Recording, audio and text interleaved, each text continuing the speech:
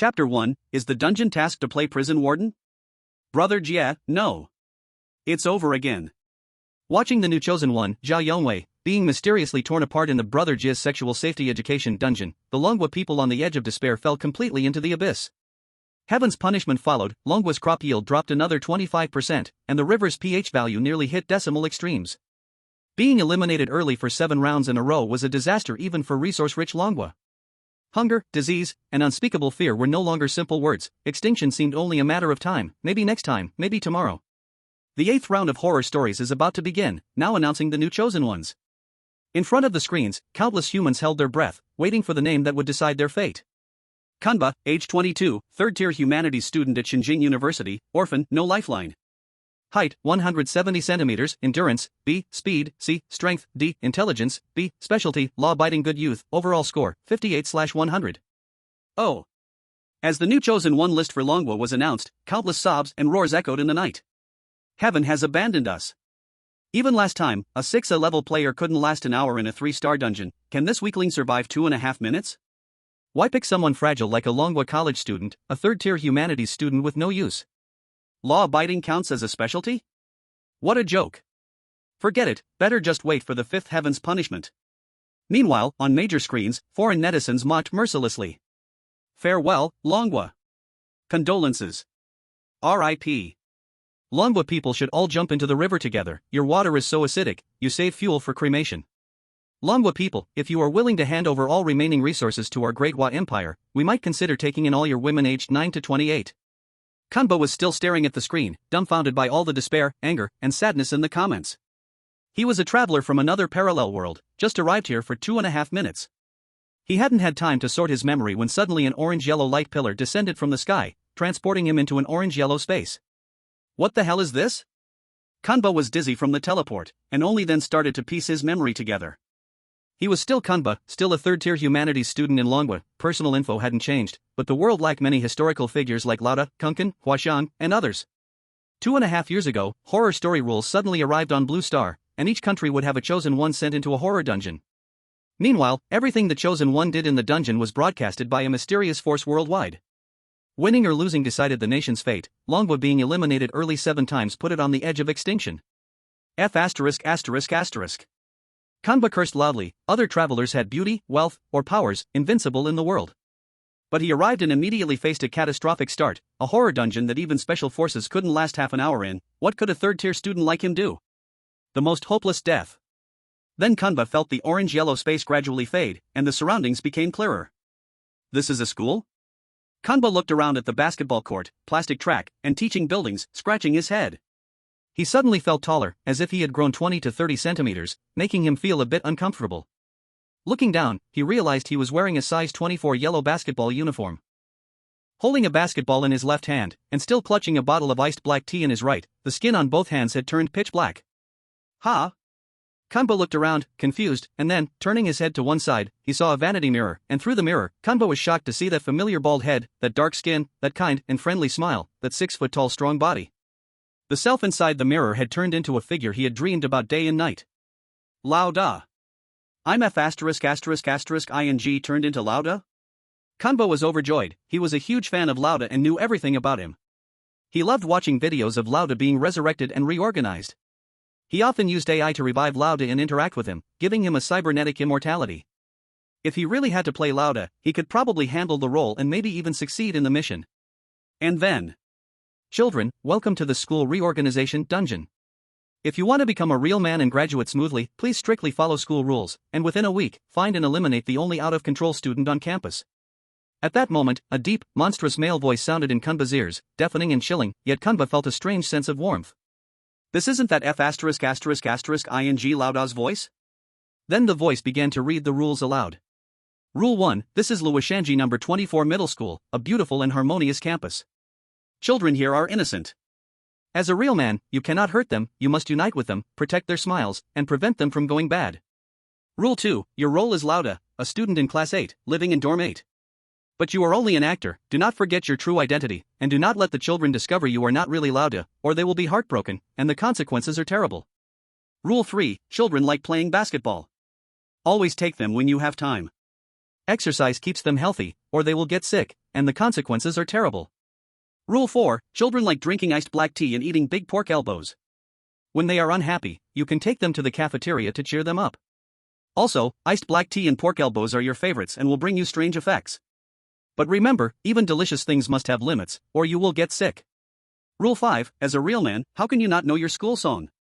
Be sure to learn the song, See You Again. Principal Zobayan will check if you can sing it. If not, the consequences are terrible. Rule 6. Even the black mamba fears the dark, so do not leave the dorm at night. When AI dorm manager Sarah comes to check, do not let it know you are allowed to, or it will erase you. Rule 7. Your elbows are your strongest weapon and the only way to cause damage in this dungeon. Use them wisely. But only as a good child, a real man, can you unleash their power. Rule 8. You are a respectful child. Out of politeness, attend school on time. Teachers do not like to be called by their first names, which is very important. Respect does not mean indulgence. When their demands are unreasonable, stop them properly, or they will take advantage again and again. This dungeon is 4-star difficulty. Wish you a pleasant school life. As the system finished, the 8 rules appeared on live screens across all countries. It's over. Not even our chosen ones survived 2-star dungeons, how can we survive a 4-star one? Just these 8 rules alone, to figure out how to play a role well, how is it even easy? Probably only professional actors or scouts could handle it. A naive, immature third-year student in that kind of hellish environment. It's likely that he can't even take care of his basic needs, so it would be strange if he didn't reveal his true nature. After hearing the rules, the Dragon Country audience let out a collective wail, even starting to curse at Kunba. However, little did they know, Kunba's face was actually filled with excitement at that moment. A song that breaks the heart, where in the world can I find a kindred spirit? This isn't some rule at all. This is simply his daily life as the inheritor of the Mamba spirit. Chapter 2. The Rectification of School Bullying. As soon as the rules were released, intelligence agencies worldwide began to operate. Each country had 3 chances to communicate with their chosen one for 25 seconds. So, through external analysis, huge opportunities for their chosen ones could be created. Dragon Country's Intelligence Analysis Department. Minister, according to our investigation, characters like Lao De, Zobayan, and Sora have never appeared in our worldview. Their personality traits are still unclear. Minister, there's also no song called See You Again in the current music list. We don't even know how to sing it. Sigh. Minister Hu Fangzhou looked at the live broadcast screen with a heavy expression, staring at Kunba, who was frozen in place, still smiling foolishly. Hu Fangzhou felt utterly powerless. Sigh. This kid, could he have been scared silly? Sigh. I can't blame him, after all, it's understandable that a child can't bear this pressure. It's just that. I'm afraid our Dragon Country's fate is about to end. Hu Fangzhou sighed and shook his head, when suddenly, an intelligence analyst spoke up. Minister, I just fed the 8 rules to Bao, and it helped us simulate the personality of Lao De. Speak quickly. Hu Fangzhou eagerly ordered. Yes. Lao De is a person who respects his elders, unites his classmates, is gentle and refined, easygoing by nature, and loves sports. Our chosen one must shape such an image for himself. This is a very important clue, Minister. Should we use a communication opportunity to tell Kunba now? Another analyst asked. Let's wait for a moment and see. Communication opportunities are precious, especially in such a difficult instance. We can't waste them too early. Now, everyone, do your jobs. Analyze the intelligence if you need to, gather clues if you need to, keep an eye on other chosen ones if needed. Even though Kunba is just an ordinary boy, he carries the fate of our entire country. We must be his solid support. Yes. Everyone in the intelligence department responded firmly. Minister, look. Kunba has moved. Something's happening ahead. At this moment, everyone's gaze focused on the screen. Kunba had just entered the corridor of a teaching building when he encountered a group of senior students bullying a weaker lower grade student. The lower grade student curled up in the corner, being punched and kicked by the seniors, bleeding from all 7 orifices, his eyeballs bulging out, looking absolutely terrifying. The bullies' mouths were stretched wide to their ears, grinning maliciously, their mouths full of sharp teeth, their style filled with strange elements. Minister, based on our analysis, Kunba should immediately step forward and stop the bullying with words, patiently advising the bullies to turn away from their evil ways. We have prepared a set of remarks. Should we send them to Kunba? One of the intelligence analysts reported. Hu Fangzhou hesitated, but just then, another analyst spoke up. No need, Minister. Other chosen ones have already passed this challenge. He just needs to walk straight past them. Ignoring the bullies will only add 12% to the pollution value. Those strange elements will only glance at you, but won't pay you any attention. Good. Let's do that. Less trouble is better than more. Notify him immediately. Hu Fangzhou made his decision. The pollution value and sanity value are two important indicators for the chosen ones. And the san value concerns the chosen one's mental state. If the pollution value is too high or the san value too low, it will lead to the chosen one's death, completely swallowed by the weirdness. Although starting with an increased pollution value is not a good sign, 12% is not hopeless, still better than getting a boxed meal right at the door. However, before the informant could make the call, he suddenly shouted in alarm. My God! What is Kunba doing? On the screen, Kunba directly stepped forward, ruthlessly pushing the leading bully's shoulder with force, shoving him away, and the other bullies cautiously stepped back. Ah! Who? Are you tired of living? The lead bully opened his blood-red mouth and roared angrily, but when he saw Kunba's prisoner big, real face, the corners of their mouths surprisingly drew back halfway, as if afraid of some powerful force. But black air still surrounded them, their mouths full of fangs still half open, breathing heavily, bodies rising and falling, seeming very unwilling. What are you doing? Why are you bullying him? Kunba fearlessly blocked in front of the bullied student, asking sharply, without any courtesy. At this moment, the viewers from Dragon Country were all anxious. Hey! You lung mist. Can you speak properly? That is a weirdness. Exactly. If you anger them, this dungeon will end again. If you want to die, don't drag us with you. And you are supposed to be a liberal arts student, why are you acting like a reckless brute? Sigh. In the intelligence department, Hu Fangzhou slapped his forehead, looking worried, feeling powerless, regretting not telling Kunba to be a gentle and amiable student. Meanwhile, inside the dungeon. Humph. Mind your own business. In school, the one with the strongest fists is the boss. Someone like Lung Mist deserves to be bullied. The bullies swaggered, waving claws, as if performing a ritual, their bodies beginning to become strange. The black air around their bodies grew thicker, their bodies swelling like hot air balloons, crimson fingernails piercing through fingers like sickles, filled with fierce blood veins. Small tentacles constantly sprouted from their mouths, very much like zombies from Resident Evil. It's over, it's over. Everything is over. Many Dragon Country viewers closed their eyes, but they did not hear Kunba's heart-wrenching scream. Instead, there was a soul-stirring battle cry. Man! Bang! With a muffled sound, Kunba charged forward without a word, delivering a spinning elbow strike to the lead bully's chest, sending him flying from one end of the corridor to the other, flipping over the other bullies behind him. Let's see whose fist is stronger, or whose big elbow is stronger. Kunba roared, his voice shaking the long hall. My God! What is he doing? The Dragon Country bullet chat instantly erupted, even the intelligence analysts were dumbfounded, frozen in place. That is a weirdness. Brute. Rule 1 says you cannot hurt children. This is going against the Heavenly Gang. It's over, now the opponent will completely become weird, no chance for easing. Meanwhile, the netizens from Stick Country began mocking. Ha ha ha ha ha. We already said Confucius is from our Stick Country, but you didn't believe it. You Dragon Country people are clearly uneducated beasts. Better learn our Stick Country etiquette. Exactly. Our Song Rin sent greetings to Appa politely. At this time, the Japanese netizens gloated, their chosen one Mayu bird had ignored bullying and already cleared the dungeon. Humph. You Dragon Country people love to mind others' business, look at our Mayu birdkuan, decisive in killing, never bothered by useless conscience, truly our rising sun mercenary. Exactly. Dragon Country always praises itself as the great empire, overflowing with saintly hearts. However, at this moment, everyone was left stunned. The bullies who were thrown to the ground by elbows did not get more strange, instead, their inflated bodies deflated, their sharp claws retracted, and the tentacles in their mouths timidly withdrew, their mouths returning to a normal human shape. Out! Kunba shouted angrily at the bullies, and they actually got up and screamed as they hurriedly fled. What is happening? The barrage area suddenly became silent. Chapter 3, The Clumsy Actor. Kunba calmly walked over and helped the student who had been beaten so badly that his head was covered in blood. Are you okay? Kunba asked with a kind voice. I'm fine. Thank you, Lauda. At that moment, the boy's wound on his head healed rapidly, and his bulging eyeball went back into its socket. Although he still had blood all over his face, and his eyes were filled with bloodshot veins, looking creepy and terrifying, his tone was full of gratitude. Kunba patted the boy on the shoulder and continued speaking. As a real man, you must not fear violence. Next time they come to bully you, just elbow them like I did, and defend your rights. That way, they will never dare to bully you again. Okay. I understand. And At this point, Kanba casually handed the boy the iced tea he was holding. Listen carefully, kid, drink this, and you'll become as brave as I am. But remember, although the strong tea is good, don't overindulge. The boy stood up, took the iced tea, and immediately flashed a creepy smile, showing 2 rows of teeth covered in blood. Thank you, Lauda. The boy put on his backpack, happily turned around, and left. How is this possible?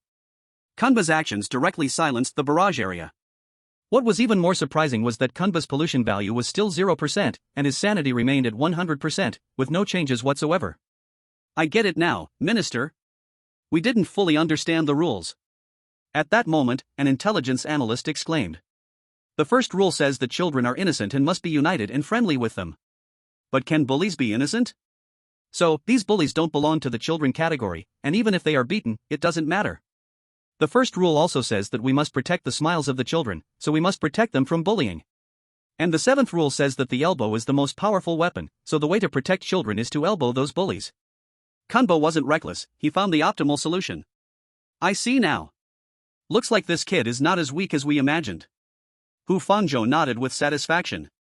So, those chosen ones who ignored the bullying violated the Unite and Protect the Children's Smiles rule, causing their pollution values to rise. But Kanba made that kid smile, perfectly following the rules, so his pollution value didn't increase at all. At this moment, the Dragon Country audience, realizing what had happened, immediately exploded. Oh my god. Beating the weird ones without a scratch? This isn't just some fog. This is clearly a god-level move. I don't think so, maybe he just got lucky and happened to follow the rules? Humph. Come on, just the fact that he dared to step up and stop the bullying already makes him way braver than other chosen ones. I think Kanba is definitely not some ordinary person. Exactly. No wonder he's a humanities student. His understanding of wordplay is so thorough. Who says humanities students are useless? At the same time, in the copy of the Stick Nation, their chosen one was not so lucky. The Stick Nation chosen one, idle trainee Song Rentu, considered himself elegant and cultured. He didn't choose to ignore the bullying, but he didn't choose the tough approach like Kanba either. Instead, he decided to use love to influence the bullies. Hello, classmates, please don't bully him. We are all friends, all good kids, we should be united and friendly. Song Rentu cleared his throat and put on a polite fake smile. The bullies turned their heads, and when they saw that it was Lauda, a trace of fear first appeared in their eyes, but Song Rentu's gentle tone instantly filled their gaze with doubt. Song Rentu did not notice that his pollution value was slowly rising. Mind your own business. Whoever has the hardest fists in school is the boss. If you interfere, do you believe we'll beat you too? The bullies bared their teeth and acted tough toward Song Rentu, as if trying to drive him away. At this moment, if Song Rentu left directly, it might only increase his pollution value. But he chose to act clever. How can you do this? If you don't stop, I'll report you to the teacher. Song Rentu pretended to be full of righteousness, threatening them. Report to the teacher? The bullies' bodies slowly swelled, black air spreading over them, and bloody-smelling saliva dripped from their wide mouths as if they had heard a terrifying word. What's happening? Weren't we supposed to unite with classmates? My attitude is so good, why has the other side become so strange? The terrifying scene before him made Song Rentu's san value drop sharply, and his pollution value rose to 48%. At this time, the Korean Intelligence Department saw that Kanba had cleared the level, and through a connection, told Song Rentu how to pass it. Song Rentu, don't be afraid. These bullies are weak. Just use your elbow to hit them, and you can drive them away. The chosen one of the Dragon Country has succeeded. It's that simple. Song Rentu suddenly felt confident, raising his elbow to strike the lead bully. But his elbow became soft and powerless like a boneless worm, hitting as if into cotton. What's happening? Why didn't it work? Song Rentu panicked again. At this moment, the bullies suddenly opened their blood-red mouths and laughed wildly toward the sky, as if their plan had succeeded. You don't seem to be Lauda at all, The bully's scarlet eyes all focused on Song Rentu, and the black air around them gradually enveloped him, instantly dropping his san value by 80%. Song Rentu, leave there immediately. The Korean Intelligence Department panicked and used another call to tell Song Rentu to leave quickly. But by now, the negative effects of his low san value had appeared, and Song Rentu seemed to have lost his mind, standing still with a strange foolish smile on his face. You want to be a good child? Then we will let you experience being a good child. The bullies surrounded Song Rentu, who, like a puppet, danced foolishly in place, clapping his hands and chanting. Being a good child, yay yay! Immediately, the Korean livestream was covered in splattered blood, and countless Koreans vomited on the spot. On the live stream, a group of bullies extended many sharp-toothed tentacles from their mouths, frantically gnawing at Song Renta's body, the scene gory and bloody. Yet Song Rentu seemed unaware of pain, frozen like a wooden doll, the strange smile still on his face as the bullies devoured him, until even his rigid smile was torn to pieces. Dragon Country chosen 1 sand value 0%, pollution value 100%, dead. Dragon Country crop yield -30%, river pH -2, forest resources -20%, air quality -25%, natural disasters +200%, and from now on, randomly release 10,000 strange bullies across Dragon Country. Oh my god. Our chosen one is gone like that. Song Run 2, you idiot. Now Dragon Country is finished. Damn it. I better hurry and buy a train ticket to Busan to escape. Oh my god. There's an earthquake here. The chat room in the Goryeo kingdom immediately erupted in despair, and at that moment, countless Goryeo citizens started pointing their fingers at Long Kingdom. It's all your fault. It's your chosen ones who misled us. You must take responsibility. Exactly. Long Kingdom people, you owe us for the damages. Meanwhile, in Long Kingdom, the viewers were enjoying this moment immensely. Fog of lungs is just fog of lungs. You Goryeo people are truly only good at stealing. Exactly. And after stealing, you still don't know how to use it. You ended up messing things up yourself and then cry catch the thief. Ha ha. In our Long Kingdom, we read Confucian texts like the Analects, Mencius, and the Great Learning, and we give you opportunities. You should catch up on the doctrine of the mean. Ha ha ha. Our Kanba god really gave us face. It was so satisfying, incredibly satisfying. For the people of Long Kingdom, this was just so refreshing after being suppressed for so long. Chapter 4, Principal Zobayan and See You Again. In just the first 2.5 minutes, more than 10 chosen ones from countries including Songrentu were served a bento box. Without a doubt, their actions completely contradicted their designated roles. For example, Songrentu initially pretended to be refined, only to suddenly elbow the bully, completely disrupting the role logic. Meanwhile, most of the other chosen ones who passed chose to ignore the bullying but paid the price of 12% pollution value. Only Kanba managed to resolve the dangerous situation in the most perfect way. At this point, Kanba continued to move forward, searching for his class. Suddenly, the school's broadcast system started crackling, and a bell rang. A strange and sharp sound echoed, like someone was strangling the neck and singing a song at double speed. It's been a long day. Without you, my friend. And I'll tell you all about it. When I see you again. The song was chilling, haunting, and eerie, making people's sanity drop rapidly. Minister.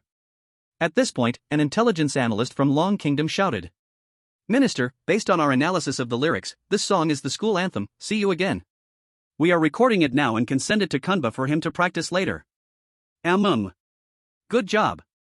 Now we don't have to worry about Principal Zobayan checking if the students know the school anthem in Rule 5. Hu Fangzhou nodded, signaling the analyst to continue recording the song. However, another analyst reported. Minister, this song is very likely the pre-class bell. Kanba urgently needs to find his class now, or he will be late. The pre-class bell had already played more than half of the song, but on the screen, Kanba was leisurely walking around the first floor. Even though he was right in front of Class 8's door, he didn't go in. Instead, he walked around the corridor again. At this point, the people of Long Kingdom couldn't sit still anymore. Kanba, are you blind? Class 8 is right in front of you, hurry up and go in. Yeah. Or you'll be late. Rule 8 says you must arrive at school and leave on time. You're really asking for trouble, aren't you? If you make the teacher angry later, who knows what terrifying things will happen. Meanwhile, Kanba was strolling through the corridor, seemingly killing time. Just then, a white bald man wearing sunglasses and a helicopter headset walked toward him. Kanba immediately recognized the man in front of him. This was the legendary pilot, or rather, the legendary Principal Zobayan. Not good. We've detected an unfamiliar person. The intelligence analysis department became alert. Minister, after comparing with the photos of faculty members captured at the school gate, we found that this person is Principal Zobayan. Not good. There's no time. If he runs into the principal like this, the principal might check if Kanba knows the school anthem. But there's no time for him to learn it now. Damn it. Why didn't he go into class earlier? Why is he wandering outside, now this is happening? The hope that had just been sparked in Hu Fangzhou's heart was instantly shattered. Initially, he thought Kanba had figured out the rules, but now it seemed like he was truly hopeless. However, what surprised him was that Kanba saw Zobayan, and instead of feeling scared, he actually took the initiative to walk up to him and greet him. Man! Are you planning to go fly a helicopter? Yo! It's our fellow inmate, huh? The prep bell's already over, why aren't you back in class yet? Seeing Kunba, Zobayan also stopped in his tracks, a strange smile curling at the corners of his lips, and through his sunglasses, Kunba could feel the ferocious, predatory glare in his eyes. Man! Didn't the class bell ring yet? The air outside is a bit fresher, so if I can stay out here a while longer, I will. Kunba replied calmly. Inmate, you're being mischievous again, looks like I have to teach you a lesson. Upon hearing this, Zobayan seemed a little angry, his face twisted into a mockingly cold grin, showing rows of sharp teeth that gleamed with a sinister, crimson glow. It's over, it's over. The principal's about to go full weird mode. The Dragon Kingdom audience was on edge, feeling like time was running out. Kunba didn't act according to the respect your elders role model. Instead of politely greeting Zobayan, he blurted out a bunch of words the audience couldn't understand, things like helicopter, crash, and so on. It was clear they weren't good words. When people face the strange, they avoid it. But you just charge straight at it like a fool. Can't you use your brain for once? Hey! That's the principal. Could you be a bit more refined? This is so rude. He's gonna get mad. Zobayan took off his sunglasses, revealing his dark, hollow eye sockets. Inside, there were no eyeballs, only countless scarlet, worm-like tendrils writhing out. These tendrils were covered in sharp, tooth-filled mouths, hovering in midair, all facing Kunba, almost like they were examining him. Inmate, I'll punish you by making you sing the school song, think it over, or I'll resort to private punishment. Zobayan sneered, and the tendrils slowly moved closer to Kunba, enough to make anyone's sanity points plummet. It's over. As expected, this is Murphy's Law. The thing you least want to happen, is the thing that happens. It's too late now. Hu Fangzhou and the others had already fallen into despair, and the defeated South Korean netizens immediately started to gloat. Ha ha ha. Dragon Kingdom people, weren't you laughing at us? Looks like you're not doing any better. Your chosen one didn't even last a few more minutes than ours. We South Koreans can take a loss, but you Dragon Kingdom people, 8 losses in a row, your country's probably doomed now, huh? Ha ha ha ha ha. Honestly, Kunba couldn't claim that he wasn't nervous at this point, but as a true man, he could already sing "See You Again" at double speed without missing a beat. However, he didn't sing right away. Instead, he played it cool. After all, the inmate was always mischievous online. If he was obedient, that would be strange. Man, you see, I'm about to go to class. You're in a rush to crash your helicopter, so let's leave the school song for next time. But Zobayan, hearing this, wouldn't relent, and ordered. Humph. I'm about to crash my helicopter, who are you gonna sing for next time? I want you to sing right now. Saying this, the tendrils in his eyes came closer again, each mouth opening wide, releasing a stench of blood. Send Kunba the recording of the school song right now. Even the intelligence minister, Hu Fangzhou, was now flustered and confused. Yes. Minister, but it might already be too late, he can't learn it in such a short time. It's over, our chosen one is done for. At this moment, the intelligence department, and even the entire Dragon Kingdom, had fallen into despair. However, Kunba, looking helpless, shook his head and said, I really can't do anything with you, old dang. Since you like hearing the inmate sing, then hurry up and thank him. Humph. Fine, thank you, inmate, now sing for me. Zobayan's face and the mouths on the tendrils opened wide at the same time, letting out a stinky roar, as if they were about to pounce at Kunba any second. Kunba no longer put on an act. Under the intense gaze of the tendrils pressing close, he began to use his deep voice. It's been a long day. Without you, my friend. And I'll tell you all about it. When I see you again. The melody and lyrics matched perfectly with the prep bell, but the tone had become much deeper and sorrowful. The eerie and sinister tone from the warning bell had vanished, leaving people in tears. He had only sung 2 lines when Zobayan's tentacles that had burst from his eyes slowly retreated, and 2 drops of blood tears fell from the corner of his eyes. Laura, your song is still so beautiful. I will come back, and then I will hear you sing again. See you again. Zobayan wiped the corners of his eyes, put on sunglasses, waved at Kunba, and left satisfied. See you again, man. Be careful not to crash. Kunba also waved politely in farewell. And looking at Kunba's pollution value and sand value again, they were still unchanged. God? When did he learn that? Just by hearing the warning bell once? Hu Fangzhou was already staring in shock. What kind of genius is he? Meanwhile, the Dragon Country's comments section lit up again. This Kunba god is really amazing, first time lucky, second time perfectly solved, is this still luck? Haters, speak up. Look, Korea, this is our Dragon Country's strength, our matters don't need your worry, you should worry about what flavor of kimchi to eat next, haha. Meanwhile, the Korean comments section fell silent again, and through the screen, one could almost see those faces looking worse than having eaten poop. Chapter 5 must attend school on time. Except for Kanba, all other chosen ones, to avoid being late, almost all chose to enter the classroom before the class bell rang. The Japanese chosen one, Mayunyanyo, walked into the classroom and found that the teacher and other students were already in place, with only one seat left in the center, clearly his. The teacher and classmates all had hollow eyes, staring wide open, not blinking, like a group of machines programmed with a set routine. As a polite Japanese, Mayunyanyo bowed to the teacher as soon as he entered the classroom. "Hello, teacher." However, at that moment, every head in the class turned like rotating gears, clicking and turning toward him, the hollow eye showing suspicion, as if he shouldn't be here. "Meikuan, pay attention, your pollution value is rising. Act quickly." The Japanese Intelligence Bureau hurriedly contacted Mayunyanyo, and his pollution value had risen step by step from 12% to 36%. Baka! How can this be? I'm clearly so polite. Mayunyanyo felt a prickly discomfort, but since he had already entered the classroom, he couldn't leave, so he had to move under the eerie gaze of the whole class and sit in the remaining seat. Lauda, since you came so early, don't just sit idle. Here, do some extra practice exercises. The teacher showed a chilling smile to Kanba, the smile frozen on his face, forming countless eerie grooves, his skin lifeless like a corpse dried for decades. Goo! Thank you, teacher. Mayunyanyo swallowed hard, instinct telling him that this exercise was definitely problematic, but as a good child, he dared not refuse. Mayunyanyo took the exercise from the teacher, but just placed it on the desk without touching it. At this moment, the teacher was unhappy. Lauda, start writing. Everyone else is doing the exercises, why are you just standing there? The teacher's tone revealed suspicion, and Mayunyanyo's pollution value began rising again. Baka! Looks like I have no choice but to write this. To ease the teacher's doubt and stop the pollution value from rising, Mayunyanyo had no choice but to grit his teeth and start doing the exercises. However, the moment his eyes touched the test, he felt as if he were controlled by a spell. Mayunyanyo felt his body uncontrollable, eyes unable to blink, hands uncontrollably gripping the pen to wildly write on the paper, while his san value began plummeting. Meikuan! What's happening to you? The Japanese intelligence department panicked. He screamed in madness, but Mayunyanyo had already lost control, only knowing to bury his head and desperately solve the problems.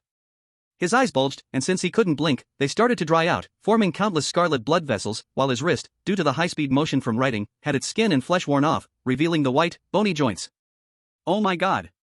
Mei-jun, stop now! Looking at Mayunyanyo's san value, which had already dropped to 25%, the Japanese were filled with despair. At this moment, Mayunyanyo had completely lost his sanity. He stared at the practice problems with a silly grin, his tongue hanging out, slobbering and dripping. Finally, Mayunyanyo finished the practice problems, but at that moment, there was a bang, and his cracked, dog-like eyes exploded, blood splattering everywhere, leaving only 2 empty eye sockets.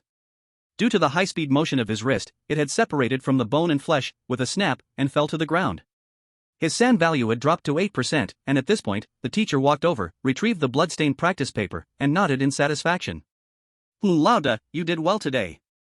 You're a good kid. Good kid, yay!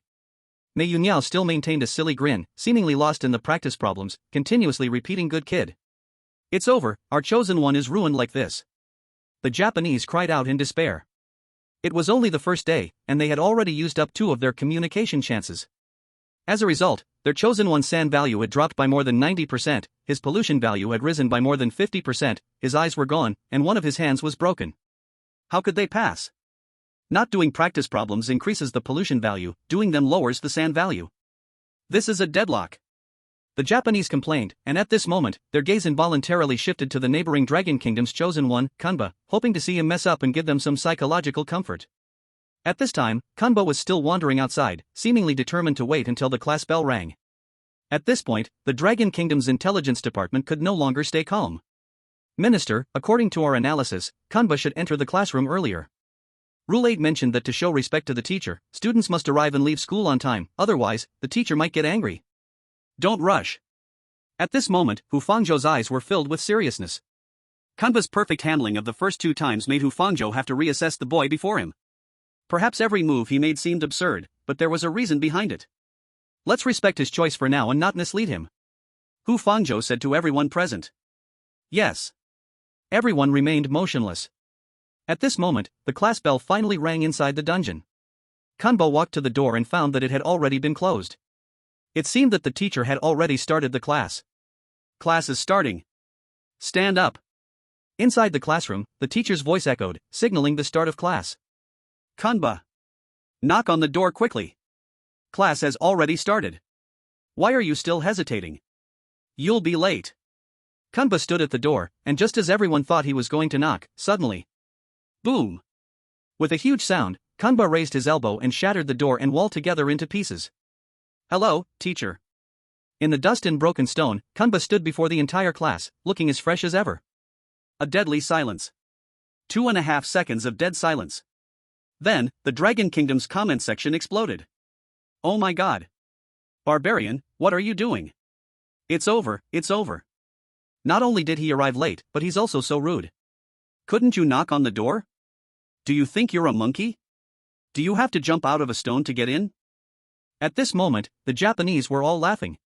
The frustration of their chosen one being ruined instantly faded. After all, their chosen one was just ruined, not dead. But Kanba was definitely as good as dead now. Yo! The Dragon Kingdom people really are trash, no brains. So this is it. A bunch of uncivilized animals who don't even know how to knock on a door. Ha ha ha ha ha.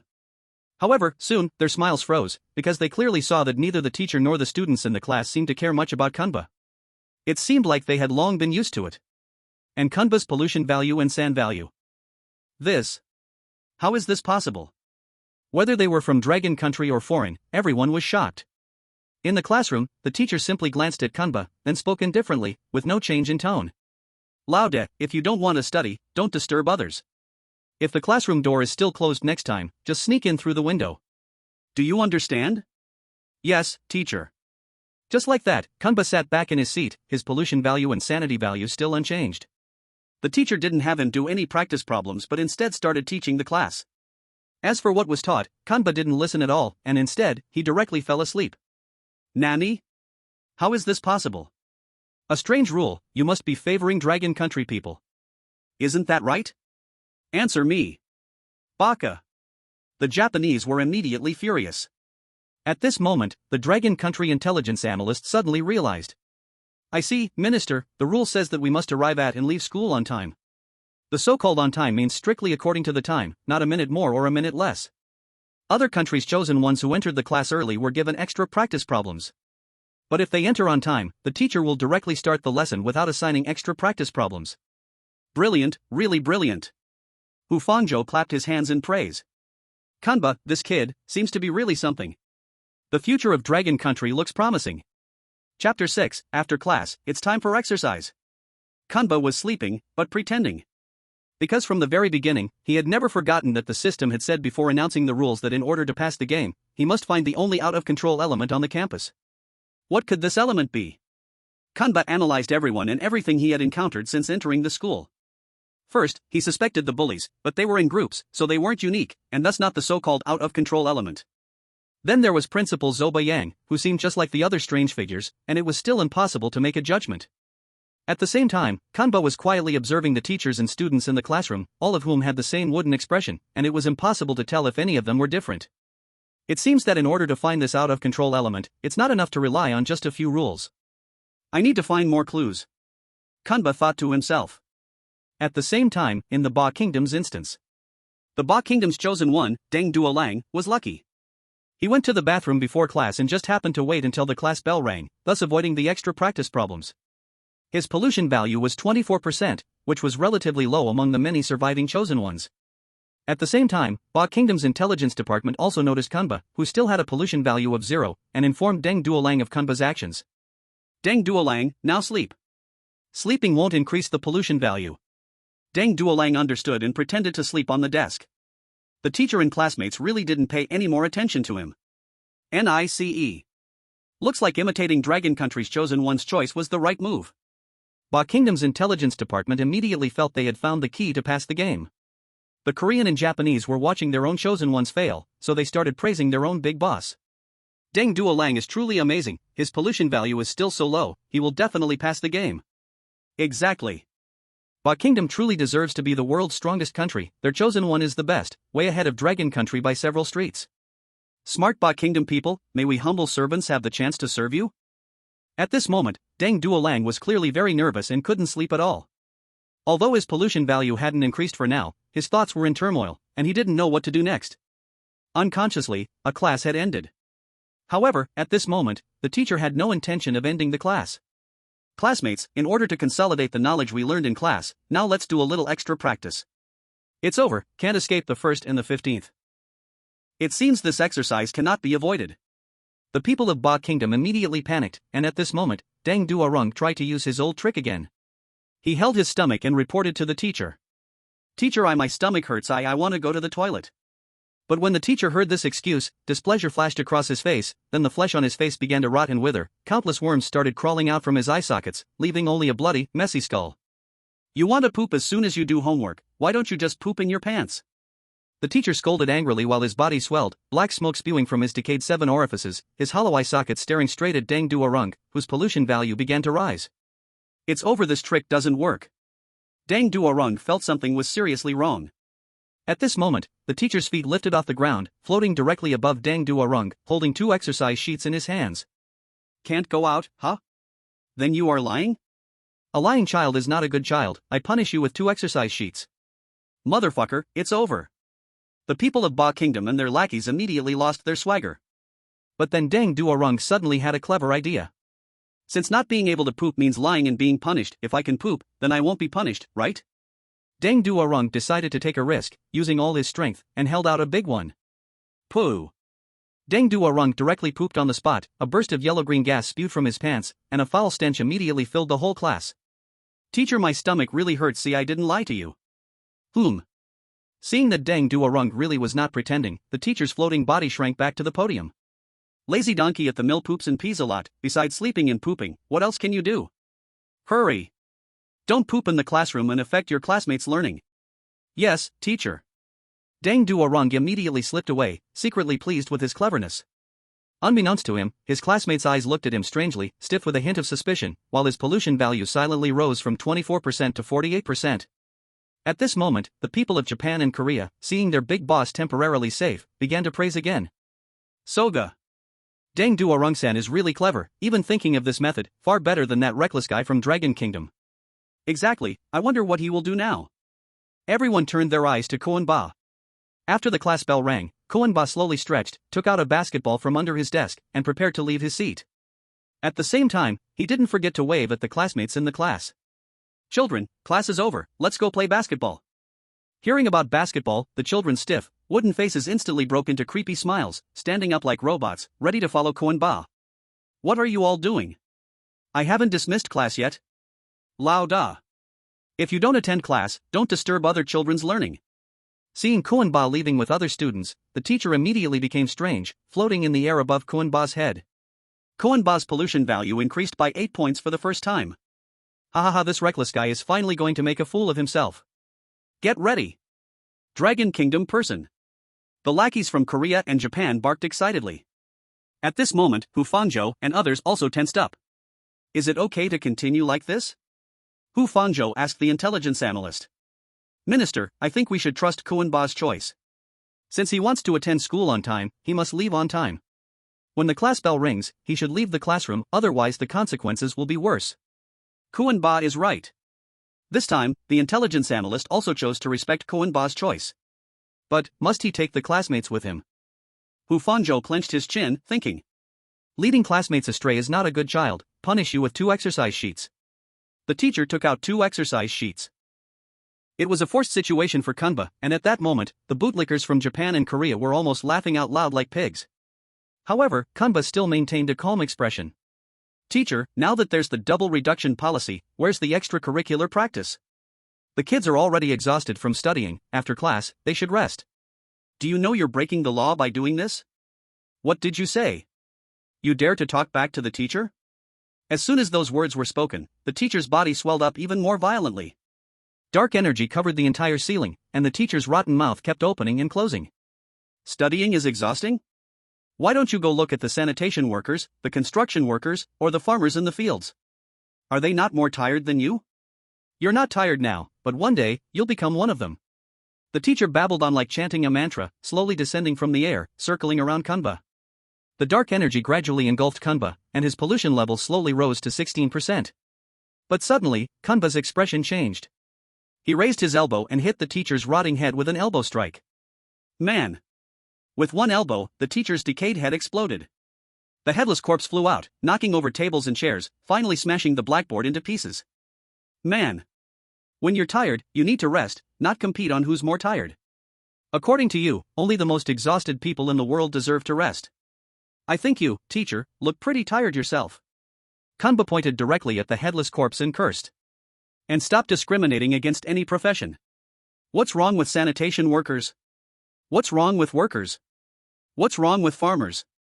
You've eaten too well, lived too comfortably, and talked too much all day?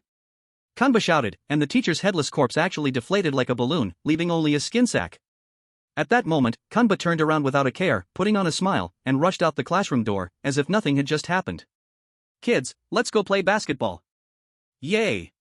The kids cheered and jumped for joy, so happy, and Kanba's pollution level didn't rise any further. This why? Rule strange talk, how can you still say you're not favoring Longwa? The teacher's been blasted, and this doesn't violate the rules? Baka. Rule strange talk, you must give us an explanation no. The weird bully is smashing my door, help. The bootlickers immediately felt worse than if they had eaten shit, while Longwa's intelligence analysis department had another sudden realization. I see now, Minister. Rule 8 says, when a teacher's demands are unreasonable, you should stop them in an appropriate way. Taking up the kids' rest time for extracurricular exercises is clearly excessive, so stopping it was the right thing to do. And stopping the teacher from doing bad things is the behavior of a good child, so using the elbow was an appropriate way of handling it. At the same time, the kids love playing basketball, so you should definitely take them when you have the chance. Kanba took them to play basketball and made them smile. Kanba perfectly fulfilled Rule 1, Rule 3, Rule 7, and Rule 8, making him flawless. Good, good. Hu Fangzhou slapped the table in approval. From now on, Longwa's intelligence analysis department will unconditionally trust Kanba's choices, and we must not interfere. Yes. Chapter 7, what can I say? Mamba Out. Kanba took the kids to the basketball court. Kids, let's first have Lauda show you a three-point dunk. Saying this, Kanba went to the three-point line, dribbled between his legs, and then jumped into the air, flying towards the basket.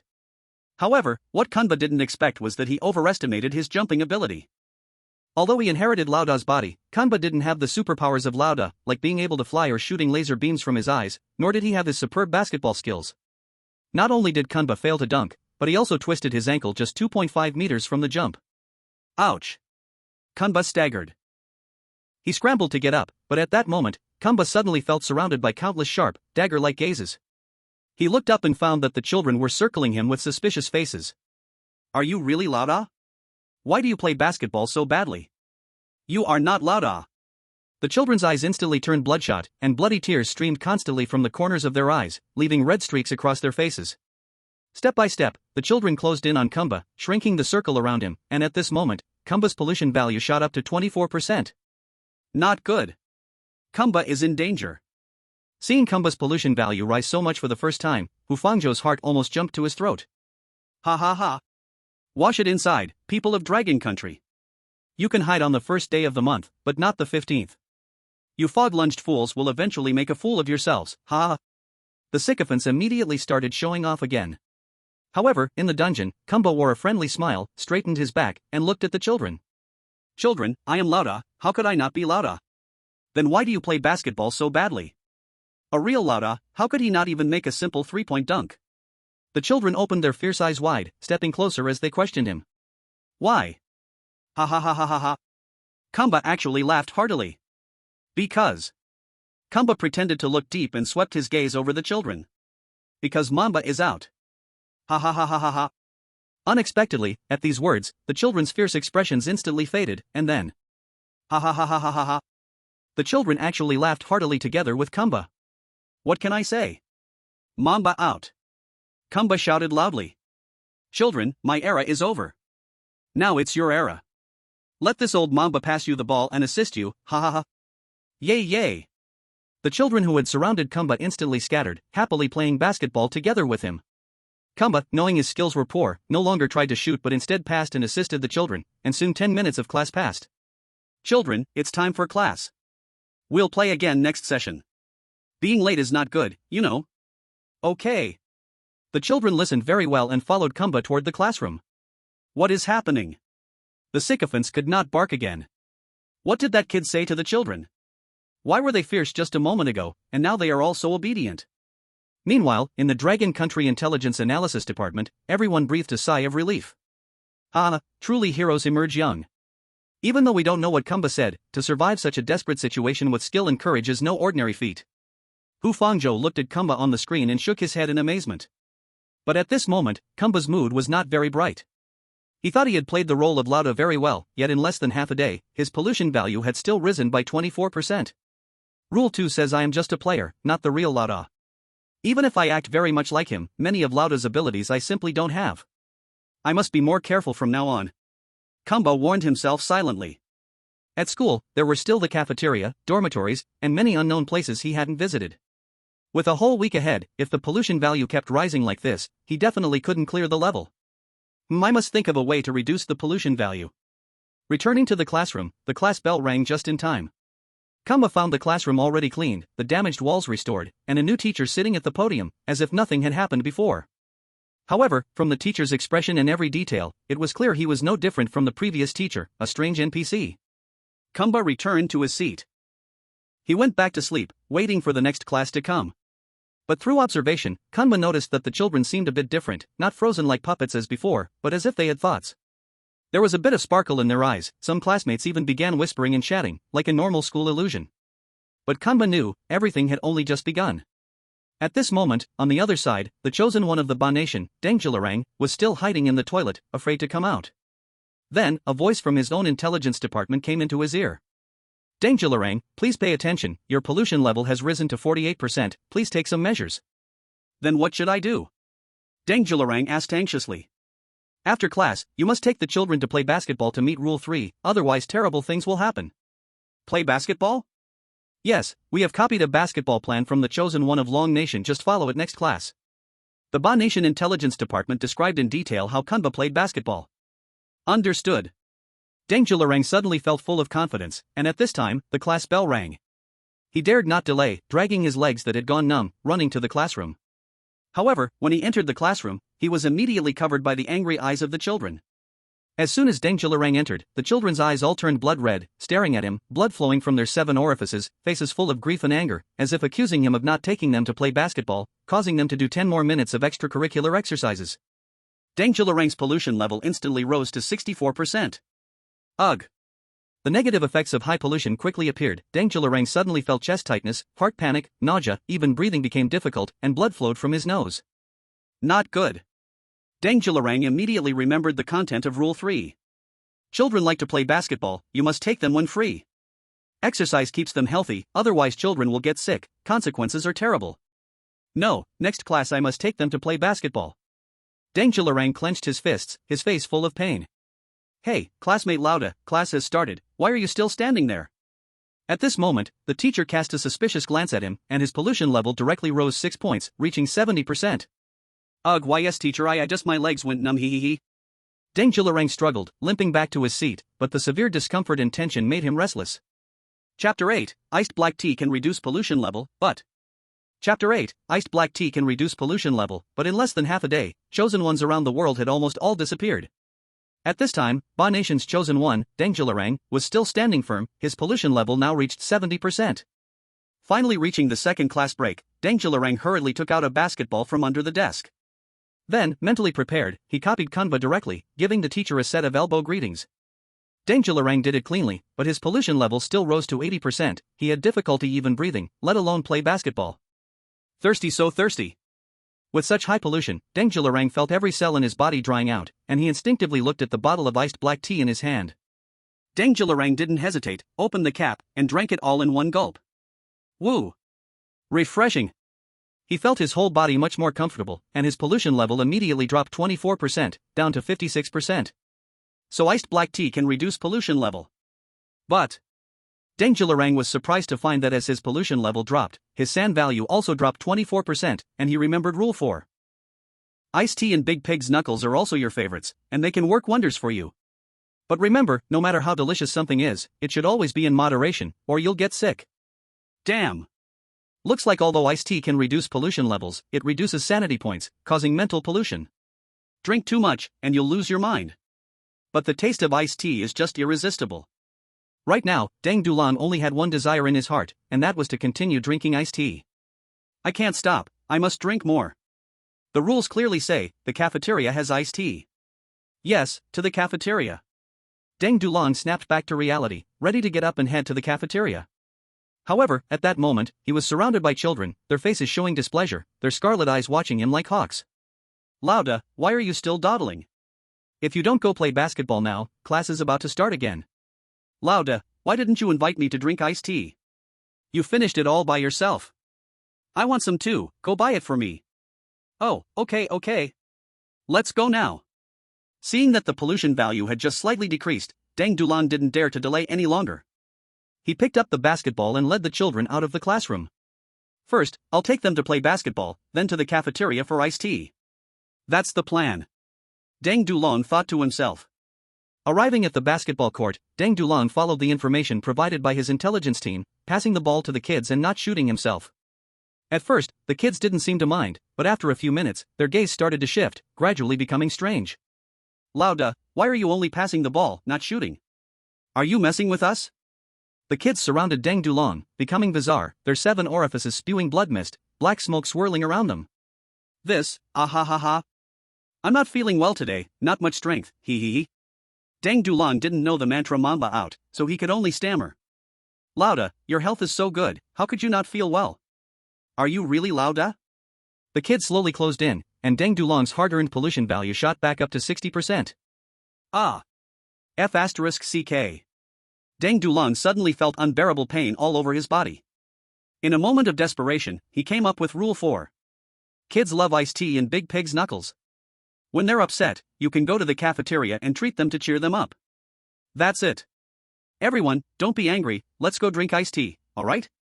As soon as the kids heard about the iced tea, their fierce gazes instantly vanished, all of them showing strange smiles. Iced tea, yay!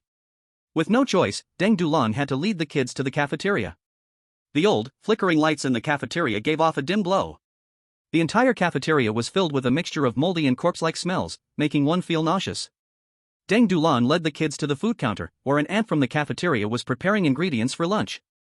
The ant kept scooping something into food trays with a large spoon. Her face was full of exaggerated and dried-up wrinkles, her nose long and sharp, just like the wicked witches in Western fairy tales. Her hands trembled like she had Parkinson's disease, the spoon wobbling, spilling most of the food with each scoop. When Deng Dulong saw what was in the food tray, not only him but even the viewers watching the screen began to gag. In the tray were pieces of mangled flesh, emitting a terrible stench. Inside, there were still squirming blood vessels, fascia, and round eyeballs.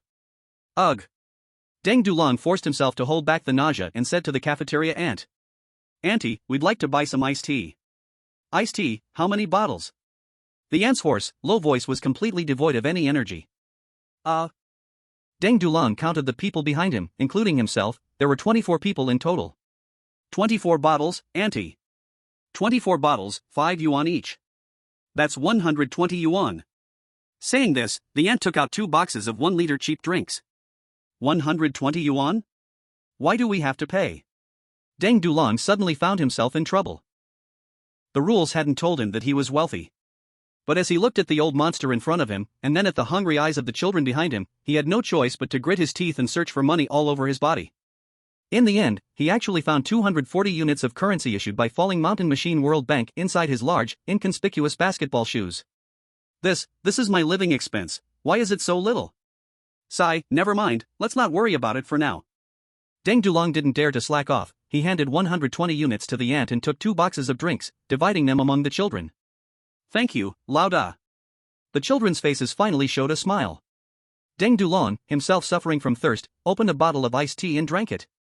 The 1-liter bottle of iced tea was enough to fill him up, and Deng Dulong drank nearly half of it in one go. His pollution level immediately dropped significantly, but at the same time, his sanity level also dropped. Deng Dulong, you can't drink anymore. Your sanity level is almost below 50%.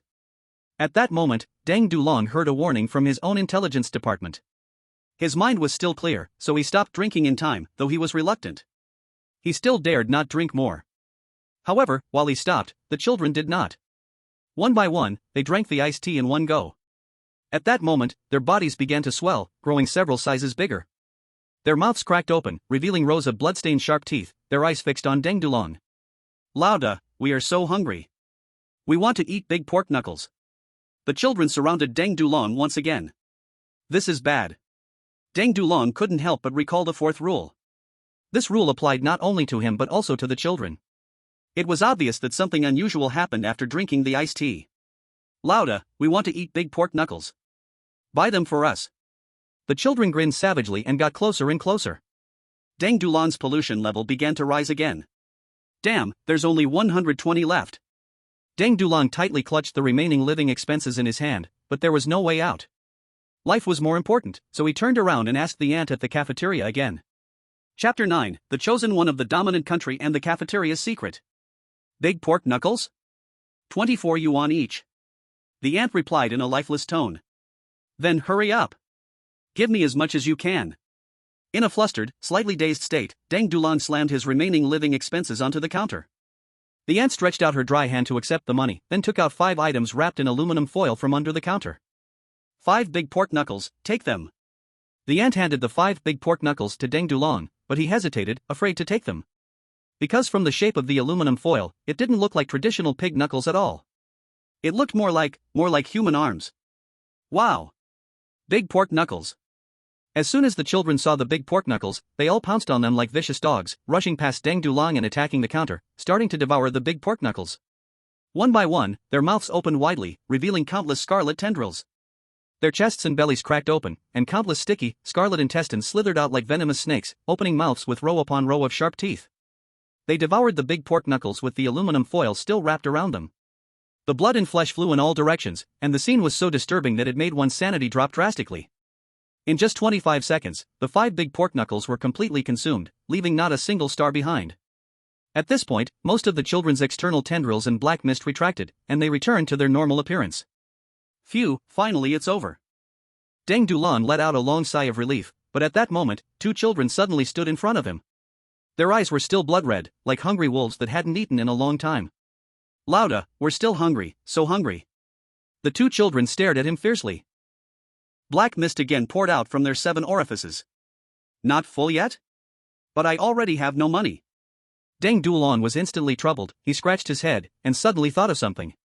He had successfully cleared the last dungeon and got an item, Brother Jez bread. This bread had irresistible charm to all the weird ones, so he stammered and took out the item. Children, I still have bread here. If you are not full, then eat the bread. Wow! Bread! The 2 children directly pounced, opening their bloody red mouths, tearing the bread into pieces. Bread! I want to eat too. Big Lao, why give them and not me? At this moment, the other children who had just eaten full also rushed over. What's going on? You're not full yet? Deng Dulong now had no money at all, so he scratched his head and answered. Children, my living expenses are all gone, no big ham left, no bread either, I will treat you next time. No big ham left? Hearing this, the children immediately became weird. They showed exaggerated smiles, their bodies swelling, grinning. Hee, Big Lao, who said no big ham left? Don't you still have 2? Hee. As they spoke, the black mist from the children wrapped Deng Dulong. His already low san value instantly dropped to 16%, and pollution value soared to 88%. Hee, yes, Big Lao, I still have 2 big hams, come eat.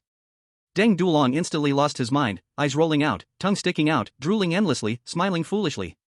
In an instant, the live broadcast of the Overlord Kingdom was splashed with blood. The children stretched countless tentacles from their throats and cracked bellies, instantly tearing Deng Dulong's 2 arms into pieces. Hee, children, tasty? Deng Dulong, as if feeling no pain, asked with a silly smile. Tasty. Fresh enough. Thank you, Big Lao. The children then patted their bellies satisfied.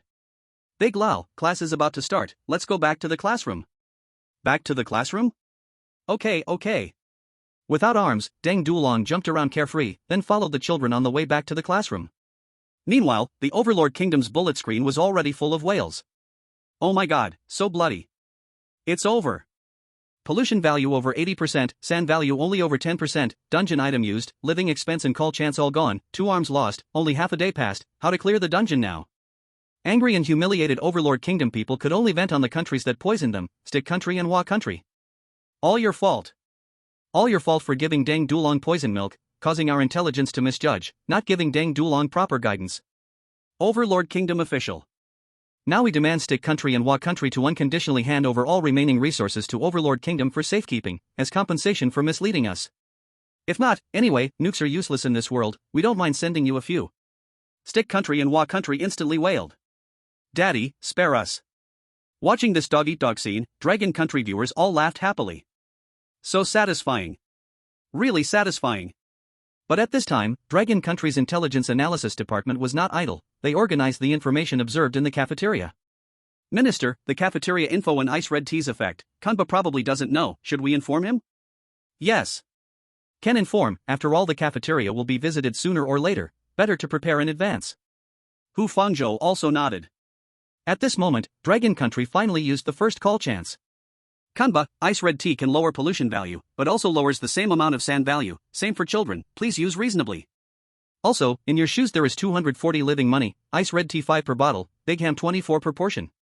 Keep going, all Dragon Country people are with you, Kanba. In a simple 25 seconds, the intelligence department briefly reported the important information to Kanba. I see, thank you. Although Kanba was still managing well in the instance dungeon, hearing the voice of his own people still made him happy and moved. Come on, let's go to the cafeteria. At that moment, on the other side, Dengula's story wasn't over yet. Out of his mind, he hopped back to his class, but by then, the bell for class had already rung. The teacher stood angrily at the podium, his scarlet eyes staring fiercely at Dengula. Lauda, you made the whole class late. I must punish you severely. As he spoke, the teacher's body rotted away, covered in writhing worms, and floated into the air holding 3 exercise sheets. Lauda, you're punished to do 3 exercise sheets. Exercise sheets, alright. Dengula had a wise look on his face, sticking out his tongue, laughing foolishly, hopping around. Humph. Look how naughty you are, you've even lost your hands. Without hands, you'll use your feet to write. 3 exercise sheets, 1 for each leg, perfect. Alright. Dengula hopped back to his seat, with a pen in each foot, and began wildly writing on the 3 exercise sheets, until his legs were so worn out from the high-speed movement that they began to tear apart, flesh and bone separating, eventually snapping. His dog-like eyes also exploded from being unable to close. Bog was chosen 1 sand value 0%, death. Bagua crop yield -24%, river pH -1.6, forest resources -18%, air quality -16%, natural disasters +196%, and from now on, 80 million strange exercise sheets will be randomly distributed across Bagua. Oh my god. Dengula, you sour radish, don't eat. Scum male sign. Bagua's entire nation wailed in grief, but some lucky Bagua spectators hadn't even started their wailing when strange exercise sheets suddenly appeared before them. Immediately, just like the previous Mayu bird in Dengula, they began uncontrollably writing like crazy, until their eyeballs exploded, their wrists broke. Chapter 10, Kids, this is not funny. In the next 2 classes, Kanba still took the kids to play basketball as usual. However, he noticed that the children's mental state was changing more and more. It seemed that playing basketball injected energy into them. Each one's face had more color, and they seemed to have thoughts, as they could now communicate and laugh with each other. In the last class, Kanba, as usual, pretended to be asleep. At this moment, a boy sitting next to him suddenly tapped him. Lauda, I need to tell you something. Kanba instinctively looked at the boy, who deliberately leaned towards his ear, seemingly preparing to whisper something. But before the boy could say anything, the teacher suddenly shouted angrily. Lauda. I've told you, if you don't want to study, don't disturb the other students. Don't talk in class.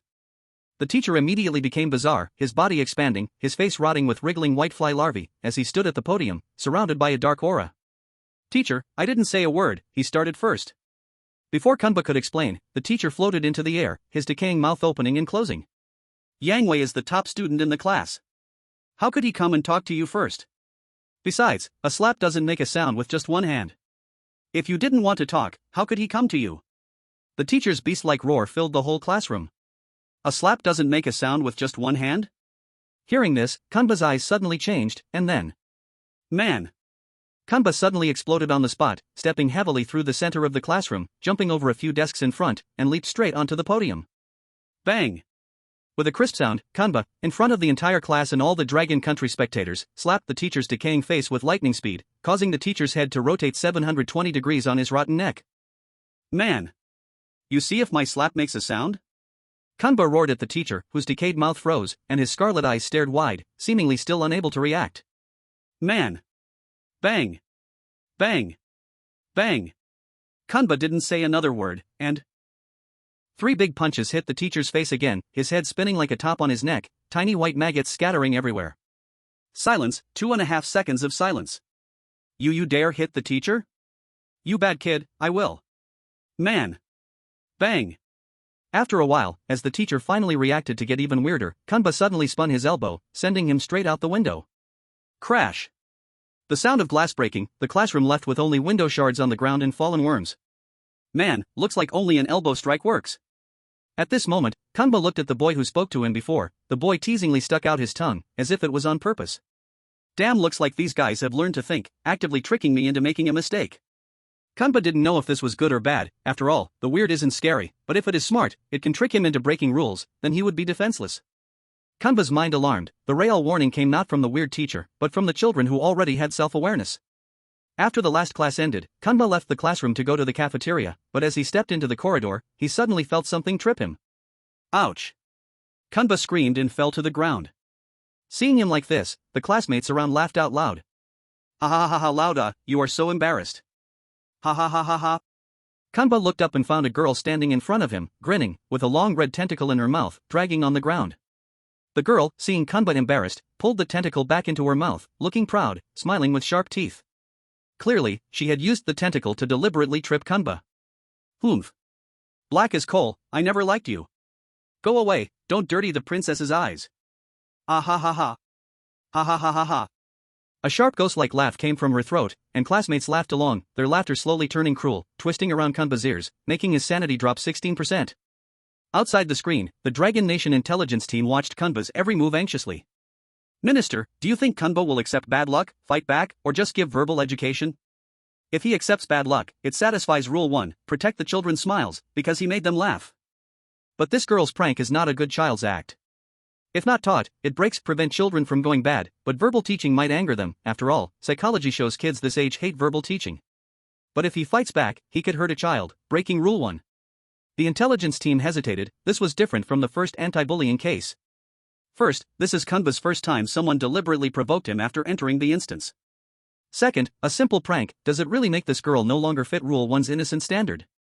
Third, so many children are watching, any mishandling leaves no room to fix it. The elements in the ghost story seem to evolve, acting to make Kanba slip. At this moment, on the screen. Children, is it funny? Kanba stayed calm, patted his knees, stood up, showing a casual smile, staring at the weird girl. I dirted your eyes, right, princess? Saying this, Kanba walked to the fire hydrant in the corridor and with an elbow strike, hit the hydrant door open. He took out the water pipe and nozzle. Let me help you wash it. With that, Kanba immediately turned on the water at full blast, shooting a stream of water directly at the twisted ghostly face of the strange girl. Whoosh! Ah! The girl screamed non-stop under the intense water pressure, and both the audience outside the screen and the strange children inside the screen were stunned. Damn, Kanba is as decisive as ever when he steps in. After the washing, the girl's distorted face actually returned to normal. Wow! The girl directly burst into a heartbreaking cry, and her wails made Kanba's sanity drop by another 8%. At this moment, seeing the girl in such a pitiful state, the surrounding children actually started laughing loudly.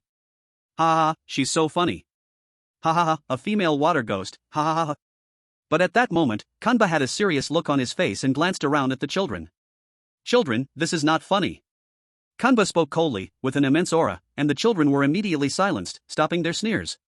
Children, I like your smiles, but I hope that smile is not one of mockery. Because mockery will surely cause someone to get hurt, and I hope that each of you can have a smile on your face that brings joy. After hearing Kanba's words, the children's sharp and eerie gazes showed a hint of guilt, and their exaggerated smirks faded. They lowered their heads and walked away reluctantly. At this point, Kanba walked over to the wet girl and patted her on the shoulder. Does it feel bad to be mocked, girl? Lada, I was wrong. The girl hung her head in shame and apologized sincerely. Everyone gets mischievous sometimes. Remember, your little tricks are called pranks when both sides are happy with it, but if it hurts the other, it's called bullying. I can't just watch you go down the wrong path. You need to be a good kid in the future. The girl nodded and left as well, and Kanba's pollution level did not rise further. How is this possible? Again, it's Teacher Muo Sha, again, bullying the student. Rule paranormal talk, why haven't you punished this beast yet? At this moment, the stray dogs from Bagua, Wagua, and Bang Zigua were all furious. If the first elbowing of those bullies wasn't considered a violation because they weren't children, then this girl was just playing a not-so-serious prank. She's still a child, right? The chosen one from Dragon Country bullied her like this, and it's not a violation? The rule paranormal talk still says there's no favoritism towards Dragon Country? I think this paranormal talk is a conspiracy made by Dragon Country itself to dominate the world's resources. In the face of the unreasonable tantrums of the foreign dogs, the people of Dragon Country calmly retorted. When you won before, why didn't you say the paranormal talk was your own conspiracy? What's this? When Dragon Country wins one round, it's suddenly suspicious? Exactly, we went to the pond to pick lotus flowers together, a total of 10 flowers. Dragon Country picked 1 flower, and you picked 9. Meanwhile, in the Dragon Country Intelligence Analysis Department. Wonderful, absolutely wonderful. An intelligence analyst shook his head in admiration. Kanba seemingly hurt a student and violated Rule 1, but that's not the case. The analyst began to analyze.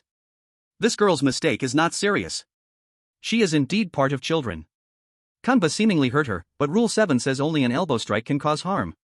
So Kanba using water spray couldn't truly harm the girl, and as long as he didn't elbow the children, it wouldn't violate Rule 1.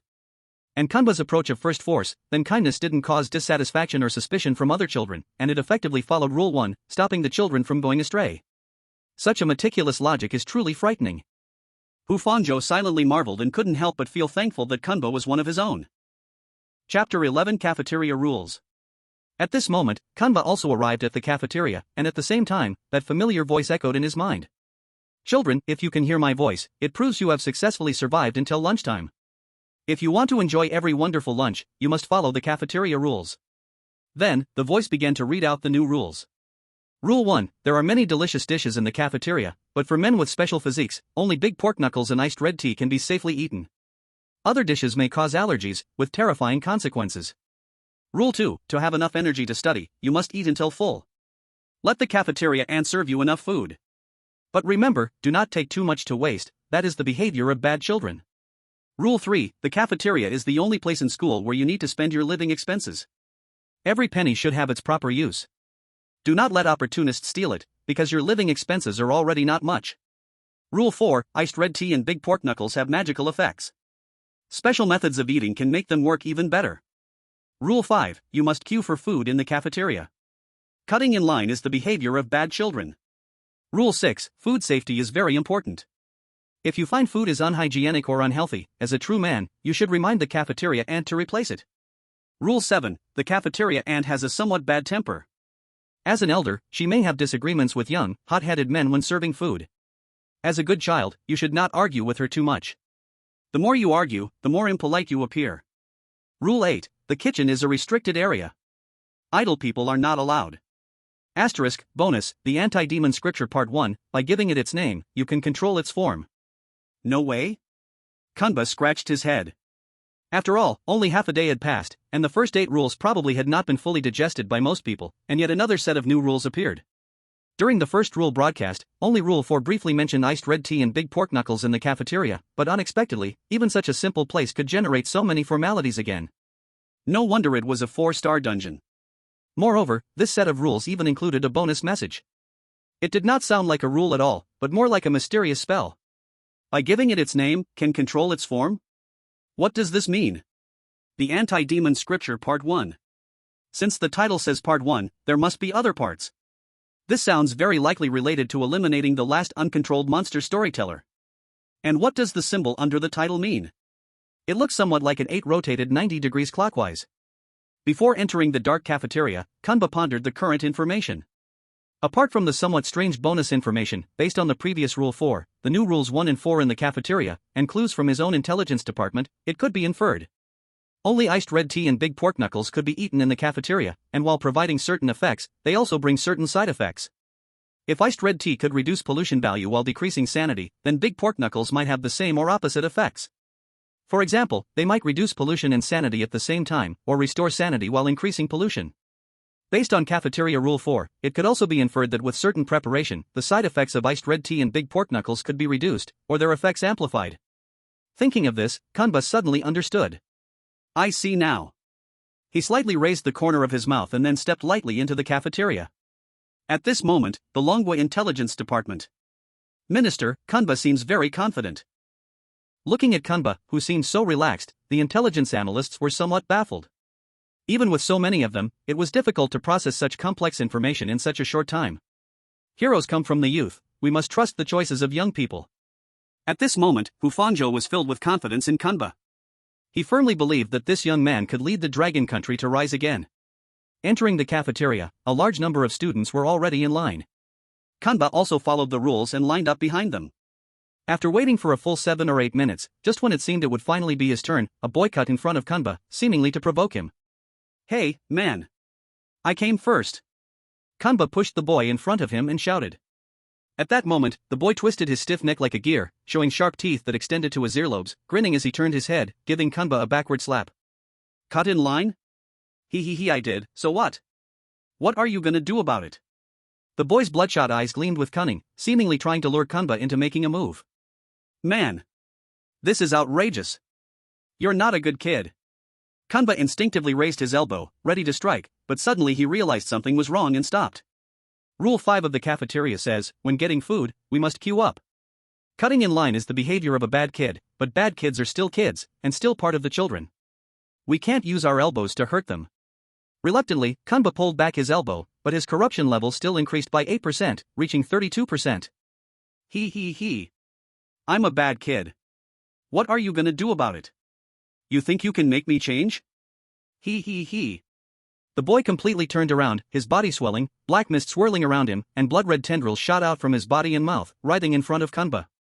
Damn it, allowing him to cut in line would also violate the first rule of avoid letting kids go bad. These strange tricks are really cunning, carefully calculated to lead me to make mistakes. Kanba tried to stay calm, thinking of a way to resolve it, then suddenly, an idea hit him, and a smile appeared at the corner of his mouth. "Cutting in line, huh? You just love cutting in, right, man? Then I'll join you." Saying this, Kanba directly undid his basketball shorts and released his martial spirit's true form in front of the whole crowd. "Wah!" The strange boy immediately cried in fear. "I'm sorry. I won't cut in line again." The boy's transformed face immediately turned to tears, and he crawled away in a hurry. His embarrassing escape made all the kids around the cafeteria burst into laughter. Ha, look at him, he's totally out of it. Ha. At this moment, Kanba refastened his waistband and smiled calmly. What can I say? Mamba is out. Chapter 12, Cleaning Up the Corrupt Cafeteria. Ugh. Such a despicable act, and yet it doesn't violate the rules? This is clearly sexual assault. The defeated dogs of the fallen nation were enraged and could only angrily accuse Kanba of his actions, but at this moment, some of the remaining chosen nations paid them no attention. Dragon Country's Intelligence Department. Minister, the Iron Brother country sent a request saying they want to share intelligence with our country and become our eternal ally. Minister, the Bear country also wants to exchange intelligence with us. They are willing to trade pioneer hypersonic missile technology with us. Minister, the Fairy Tale country is willing to open up part of the rare earth mining rights on Green Ridge Island for Dragon country. As long as we share intelligence with them, they will grant us easy access. Ha. Listening to the reports from the intelligence officers, Hu Fangzhou couldn't hide his joy. Report this to the higher authorities first. If they approve, Dragon country might also be willing to share. After all, the more chosen ones who survive, the more cases we have for Kanba to reference. Whether for humanitarian reasons or self-interest, we should not be stingy. Hu Fangzhou commanded, with righteous authority. Yes. At this moment, it was finally Kanba's turn to get his food.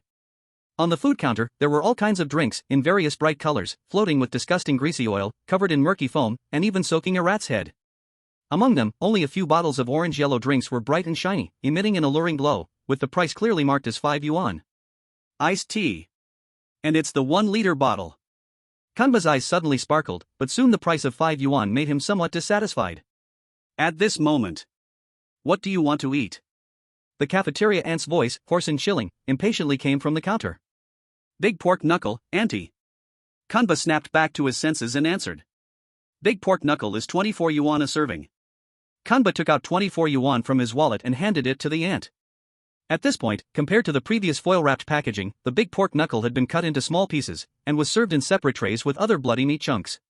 The big pork knuckle pieces were pale and grayish in color, looking utterly unappetizing. Auntie, give me a serving, make sure it's enough to fill me up. I still have class and basketball practice this afternoon. What kind of talk is that? Are you implying I ever cut corners on you? The aunt grabbed the Parkinson's spoon with a swift motion and took a big scoop of the chopped pork knuckle, placing it on the plate. However, during the serving process, the spoon trembled so much that it seemed like it had a huge hole, and by the time the pork knuckle reached Kanba's plate, there was almost nothing left. Kanba stared at the empty plate, feeling a mix of confusion and amusement, waiting for the ant to refill it, but she glared at him with displeasure. I've served it, now take it. Other students are waiting. Kanba maintained a friendly smile and replied. Auntie, you only put this much, I won't be full. After all, Rule 2 of the cafeteria required that the food be enough to fill him up. Not full? Humph, you young ones don't understand the value of food, why eat so much? Don't you know how to save a little? You've never been really hungry. As she spoke, the ant's weathered face showed her displeasure, and her body seemed to swell a little. Reluctantly, she added another spoonful of pork knuckle, but it was still very little. At this moment, Kanba noticed something strange in the pork knuckle pieces, a clump of human hair tangled inside.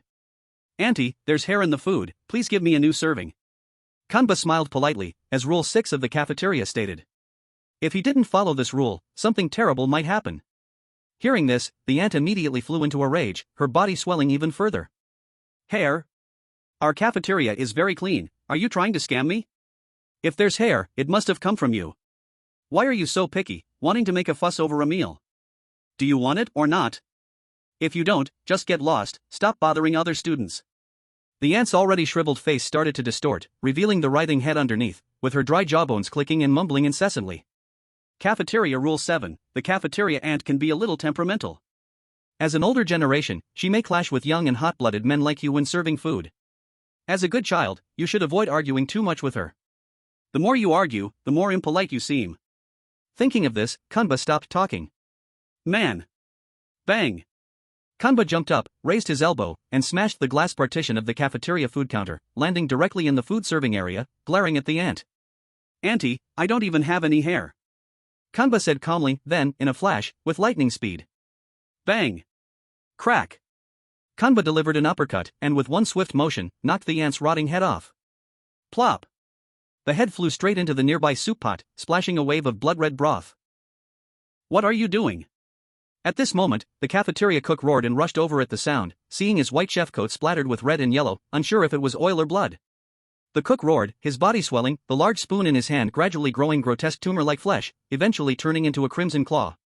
Kitchen is a restricted area, idlers stay out. Breaking rules, not a good child, I will punish you. The cook waved his bloody claw and rushed at Kanba. At this moment, all the spectators from Dragon Country panicked. Great Kanba, how could you make such a basic mistake? Rule 8 of the cafeteria clearly says idlers stay out. Oh no! This guy must have been too lucky earlier, pride has gone to his head. It's over, will our Dragon Country still escape the fate of destruction? Meanwhile, the dogs from the foreign country all came alive one by one. Yo 11! This kid is finally going down, let me see the miserable fall of Dragon Country's maggots, ha ha ha ha. NICE. Although our empire suffered heavily this time, seeing Dragon Country collapse is a lucky thing. As expected, a fool cannot even understand the rule idlers stay out. However, Kanba remained calm facing the swinging claw. Man! Look at the dishes you make, not clean at all, can children eat them and stay healthy? Kanba showed no weakness, letting out a roar, leaping up, delivering an upward elbow to the cook's head, which instantly split into pieces, brain and flesh splattering into the food trays, merging with the corpse chunks inside. Looking at the headless corpse on the ground, Kanba roared. I just disliked you before, drinks outside cost 4 yuan, but you sell for 5, 1 yuan is not much, but it's conscience you're selling. How much kickback do you eat for this 1 yuan? Poof. At this moment, Kanba snorted coldly. Man, just because idlers stay out in the kitchen, you think no one can deal with you? Too bad I am not an idler, I am the mountain crusher. After all this, Kanba's pollution and sanity values did not fluctuate at all. Silence, 2.5 seconds of silence. From this moment, the foreign dogs could not say a word, even the analysts in Dragon Country's intelligence department could only watch man sigh. This time, even they could not explain why Kanba did not violate the rules. Could it be this time the rule story really favors Kanba? Dragon Country lost too much before, got a big safeguard, passed through safely? At this moment, Kanba casually walked back to the already broken food counter, picked up the cafeteria ant's large spoon, and smiled at the kids waiting in line. Children, today Big Prison serves you food, eat what you want, full and large. Yay! The children cheered happily. Also, Kanba walked to the counter where the 1-liter iced tea was placed and tore off the 5 yuan price tag. Children, from today on, 1-liter drinks are 4 yuan a bottle, everyone's allowance is hard-earned, don't let these speculators take advantage. Yay! Thank you Big Prison. Smiles bloomed on all the children's faces. Chapter 13, The Correct Way to Eat Big Elbows and Iced Tea. I see, Kanba is going to take over the cafeteria ant's work. Then he is no longer an idler and can stay safely in the kitchen. But why can Kanba elbow the cafeteria ant and the cook? Could it be because they raised prices privately? Set iced tea too high? But how would he know the correct market price of iced tea? After all, this drink doesn't exist in the world. Yes, this is really hard to understand. Dragon Country's intelligence department, everyone was confused about the situation. Oh no, Minister, some kids want to buy iced tea. They cannot drink a 1-liter iced black tea, or else they will, like the chosen ones of Bagua, rapidly turn strange. Should we remind Kanba? At this moment, an intelligence analyst pointed at the screen and shouted. Calm down. I believe Kanba knows how to handle it. At this moment, Hu Fangzhou stared at the screen, his face calm. Inside the simulation. Big Lao, I want to buy iced black tea. A boy came to buy iced black tea. Okay. But wait a moment. Kanba took out a bowl, went to the cafeteria fridge, scraped some ice into the bowl, then poured the iced black tea into it. The so-called room temperature is like horse urine, chilled like national liquor. The essence of iced black tea is ice. Kanba first sipped cautiously, seeing his pollution value drop by 4% to 28%, and his sand value only dropped by 1%, still at 75%. As expected. Kanba recalled Cafeteria Rule 4.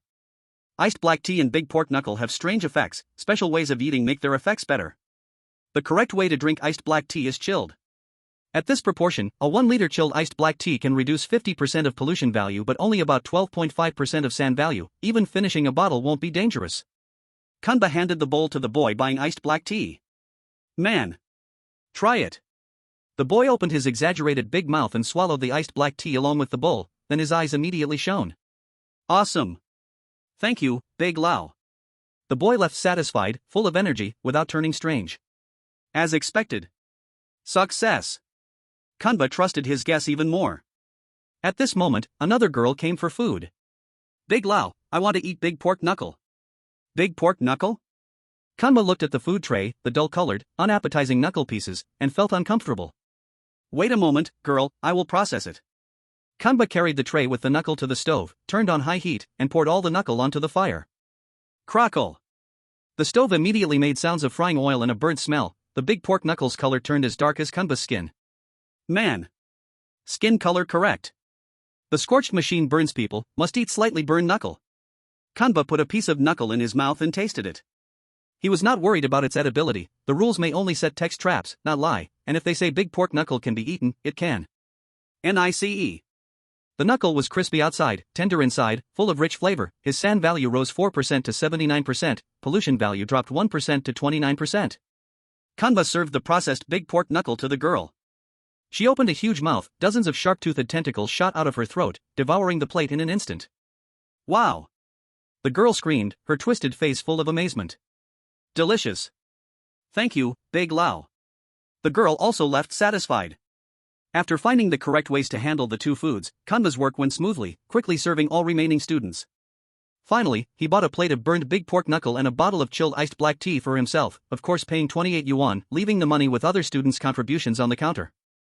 After all, as a real man, he could not take advantage of the school. Cafeteria Rule 3 said every living expense should have its proper use. Moreover, as a real man, he could not cheat like the rule warned. Man! Time to enjoy lunch. Kanba finished the big pork knuckle in one go and drank more than half the iced black tea. His sand value restored to 100%, pollution value dropped to 8%. Seeing this, the Dragon Nation cheered loudly. Newbie! Kanba the Great only spent 28 yuan of living expense and restored his pollution value and lost sand value. Exactly, look at that Dingdu Orang of Bagua. Less than half a day and his living expenses were gone, and in the end, he still had to wash. The Intelligence Department of Longwei. All the intelligence officers were smiling brightly. Minister, the higher-ups have accepted the conditions of the surviving chosen nations and agreed to share intelligence with them.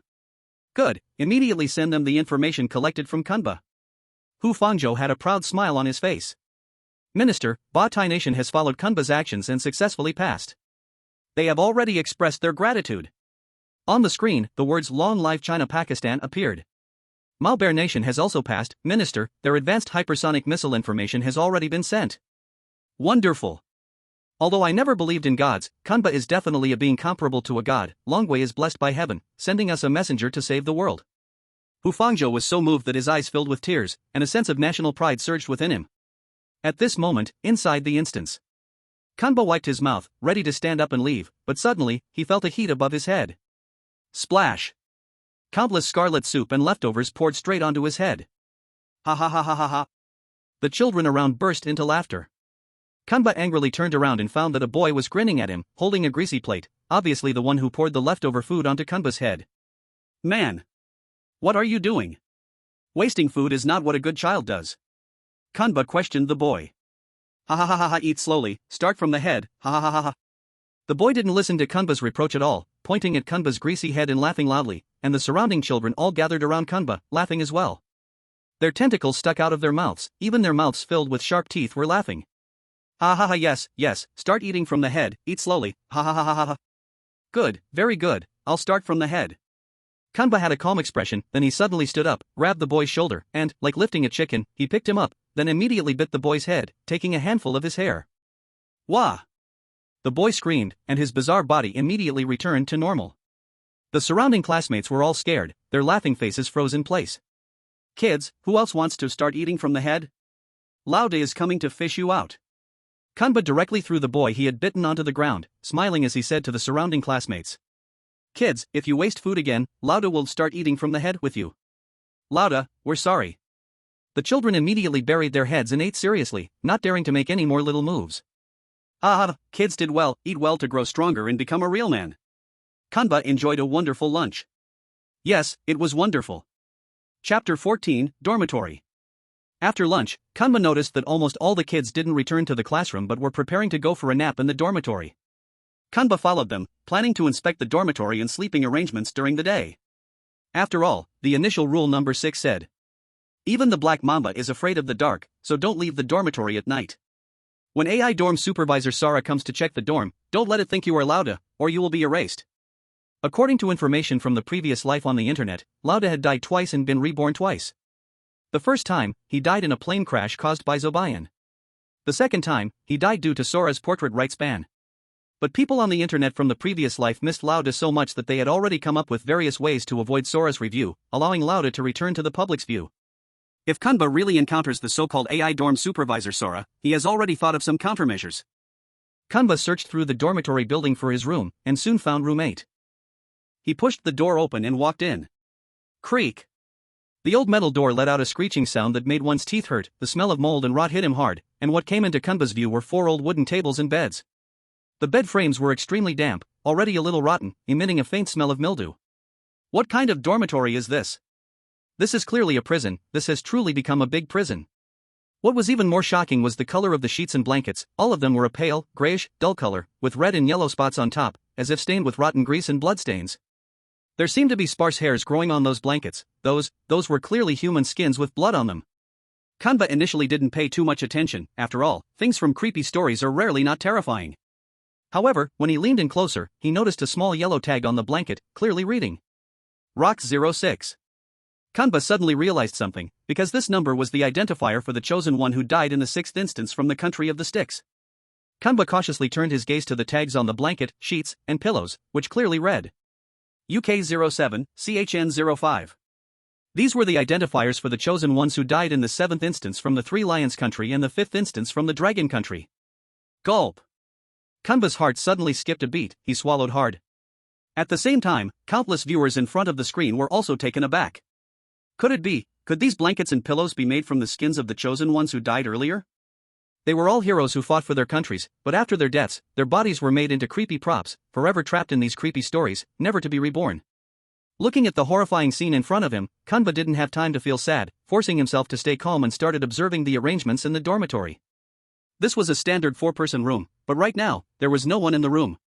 At that moment, the familiar voice started again. Children, welcome to your dormitory.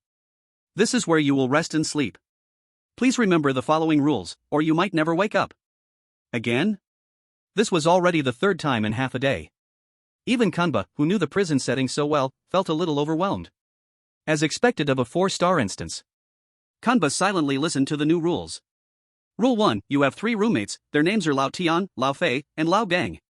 As a true man, please make sure to maintain a good relationship with them. They are very terrifying when angry. Rule 2, Lao Tian is your dorm leader. He is steady and friendly, with a strong mental constitution. If there is any tricky matter in the dorm, feel free to go to him. As long as you don't let him find out you're secretly looking at his secret album, he will always be a friendly person. Rule 3. Lao Fei loves listening to music. He has a strong sense of rhythm and beats. He is dominant, opinionated, and independent, which is very important. Rule 4. Lao Gang is a rebellious youth who likes to secretly play games, and he has a very bad temper. Any word you say might accidentally anger him. He is the time bomb in the dorm. Rule 5. Every day at 1 o'clock and 2300 hours, the dorm will ring a bell. Please immediately go to bed and stay there until the bell rings again. Do not make any noise or do anything else while sleeping. AI dorm manager Sora will begin checking the dorms. If anyone is caught breaking the rules, they will be immediately erased. Rule 6. AI dorm manager Sora's memory storage is limited. During the check, it will only record how many people are in each dorm, but it won't remember who it has seen. However, it remembers Lao Da's face. Don't let it recognize you. Rule 7. There is no toilet in the dorm. If you need to use the bathroom, you must go to the public bathroom outside the dorm. After the bell rings in the dorm, you cannot go to the bathroom in principle, but as long as you aren't caught by Sora, you can still go. After all, you can't just relieve yourself in the dorm, right?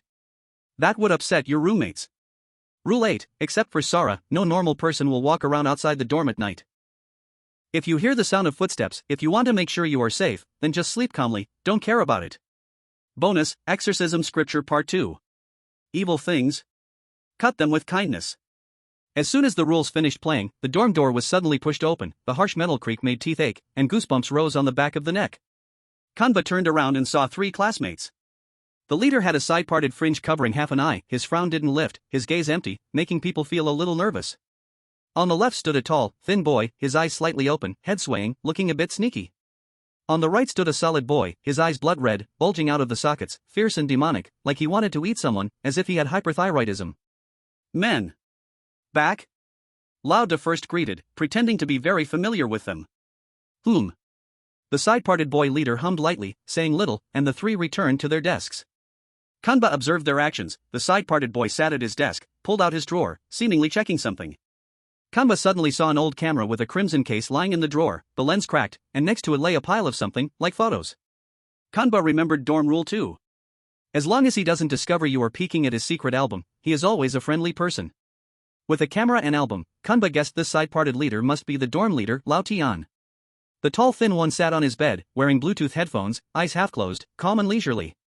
Lao Fei loves listening to music, very strong sense of rhythm and melody. This person should be Lao Fei. The red-eyed hyperthyroid boy lay on his bed, took a filthy yellow game controller and a gaming laptop from under the pillow and played, the controller rusty and grimy, yellow unclear if poop, rust, or original color. This person must be Lao Gang. Before Kanba could speak to them, the death-driving music came from the crackling old radio. It's been a long day. Without you, my friend. And I'll tell you all about it when I see you again. The bell rang. Kanba didn't dare delay, quickly climbed onto the bed, lay down, burying his face into a pillow made from the skin of fallen Dragon Kingdom seniors. The pillow smelled nauseatingly of blood, the pale human skin blanket and sheets were stiff and cold, sending chills, but he dared not move. Damn. Sleep again, I almost won. Kanba also heard the sounds of roommates getting into bed, and Lao Gang's curses and smashing the controller on the bed. Kanba didn't dare lift his face, because both Initial Rule 6 and Dorm Rule 6 warned not to be recognized by Sora, and the best way was to hide his face. At that moment, Kanba suddenly felt something under his pillow, he reached down and immediately touched something sticky. Chapter 15 Midnight Diary. Chapter 15 Midnight Diary. Kanba felt as if his hand went into the guts of a cut-open animal, all sticky and disgusting. He pulled his hand back instinctively, and found he was holding a blood-stained notebook, the blood still wet and sticky. On the cover was clearly written, Diary. Kanba glanced at the door to make sure there was no danger, then buried his head in the cold blanket and carefully opened the first page. On it were crooked, messy handwriting, as if written very hurriedly and in a cramped space. I have managed to survive for 2 days, but the strange ones are becoming more and more cunning, and my sanity is slipping away. Yet, I still have no progress regarding the out-of-control ones. No, I must go out and explore. There must be a secret hidden in this dorm. I don't know if I will survive, but I hope this diary can help others who enter this instance. Kanba continues flipping the pages. Every night, I can always hear strange footsteps. I am sure they are human footsteps, not coming from Sora. This must be related to the final secret. I must find the source of those footsteps. The dorm at night is dark and cold, and the sound of the door opening is so loud. I hope Sora hasn't noticed. I am now hiding in the hallway of the restroom. Here it comes. The sound is here again, it's heading towards the restroom. Could it be a student sneaking to the bathroom at night? Am I overthinking? No. The footsteps are gradually moving up above me, it seems like the person is going upstairs. No, I must follow. I have now reached the 3rd floor. It's just like the first floor, equally dark. The footsteps are heading towards the direction ahead of me. The footsteps suddenly disappeared, I lost track of them. The sound vanished near dorm 23. Wait. There seems to be something written on the wall here. The light is too dim, I can barely see. It looks like I __ my name, _ in the annals. 2 characters are unclear, is it because my sanity is too low, causing hallucinations? Never mind, I will come back tomorrow during the day to check. No. This is dorm 23, next door is dorm 25, crossed out, oh my god. Crossed out. Oh no. It's Sora. Sora has found me. Crossed out. Sora is still chasing me. Damn. Crossed out. Phew. I finally made it back to the dorm. I should have shaken it off. I will go check again tomorrow. Oh my god. It's Sora. When did it come into my room? Damn. It's looking at me. Ah. Then, the diary entries suddenly stop. The remaining pages are only covered in chilling sticky bloodstains, seemingly still telling the horrifying moment that happened before. Kanba wanted to flip back and read again, but suddenly, the sound of footsteps came from outside the door. Clack, clack, clack, clack, clack, clack, clack, clack. The footsteps had a strong metallic sound, dense enough to send chills down your spine, the frequency comparable to the steps of a 1,000-legged worm. Kanba immediately had a bad feeling and quickly hid the diary under the pillow, burying his head deep into the pillow. Meanwhile, creak. The screeching door sound came, sending a chill through Kanba's body, but he held his breath and dared not move. Clack, clack, clack, clack. The dense metallic footsteps were getting closer, circling around Kanba's ears, then suddenly, the footsteps stopped. Kanba dared not make a move. He clearly felt that a murderous gaze was focused on him, as if that gaze was tearing at every cell in his body, making him shiver. 1 second, 2 seconds, 3 seconds. Kanba could feel that gaze never leaving him. And in front of the screen, the viewers from Longua, Dragon Country, could see clearly the terrifying killing machine that they would never forget in their lives. They saw, beside Kanba's head, a robotic-like creature standing stiffly. It was supported by countless long, thin metallic spider legs. Each leg was sharp and long, like knives, making anyone with trypophobia pass out on the spot. The tips of the long legs were covered with rust and bloodstains. The blood hadn't dried yet, flowing down the thin metallic spider legs, as if it had just finished a slaughter. The creature had no neck, and right in the center of its spider legs, stood a rusted, square display screen, as if it were its head. That screen flickered intermittently with a few scarlet words, Sora. The long spider legs raised Sora's head high. Even though Kanba was lying on a 2-meter-high desk bed at that moment, Sora still watched him from above with a looking-down posture. Outside the screen, the Dragon Country audience was burning with anxiety. Don't open your eyes. Kanba. So scary, that steel leg could probably pierce someone through just by a poke. Kanba did not move at all, like a corpse, but the feeling of being watched never faded. No one knew how much time had passed. It's been a long day. Without you, my friend. And I'll tell you all about it when I see you again. The underworld bell melody finally rang again, but this time, Kanba seemed to hear a sound like heaven. With the end of the melody, the feeling of being watched finally faded, but Kanba still did not dare to move. The dense footsteps gradually receded, and the audience outside the screen saw that when Sora left, countless thin steel legs rose and fell alternately, carrying that square head, squeezing out the door like a ghostly shadow. So scary it's like a mutated spider, I really don't want to be caught by it. The audience was already terrified beyond words. At this moment, Kanba slowly lifted his head, cautiously glanced around, and only after ensuring safety, began to slowly move his body. Ouch. But Kanba's body had long been numb from holding the same posture too long, unable to move. Phew, that was close. How did this thing come so suddenly, just like a ghost? I really was careless. Kanba warned himself, this time being cautious, he tore a corner of the bedsheet and made a simple mask, ignoring its stinking smell, and put it directly on his face. With this, Sora should not recognize me. According to experience from the previous life online, Sora as an AI has a very simple review mechanism, as long as it doesn't see your whole face, it can hardly recognize you. By now, Kanba's muscles finally recovered, and the three roommates had left the dorm unknowingly. Kanba did not dare to slack off. He stuffed the diary under the pillow into his chest to hide it, then carefully left the dorm, heading to the classroom to attend the afternoon classes. Chapter 16: Why Sleep Long in Life? After death, you will sleep forever. In the afternoon, after arriving at the classroom, Kanba took advantage of the class sleeping time to read the diary again. This diary was very likely left by a chosen one from another world, but it seemed he had already been erased by Sora. The content of the diary was truly chilling. Although Sora had already seen Kanba, Kanba had not seen Sora, not knowing how terrifying it really was. But according to the diary's description, Sora appeared and disappeared like a ghost, and once targeted, it was hard to escape. With a nervous heart, Kanba decided to investigate Dorm 23 during the relatively safe daytime, as the diary recorded that it might hold information to break the last runaway's secret. But I must attend class on time during the day. The time to investigate is really limited. Kanba had been at school for more than half a day, roughly understanding the school schedule. Except for breakfast, lunch, and dinner, there were not many chances to leave the classroom freely. After lunch, returning to the dorm, there were only a few minutes before the bell. In the evening, there was night study until 10:30, and according to Dorm Rules 5, the bell rang at 11 o'clock, leaving almost no time. So the only time available for investigation was the dinner gap, about half an hour. Must take a gamble. According to the diary, as time passes, the weirdness becomes more cunning, and exploring further later will be more dangerous. The earlier I act, the higher the chance of success.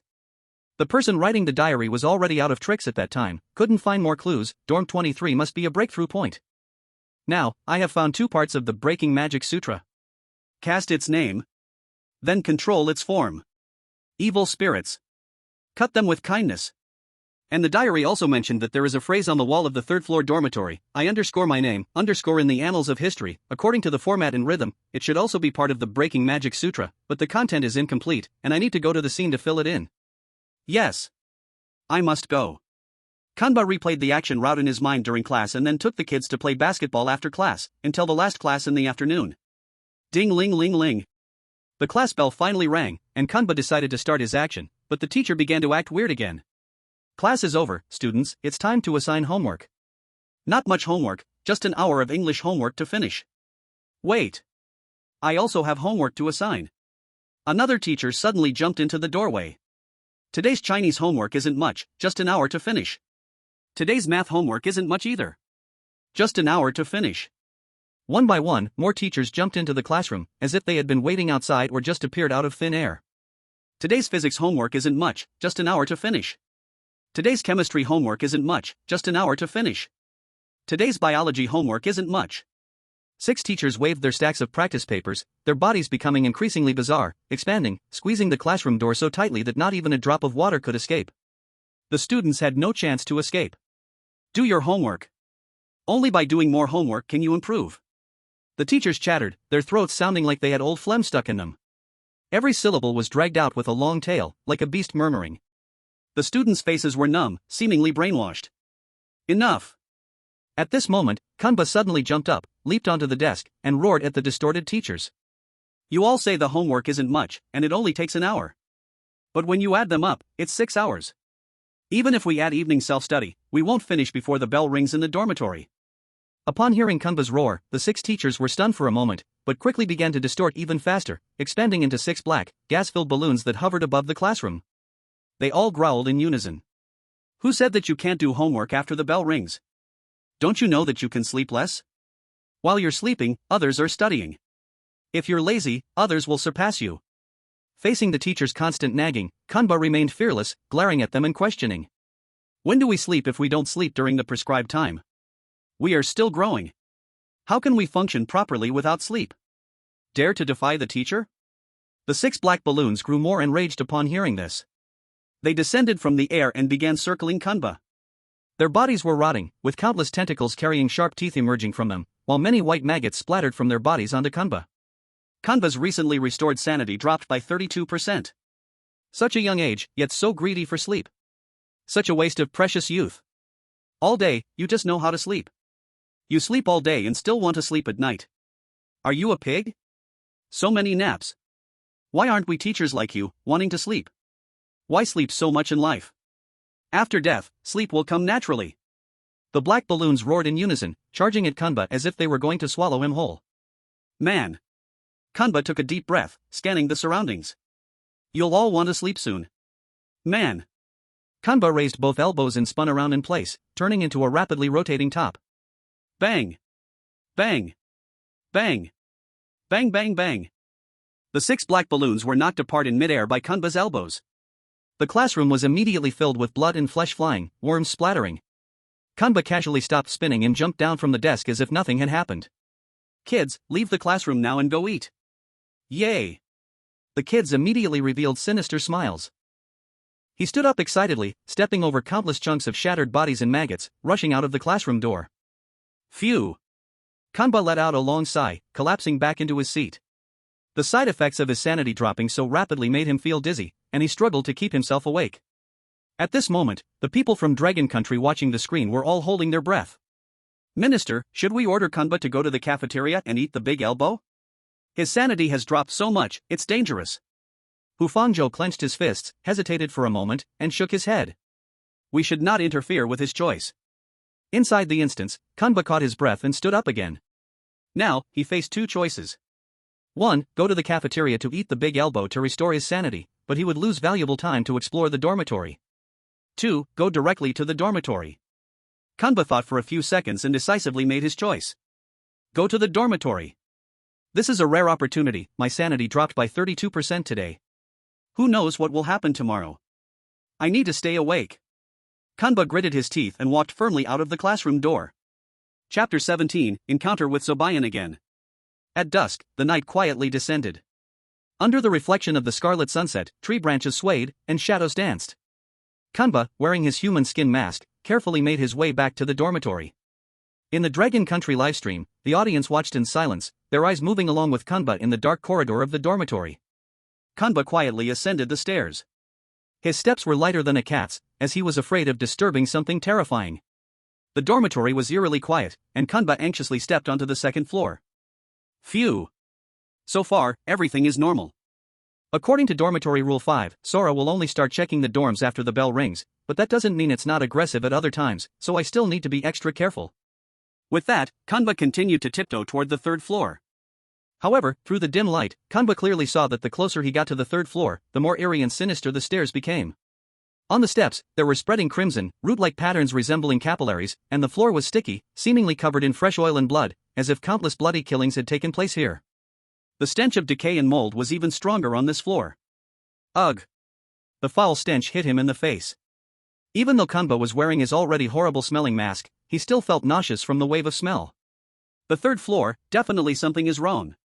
Kanba's suspicion grew stronger, and he walked with firm steps up to the 3rd floor. However, just as he stepped out of the stairwell, Kanba froze in place because, out of the corner of his eye, he saw something standing right beside him, at the corner of the stairwell. This thing exuded a cold aura, taller than Kanba, who was nearly 1.9 meters, by a whole head, and was less than a foot away from him. Gulp, it's over. Kanba felt his heart stop for several beats. He slowly turned his stiff neck, wanting to see the full form of the creature and at least die knowing what it was. Then, he, along with the entire audience from Dragon Country, saw the killing machine that they would never forget for the rest of their lives. The long, twisted spider legs, like steel knives, the mottled rust and still wet bloodstains, and in the center, the small square display that seemed out of place with those spider legs. So Sora, this is Sora, those thud thud thud thud footsteps were made by these steel legs. Kanba's head was buzzing, and he was ready to be stabbed through the heart.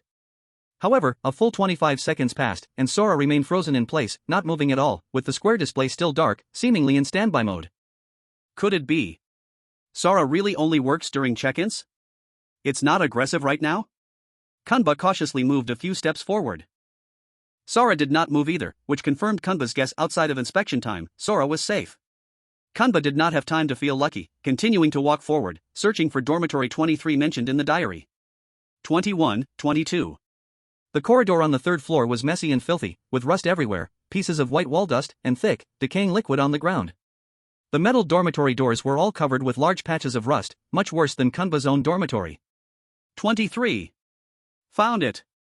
Following the faded door number, Kanba quickly found dormitory 23, and on the side of the mottled wall, Kanba truly found some faint writings. Breaking the Demon Scripture Part 4, as expected. There really is content from the Breaking the Demon Scripture here. Kanba rubbed his eyes and started reading the content. My name. Famous in history? Hiss. This character is hard to see. Because the wall had aged, the surface had corroded, and Kanba still could not see the second character of the first sentence clearly. And what was even stranger, above breaking the demon scripture part 4, most of the wall dust had fallen off, but it seemed like there was supposed to be more content above it. As Kanba continued to stare at the wall, trying to make out the unreadable character, he suddenly felt a wave of murderous intent coming from behind him. Lauda, what are you doing here? A familiar voice rang out, and Kanba shuddered. He turned around and saw Zobayang standing right behind him. Through the black sunglasses, Kanba could almost see the wriggling crimson tentacles. Damn! How is he here? Kanba cursed in his heart but still forced a smile and greeted the other person with a calm appearance. Man! What a coincidence! You're back so soon? Lauda, why aren't you eating dinner and came to this place? Zobayang took off his sunglasses, and one by one, tentacles crawled out like poisonous snakes, hovering in midair, inspecting Kanba. Gulp! Kanba swallowed nervously, his mind racing to come up with an excuse, but his sanity had dropped by 32%, and he could barely focus. He became anxious and flustered. I remember you don't live on this floor, Lauda, why did you come here? Zobayang's tentacles closed in on Kanba even more. At that moment, Kanba finally came up with a quick excuse. Didn't the kids ask me to buy iced tea for them? I only have about 200 in living expenses. How could I afford to buy for all of them? That's why I hid here during dinner time. I didn't dare go to the cafeteria or back to the dorm. I was afraid the kids would swarm over.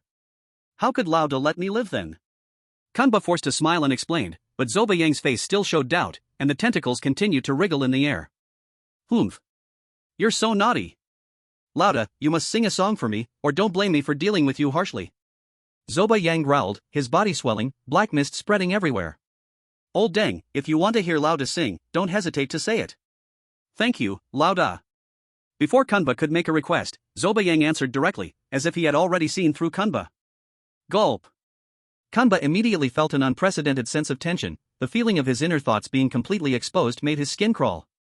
He didn't dare delay anymore, his voice trembling slightly as he began to sing. It's been a long way. Without you, my friend. At this point, Kanba suddenly stopped, feeling that things were going terribly wrong. It's over. My sanity is too low, I messed up the lyrics. Immediately, Zobayang's face turned ferocious, and the tentacles in the air opened their mouths wide. You sang the last word of the first line wrong, it should be day, but you sang way. He. Even the school anthem can be sung wrong, I'm going to punish you properly. Zobayang roared, countless tentacles seemingly about to pounce on Kanba, and Kanba's pollution value instantly skyrocketed to 32%. It's over. We're doomed. At this moment, countless people in the Dragon Kingdom watching the screen had already closed their eyes in despair. However, they did not wait for Kanba's scream, but instead burst into a relieved laugh. Ha ha ha ha ha ha ha. On the screen, Kanba was actually holding his belly and laughing, while Zobayan's tentacles froze in place, seeming not to understand what Kanba was performing. Ha ha ha ha, Lao Dang, I was thinking of singing it wrong on purpose, to see if you could notice? I saw you wearing headphones every day, worried about your hearing. What if one day you hear the thunderstorm and the weather report is sunny, and then crash, so I wanted to test you. Kanba simply gave up and admitted he sang wrong. Oh? The tentacles in Zobayan's eyes retracted half an inch, seeming to consider the credibility of Kanba's words. Man. You think I really can't sing? If I really couldn't, wouldn't you have praised me this morning for singing well? I was just worried about your hearing. If you crash one day, wouldn't our school be without a leader? Kanba kept trying to make his story believable. Looks like Lauda, you are a good kid, just too naughty.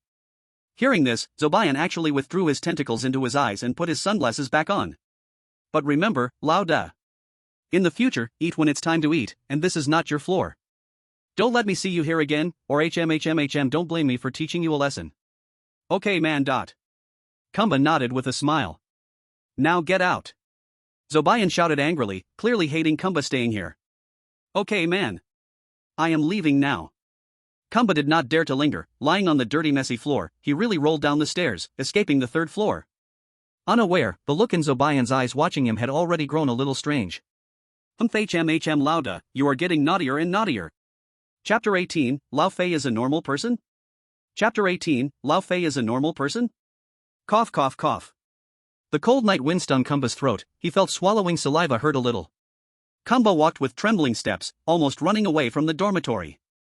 The sharply rising pollution value made him feel uncomfortable, and his san value dropping fast made him dizzy and confused. Damn, is this the result of too low sand value? I even sang "see you again" wrong. Kamba wiped the cold sweat on his forehead, still frightened. Now his pollution value was 32%, sand value 68%, but there was not enough time to go to the cafeteria to eat big pork knuckle and drink iced tea. It's been a long day. Without you, my friend. With the eerie warning bell ringing again, Kamba had to drag his heavy steps back to the classroom. Evening self-study began. There was no teacher in the classroom, which made Kamba a little relieved. He tried to stay rational, thinking about the current clues. So far, 3 parts of Poemo Jing have been found, Part 1, Part 2, and Part 4. Part 3 is missing, and in Part 4, one character is unclear. Poemo Jing Part 3, where could it be? And the unclear character in Part 4, what is it? Also, under each Poemo Jing title, without exception, there is a symbol, which looks like an 8 rotated 90 degrees clockwise. What does it mean? Kamba did not dare to go back to the 3rd floor of the dormitory for now, but his intuition told him there must still be secrets there. Wait, secrets? At this moment, Kamba suddenly remembered something from the dormitory rules. After a long evening self-study, Kamba returned to the dormitory with his tired body. The night dormitory seemed even more eerie. The dim lights in the room flickered. Outside the window it was terrifyingly silent, not even a single insect chirp. The high pollution value made Kamba extremely tired. As soon as he entered the dormitory, he flopped onto the bed with a bang. The cold human skin bedsheet somehow felt very comfortable now. As soon as Kamba lay down, the dormitory door was pushed open, and Lao Tian, Lao Fei, and Lao Gang walked in one by one. Their expressions were the same as when Kamba first saw them. Kamba lay on the bed, his gaze fixed on Lao Tian, never leaving him. As soon as Lao Tian returned to the dorm, his first reaction was to walk straight to his desk and open the drawer, inspecting his photo album. Sure enough, Kamba had already formed some guesses. The dorm rule number 2 had stated, as long as you don't let him discover you're secretly looking at his photo album, he'll always be a friendly person. The rule didn't say you couldn't look at Lao Tian's photo album, it only said don't let him find out you're peeping at it. Subjectively, the rule seemed to tacitly permit the chosen one to look at the album, which meant that in this so-called secret album, there might be something that must be seen. Kamba watched Lao Tian on the lower bunk, thinking. Lao Tian seemed to care deeply about this album. It wasn't easy to see the contents inside. But just then, Lao Tian suddenly turned around sharply. His cold eyes locked with Kanba's for half a second. Damn! Kanba instinctively diverted his gaze, but he could feel that Lao Tian had already noticed he was spying. Kanba lay on the bed, pretending to be calm, but his heart was racing with panic, afraid Lao Tian might get angry. However, Kanba didn't hear Lao Tian yell or anything terrifying like transformation. Below the bed, only a very calm voice came. You 3 stay in the dorm properly, I'm going to take a shower. Saying this, Lao Tian took a pale white towel and walked out of the dorm. The towel still had some human hair on it, clearly made from human skin. Phew, it seems he didn't discover me. Just as Kanba was secretly relieved, Lao Tian, who was at the door, suddenly turned his head and shot Kanba a fierce glare. That originally dull eye suddenly grew huge, filled with viciousness and bloodshot, as if silently threatening Kanba. Gulp! Kanba felt like being struck by a thunderbolt, a cold shiver ran down his spine, and his breath and heartbeat stopped for 2.5 seconds. At that moment, Lao Tian turned around and left the dorm, leaving Kanba, Lao Fei, and Lao Gang behind. He definitely noticed me spying on him. Kanba, now fully awake, broke into a cold sweat, soaking his basketball uniform. Just that gaze, just a few seconds of looking at him could definitely suffocate him to death. Meanwhile, Lao Gang and Lao Fei didn't react much. Lao Fei continued listening to music without care, and Lao Gang was deeply engrossed in his game. Ugh! Damn! I don't believe I can't beat you. At that moment, a curse came from the neighboring bed. Lao Gang's blood-red eyes were wide open, staring intensely at his game screen. The old, poop-colored controller in his hands was making a screeching noise as he pressed it hard. Kanba instinctively glanced at Lao Gang, but just at that moment. Humph! Lao Gang suddenly slammed the controller onto the bed, clearly having lost the game. What are you looking at? I'm talking about you. At this moment, Lao Gang glared fiercely at Kanba.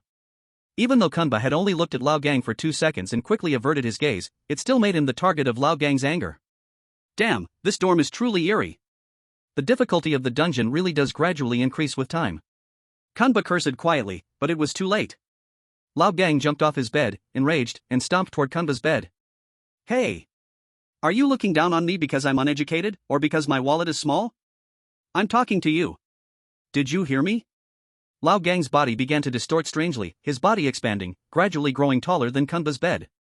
His bloodshot eyes looked down at Kanba, and his mouth, full of fangs, stretched to the ears, releasing a yellow-green toxic gas from his body. Lao Gang is a bad boy who likes to secretly play games.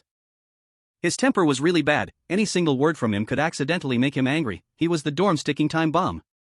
Damn, misfortune never comes alone. After a whole day of the dungeon, even the strongest man would probably be worn out, not to mention Kanba was just a player. Huff.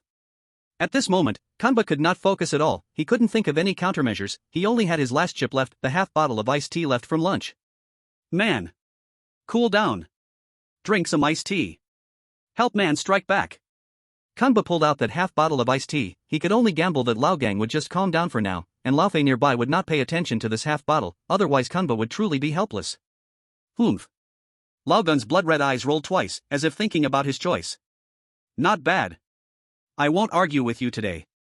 Lao Gang opened his bloody mouth, countless tentacles stretched out, swallowing the iced tea with the bottle directly into his stomach, almost ripping Kanba's hand apart. Immediately, Lao Gang's body wilted, returning to normal. Humph. Thanks for the lucky words, I'll go back and start a new round. Luckily, Lao Gang didn't continue troubling Kanba. He climbed onto his bed and restarted the game, while Lao Fei remained half-closed eyes, leisurely listening to music, not caring about the iced tea. Huff. Kanba finally exhaled halfway, lying on the bed relieved. Now he could only rely on giving iced tea to get out of trouble. After a whole day, he was really running out of tricks. Yeah. I won. Soon, the excited shout of Lao Gang came from next door. Obviously he had won the game. Lao Gang jumped off the bed, pulled up his pants, swaggering as he glanced at Kanba and Lao Fei. I'm going to the bathroom, tell Laotian when he's back. Saying that, Lao Gang swaggered out of the dorm. The old clock on the worn wall showed 22:57, only about 2.5 minutes left until the bell. Huff, that plague finally left. Kanba secretly felt relieved for half a second. Now only he and Lao Fei remained in the dorm. At this moment, Lao Fei across the bunk suddenly took off his headphones, opened his eyes, and looked seriously at Kanba. Damn, what now? Does he resent me giving iced tea only to Lao Gang, not him? Kanba felt something was very wrong. However, Lao Fei spoke in front of Kanba for the first time. Hey, you're different from them, right? Hearing this, Kanba froze. Lao Fei's tone and expression were completely different from everyone else at school, not weird, full of life. Man, what do you mean? I mean you're different from those crazy teachers and students, right? Lao Fei asked again. Damn, could it be he's normal? Chapter 19, Lao Gang's death. Chapter 19, Lao Gang's death. You're different from other classmates too? Kanba stammered, afraid this was a hallucination caused by his low sanity. I'm not lying. Lao Fei looked calm and serious. Anyway, to put it simply, strange things are happening in this school. I don't know when it started, but all the students and teachers here act crazy, losing thought, losing reason, and can mutate anytime. Laotian and Lao Gang are my old brothers, now they are abnormal too. Lao Fei explained quickly. Laotian became nervous ever since he filmed something on the third-floor dorm, but he never showed it to anyone. Lao Gang's temper became more and more violent, as you saw. Then why can you stay normal? Kanba asked curiously. Lao Fei didn't answer directly, instead he pointed to his headphones, then got off the bed and put one into Kanba's ear. Inside the earphone, the school song played. As time goes by, your sanity value will drop lower and lower. Even if you once knew this song well, in the end, you will forget all the lyrics completely. By then, it will be the moment your consciousness is entirely devoured. Lao Fei explained. Lao Fei is strong-willed, has opinions, thinks independently. This is very important. Thinking of the dorm rules, Kanba suddenly realized something. The rules seemed to hint that Lao Fei's mind was different and had not been controlled by the urban legend. So, you rely on always remembering the school song to remind yourself to stay sane? Kanba asked. Lao Fei nodded and left the earphones on Kanba's ears, then returned to his own bed. So Lao Tian's album must have a secret. Should we try to open it and see? Kanba asked impatiently. But at that moment, Lao Fei suddenly raised his index finger to his lips, signaling Kanba to be quiet. Kanba alertly closed his mouth, and the next second, Lao Tian, fresh from his shower, suddenly appeared at the dorm door without anyone noticing. Damn, when did he come back? Kanba's heart skipped several beats. Lao Tian's hair was wet and had a reddish shine, as if washed with blood. Back in the dorm, Lao Tian first lifted his eyes and stared at Kanba with those lifeless eyes, making Kanba choke for a few seconds. Then, Lao Tian looked at Lao Fei and asked coldly. Where is Lao Gang? He went to the bathroom. Lao Fei answered coldly. Oh. Lao Tian replied coldly, without any complaint. He went to his drawer and checked his album again, then finally lay back on his bed. At the same time, the dorm bell sounded eerily. It's been a long day. Without you, my friend. The bell rang, time to sleep, but Lao Gang had not returned yet. While Kanba was still worried about how Lao Tian would handle it, the latter stood up without hesitation and slammed the dorm door with a bang. Sleep. Lao Tian spat out the words coldly. Kanba and Lao Fei both lay silently, as if Lao Gang had never existed in the dorm at all. Click. As the bell ended, the already dim dorm lights suddenly went out, and the whole dorm fell into dead silence. Thump thump. Thump thump. Thump thump.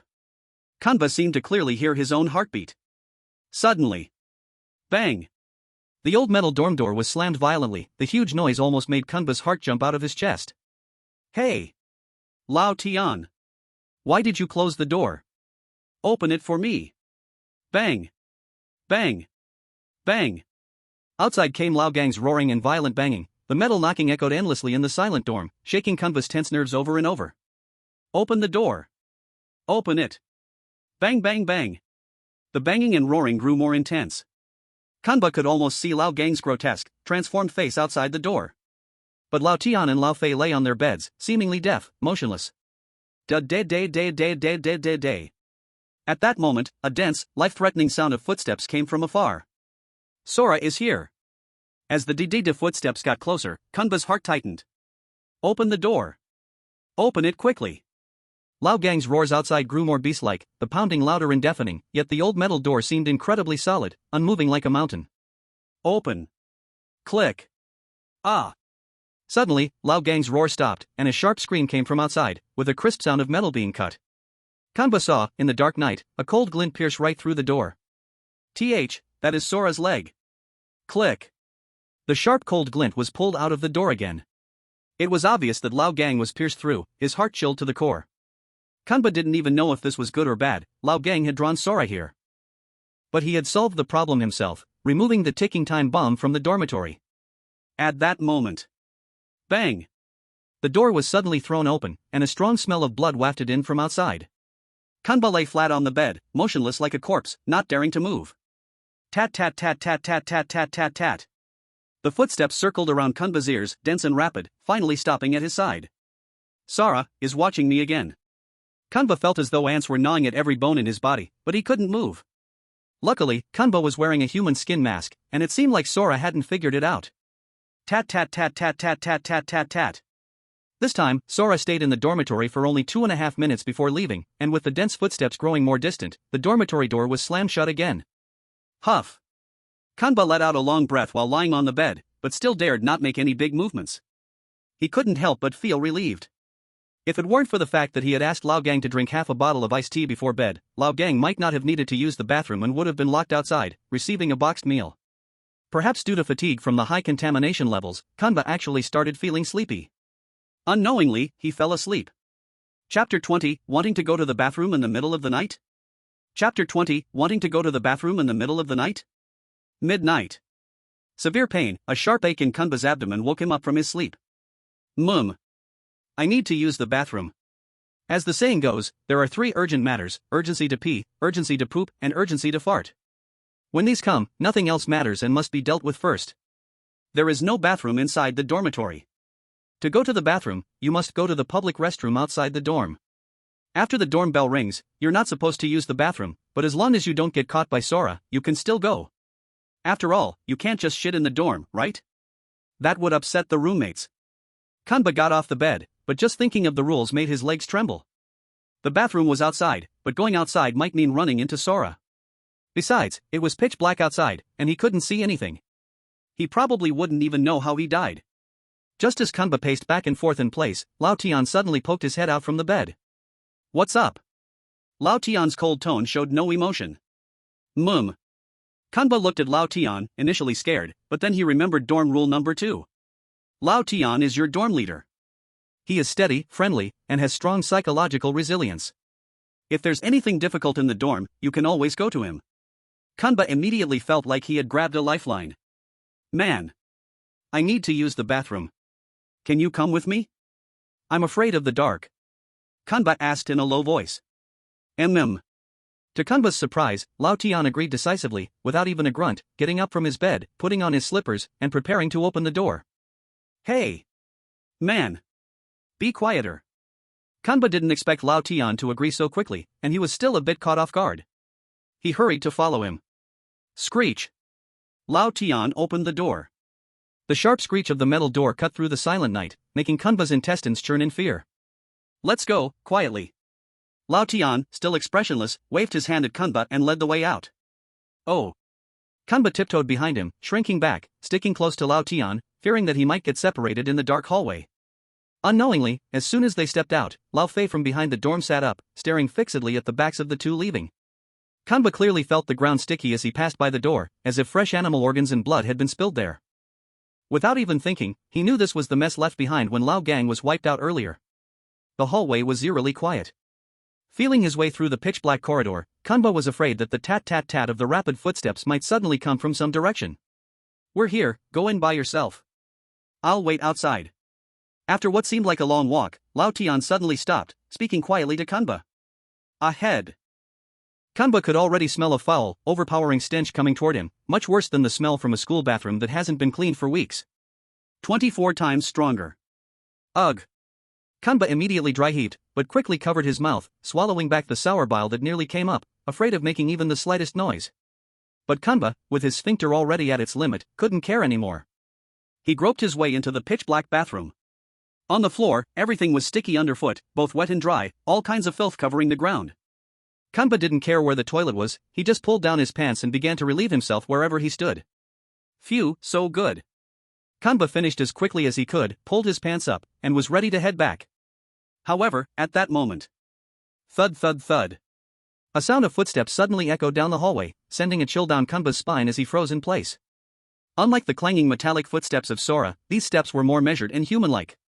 The footsteps moved upward, gradually reaching above Kunba's head, likely heading to the second floor. Kunba couldn't help but remember the content from that midnight diary. Every night, the sound of footsteps could be heard in the hallway, and those footsteps would eventually reach the third floor, vanishing near dormitory 23. But dormitory rule number 8 had said. Except for Sora, no normal person would be wandering outside their dorm at night. If you hear footsteps, and you want to ensure your safety, just go to sleep and don't pay attention to it. Normal people don't walk around outside dorms at night, so anyone walking outside is not normal. It's likely that out-of-control guy from the instance. With that thought, Kunba instinctively wanted to follow, but as soon as he stepped out of the bathroom, he ran straight into Lao Tian.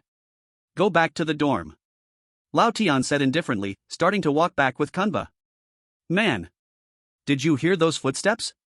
Kunba asked curiously, looking at Lao Tian. No. Lao Tian answered coldly, continuing to walk forward. Strange. Could it be that the footsteps are just a hallucination caused by my SAN value being too low? Kunba scratched his head, curiosity driving him to want to go upstairs to check, but he didn't have the courage to go alone. After some inner conflict, Kunba decided to follow Lao Tian back to the dorm first. However, not long after they started walking, Kunba suddenly felt a sharp, cold gaze from behind him. Then, the sound of rapid footsteps followed. Thud, thud, thud, thud, thud, thud, thud, thud. The dense, metallic sound of footsteps came from behind them. Sora. Kunba's mind went blank, and suddenly, he felt his hand being yanked forward as Lao Tian dragged him into a sprint. It was Lao Tian pulling him to run. Man. What do we do? Kunba asked desperately as the thudding footsteps got closer. Listen up. Up ahead, there's a split in the hallway. You go right to the dorm, close the door, and sleep. I'll take the left and draw it away. Lao Tian replied briefly. What about you, man? I'll come back myself. Lao Tian responded simply. The two quickly reached the split, where Lao Tian pushed Kunba to the right and stood still, seemingly waiting for Sora to catch up. Kunba didn't dare look back. He ran straight toward the dorm. Soon, the sound of Lao Tian's frantic footsteps and the chase behind him started to fade. Phew, phew. In less than a minute, Kunba felt like he had run for an entire century. Finally, relying on his memory, he arrived back at the dorm and instinctively slammed the metal door shut. The loud bang echoed through the dark room. Phew, phew, finally back, now I can sleep. Sora shouldn't come after me now, right? Dorm rule number 6 said, Sora's memory storage is limited, so he won't remember who he's seen. Kunba, panting, prepared to climb into bed and sleep.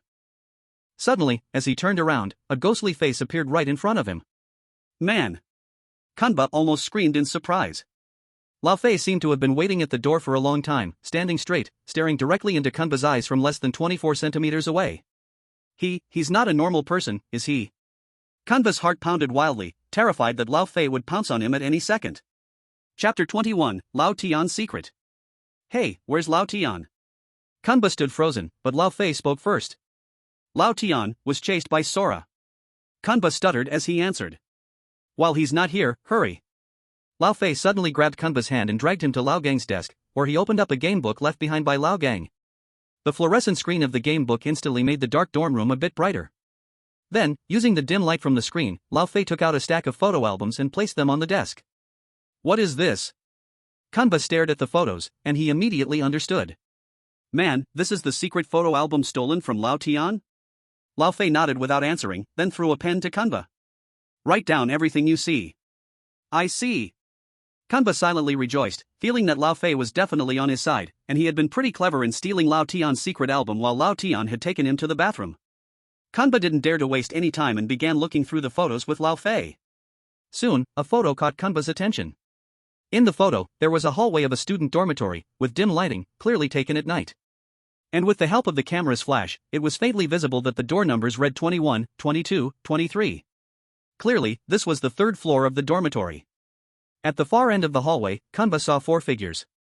Although only silhouettes were visible, Kanba could clearly recognize one of them as Principal Zobayan, while the other 2 were the cafeteria auntie and the cook, and the last one looked like a teacher from the school. Kanba saw the cafeteria auntie, the cook, and the teacher each holding a bulging envelope, handing them to Zobayang. In the dimly lit hallway, Kanba could almost see Zobayang's malicious grin stretching from ear to ear. Another thing that caught Kanba's attention was the dormitory door numbers. Next to room 23, where Zobayang and the others were standing, was the door to room 24. But Kanba clearly remembered that when he went to investigate the 3rd floor earlier this evening, there was no door at that position, only a wall with the words Breaking Magic Sutra, Part 4. Room 24 seemed to have appeared out of nowhere. Kanba also recalled the Midnight Diary, which mentioned that next to room 23 was room 25, and there was no room 24 in between. According to Kanba's memory, there was quite a long distance between room 23 and room 25 on the 3rd floor, and based on the distance between rooms on the 1st floor, there should have been at least one more room between rooms 23 and 25. Could it be that room 24 is hidden? Kanba couldn't help but be shocked. Flipping to the next photo, Kanba saw another picture of the 3rd floor dormitory. This photo was almost identical to what he saw earlier that evening. A dimly lit hallway, crumbling walls, and an empty hallway with no one in sight. The space between rooms 23 and 25 was empty. Room 24 really has disappeared out of thin air. In the photo, Kanba saw the words Breaking Magic Sutra, Part 4 on the wall again. This time, he finally had a chance to study these words closely. My name, honored in history. What's this character? Man, can you recognize it? Kanba asked Lao Fei, who was standing next to him. It looks like a Ba character on the right. Lao Fei tilted his head and studied it carefully. On the left, it looks like, maybe a radical for a hand. Ba? It should be. Lao Fei nodded. So, Breaking Magic Sutra, Part 4 should be. I take my name. And honor it in history. Sounds like it can be read. Kanba hurriedly wrote down his notes in that midnight diary. Now only Demon Breaking Scripture Part 3 is left. Kanba turned the pages toward the back of the album full of expectation. Right after, what appeared was a very unique picture, more like Laotian's own drawing than a photo. On the picture, there was a creature with abstract outlines, like a monster, with 6 thick claws, a strong body, and a big mouth like a shark in front, full of rows of saw-like teeth like onions, making the viewer shiver. On the creature's head, there were 4 spiral-like horns, and its tail was straight and streamlined. The whole creature looked like a helicopter with a mouth and 6 legs, appearing even stranger than animals in the classic of mountains and seas. As if called, it appeared. Below the creature's picture, there were several lines of handwritten words, seemingly written by Laotian himself. Demon Breaking Scripture Part 3. Obstacles must burn the lamp of wisdom, must kill with the knife of insight. Point to the 9 heavens as right, only because of cultivation. Do not talk of titles and ranks, 1 success leaves 10,000 bones dry. Also with human matters vanish, east with the deep waves. Comma. All beings create all also has 1 mechanism to pull. Bearing special bird poison spreads across the common people. 15 see strange books, bestows like Shangru. Proud then cannot sharpen spirit, dangerous rash then cannot govern nature. Period. After reading, Kanba was directly stunned on the spot. This was different from part 1, 2, and 4, not just 2 lines, but 8. And each line deliberately left a space, seemingly guiding the reader to fill it in. Stranger still, the first 4 lines and the last 4 lines were separated by a comma, ending deliberately with a period. Like the other three parts of the demon-breaking scripture, under the section's title, there was that lying down 8 in the strange symbol a bit like a greater than sign. Kanba scratched his head, troubled. Write it down first, time is limited. At this, Lao Fei reminded from the side. Oh. Only then did Kanba react, quickly recording all the lines of the poem. Then the two continued flipping through the back of the album. By now, the album had reached the last page, showing a group photo of 3 people with shoulders linked, Laotian, Lao Fei, and Lao Gang. However, Lao Gang's face had a crude doodle with a yellow-green ferocious toothy mouth, making him look very eerie. Above Laotian's head, a mess was drawn, seemingly indicating Laotian's own chaotic mental state. Only Lao Fei was untouched, smiling gently in the photo, still sunny and handsome, perhaps indicating he alone was still normal. After seeing the photo, Kanba found the album empty, closed it, and exchanged a glance with Lao Fei. Suddenly, Lao Fei's pupils shivered, his whole body jolted, as if he saw or heard something terrifying, snatching the album with speed Kanba couldn't see, and quickly shoved it into Laotian's drawer. But the next second. Creak creak. The dormitory door made the sound of unlocking. Not good, could it be Laotian is back? Chapter 22 Demon Breaking Scripture Part 3. Chapter 22 Demon Breaking Scripture Part 3 Dragon Kingdom Intelligence Department. A group of intelligence analysts were analyzing the information Kanba collected. Minister, the first line of Demon Breaking Scripture Part 3 should be, obstacles must burn the lamp of wisdom, demon must kill with the knife of insight. The blank should be filled with demon. Second line, point to the 9 heavens as right, only underscore because of cultivation. The blank here should be spirit.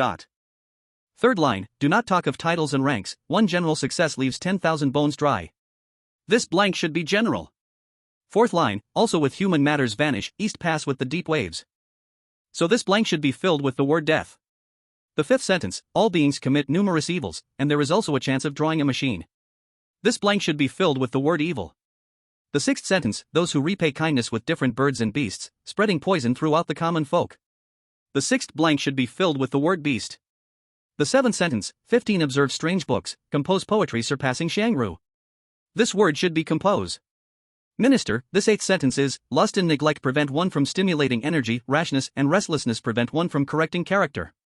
Therefore, the final blank should be filled with the word lust. The intelligence analysts quickly filled in all the content from Breaking the Demon Sutra Part 3. But what does it mean to put together these 8 sentences from different places? Minister Hu Fangzhou touched his chin and started pondering. Minister. Suddenly, an analyst shouted in excitement, as if discovering something. Have you found something? Hu Fangzhou felt a wave of joy. Quick, come and see. Inside the copy. The sound of unlocking suddenly came from behind, and the powerful survival instinct made Kanba jump back to his bed at a speed he didn't even notice. Before Kanba realized it, he was already lying on the bed. Screech. The groaning of the metal door echoed, and a faint smell of blood also wafted in. Kanba squinted slightly, peeking at the door. He could vaguely see a figure walking in, and Kanba recognized it as Laotian. Thud, thud. The sound of uneven footsteps came from the door, and the figure seemed to be limping. Looks like Laotian is injured.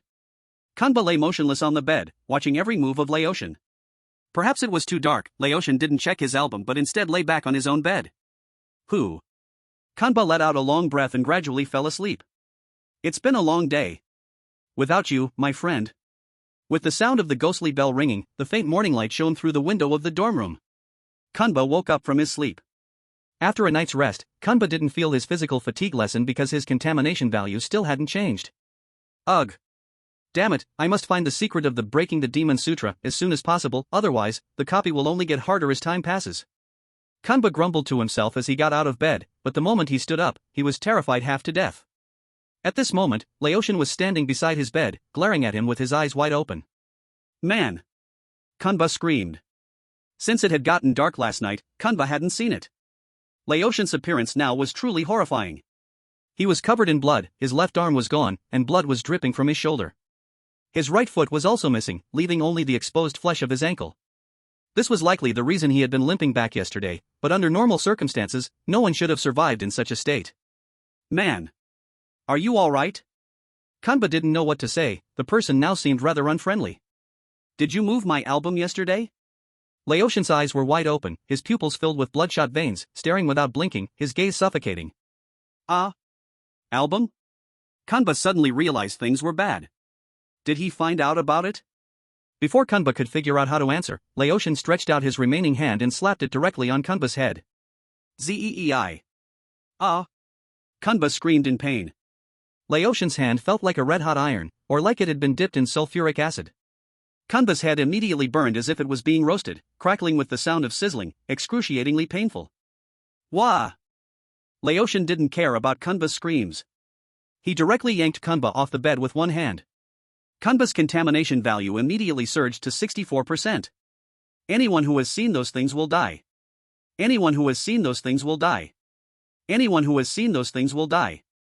Laotian screamed hysterically, his hand still not releasing Kunba. Kunba felt as though his scalp was about to be cooked. It's over. Just as Kunba felt himself falling into despair. Laotian, stop. At this moment, Lao Fei suddenly intervened and pulled Laotian away. However, Laotian still didn't calm down. With one hand, he grabbed Lao Fei's shoulder again. Anyone who saw those things will die. Anyone who saw those things will die. Anyone who saw those things will die. After letting go of Kuan-Ba, Lao Tian grabbed Lao Fei with one hand and shook him hard. Blood tears spurted from his bulging eyes, flowing down his face. Lao Tian, calm down a bit. Lao Fei couldn't hold back the raging Lao Tian at all, yet at that moment, Lao Tian suddenly stopped by himself. Anyone who saw those things will die PFF. Suddenly, as if exhausted, Lao Tian spat a mouthful of blood and then fell to the ground, twitching. Lao Tian. Lao Fei crouched down to check on Lao Tian, but after a few twitches, he stopped moving entirely, leaving only his blood-red bulging eyes staring open, refusing to close. Sigh. Lao Fei stood up helplessly, his face calm, as if he had grown used to it. Hey, are you okay? At that moment, Lao Fei turned and helped Kuan-Ba, who was holding his face and screaming in pain. Man! Iced black tea! Kuan-Ba shouted, the side effects of the high pollution value making his whole body ache, every cell craving the nourishment of iced black tea. Hold on, we'll go get it right now. Lao Fei first took the photo album from Lao Tian's drawer, hid it on himself, then helped Kuan-Ba leave the dorm. Lao Fei took Kuan-Ba to the cafeteria and got 2 bottles of ice-cold black tea and 2 portions of mashed big pork elbow, finally calming the pollution value and sanity value. Hey, take out what we had last night and look. At this moment, Lao Fei urged from the side. Oh. Kuan-Ba prepared to take out the midnight diary hidden in his arms, but Lao Fei stopped him first, pulling him into the cafeteria restroom and closing the door. Walls have ears, hurry up. Kuan-Ba opened the diary and began checking yesterday's notes. But looking at these 8 lines of poetry, Kuan-Ba was completely confused. No matter if these 8 lines existed in his original world, with his 3 books worth of education, he really had no idea. Man, do you know how to fill in these blanks? Kuan-Ba cast a hopeful look at Lao Fei, but Lao Fei shook his head as well. The homework from the teacher all has problems, it pollutes the mind, I usually don't dare to do it, so my grades are bad. I also can't memorize these poems. Lao Fei continued explaining. Lao Tian often does homework at night, then secretly writes some things in his photo album. He must want to tell us something through these poems. What exactly should go in these blanks? Just as both of them were at a loss, a voice suddenly came to Kuan-Ba's ears. Kuan-Ba, we have already cracked the content of Demon Breaking Scripture Part 3, please be sure to remember the next information. Chapter 23 Lao Tian's Will. Chapter 23 Lao Tian's Will. Oh my god. It's our country's intelligence department. Kuan-Ba was overjoyed, because yesterday he hadn't faced too many difficulties, he had almost forgotten about his own intelligence department. At this moment, the agent in charge of the connection began speaking. Kuan-Ba, we have completed the 8 lines of poetry, the 8 characters used to fill in the blanks form a sentence, the demon spirit will die, the evil beast commits lechery. Please do not give up, we will continue to help you analyze the intelligence. With the support from his intelligence department, Kuan-Ba now had all 4 parts of the demon breaking scripture. Invoke its name to control its form. The evil spirit's object, judge it with benevolence. The demon spirit will die, the evil beast commits lechery. I put my name, raise it in history. Man, you are better with rhyme, do you have any clue about this poem? At this moment, Kuan-Ba showed the completed demon breaking scripture to Lao Fei. Tisk. Lao Fei read the demon breaking scripture and began thinking. According to the rules of tone and rhyme, this should be a complete poem, so all the secrets are very likely hidden in this poem. Lao Fei stared at the poem, then began trying to translate it. Look, maybe we can understand it like this. This is called, by naming it, one can control its shape. It means that by calling the name of the out-of-control person, you can control them and make them accept the punishment of justice. And when the demon spirit departs, the evil beast commits evil can be understood as when the out-of-control person is about to die, they will release an evil beast to cause harm, and then we can eliminate the beast to restore the school to its original state. At this moment, Lao Fei suddenly thought of something, took out Lao Tian's photo album from his pocket, and found that hand-drawn picture of Lao Tian. This thing should be this so-called evil beast. Lao Fei pointed at the helicopter-shaped creature with 6 legs and a shark-like mouth and said, From the literal meaning, it should be this. Kunba stroked his chin. But I always feel that these clues, which we gathered with so much effort, can't be so simple to understand, isn't it a bit unreasonable? Kanba always felt that this breaking Demon Sutra wasn't that simple, but just then, Lao Fei suddenly exclaimed. Hey, there seems to be writing on the back. Lao Fei turned the picture of the helicopter monster over and found something written on the back. Kanba and Lao Fei both leaned together to read it. This school has become increasingly strange, and the students are also undergoing some terrifying changes.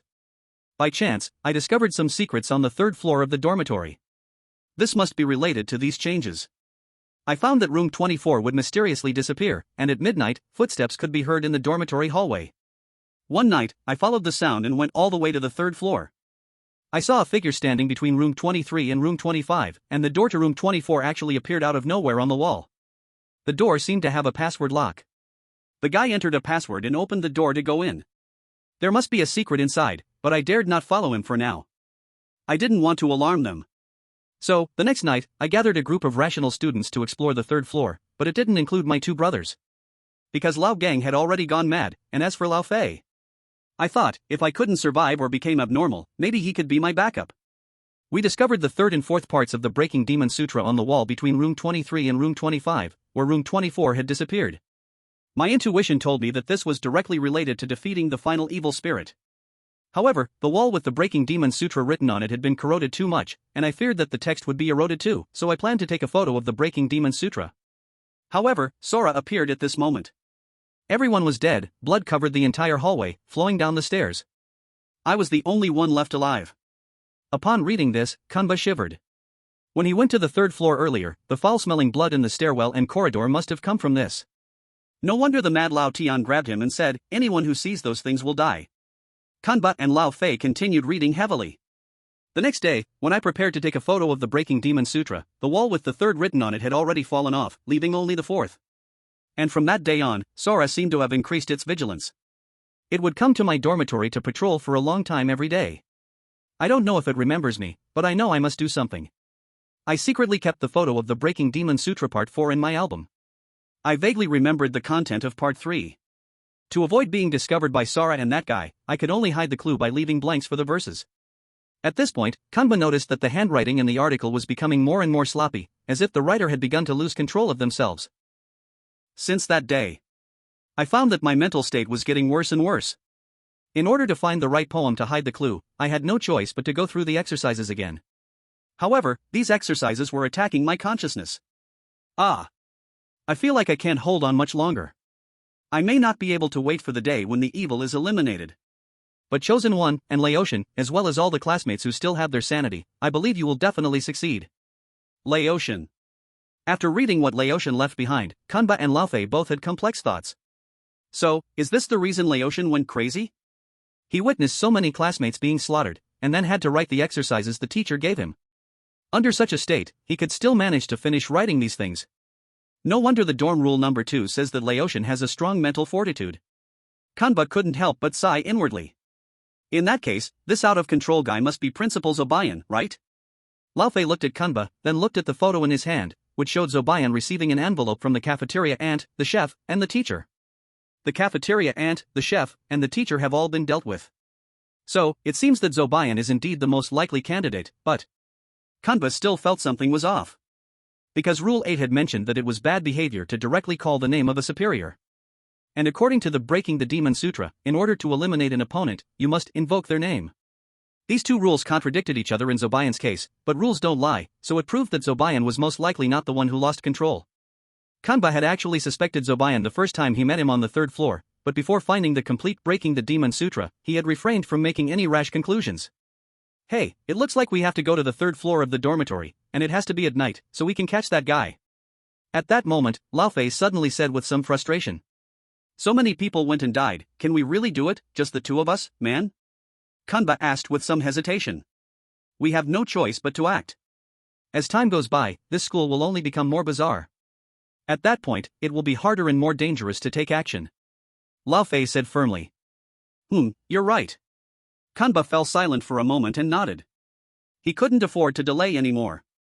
Besides, now the dorm only had him and Lao Fei as the two normal people, so it would be more convenient to act. And at that moment, it's been a long day. Without you, my friend.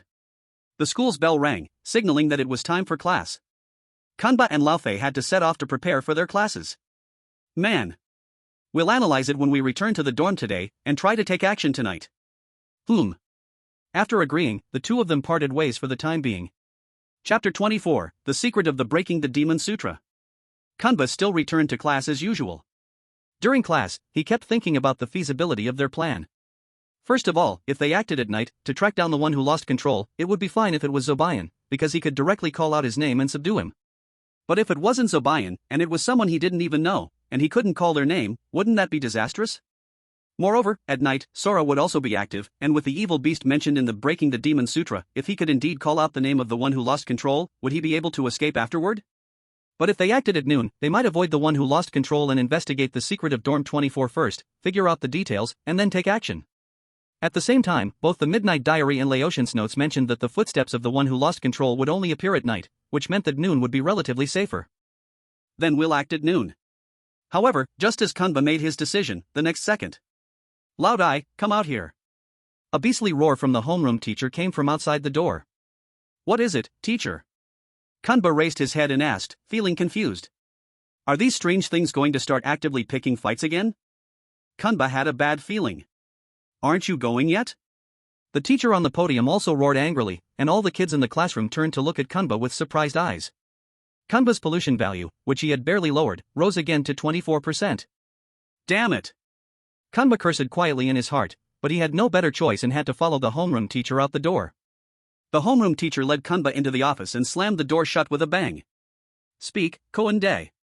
Someone reported that you bullied several classmates yesterday morning. How do you explain this?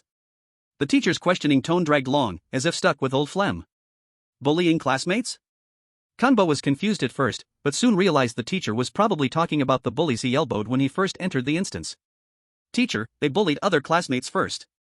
I just wanted to stop them, to protect those being bullied. Kanba answered calmly. Stop them? Who do you think you are, sticking your nose in? Why do they only bully that guy and not others? Surely that guy did something bad. You protecting him is helping the evil. The homeroom teacher chattered endlessly, his body starting to swell strangely. This time, the swelling was faster than yesterday, and Kanba's pollution value quickly rose to 36%. Man! Bang! Kanba jumped up with an angry roar and struck the homeroom teacher with an elbow, sending him flying out the window, leaving only shattered glass on the floor. Man! Why do I only elbow you and not others? Is it because you also did something bad? Ha! Kanba shouted toward the window, then turned and walked back to the classroom without looking back. Now, increasing pollution value and lowering sanity was becoming easier. Kanba's alarm bells rang. If he wasn't very familiar with Koen-da's character, he would probably be done for. I have to act. In the morning, Kanba still followed the routine, sleeping in class, playing basketball with the kids after class, finally reaching lunchtime. Kanba rushed to the cafeteria and got a self-serve iced tea with big elbow meal, lowering his pollution value to the minimum to prepare for action. Back in the dorm, Lao Fei had been waiting for a long time, and on the floor, Lao Tian's body was gone, leaving only a dragged bloodstain. Someone must have taken him away. So, man? Kanba first asked Lao Fei's opinion. Of course we act, but before that, I found some issues. Lao Fei said coldly. First, we don't know how to find the hidden room 24. Even if we do, Lao Tian's note said the door has a password lock, and we don't know the password. Yeah, the password, what could it be? Kanba had thought about this morning. If he knew the person who set the password well, he might guess based on important dates in that person's life, like birthday or wedding anniversary. But the one who set the password, the out-of-control person, Kanba couldn't identify yet. Without enough clues, acting rashly would obviously be unwise. And there's another problem. Lao Fei continued. Don't you find it strange why the contents of the demon-breaking scripture appear at the door that guy goes in and out every day? If this demon-breaking scripture was really meant for him, wouldn't he know? Would he just leave it at his door for people to find? If it were me, I'd destroy it immediately. That's true. Could it be that person is blind and can't see? Kanba scratched his head. Ha? Blind? Could it be that lucky? Lao Fei sneered. Maybe. Wait. Blind. Suddenly, an image of a blind man wearing sunglasses with empty eyes appeared in Kanba's mind. He immediately remembered something. Could it be really him? Dragon Kingdom Intelligence Department. At this moment, a large number of intelligence analysts were deeply focused on their work. Watching Kanba in the live broadcast, looking helpless, Minister Hu Fangzhou also felt a mix of emotions. Now Dragon Kingdom only had one last chance to make a call, and they did not dare to waste it carelessly, feeling extreme pressure. Minister! Suddenly, the tense atmosphere was broken by an analyst's exclamation. Is there a clue? Everyone in the intelligence room looked at him with expectant eyes. Everyone I might know who that out-of-control guy is. The analyst looked excited, trembling all over, as if he had made a major discovery. Oh? Quickly tell us. Hu Fangzhou hurriedly asked. Minister, if we arrange the demon-breaking scripture line by line vertically, like this. Invoke his name. Then control his form. Evil spirits and things. Judge them with benevolence. Demon spirit then disappears. Evil beasts act lewdly. I take my name. Spread it in history. And we all know, under each title of the demon-breaking scripture, there is a symbol. At first I thought it was the author's name, but that seems impossible. This symbol itself has no special meaning, so I focused on its structure. Look, doesn't this symbol look like a greater than sign, made of two slanting lines? And when reading some poems, we can read not only horizontally but also vertically, like acrostic poems. This demon-breaking scripture should be read diagonally, following the shape of the character. Look. Invoke his name. If we extract the characters along these two diagonal lines, we can form a sentence. Invoke control of benevolence disappears acts take spread. And its homophone is. The out-of-control person is Zobayan. Everyone in the intelligence department exclaimed as if suddenly enlightened. So this symbol, which looks like a lying 8, is actually the reading path hiding the secret of the demon-breaking scripture. No wonder it appears repeatedly in each passage to remind us. Hu Fangzhou clenched his fists, looking excited, as if victory was one step closer for Dragon Kingdom. Immediately informed Kanba of this discovery. Yes. Chapter 25, The Hidden Dorm Room Number 24. Chapter 25, The Hidden Dorm Room Number 24, could it be really him? Kanba shivered in fear as he thought carefully. The saying the out-of-control person is blind seemed absurd, but combined with previous discoveries, it was not groundless. Zobayan always wore sunglasses and had no eyeballs. He most likely sensed the surroundings through smell or other senses, which explained why he could not see the words on the wall. Previously, when Kanba met Zobayan on the third floor of the dormitory, the other seemed unwilling to let Kanba stay there, clearly hiding something. At that moment, Kanba heard the voice of his intelligence department again in his ear. Kanba, the correct reading method of the demon-breaking scripture is along its diagonal. That is, following the trajectory of the character. You will get a sentence, invoke control of benevolence disappears acts take spread, which sounds like, the out-of-control person is Zobayan. So now we can almost confirm, the out-of-control person is Zobayan. Please act carefully, we are always with you. What? So that's it. Kanba suddenly understood, but soon fell into doubt again. If the out-of-control person really is Zobayan, according to the demon-breaking scripture, he should be subdued by invoking his name. But initial Rule 8 also says not to call the master's name directly, creating a contradictory situation. Wait, initial Rule 8. Kanba seemed to notice something was wrong. The exact words of initial Rule 8 are. The rules only said the instructors don't like being called by their names directly, it didn't say we can't say their names. Is it possible that the rule says the instructor, Zobayan, doesn't like being called by name because if we call his name, he will be destroyed? I see. Kanba suddenly had a sudden understanding. Man. At that moment, Kanba threw an excited look at Lao Fei. I think we can act now. The out-of-control person is Zobayan. If we really meet him, we just call his name. Then, Kanba showed Lao Fei the correct way to read the demon-breaking scripture, and Lao Fei was also suddenly enlightened. I see, as long as we destroy him, the campus will return to normal. So, man, should we still go to dorm 24? Or should we wait for Zobayan to come to us? Kanba asked Lao Fei. I think we still need to go to dorm 24. There must be many secrets of Zobayan hidden there. Before destroying him, we must be fully prepared. That's true, and man, I know some of Zobayan's life events, I should be able to guess the password on dorm 24's door. Then no delay, let's act. Yes. Man. Kanba and Lao Fei directly opened the door and left the dorm, and at the same time, the bedtime bell rang softly. It's been a long day. Without you, my friend. Quiet, Sora is about to start the action. Mm. The two walked on tiptoe, carefully approaching the stairway. They didn't hear Sora's footsteps, everything was going smoothly. And just as they got close to the third floor. Day. Footsteps of Sora came from not far away. Kanba and Laufey were startled at first, but soon they found Sora's footsteps were gradually moving away, going in the opposite direction. Dormitories, like most teaching buildings, have two stair entrances. Kanba and Laufey carefully peeked out, and saw Sora was facing away from them, climbing toward the other stair entrance. Day. Soon, Sora entered the stair entrance and went toward the second floor.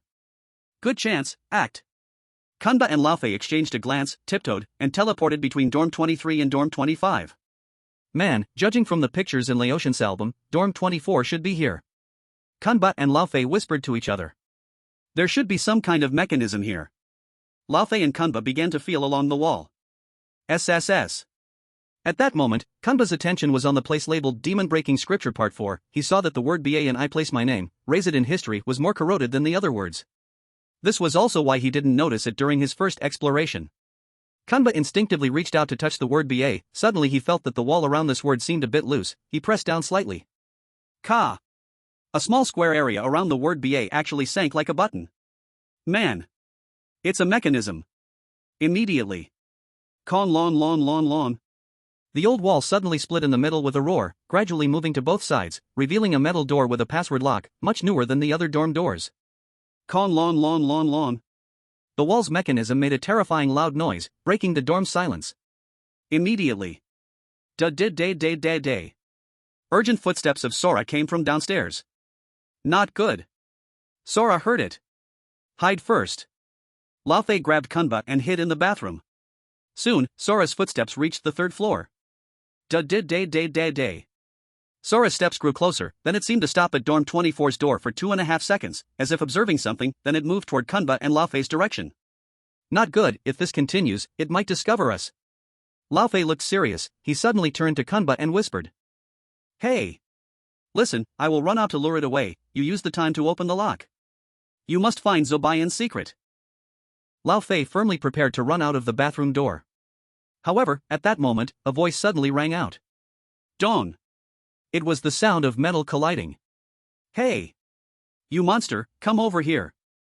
A familiar shout suddenly echoed in the hallway. Laufey and Koenba froze in place. It's Lao Tian. He's still alive? Day. The sound of Sora changing direction came from the hallway, and Koenba and Laufey poked their heads out from the bathroom door, only to see Lao Tian standing right in front of them, with Sora lunging toward him. And on the ground, lay Lao Tian's old and somewhat broken crimson camera, which he had obviously used to smash Sora, drawing its attention. Koenba saw that, and in Lao Tian's eye, there was a flash of rationality like the reflection of light. They exchanged glances, and though Lao Tian didn't speak, Koenba and Laufey both understood. Lao Tian was preparing to distract Sora, giving them time to unlock the door. Then, Lao Tian decisively turned around, limping as he disappeared down the stairs, with Sora quickly following. Ba-ta. Day. Downstairs, the sound of Lao Tian's limping steps and Sora's chase echoed. Move. Laufey whispered urgently, as he and Koenba quickly rushed to dormitory 24's door. Chapter 26, The Days of the Plane Crash. What's the password? Hurry up and enter it. Laufey urged Koenba anxiously. Let's try this first, Zobayan's birthday. Koenba quickly entered 1969 on the password lock. Do. The password lock emitted a red light and a negative sound. Damn, try another one, Zobayan's total flying hours. Koenba quickly entered 1200. Do. Still wrong. Hey! Are you even capable? Laufey impatiently urged from the side. Man!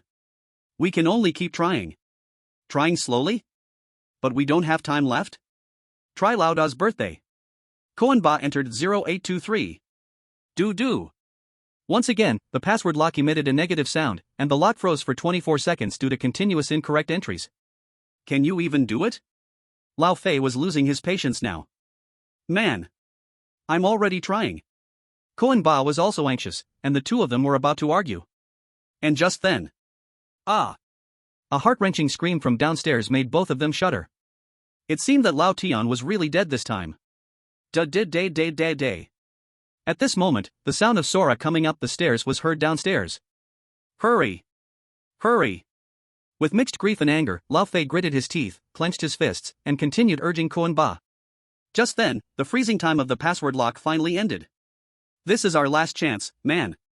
Koan Ba took a deep breath and entered 0126 on the password lock. January 26, the day when Zobayan and Laude crashed in their previous life. At the moment the password was entered, time seemed to freeze. Dong dong.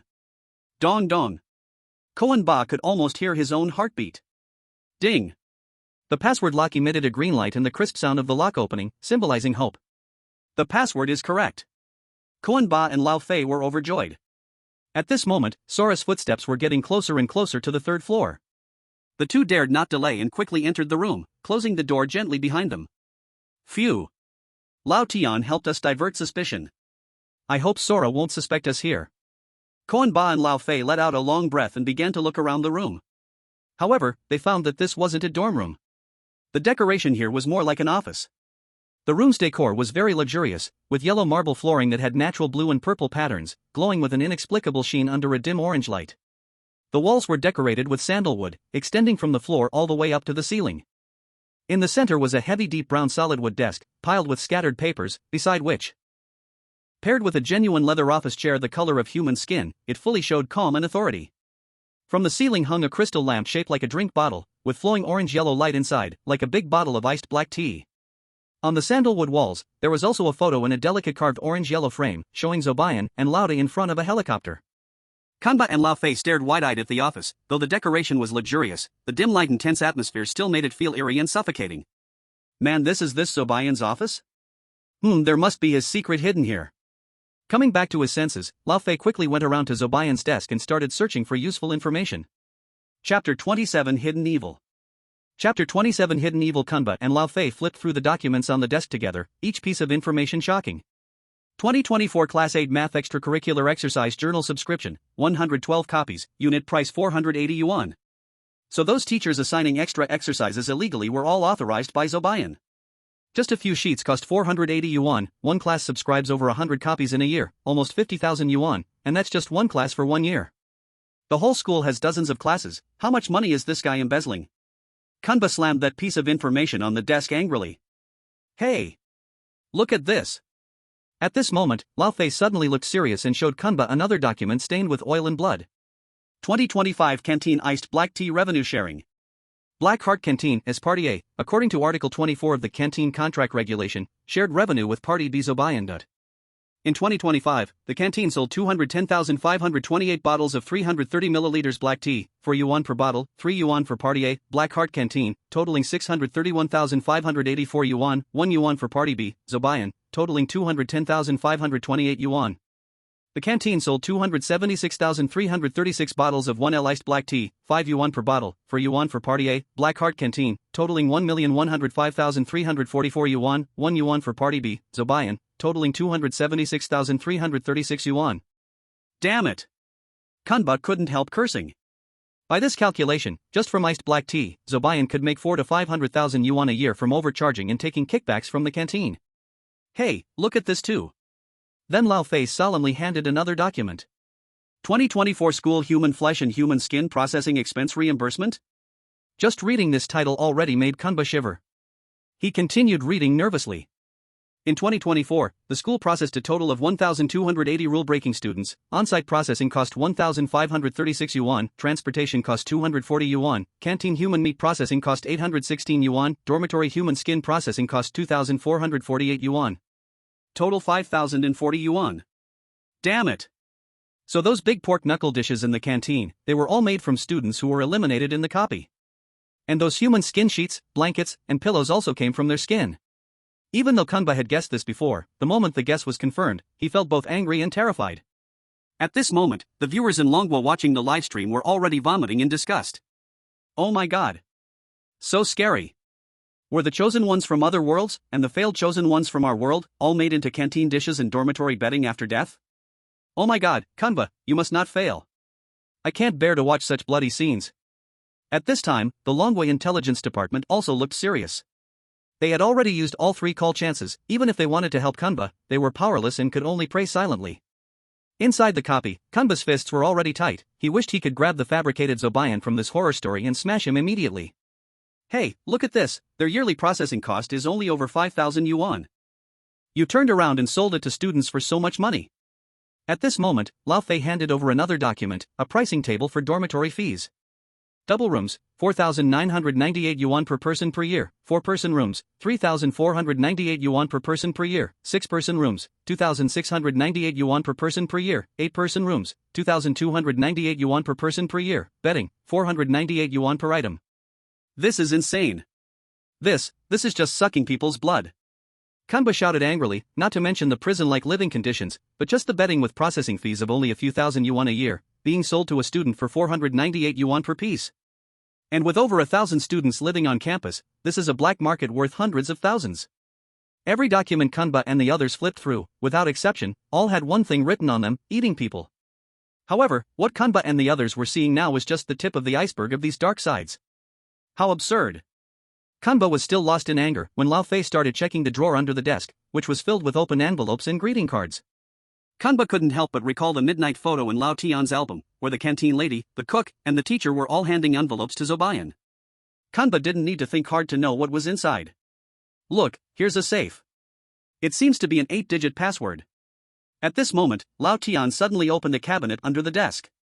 Kanba squatted down and looked over, and indeed saw a safe.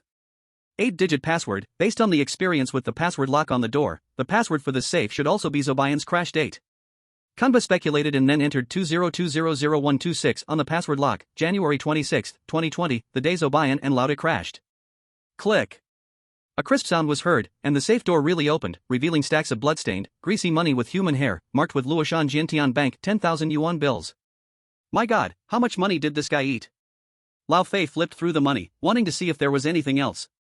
And indeed, they discovered something. There were 2 sheets of paper, folded together, resembling engineering blueprints. The 2 unfolded the blueprints, and one of them appeared to be a map of the school. At the topmost corner of the map, there was a circle marked with an H symbol, resembling a helipad. Man! What is this place? Kanba asked Lao Fei. I've only heard that it's the principal's private office area, and all students are forbidden to enter. Lao Fei answered.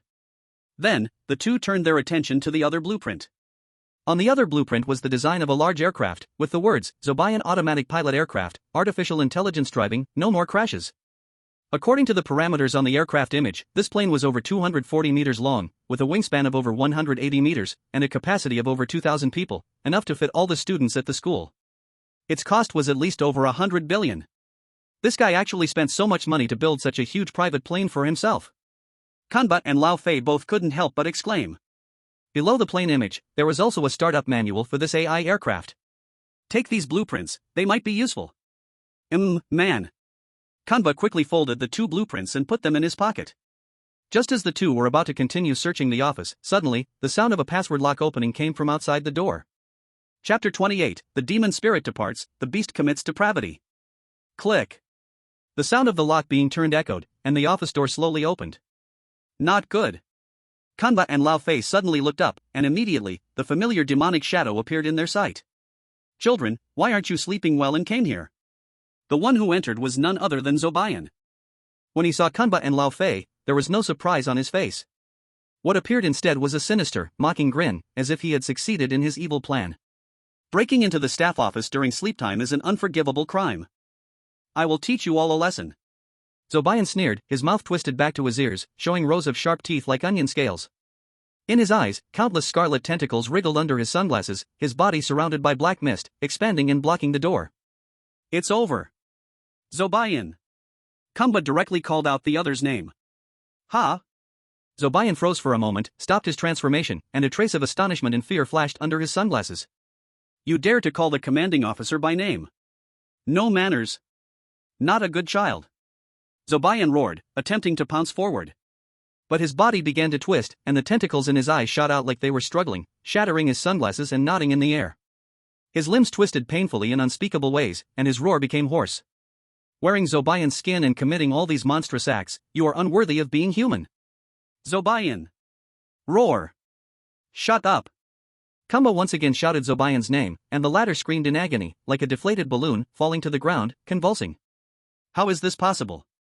Zobayan lay on the ground, his skin rapidly rotting into disgusting sticky foam, his bones dissolving quickly, and his body turning into a shapeless semi-liquid state.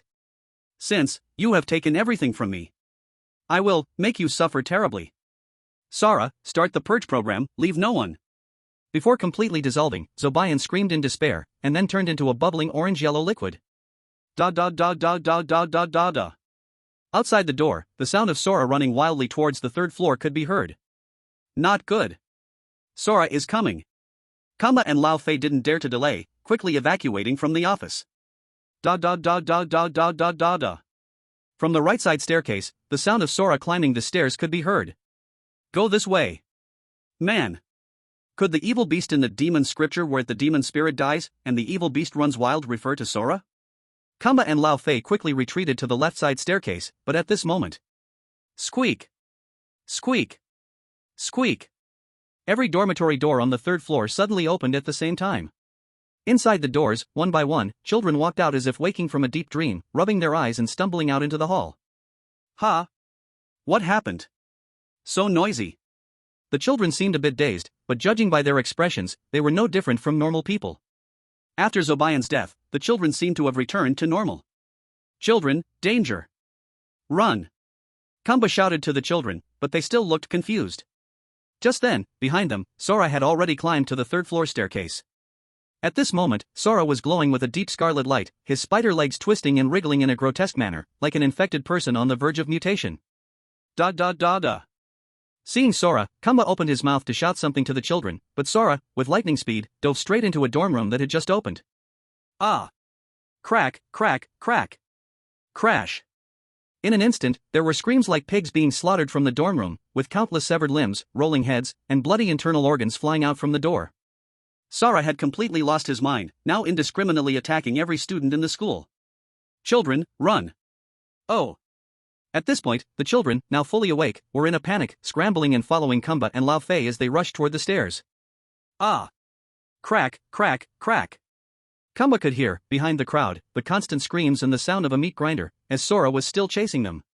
The corridor was filled with blood, and thick organs slid down the stairs, while countless heads rolled down the steps.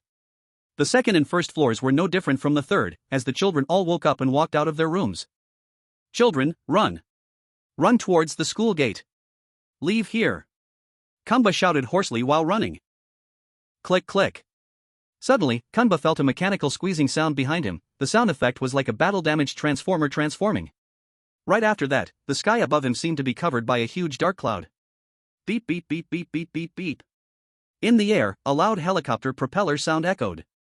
Kamba looked up and discovered it was a monster shaped like a helicopter, with 6 strong legs and a shark's mouth full of sharp teeth. On the display screen right in front of the monster, 4 blood-red characters lit up, Sora. Sora, transformed? Into a helicopter? Kamba was shocked. A dual attribute bloodline suppression made his body tremble, and even his steps to escape felt as if they were filled with lead. This was the monster drawn by Lao Tian. This was the Sora Lao Tian saw.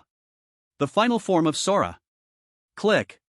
At that moment, Sora above them opened its blood-red mouth, and the barrel of a Gatling gun extended from its mouth.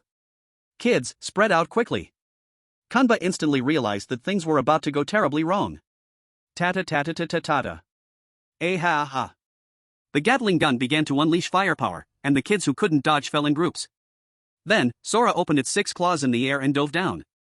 Its sharp claws and the spinning propellers sent human fragments flying everywhere. Run! In a panic, the children were instantly scattered, with some following Kamba toward the school gate. Kids, escape now! Just as Kamba was leading the children to break out and end this terrifying instance, suddenly. Boom! The earth trembled with a loud roar, and the ground in front of the school gate cracked open, creating a huge chasm that separated the outside world from them, one that humans could not cross. Boom! Disaster never comes alone. Kamba felt the land under his feet continue to sink, and his vision gradually dropped below the horizon, as if the earth was going to swallow this school whole. Man! No! Kamba looked at the freedom on the other side, increasingly distant and unreachable, and screamed in despair. At that moment, Lao Fei suddenly slapped him on the shoulder. Hey! It's not over yet. Kamba looked up at Lao Fei and suddenly thought of something. The plane. Zobayan's private jet. Chapter 29, The Real Man. Dragon Country's Intelligence Department. Everyone had a serious expression as they watched the live broadcast of Kunba leading the children to escape from Sora's pursuit. How could this happen?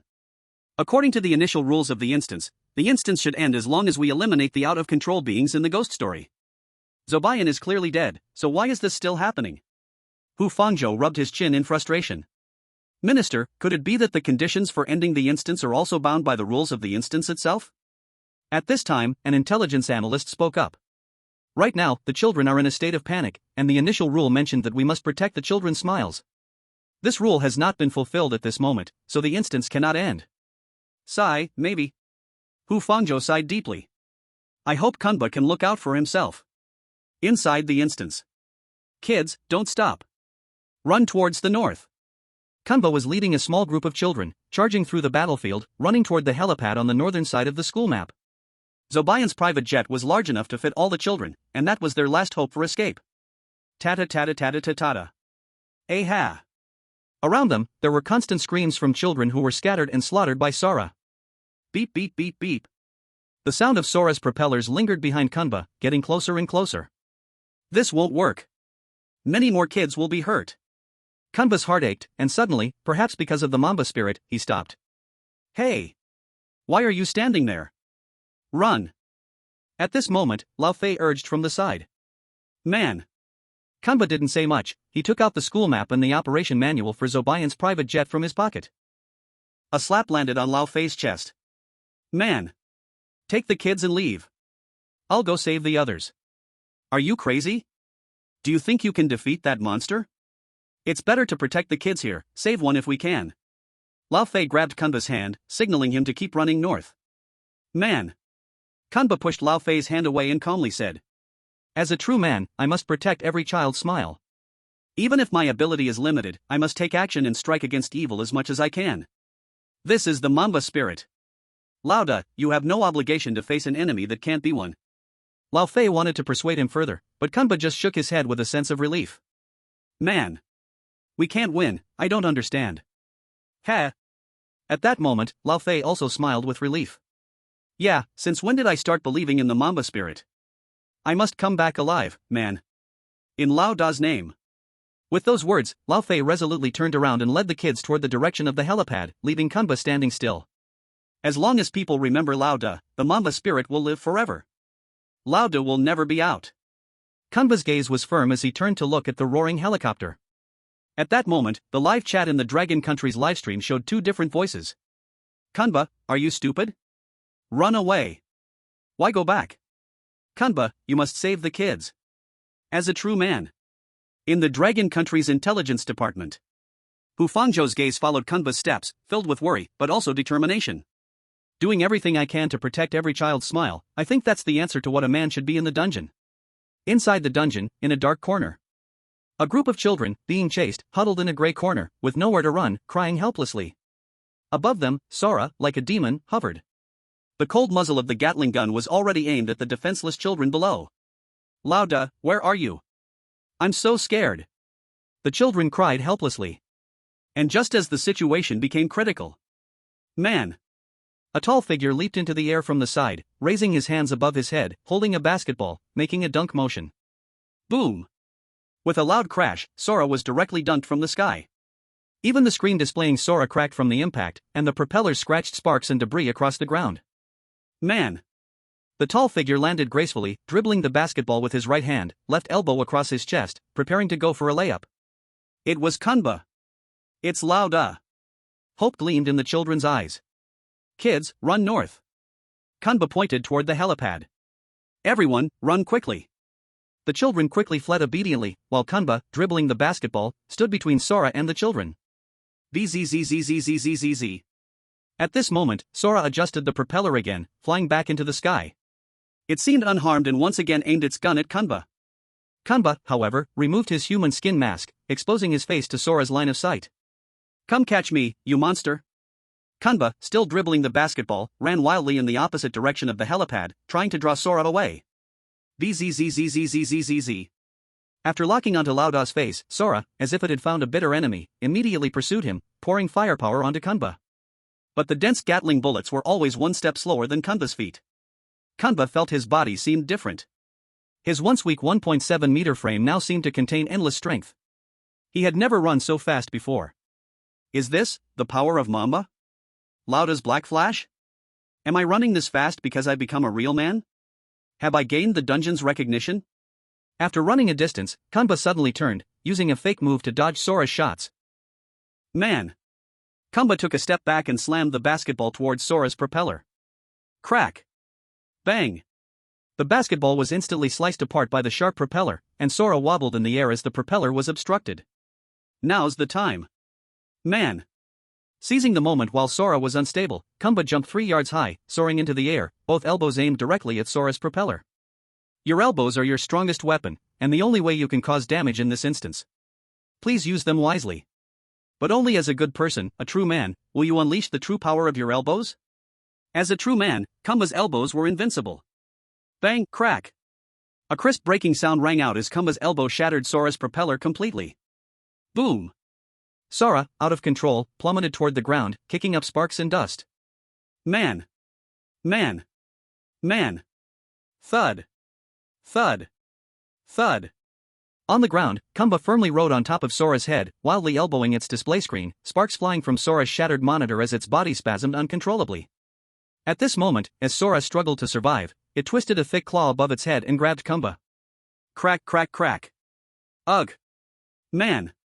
Kumba let out a terrible scream, feeling as though all 24 of his ribs had snapped at once, his organs crushed by Sora's sharp claws. In a state of madness, Sora grabbed Kumba and immediately shoved him toward its massive shark mouth filled with serrated teeth. Man!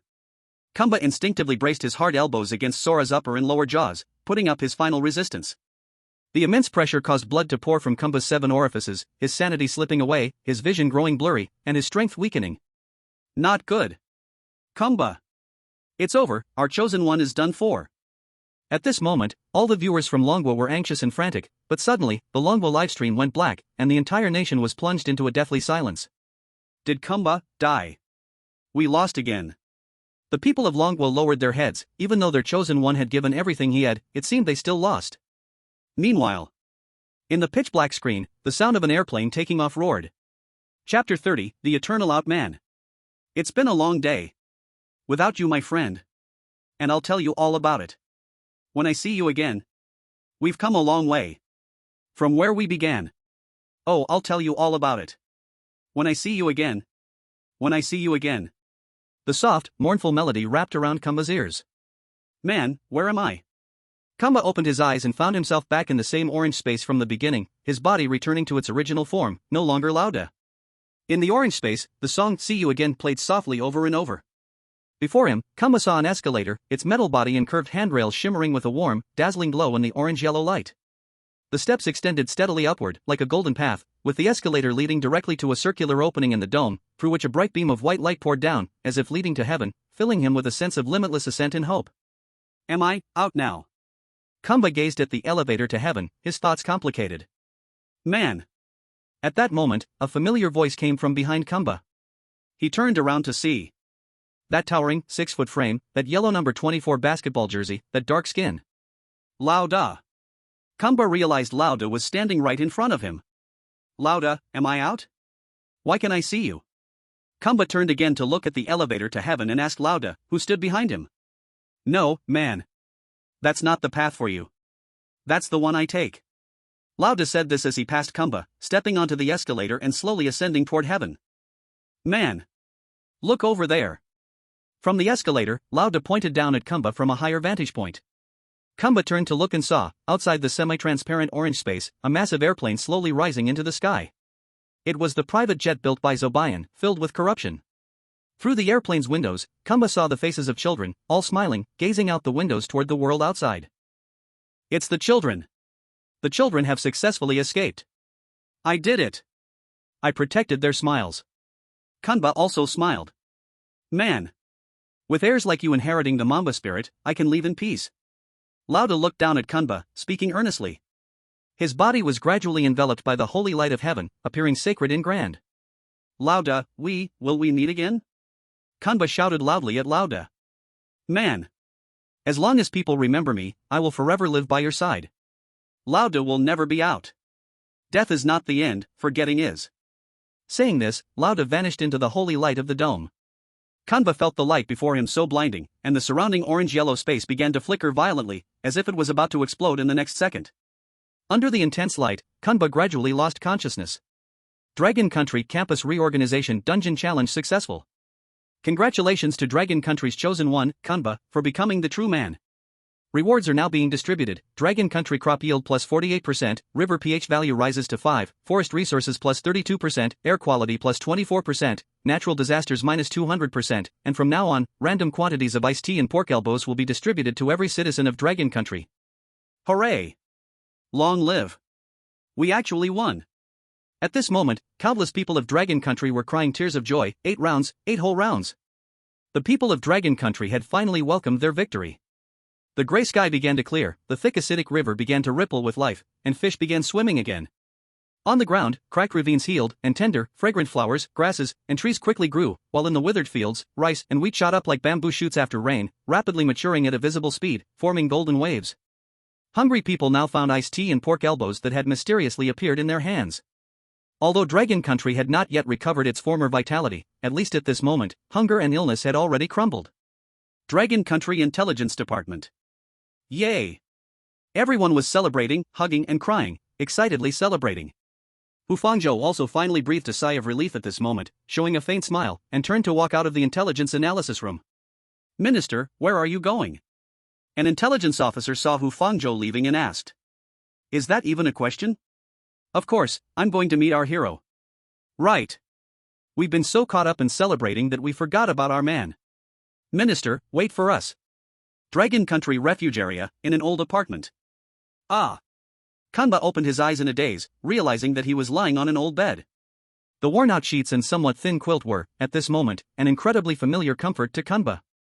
Am I back? Kanba stared at the ceiling, lost in thought. After a long while, he suddenly heard a commotion downstairs in his apartment building. He got up, walked to the rusty bed, and discovered that the downstairs was already surrounded by people, with red banners everywhere saying Kanba is awesome, man.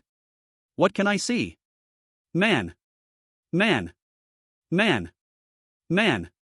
Downstairs, everyone was cheering, clearly eager to see the national hero of Dragon Country. In the area closest to the building, the military had surrounded it, and a group of well-dressed figures stood below, including Hu Fangzhou and other top national officials, seemingly waiting for Kanba's arrival. I became a man. I became everyone's hero. Kanba also eagerly prepared to go downstairs and receive everyone's cheers. However, at that moment, his peripheral vision suddenly caught sight of something familiar, causing a chill to run down his back. This is... Kanba nervously turned his head. On his old table lay the thickly blood-stained Midnight Diary. How could this thing be brought back with me from the dungeon? Kanba swallowed a mouthful of saliva. Could it be the story isn't over yet? Asterisk, to be continued. Chapter 1 They are back. Chapter 1 They are back. That day. Humanity remembered again. The fear ruled by those creatures. And there, in front of the screen, lay the helpless humiliation. So, the man returned, carrying his basketball and his elbow strikes. What can I say? Mamba Out. In the blink of an eye, the campus rectification chapter had passed 8 months. During this time, strange rumors had not appeared again, and the world seemed to have returned to normal and peaceful. However, subtle changes had occurred in this world. Influenced by the spirit of Kanba from the chapter, the Mamba spirit spread throughout the Dragon Kingdom for a time. Faced with darkness, people learned to elbow out injustice and exploitation. In society, no one dared to bully others. In the workplace, no one dared to exploit. In politics, no one dared to be corrupt. The elderly had support, the young were cared for, workers were paid, education was useful, and the entire country prospered. And Kanba had gone from an unknown nobody to a star in the spotlight. He had long since forgotten that bloody midnight diary that he left behind. It was another bright afternoon. Living in a spacious apartment allocated by the country, Kanba lay on a rocking chair enjoying the sunbath. Dee. At this moment, Kanba's phone rang. Hello? Kanba picked up the phone. Mr. Kanba, this afternoon you have a speech at your alma mater, Shijing University. Don't be late. Got it. Kanba hung up the phone and continued enjoying his afternoon. However, just then. Boom boom boom.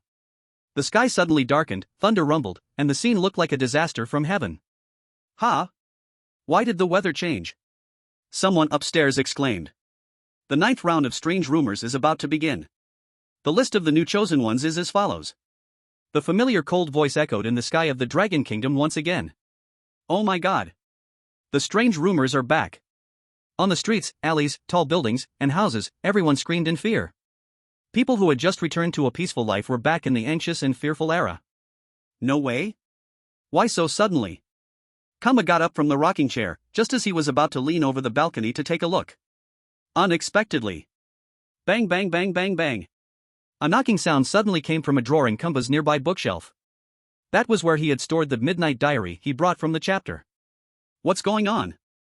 Kamba couldn't even remember what he had placed in that drawer, so he walked over and opened it. The next moment. Shwa! Ah! Several blood-red twisted ghostly hands suddenly emerged from the drawer, grabbing Kamba's head and pulling him in a terribly distorted posture into the narrow drawer. Darkness, pure darkness. Then, a faint light appeared, an orange-yellow glow. Kamba opened his eyes and found himself back in that familiar glowing space. Kamba, 23 years old, a graduate of the Department of Arts from Shijing University, an orphan, no life raft. Height, 170 centimeters, endurance, B, speed, C, strength, D, intelligence, B, special skill, a well-behaved young man who follows the rules. Comprehensive rating, 58/100. The cold mechanical broadcast voice echoed. Damn. How is it me again? Kamba was stunned for a moment, then quickly realized that this time, the chapter had chosen him again. The chosen one isn't randomly selected, right? There are 700 or 800 million people in the Dragon Kingdom. There's no way it could be me again, right? At this moment, countless Dragon Kingdom viewers had already burst into joy. Great! It's Kamba again. We're saved. What a coincidence. Looks like Kamba has a real connection with this chapter. May heaven bless our Dragon Kingdom. At this moment, the orange-yellow space in front of Kamba gradually dissipated. He felt his vision go dark, and then he sat on something soft. A faint smell of sweat and rot immediately hit him. What? What is this place? Kamba was sure that he was fully awake, which meant he was in a dark environment. After a moment, Kamba's eyes gradually adjusted to the surrounding environment. He then realized that he seemed to be in a room. Outside the broken window, there was a round moon. The moon was orange-yellow in color. This is... Kamba instinctively reached out to feel around, and finally touched something like a switch. Click. The room was instantly lit by a dim orange-yellow light, and Kamba realized he was wearing that familiar number 8 yellow basketball jersey again. His skin had turned black. He was in a narrow bedroom, sitting on a messy bed. On a decaying wooden nightstand beside him, there was a bottle of iced tea, and under the bed, a basketball full of dust and cracks. On the bed, Kamba suddenly saw the blood-stained midnight diary. Damn! Lao Da again? Kamba exclaimed, looking at his dark hands and the midnight diary. Could it be because this dungeon is a derivative of the last one, as the previous dungeon's finisher, was chosen first? Kamba guessed quietly. Children, welcome to the Society Reformation Dungeon. If you want to be a real man standing tall in society, follow the rules strictly. Lao Da's deep voice sounded again. Rule 1, you are a fresh, inexperienced worker, living in a cheap apartment, surrounded by many kinds of people. As a true man, you must understand human relations and get along with those around you. Rule 2, the character you play is Lao Da, but you are only an actor. Do not forget your real identity, and do not let people around you discover you are not the real Lao Da, or the consequences will be terrible. Rule 3, your cheap apartment is simple, but it is your shelter. Rent is due on the 8th of each month. As long as you pay on time, this place belongs to you. The night society is dangerous, do not make yourself homeless. Rule 4, you have many neighbors, dealing with them is unavoidable. There are all kinds of people in the world, so face them with calm and wise behavior. Rule 5, tomorrow morning at 8 o'clock, you will attend an interview at the Luoshan Machine Smashing Group. Present yourself in the best way, give perfect answers, and pass the interview. A real man cannot live without work. Rule 6, you are the master of your home. When friends or relatives visit, host them properly, making them feel like honored guests. Rule 7, your elbows are your strongest weapon, and the only way to cause damage in this dungeon. Use them wisely. But only as a true man can your elbows unleash full power. Rule 8, the new year is coming. Save money for a plane ticket to go home, reunite with family and friends, and be part of the joy. This dungeon is 5-star difficulty. Wish you an exciting life. After the rules finished, the whole world erupted. God! Even the last 4-star dungeon's final survivors were only a few. Now a 5-star comes, is this the extinction of humanity? Japanese netizen, Soga. Our great Wat Empire learned from last dungeon. In these 8 months we analyzed Lao Da fully. A mere 5-star dungeon? Easy win. Korean netizen, our chosen one, Kim Shin-ben Appa, is a brilliant scholar. As Confucius descendant, we understand human relations better than some barbaric nations, Samhita. Chinese netizen, the dogs are bouncing again? Haven't our Kunba's punches smashed their faces yet? However, the person who should feel most confident in the world, Kunba, looked solemn. Because he knew, the vast world is ever-changing, and the cruel society is not comparable to the small school campus before. Chapter 2, Rectifying the Evil Landlord. Chapter 2, Rectifying the Evil Landlord. Kunba recalled these 8 initial rules. Among them, Rule 2 and Rule 7 were almost the same as the previous campus mission, both saying not to let others find out that you're not a prisoner, and that the elbow is the strongest weapon, etc. With the flickering dim orange light, Kunba began to check all his belongings. He searched the entire room, and besides the broken bed, a rusty small alarm clock, and other shabby furniture, a basketball, a bottle of iced red tea, and an unsanitary bathroom, there was also a pair of basketball shoes that smelled bad and didn't need further explanation. Inside, there was 128 yuan left over from the previous campus mission. This is all my belongings? It's so poor. I still have to save the money from the last mission to use in this one? Kunba complained. At this moment, the orange moon outside the window slowly faded, and a ray of morning light appeared in the sky. Kunba looked at the rusty alarm clock on the bedside table, and the time had reached 6 o'clock. The interview is at 8 o'clock, and I must attend with the most perfect image. I need to tidy up now, leave early, and prepare for the road to the company. Kunba didn't dare to delay. He got up and entered the stinky bathroom, preparing to take a shower. There was no water heater in the bathroom, so Kunba could only take a cold shower with the old showerhead, then change into his basketball uniform, grab his special weapon iced red tea and basketball, and get ready to leave. However, at this moment... Knock knock knock. The old door was knocked on. Who is it? Kunba's heart skipped a beat as he asked warily. It's your landlord, open the door. A not-so-friendly voice responded from outside the door. Kunba glanced at the wall and found a yellowed calendar with the date marked as the 24th. Strange, today is only the 24th, Rule 3 clearly says the rent is due on the 8th. It's still early. What's going on? The sky was still not fully bright, and Kunba didn't dare open the door casually, because Rule 3 had stated that nighttime society is dangerous, and he didn't want to risk opening the door recklessly. But seeing that Kunba had not responded for a long time, the person outside the door actually started unlocking it himself. Click. The door lock made a crisp sound, and a middle-aged greasy man, with a bloated figure and a face full of wrinkles, wearing a pair of slippers, impatiently walked straight in. Hey! Are you sleeping? I've been knocking for so long and you won't open the door? The man's eyes squinted in a lecherous way, revealing a hint of murderous red light, and black energy surrounded him. He opened his mouth full of sharp teeth and roared at Kunba. Man! This is my rented place, how can you just come in whenever you want? Don't I have any privacy? Kunba said without fear. However, the landlord, who barged in, didn't seem to care about Kunba at all and yelled, I gave you the house, but the house is still mine. I can come in whenever I want. The landlord completely ignored Kunba and kept talking to himself, you, move out immediately.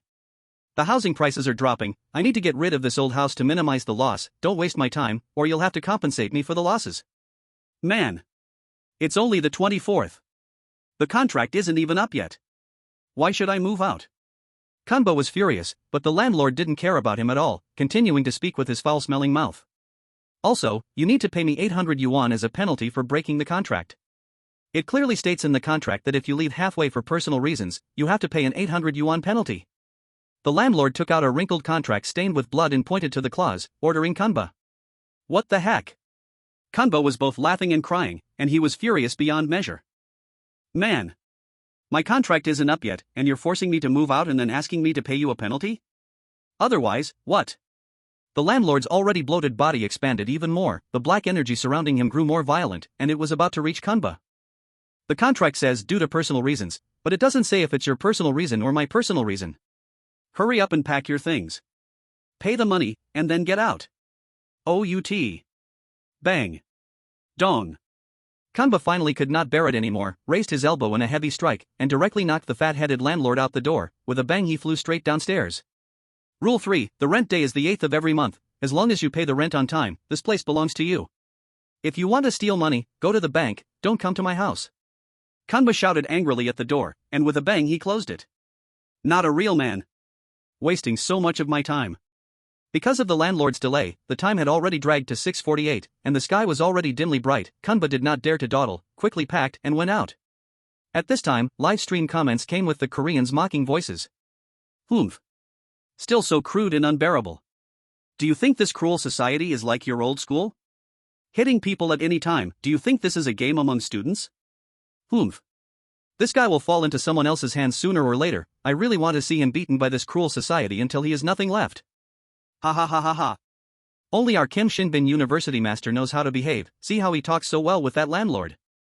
In the Korean instance, the Korean Beastard University honorary scholar Kim Shinbin also encountered the landlord's eviction, but he chose to reason with the landlord. Sir, hello, my rent is due on the 8th of next month. When it is due, I can move out, but you actively taking back the house early and asking for penalty is unreasonable and illegal. What reasonable or legal? This is my house, I let whoever I want live here. Hurry up and get out. Sir, what you are doing is unreasonable. If you have objections, we can go through legal procedures. I have to go to an interview and don't have time to talk about this now. Can you come later? Kim Shinbin kept a face of humble but fake smile typical of Koreans. But the landlord showed no intention of retreating. On the contrary, his weirdness intensified, his tiny eyes popped out of their sockets, and his swollen body floated in midair. Are you threatening me? Black energy on the landlord's body was about to swallow Kim Shinbin. Kim Shinbin, elbow him. At this moment, urgent calls from the Korean intelligence department reached Kim Shinbin's ears, but he did not dare to elbow the weird being in front of him. He had watched the last instance livestream, when the previous Korean chosen one Song Ninja pretended to be humble but then elbowed the weird being, raising suspicion, and immediately got a boxed lunch start. Ah ha ha, you are joking, don't be angry, I will move now. Timid Kim Shinbin had no choice but to obediently agree to move out. Hearing this, the landlord's swollen body finally shrank a little, but the greed on his face did not lessen at all. Just moving out is not enough. You also have to pay my penalty. Penalty? But I don't have money. Kim Shinbin showed difficulty, because in the previous instance, Korea did not clear the stage, he did not even have leftover living expenses like Kunba. No money? Ha ha ha. The landlord's mouth split to the ear, showing a strange evil smile. If no money, use something else as collateral. Saying this, the landlord stretched out a thick pig hand, tore off Kim Shinbin's basketball jersey and pants, then grabbed his neck, like holding a small chicken, and threw him downstairs. Ah! Kim Shinbin screamed, falling half dead. Pollution value shot up 24%, with only underwear left, even the starting special basketball and iced red tea were gone, his whole possessions only a pair of briefs. At this time, the bullet screen, the Dragon Country audience had already laughed till they fell over. Ha ha ha ha ha. People from the country of sticks, weren't you laughing at us for being crude? Now, your chosen one's naked image is truly elegant. Ha ha ha ha ha. Ha ha ha ha. I really want to see how he goes for the interview later, ha ha ha. At this moment, the netizens from the country of sticks were still holding their ground. Humph. What's the big deal with no clothes? Just relying on the talent of our golden scholar Ben, we can easily pass the interview. Exactly, those crude people from Dragon Country, let's wait and see. Chapter 3, On the Way to the Interview. Chapter 3, On the Way to the Interview, Kunba stepped out. The streets in the early morning were gray and hazy, unsure whether it was fog or smog, but it made the air feel irritating to breathe. Soon, Kunba spotted a bus station not far ahead. He walked over to check the route plan. Entering the bus station early in the morning, Kunba noticed that it was already packed with people. Although they were all dressed in suits, their eyes were hollow, their eye sockets deep, hunched over with a gaunt, skeletal appearance, as if drained of life, like malnourished zombies, lacking the vitality one would expect from a living person. Man! This is what it's like to be a worker just like me. Kunba didn't pay too much attention to the people around him. Instead, he began to plan his route by looking at the station's public notice board. Go to Luoshanji Hurin Group, I should take bus number 2408. I need to pass through 8 stops, the fare is 2.4 yuan, should be on time. At that moment. Ding ding. Kunba heard the bus horn behind him. He turned and saw that the 2408 bus was approaching. The bus's exterior was rusty, looking like a terminal disease patient with red scabs, disgusting to look at. The display light above the bus head was flashing the eerie green numbers 2408, which looked a little chilling in the gray morning light. Lucky me. Kunba got on the bus smoothly, paid the fare, and since the bus wasn't crowded yet, he casually chose a seat to sit down. Screech screech. The old bus groaned as it started. Kunba wanted to admire the city outside through the window, but the windows, already aged and dirty, were completely covered in mist, and Kunba couldn't see anything. Before he knew it, Kunba had passed 3 or 4 stops, and the bus gradually became filled with more passengers. Screech. The old bus doors opened again, and a hunched old lady with a fierce look, leaning on a cane, got on. Her face, though covered with deep cracks, had a sharp and menacing gleam in her eyes, making her look even more alive than the other passengers. Her cane, white and eerie, looked like it was made from human bones, sending a chilling shiver down one's spine. The old lady scanned the bus and realized that there were no seats left. Immediately, an unpleasant expression appeared on her face, and her cracked lips began muttering some filthy words that Kunba couldn't understand. At this moment, the old lady walked over to Kunba, perhaps thinking he was easy to bully, or maybe due to racial prejudice. She raised her cane and poked at Kunba. "You, ghost, move aside, give me your seat." The old lady's hoarse voice was colder than her bone-white cane, but Kunba didn't show any sign of fear. "Old woman, I'm very tired too, I need to sit." Kunba bluntly refused without hesitation. "What did you say?" The old lady's face, full of cracks, immediately began to rot, revealing the writhing, blood-covered skull beneath. "You're so young, don't you know how to respect the elderly and love the young? How is your floating wood raised? With your big muscles and strong body, can you be more tired than we elderly people? If your floating wood doesn't know how to educate, then let me teach you." The old lady's voice gradually transformed into a monstrous growl. Like an old witch, she seemed to rise into the air, raising her bone-white cane, ready to strike Kunba. Meanwhile, the netizens from the country of sticks were laughing like pigs in front of the live screen. "Ha ha ha ha. Doesn't even understand the etiquette of respecting the elderly and loving the young. How can your dragon country talk about human relations? A group of savage beasts, ha ha ha ha ha. Wait to be turned into meat paste by the weirdness. Ha ha ha ha." Netizens from the stick country laughed madly. However, inside the instance. OUT. Crack. Kunba didn't say a word, an elbow strike, just heard a crisp sound of glass breaking. The old lady was sent straight out of the car window. Everyone should respect the old and love the young, but who cares for us young people rushing day and night? At this age and still don't understand first come first serve, less sensible than us young people, and still want to teach others? OUT. Kunba shouted angrily at the car window. "Besides, I don't have a floating stick, cannot choose, sorry, ha ha ha ha." Kunba laughed and returned to his seat, and at this moment the bus squeaked and started, leaving the old lady, who had been elbowed to the ground, on the road. "Sarah Lang. Sarah Lang. Someone is bullying me, a powerless old lady." Outside, the old lady's ghost-like wailing could still be heard, yet Kunba sat in his seat without any response. "Who will judge for me? VZZZ. Ah." On the road came the roaring of passing cars and crushing sounds. The old lady's cries suddenly stopped. "Man. Today another trouble removed." After finishing the old lady's long and smelly trivial matters, Kunba's journey became smooth. Soon, he arrived at his workplace, got off the bus, and before his eyes was a not-too-tall office building, its surface covered with clumsy yellow and purple graffiti, with a black mamba snake coiled around it. On the office building's sign, it boldly read, "Mountain falling machine hitting people." Man. This is it. Before getting off, Kunba checked the clock on the bus. It was 7:48, entering now, he could still make the interview.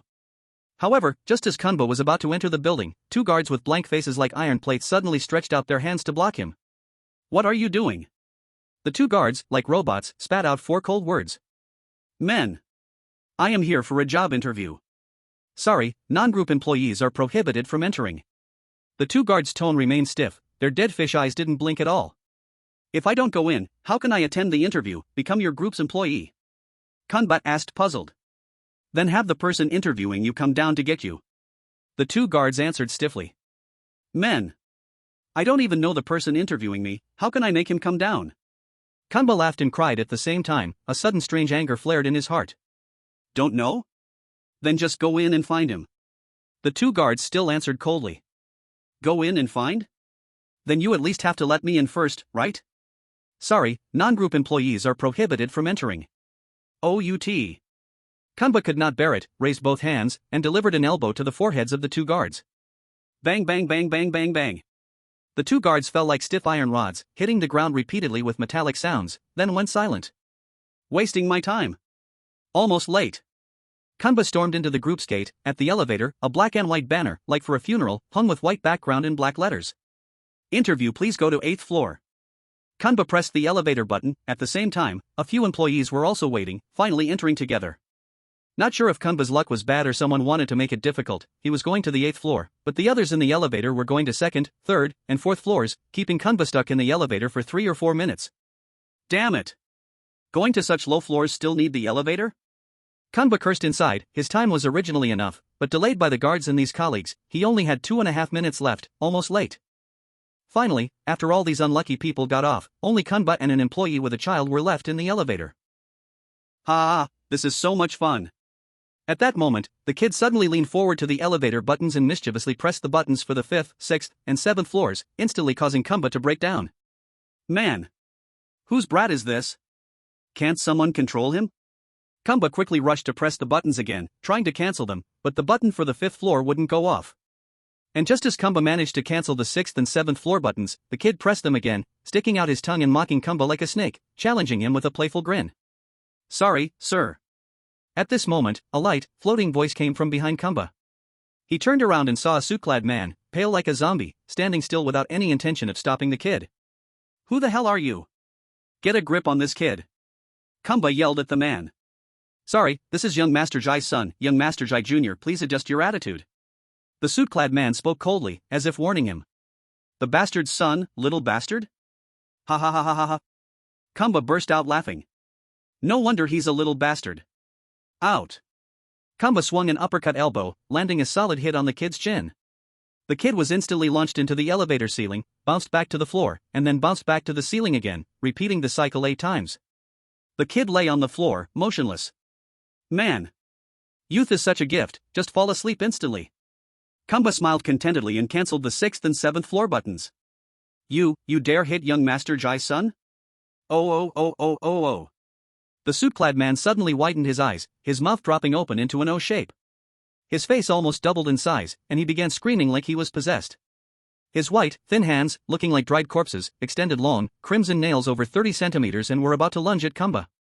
Man! Before the suit-clad man could attack, Kunba threw another uppercut elbow, hitting him in the chin, sending him bouncing 8 times. No one in the company can control him, right? Well, the person who can control him is here today. Man! At this point, viewers from South Korea in the live chat couldn't sit still. Wait, isn't the rule supposed to be about being a man of integrity? About getting along with others?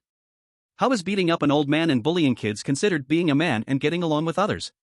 Isn't this a violation?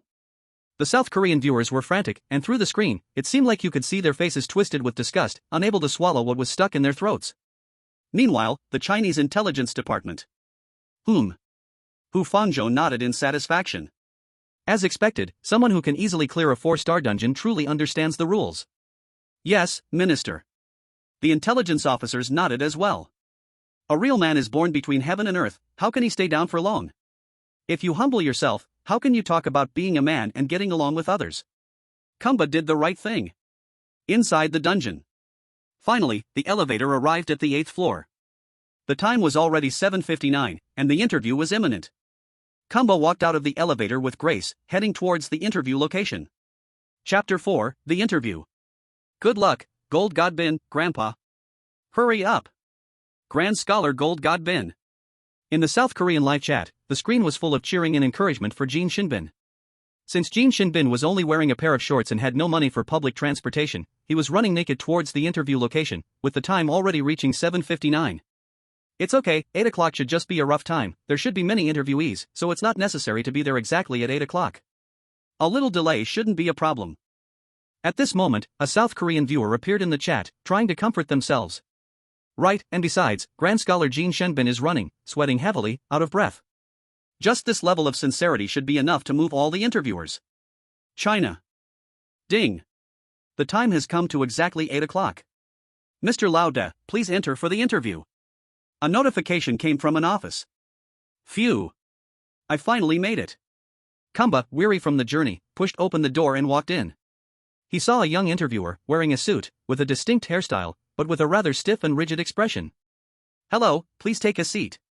The interviewer raised an arm, like a puppet on strings, and pointed to the seat across the desk. And how, man? Kunba greeted politely. Mr. Lauda, could you please tell us why you have chosen our group? The interviewer got straight to the point, without any small talk. At this moment, the hearts of people from the Dragon Country in front of the screens were in their throats. In the modern workplace, questions like "Why have you chosen our group?" are almost a standard part of every interview. They seem simple, but in reality, they are a deadly question for many candidates. Answering too conventionally makes it hard to leave a strong impression, while trying something too out of the box can easily backfire. And in the weird world of interviews, if you answer wrong, you never know what terrifying consequences might follow. Kunba, don't let us down. Hu Fangzhou stared at the screen intently. At this moment, Kamba, looking relaxed, spoke up. Because, you are hiring people. Dead silence.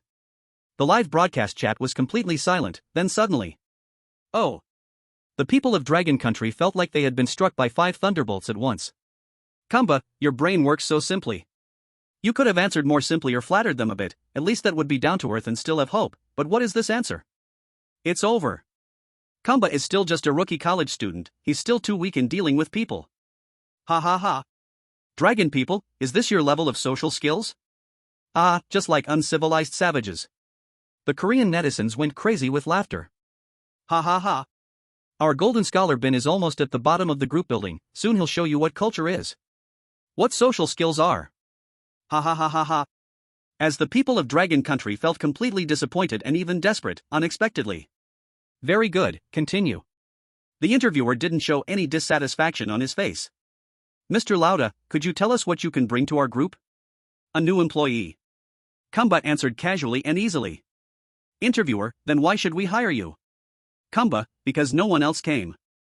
Interviewer, please give us your work goals for the next 5 years in our company. Kamba, to become an employee with 5 years of work experience. After a round of questions, the people of Dragon Country were all dumbfounded. The comments section was filled with silence. Ha ha ha ha. Dragon Country is finished. They were so cocky at the beginning, now they're all dumbfounded? Ha ha ha ha. The Western netizens started barking excitedly. However, to everyone's surprise, congratulations, Mr. Lauda, you have successfully passed our first round of interviews. Please exit and turn left to head to Supervisor Wang's office for the next round of interviews. The interviewer stood up, made a gesture to shake Kamba's hand, and pointed out the direction to exit. Thanks, man. Kamba calmly got up and left. What the hell? How is this possible? The comments section flipped again, now filled with question marks and exclamation points. Dragon Country Intelligence Department. I see now. At this moment, the intelligence analyst slapped the table in realization. As the rule said, Kamba is a cowhorse. What's a cowhorse? It's someone who only knows how to work hard and has no independent thinking. Kamba's answer showed a naive, clueless energy, which is exactly what capitalists who love to exploit want. Very good. Hu Fangzhou nodded in satisfaction. Inside the weird world of the interview, Kamba exited and turned left, entering the next office. At the desk sat a gray-haired man in a suit, looking a bit older than the previous interviewer, but his expression was also as stiff as a board. Mr. Lau, may I ask what is your university's QS ranking? The second-round interviewer didn't waste any time and started asking questions directly. I don't know the QS ranking, but I just graduated from the 24th Middle School of Luoshanji. If you're interested, you can check it out. Kamba answered with a smile on his face. High school diploma?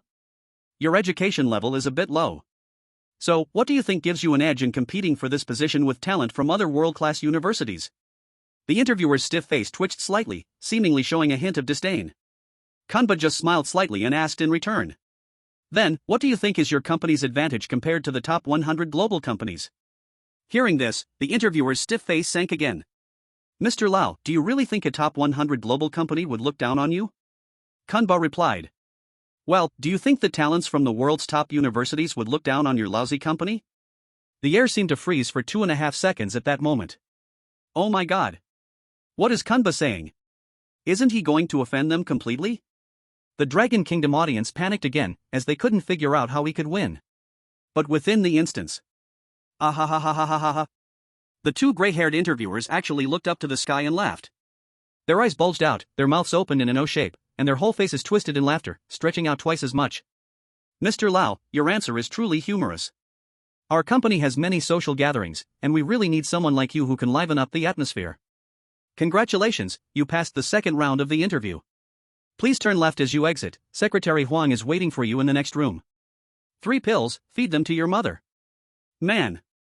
Kamba thanked the interviewers and left, making another left turn to enter the next office. At this moment, a woman, dressed flamboyantly in black stockings and a uniform, was sitting at the desk. This must be Secretary Huang, right? Kamba observed the woman in front of him. Her face was as pale as a ghost's, as if she were a female ghost. Even with heavy makeup, it didn't evoke any sense of beauty. Mr. Lau, please sit. The woman's soft voice came from her slightly parted lips. As soon as Kamba sat down, the ghostly woman began her questioning. Mr. Kanba, I have a question for you. If you can answer it successfully, you can go next door to meet General Manager Jai for a one-on-one interview. Alright. Girl, ask away. Kanba answered cheerfully. Secretary Huang began her question. Imagine our company has 240 people, all aboard a flight that's about to crash. However, there are only 239 parachutes on the plane, missing one. What would you do in this situation? At this moment, the audience in the Dragon Kingdom were also thinking. Most people's answers would undoubtedly be something about sacrificing oneself to save others, or using materials on the plane to make a parachute, or even having two people share one parachute. However, Kanba just smiled and stood up. Man. Bang. Kanba suddenly raised his elbow and delivered a sharp elbow to Secretary Huang's chin, sending her flying out of the office window, leaving only shattered glass on the floor. Now we don't have a parachute shortage anymore, problem solved. Ha ha ha ha ha ha. Kanba grinned and walked out of the office with swagger, heading next door to find General Manager Jai. Chapter 5, Successfully Hired. Chapter 5, Successfully Hired. Kanba turned left and walked to the door of the next office, knocking on the door. Come in. A sharp, sour voice of a man came from inside. Kanba, all bright-eyed, pushed the door open and walked in. The office was very luxurious, even more so than the office of Zobayan from the previous instance. Behind the desk sat a man with a sinister look, wearing glasses, with sharp, sour eyes and a snobbish expression. No doubt, this was the big boss of the company, General Manager Jai. I guess you must be Mr. Lau. General Manager Jai didn't even lift his eyes to look at Kanba, fiddling with a piece of paper in his hand, his face full of disdain. This paper is your labor contract. Ask you a few questions. If you can solve them all, you can sign the contract. Okay, man. Right after that, President Jai began to ask questions. May I ask what trait you have that can make me deeply impressed? I like to play basketball. Kanba blurted out. This will not do. I like to climb mountains. In the future on weekends you must accompany me to climb mountains. I can let you be my personal assistant when I climb mountains. Man. Then if I accompany you to climb mountains on weekends, is there overtime pay? Kanba asked. Accompany the leader to climb mountains and you still want overtime pay? This is giving you a chance for free to perform in front of the leader. You young people still do not know how to cherish it? President Jai suddenly raised his face with angry white eyes and glared at Kanba. Blood threads gradually spread inside a pair of rat eyes, as if in the next second they would burst open. Sorry leader, my legs and feet are not good. On weekends I must rest at home. Kanba explained. No. You must go. You cannot refuse. Only to see President Jai hunch his back like a rat and directly leap onto the office desk, looking down from high above while looking up at Kanba who was still one head taller than himself. Only to see from his mouth grow a pair of long and sharp rat teeth, as if in the next second he would pounce up and bite through Kanba's head. At this moment, Dragon Nation live broadcast room. It's over, the boss is already angry. Whether an employee works or not, it is all the boss who decides. Offending the leader so openly, the interview will be ruined. Kanba, that is your superior. At least hold back some temper and secure the job first before talking. However, inside the instance, Kanba was not nervous at all. He stood up and shrugged his shoulders. Man. What can I say? Kanba took out the basketball he carried with him and placed it in front of President Jai. Man, play basketball? This afternoon accompany me to go. I do not play basketball. That is what little children play. President Jai refused decisively. His body seemed to grow several parts larger, gradually rising above Kanba's head. Black gas sprayed out from his mouth that had rat teeth. However, at this moment, man. Refusing is not allowed. Crackle crackle. Kanba without any warning suddenly erupted and fiercely smashed the basketball onto President Jai's office desk. The basketball bounced 3 feet high in one jump, smashing the office desk directly into two halves, and also bounced up and smashed the lenses on President Jai's rat eyes into shattered pieces. The audience in front of the screen were directly frightened into a jump. Even President Jai's strange transformed body stopped expanding, as if frightened and frozen in place. You, what attitude is this? I am your boss. President Jai climbed up in a miserable mess and roared at Kanba while spraying out a mouthful of black gas. Man. I have not signed the contract yet. You are not yet. Out. Bang. Kanba faced the black gas and directly gave an elbow strike to President Jai's face, snapping his pair of rat teeth with the elbow and sending him back to the office chair, collapsing and spinning like a spinning top for 7 or 8 circles. It's over. On the first day going out to find a job, he elbow strikes the boss. How can he survive in society now? The Dragon Nation bullet comment area suddenly became a sea of wailing. Just when everyone thought Kunba's interview was finished and he would be torn into pieces by the further strange transformed President Jai. Only to see inside the instance. Young man, this elbow has strength. President Jai, who stopped spinning, did not further become strange. The swollen body also shrank back with fear into the normal body shape of less than 5 feet. President Chai pushed the eyeglass frame that no longer had lenses, and a trace of satisfaction actually appeared on his face as he picked up that sheet of paper. Mr. Laude, congratulations on successfully passing the interview. This is your contract. As long as you sign, you can officially take the post as my personal security guard. Thank you, man. Kanba happily received the contract, as if those unpleasant things just now had never happened at all. Kanba accepted the contract and began to read the clauses on it. However, immediately after, a series of new rules appeared before his eyes. Contract Clause 1, from now on, you are President Jai's personal security guard. The salary is 2,400 yuan every month. If you make outstanding contribution to the group, you can also receive extra reward. Contract Rule 2, the group business is busy, and Mr. Jai often goes out to attend reception activities. During your working hours, if Mr. Zai needs to go out, you must follow him closely to ensure his personal safety and reputation are not threatened. At other times, you should stay at your own workstation. Contract Rule 3, the group is absolutely safe during working hours. Working hours follow the 9 to 5 schedule. You must work from 9 a.m. to 5 p.m. A real man must have a good work routine. Contract Rule 4, in Mr. Jai's eyes, the interests of the group are above all else. Please remember this while fulfilling your duties. The contract rules are simple. Kanba quickly checked and found no traps, so he signed his name. Happy cooperation, Mr. Laude. Your workstation is on the second floor, seat 4. At this moment, Mr. Jai extended his hand. His hand was covered with gray hair and tough, claw-like calluses, looking like a rat's paw. Happy cooperation, man. Kanba didn't hesitate and shook hands with Mr. Jai in a friendly manner, then turned and went to his workstation. At this moment, the Dragon Kingdom's bullet screen area was already filled with cheers and excitement. Long live. Kanba has found a job. I knew it. How could Kanba possibly do something brainless? This must be the best plan he came up with after thinking through the rules. Meanwhile, in the intelligence department of the Dragon Kingdom, Hu Fangzhou also looked pleased.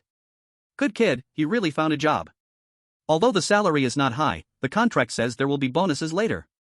It's always right to take things one step at a time. At the same time, netizens in the neighboring country of Bawangguo were already fuming. TCH. What's so impressive about that? In the end, he's just a security guard, right? Only 2,400 a month, not even enough for rent, right?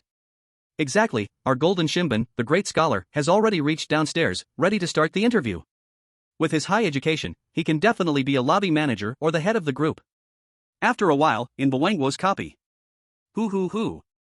Jin Shenbin, wearing only a pair of shorts, finally arrived at the group building after 2 hours and 24 minutes of stumbling naked through the streets. By now, it was already past 9, and he was more than an hour late for the interview. Sorry, non-group employees are not allowed to enter. At this moment, 2 security guards blocked his way. I'm here for the interview. Move aside. I don't have time. The security guards, sorry, we don't have interviewees who aren't wearing clothes. The 2 security guards showed no change in expression and stood firm at the door. I said I don't have time. Jin Shenbin lost his temper right there. Jin Shenbin, elbow them. At this moment, Jin Shenbin heard a call from his own intelligence department. Damn it. Go die. This time, with no other choice, Jin Shenbin had no option but to make a desperate move and elbowed towards the 2 security guards' foreheads. However, slap. Jin Shenbin's elbow hit them with no effect, like jelly, not leaving any mark on the 2 security guards. What's going on? Jin Shenbin suddenly panicked, but before he could react, the 2 security guards' pupils widened sharply, revealing a murderous look. Disturbing the security of the group. Crack. Crack. The 2 security guards each stretched out one hand and directly pressed Jin Shenbin's arms. Jin Shenbin heard the sound of his bones breaking. Ah! Ignoring Jin Shenbin's painful screams, the 2 security guards tossed him aside like a small chicken, throwing him 8 meters away. Thud. Jin Shenbin hit the ground face first, tumbling like a dog, with 8 of his front teeth knocked out. His pollution value rose to 72%, and he collapsed, unable to get up. Ah! Jin Shenbin, the great god? What happened to you? It's over, both hands are broken, his front teeth are knocked out, how can he still go for the interview? Bawangguo immediately erupted in wails. At this moment, the official Bawangguo account that protected their resources immediately issued a statement. Due to the severe loss of resources caused by the continuous massive mistakes of the Bagua people, from now on, the Bagua will stop supplying life resources to all Bagua citizens. All of its resources will belong to the Bagua kingdom. Ha ha ha ha ha. Watching this dog-eat-dog scene, the people of Longwa laughed so hard they almost fell off their horses. Bagua, your father doesn't want you anymore. Ha ha ha ha ha. Chapter 6, The Daily Life of Ox and Horse. Why? Why is it that whenever Longwa people elbow those weird things, nothing happens, but when our chosen ones from Bagua do it, there's a problem? Longwa people, this must be your conspiracy. At this moment, Bagua's intelligence department furiously sent a condemnation to Longwei. Humph. A bunch of idiots. Hu Fangzhou sneered coldly. Rule 5 clearly states that the interview starts at 8 o'clock, and you must attend with the most perfect image. Bagua people were so late and didn't even wear clothes, they've already broken the rules. Who gave you the confidence to bark there? Humph. Exactly. Ha ha ha ha ha. The Longwei intelligence officers all laughed so hard their bellies hurt. Bagua people are just like the surface of a desert, only sand, no pebbles. And it wasn't just Bagua's chosen ones, some other chosen ones were also completely robbed by greedy landlords. Some chosen ones elbowed the landlord, but their countries hadn't passed the previous instance, so they didn't have enough money for public transport, and they were late, ultimately failing to find a job. And just as Rule 5 says, a real man cannot survive without a job. In this terrifying instance, if you didn't find a job, you violated the rules, and basically had only one fate left, destruction. In less than half a day, more than 80% of the chosen ones around the world had already announced their challenge failure. The world had realized the horror of the 5-star instance. This time, the chosen one from Wugwa, an agent Gao Shirtzi, was still somewhat capable. Without money for public transport, he still managed to reach the interview location on time by analyzing the bus station map and relying on his physical strength. Mr. Lauda, may I ask why you chose our group? During the interview, Gao encountered the same question that Kunba did. Well, actually, I've been paying attention to the Horing group for a long time. When I was in high school, I did a lot of part-time jobs, and I can handle many of the tasks in the group. Horan Group can provide me with a huge platform for development. Gao Shirtzi was quite confident in his abilities as an agent, and he gave a seemingly flawless answer. At this, a satisfied smile appeared on the interviewer's face, a smile full of greed, like a butcher seeing a lamb, or a mosquito sensing blood. Very well, Mr. Lauda, please exit and turn left for the next round of interviews. In the end, Gao Shirtzi successfully received a contract from General Jai. However, his contract terms were different from Kunba's. Unlike Kunba's personal security job, his position was that of an ordinary office clerk, who only needed to stay at his desk and organize group materials, with a monthly salary of 2,400. Yo she! Gao Shirtzi is indeed amazing, he got such a decent job so easily, he only needs to stay at the company every day. It's 100 times better than that idiot from Longwa who has to run around with his boss every day. Sobeya Daga. Our Wugwa office workers are always known for being resilient, and with Gao Shirtzi's abilities, he can easily handle this job. The Wugwa dogs were quite pleased with themselves. As for the other surviving chosen ones, depending on their interview situations, they all obtained positions in the instance, with salaries ranging from high to low. The highest was 2,400, and the lowest was only 800. At this moment, inside the Longwei instance, Kanba folded his labor contract. He slipped it into his personal copy of Midnight Diary, then went upstairs to find his workstation. The entire second floor was packed with employees, like a Southeast Asian cluster on the dark web, each desk piled with files taller than their heads. They were skin and bones, their eyes empty, backs bent, lifeless. Their hands, as dry as twigs, tapped the keyboards mechanically. Kanba noticed some of them were missing fingers, probably broken from overwork, yet they still typed tirelessly with what remained. So this is what they call the legendary workhorses. Kanba quickly found his fourth workstation, the chair looking old and worn, the wooden desk giving off a rotten, moldy smell, and holes in the seat spilling white fluff like claws ready to grab anyone who sat down. This workstation had clearly been used before. The desk was covered with very obvious bloodstains, as if the last person who sat here had gone through something horrifying. Kanba didn't care much and casually spun a few times on the broken chair, then rested his legs on the desk, ready to slack off. Anyway, my job is personal security. Mr. Jai has no tasks, so I can chill. Clause 2 of the contract said he had to stay at his workstation when Mr. Jai was not out, but it didn't say what to do there, so slacking off was fine. At that moment, Kanba suddenly thought of something. He opened the computer in front of him and began searching online. Clause 3 of the contract said the internal group was absolutely safe during work hours, so as long as he followed the other rules, he could do whatever he wanted. Might as well search for some useful intel, like the labor law of this world. Then Kanba started recording some things in his midnight diary. The first day on the job seemed surprisingly calm, the terrifying 5-star dungeon giving a false sense of ease. In the blink of an eye, it was already time to leave. Kanba kept his eyes on the clock on his computer screen, and as soon as it hit 5 o'clock, he got up, ready to leave. However, at that moment, everyone, listen up. I have an announcement. A man with graying temples and a stiff face came to the second floor to make an announcement. This was Kanba's second interviewer from the morning, Supervisor Wang. Everyone, the group has a lot to handle tonight, so don't go home. Stay and work overtime. Supervisor Wang's tone was flat, more like an order than a discussion, with no hint of doubt. Kanba ignored him completely, hugging his basketball as he prepared to leave.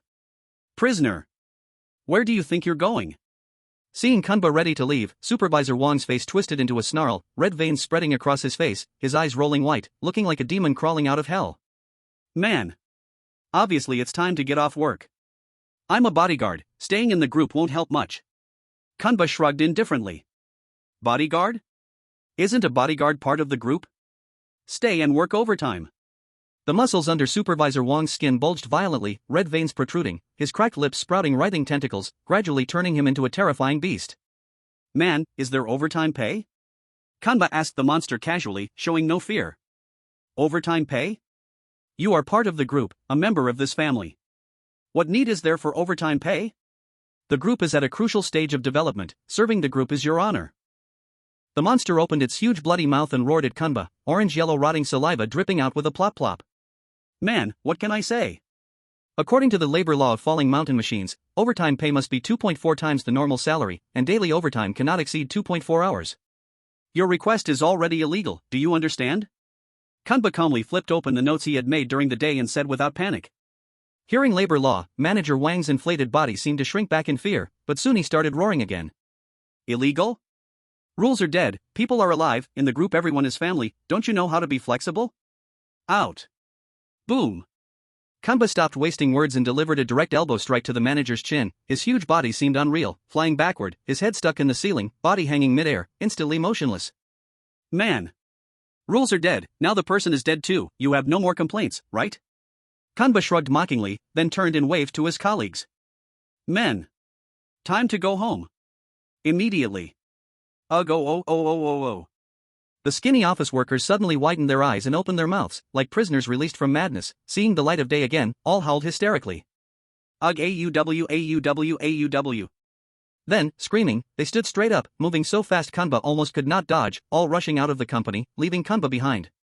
Men, what can I say, poor oxen and horses? Chapter 7 The Night of the Falling Mountain Machine. Chapter 7 The Night of the Falling Mountain Machine inside the Japanese copy. Everyone listen, I have an announcement. Manager Wang also came to announce overtime. At this moment, Takashi Ichimura had already worked 8 hours at his desk, but the pile of documents in front of him seemed to grow taller, not shrinking a bit. But as a special agent, Takashi's stress resistance was top tier, and he did not feel tired. Everyone listen, the company has many matters to handle recently, tonight don't go home, stay and work overtime. Overtime? Hearing overtime, Takashi showed a hint of secret joy. Yoshi. Staying at the company tonight saves my bus fare home. Also, the contract rule 1 said. If you contribute excellently to the group, extra rewards can be received. Now is my chance to show well. Rule 8 also said to save money to buy tickets for New Year home, more bonus helps save ticket money. Takashi gladly accepted the overtime request without objection. At this moment, the clock had jumped from 5 to 5:01. Just as Takashi prepared to continue working, he suddenly found he could not turn his neck, his butt seemed wrapped by those clawing white fibers on the chair, and his fingers began uncontrollably typing on the keyboard. The documents on the screen seemed magical, making his eyes unable to move. Manager Wang walked past Takashi, nodding with satisfaction. Loyal and hard-working, not in vain I saw you as a new recruit. Keep going. Yes. Takashi was in pain, but could not stop, not a word came out. Hearing Wang's praise, his body seemed energized, working harder, his fingers hitting the keys until joints bled, white bones showing, his sanity gradually dropping. Takashi-kun, stop. At this moment, the Japanese intelligence department anxiously called, but Takashi had no response. Meanwhile, inside the Korean copy. I.O. Grand Minister Kim Shinbin just woke from unconsciousness. His hands were broken, pollution level 72%, whole body dizzy. It's over. It's already dark. Kim Shinbin immediately felt that something was very wrong. The initial Rule 3 said that the night society is dangerous, and one must not make oneself homeless. Only then did he think of running home. But soon he realized. He didn't even have a home. He had already been kicked out by his landlord. At night, silent, Kim Shinbin felt countless predatory eyes watching him from the darkness, as if something terrifying would jump out and devour him in the next second. "Hey, young man, got a moment mail sign?" Suddenly, several big men with tattoos and colorful hair appeared beside Kim Shinbin without anyone noticing. The men were bare-chested, muscular, wearing kind grim smiles, full of philosophy mail sign and freedom styles. "You, who are you? Don't come closer. Nice body, pretty solid mail sign." Looking at Kim Shinbin, only in his underwear, tall and strong, the big men drooled greedily. "You don't come closer." "Ah." Kim Shinbin tried to lift his elbow to defend himself, only to find his hand was broken and he couldn't lift it, leaving only sharp pain. "How old are you, still so shy? I see you really don't understand mail sign." The men moved closer, black energy spreading from their bodies, gradually engulfing Kim Shinbin. His sanity instantly dropped by 72%, and he lost reason immediately. He. Kim Shinbin's face turned red, like he was drunk. "Who said I don't understand? Brothers, let's play." He mail sign. Immediately, the live broadcast in the stick country went black, leaving only horrifying, piercing moans. The viewers there felt ashamed to watch. "Oh my god, so disgusting. My eyes. Kim Shinbin, you trash mail sign." The piercing moans continued all night. At this moment, the whole world understood how cruel the night society was. Stick country chosen 1 sanity 0%, pollution 100%, death. Stick country crop yield -48%, river pH -2.4, forest resources -24%, air quality -32%, natural disasters +240%, and from now on, randomly release 80,000 strange philosophers mail sign across the stick country. It's over. Everyone quickly close your doors. Ah. Too late, my door has already been smashed. In the bullet screen, the stick country people's screams came immediately. As for Kunba, he returned to his low-rent home immediately. After all, initial Rule 3 clearly said, the night society is dangerous, must return home early. After returning, Kunba took a cold shower and fell asleep. Clause 3 of the contract said to have good daily routines, sleep poorly is not allowed. Kunba really fell asleep. As for what happened outside the dark window, he didn't know at all. After one night, for Kunba, it seemed calm, but in truth, more than 50% of the global homeless chosen ones had died, and 30 to 40% of those unemployed were barely surviving. Some who found jobs also lost 30 to 40% sanity due to overtime. Only a few, like Kunba, remained completely healthy. At this time, inside the Wa Country dungeon. At 8 a.m., the group entered safe working hours. Gao Shirsi Ma, who had stayed up all night, finally stopped his work. His eyes were full of dry blood veins, deep eye sockets, for fingers broken from overwork, almost identical to other workers nearby, pitiful to see. Fortunately, his main strength remained, not yet eliminated. The Wa people immediately felt proud of themselves. Yo! As expected of my great Y Empire agent, Gao Shirsi's endurance is top class. Exactly, survived the first night, learned a lesson. As long as Gao Shirsi doesn't do overtime, collects basic salary calmly, the rest of the dungeon will be smooth. That dragon country worm still has to go out with the boss for business. Outside is so dangerous, who knows how he might die. Ha ha ha ha. Inside the Dragon Kingdom's dungeon. Kunba arrived at the company on time. As soon as he sat down at his desk, someone who looked somewhat familiar approached him. The visitor was the first interviewer from yesterday's interview. "Mr. Laude, today, President Jai needs to go out to meet the senior executives of the Kelp People's Group. We need you to accompany him." The interviewer's tone was much livelier than it was when Kunba was being interviewed yesterday, as if something good had happened. "All right, man." Kunba gladly agreed. "Also, Mr. Laude, because Supervisor Wang had a little accident yesterday afternoon, thanks to you, President Jai asked me to take over the supervisor position." "My last name is Jia, you can call me Supervisor Jia from now on." Supervisor Jia's tone even carried a strange, undeserved joy and gratitude. "Then congratulations, man." Kunba smiled and congratulated him, standing up to head towards President Jai. "By the way, Mr. Lauda." At this moment, Supervisor Jia suddenly stopped Kunba. "What is it, man?" Supervisor Jia looked around cautiously before leaning in to whisper in Kunba's ear. "There's no wine in President Tsai's trunk." Chapter 8, How does Mr. Laude, with different emotional intelligence, handle social situations? Part 1. Chapter 8, How does Mr. Laude, with different emotional intelligence, handle social situations? Part 1. On a hazy road, a yellow and purple car with the Lao Su Lai brand was driving. In the car, Kunba, Supervisor Jia, and others were following President Jai to the location of the social event with the Kelp People's Group. Soon, the car arrived at a splendid hotel. Despite the hotel exuding luxury everywhere, as Kamba neared the building, he felt an eerie atmosphere, and even the temperature seemed to drop. Clearly, this was a dangerous place. President Jai and the others did not waste time, and led Kamba directly into the hotel lobby.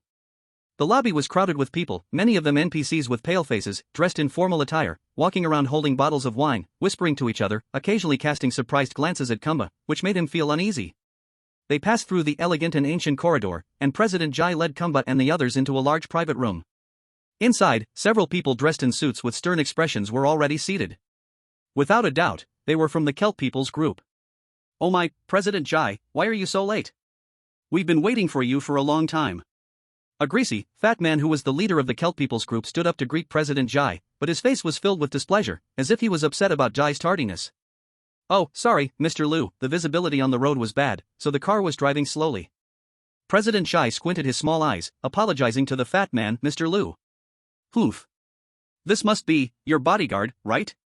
At this moment, Mr. Liu cast a disdainful and menacing look at Kamba, seemingly picking a fight, and Kamba's pollution value inexplicably rose by 8 points. "Yes, Mr. Liu, this is a new recruit we just hired at the Hureng Group." President Jai chuckled. "Oh. The Hureng Group is really something. Even your bodyguard is so big and bulky, taller than me by a head." "Yeah. Tall but useless. Ha ha ha." Mr. Liu's tone was filled with sarcasm, and President Jai could only grin awkwardly, trying to cover up the embarrassment. Inside the Dragon Kingdom's intelligence department, everyone's faces were serious. Anyone could tell that what Mr. Liu meant by taller by a head wasn't meant literally, but was said sarcastically to mock President Jai's lateness and show disrespect toward the Kelp people. "What should we do, Minister? This is getting tricky." Mr. Liu's attack seems aimed at Kamba, but in reality, he wants to humiliate President Jai and the entire Hureng Group.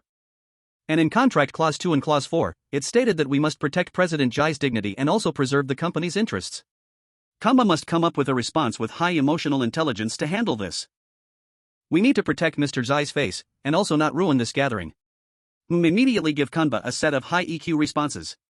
After all, this kid is just a fresh university student, so he's probably lacking in this area. Hu Fangzhou nodded thoughtfully. "Minister, look, the chosen one from Maoxiong country is also at the gathering. They've already passed the test." At this moment, an intelligence analyst pointed at the live stream and shouted. "Inside the Maoxiong country instance, the chosen one, Roski, is an active duty soldier, and he was also hired as a personal bodyguard during the interview. He faced the same situation as Kanba at the gathering. Facing Mr. LV's provocation, Roski's big, careful eyes moved slightly, then he answered calmly. "Ha ha ha ha, Mr. LV, you are joking. Mr. Jai is my boss and also my teacher. Great teachers produce tall students. This is all thanks to Mr. Jai's guidance. But the world is unpredictable. Even the tallest person cannot hold up the whole sky of this falling mountain machine. Only if our two companies unite can we achieve a bright future." "Well said. Mr. Jai, you really have a good student. Come, everyone sit. Ha ha ha ha ha." At this moment, Mr. LV finally showed a slight smile, and Mr. Jai also smiled. The atmosphere seemed to ease. However, subtly, the displeasure in Mr. LV's and Mr. Jai's eyes did not lessen, and Roski's pollution value mysteriously rose by 16%. After all, Mr. Jai and Mr. LV had heard polite words like this many times and knew they were just fake words to maintain appearances. But in any case, Roski had managed to suppress the situation. "Minister, this approach can be considered high EQ. Should we let Kanba do the same?" The Dragon Country intelligence analyst asked Hu Fangzhou. "Yes, let him. 16% pollution value is not much. Besides, doesn't Kanba still have iced tea to reduce it? Let him use this method." "Yes." However, before the Dragon Country analyst could even make a call, Kanba began to act himself. Kanba directly walked forward, looking down at Mr. LV, with a full face of teasing smile. "Man, what can I say? I'm not just taller than you by one head. If I stand straight, I can be 2 heads taller. You old short pumpkin." "Oh." Everyone, inside and outside the screen, froze, yet Kanba kept going. "Man.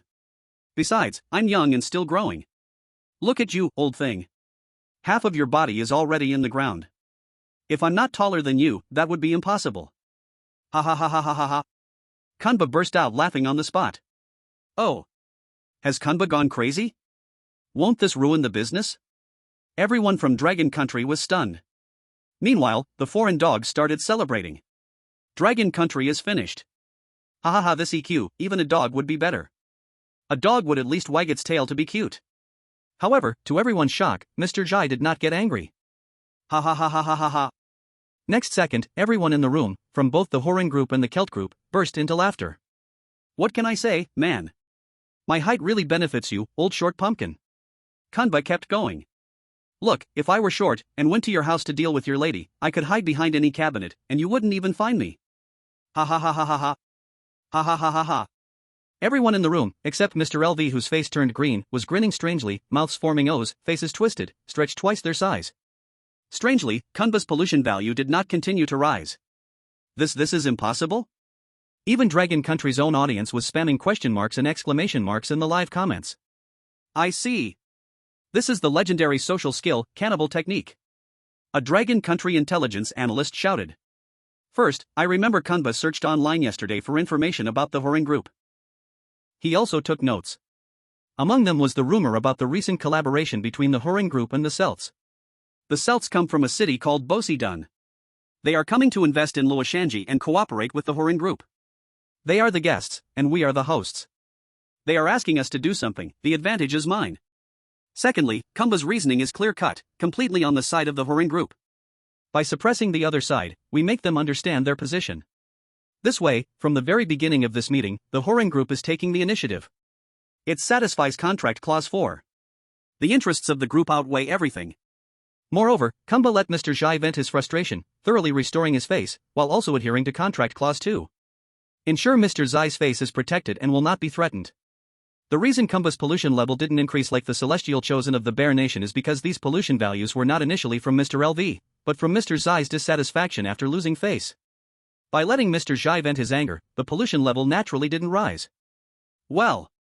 What a social maneuver. What a cannibalistic technique. It seems ridiculous, but in fact, after combining the rules with reality, it becomes an extraordinary emotional intelligence display. No wonder he is the strongest celestial chosen of Longwa. Hu Fangzhou couldn't help but be amazed, clapping his hands in admiration. Chapter 9: How do different emotional intelligences handle a prison meeting? Part 2. Chapter 9: How do different emotional intelligences handle a prison meeting? Part 2. Inside the Longwa copy. Playful as it was, the business between the two groups still had to continue. As the host, the whoring group naturally could not be stingy. On the table, there was also the whoring group's favorite pork knuckle, but Kumba's sanity was still full, so he didn't feel the need to eat yet. Just as Kumba was still thinking about how to pack the big knuckles to take home later, Mr. Jai suddenly leaned in close to Kumba's ear and whispered. Boss, go to the trunk of my car and bring up the 2 bottles of Flying Sky Diaomao. Let's entertain Mr. LV and the others. Saying this, Mr. Jai handed his car keys to Kumba. Okay, man. Kumba instinctively agreed, but just then, Secretary Jia suddenly gave Kumba a subtle look. Kumba suddenly realized something. He remembered Secretary Jia's words before they left. There is no alcohol in Mr. Zai's trunk. Why is that? Kumba scratched his head, though puzzled, he still kept his smile and left the private room first. After going downstairs, Kumba first checked Mr. Zai's trunk, and as expected, there was no Flying Sky Diaomao, not even a real hair. Strange? What's going on here? Inside the Longwei Intelligence Department. Minister, based on our analysis, there are generally 2 possibilities. First, Mr. Jai may want to discuss something secret that is inconvenient for Kumba to overhear. Secondly, there is the worst possibility. Mr. Jai wants to use his position and identity to pressure Kumba into buying alcohol himself? Hu Fangzhou immediately understood and spoke. Yes, but Kumba doesn't have much money. And given the grandeur of the occasion, this so-called Flying Sky Diaomao is definitely not some cheap liquor. But if Kumba doesn't buy it, it could cause Mr. Jai to lose face, violating Contract Clause 2. This is a deadlock. The intelligence analysts were at a loss. Minister, look, the celestial chosen of the Bear Nation is going to buy alcohol. Everyone couldn't help but cast curious eyes on the live broadcast screen of the Bear Nation. Inside the Bear Nation's copy.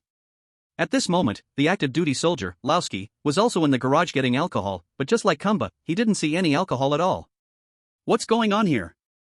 Laoski, with his big sparkling eyes, quickly thought of a solution. He swiftly ran to the hotel front desk. Cardshell chicken, please give me a few bottles of Flying Sky Diaomao. The front desk's strange NPC looked up with dead fish eyes and scanned Laoski. Looking at the other person's rugged appearance, his dazed eyes stayed for a long time, as if he was doubting whether this black guy in front of him could actually afford the alcohol. Here we have 24-year-old Feitian Diaomao, 8,000 yuan per bottle, are you sure you want it? The front desk coldly asked. It seemed that Laoski had made some kind of decision. Give me 2, no. Just give me 4 bottles. Alright, that's 32,000 yuan in total, how would you like to pay? The front desk handed over the 4 bottles of liquor to Laoski, but Laoski just calmly pulled out the car key to his Laoshi Lai car. Put this on my tab, I'll pay it back soon. I work for the Horin Group, our group is so big and wealthy, do you think we'd be short of these few tens of thousands of yuan? After hearing Laoski's explanation, the front desk said nothing but coldly sized him up again, as if considering the credibility of his statement. Laoski seemed calm, but he was actually extremely nervous. This act of pretending to be a tiger eating a pig might backfire, and who knows what would happen. However, when the front desk saw the Laoshi Lai car key, the suspicion in her eyes finally disappeared. Fine, I'll put it on your tab. Here, sign here, and you can take the liquor. Aura. Done. Laoski secretly rejoiced as he signed the paper and took the alcohol away. Minister, Laoski is betting his future with these 4 bottles of alcohol. According to the contract, if you make an outstanding contribution to the group, you can get a generous reward. He wants to please President Zhai first and then use later rewards to pay off the debt for the alcohol. Hu Fangzhou stroked his chin. Laoski really wants to rise up. I just don't know if he's betting correctly. If he's wrong, 32,000 yuan is more than a year of his salary. If he fails, he may never get out of this mess. Look, Minister, he's bringing the alcohol over. At this moment, in the Mao Xiongwei instance, Laoski brought 2 bottles of Feitian Diaomao back to the private room, a fake smile on his face as he leaned close to President Zhai. President Zhai, I brought the alcohol you wanted. There are still 2 bottles left in the car. If you need more, just let me know. Lauda, you really understand, come, sit down and drink with us. Immediately, a greedy and sly smile appeared on President Chai's face as he patted Laoski's shoulder, signaling him to sit down, and Laoski's pollution value did not increase at all. My god, it looks like he bet correctly. President Zhai is really pleased with him. Minister, do we need to let Kunba do the same? This is currently the method with the least cost. Alright, inform Kunba now. Hu Fangzhou nodded. Minister, no need to remind me. Look, Kunba has already gone to the front desk. It seems like he's planning to buy alcohol too. At this moment, an intelligence officer pointed at the Dragon Country live broadcast screen and said, Oh. This kid really doesn't need us to worry. Hu Fangzhou smiled in satisfaction. Little did they know, in the Dragon Country instance, Kunba arrived at the front desk, but he didn't directly start buying alcohol. Man. Can you help me connect to the Loshanji service hotline? Sure, just a moment. The front desk helped Kunba dial a phone number. On the live broadcast screen, Kunba could be seen picking up the phone and muttering something. Soon after, Kunba hung up the phone, took 2 bottles of something from the front desk, but the people in Dragon Country clearly saw that they were not Feitian Diaomao, but 2 bottles of iced tea? What does Kunba think he's doing? Bringing such cheap drinks to the reception? The people in Dragon Country were immediately flustered, but by this time, Kunba had already returned to the private room. Looking at Kunba holding 2 bottles of iced tea, a trace of suspicion flashed in President Zhai's eyes. Men. The alcohol will take a little longer, everyone drink some iced tea to calm down first. Saying that, Kunba opened the bottle caps and poured iced tea for every liter. Lauda, what are you doing? After hearing Kunba say that the alcohol would take a little longer, President Zhai didn't get angry, but his sly eyes were full of confusion. Man. I told you to wait a bit, everyone drink tea instead of alcohol first. We will not stop until we're drunk. I'll drink first. You guys do whatever. Kunba gulped down a glass of iced tea in one go and turned around, preparing to leave the private room. Alright, men. Now I'm going to get the alcohol. After saying that, Kunba walked towards the front desk again, leaving everyone in the room looking confused. Not only the people in the instance were confused, even the audience in Dragon Country had no idea what Kunba was up to. However, when Kunba returned to the front desk, the staff had already prepared a whole cart full of Feitian Diaomao for him. Oh my god? Where did Kunba get so much money to buy alcohol? People from Dragon Country exclaimed in shock. They're willing to let him buy a whole cart of alcohol on credit, how generous is this hotel to allow that? Kunba casually pushed the cart back to the private room. Here. Everyone, the alcohol's here, Feitian Diaomao, everyone gets a bottle. If you can't finish it, everyone can pack a few bottles to take home. Kunba enthusiastically placed a whole bottle of Feitian Diaomao in front of each guest. At this moment, General Zhai couldn't sit still. Wait, Where did this alcohol in my car come from? Oh no. I mean, where did so much alcohol come from in my car? General Jai grabbed Kanba and whispered to him. Ha ha, man, you really know how to joke. Where did you get a car from? Ha ha ha ha ha. Kanba burst into laughter. 8 minutes ago, at the hotel front desk. Man? Is this the Loshanji service hotline? Can you connect me to the used car market? I want to sell my car. Chapter 10, Promotion and Salary Increase. Kanba. Did he sell General Jai's car? Everyone from Dragon Country was dumbfounded. How dare he? It's over. At this time, people from Country Was started to mock them. Tisk, is the intelligence of Dragon Country's maggots really so low now? They can't even tell which is more expensive, the car or the alcohol? Ha ha ha ha. I bet that Lao Shilai could manage a few million at least. Now let this idiot live as a beast for 80 generations in the instance and he still won't know. Ha ha ha ha ha. Still, our Kaishikuin is amazing. He found such a stable job, just stay in the company all day, even though he broke 4 fingers, but still managing this 5-star instance, it's no big deal. Just as the people from Dragon Country thought that General Jai's rat teeth were about to gnaw through Kunba's brain. This alcohol has power. Green General was the first to break the frozen atmosphere. Seeing the whole cart of alcohol, his eyes instantly lit up, and his mouth opened wide, stretching to an exaggerated degree. His already bloated face expanded bigger than his entire body. Whoosh! Green General's giant mouth stretched out countless green tentacles, like slime, instantly enveloping the entire alcohol cart. Then the alcohol, along with the cart, was crushed into a lump, forcibly swallowed into Green General's large belly. Burp! A thunderous burp echoed from Green General's mouth, shaking the ceiling of the private room and causing a cloud of dust to fall. The table shook 3 times, and the entire room was immediately filled with the smell of alcohol. Good alcohol. As expected, it's Diomao. Green General's bloated body now glowed with a strange green hue, looking like a fat goblin. Green General staggered and began drunkenly throwing punches, while General Jai seemed to have found an opportunity. He completely ignored Kunba selling the car and gave a sly rat-like grin, whispering to Green General. Green General, do you think we can talk about the transfer of your Kelp People's Simate project? You guys can take that project. It's yours now, no more for us Kelp people. Drunk and disoriented, Green General didn't hesitate for a second and immediately agreed. Refreshing. As expected of Green General. The scheming General Jai immediately showed a wicked smile, while the other Kelp People's staff wasn't happy. Green General, the Simate project has been our group's effort for 9 years. Just about to finish work, how can you just hand over such a potential stock to someone else? An employee of the Kelp tribe stood up and whispered to General Liu. Are you teaching me how to do my job? General Liu's eyes flashed fiercely as he glared at the employee. No, General Liu, I was just trying to stop you from making a mistake. You are drunk, ah!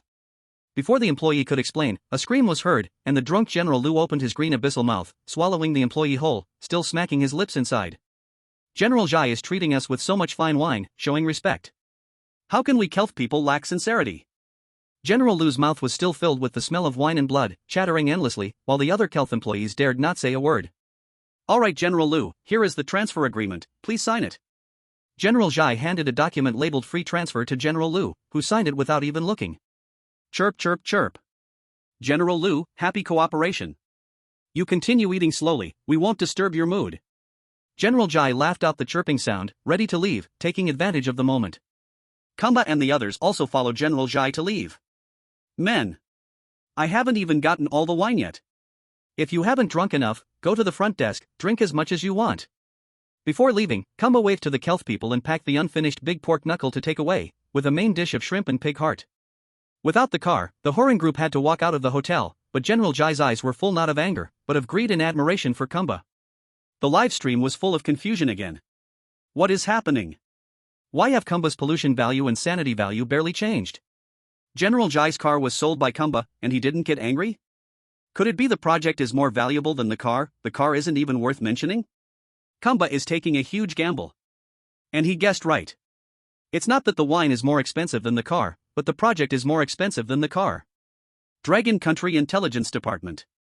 Oh my, Kamba is really talented and daring. The analysts exclaimed. First, Clause 2 of the contract says to protect General Jai's face. Buying so much fine wine at once clearly gives him respect. Clause 4 says the group's interest is above all. Kamba sacrificed a car to gain a project, this is pure profit. The rules never said he couldn't sell General Jai's property privately, so he didn't break any rules. Kumba's talent is truly breathtaking. Dragon Country's future has unlimited hope. Ufanjo's face was full of proud smiles. Inside the copy. Lauda really understands things. Truly the person I picked. He helped us negotiate such a big project. General Jai patted Kumba on the shoulder, praising him. From today on, Lauda, you will be my secretary and bodyguard. My secretary had a little accident yesterday and cannot work. You come, I will pay you 24,000 a month. General Jai immediately offered Kumba a salary 10 times higher than before. This is a great job. Both income and status, rent and ticket money are covered. The Dragon Country people were overjoyed seeing this generous offer. Kumba quickly agreed. However, Kumba just smiled slightly and directly refused. Thank you for your kindness, man. I just joined the group and have much to learn.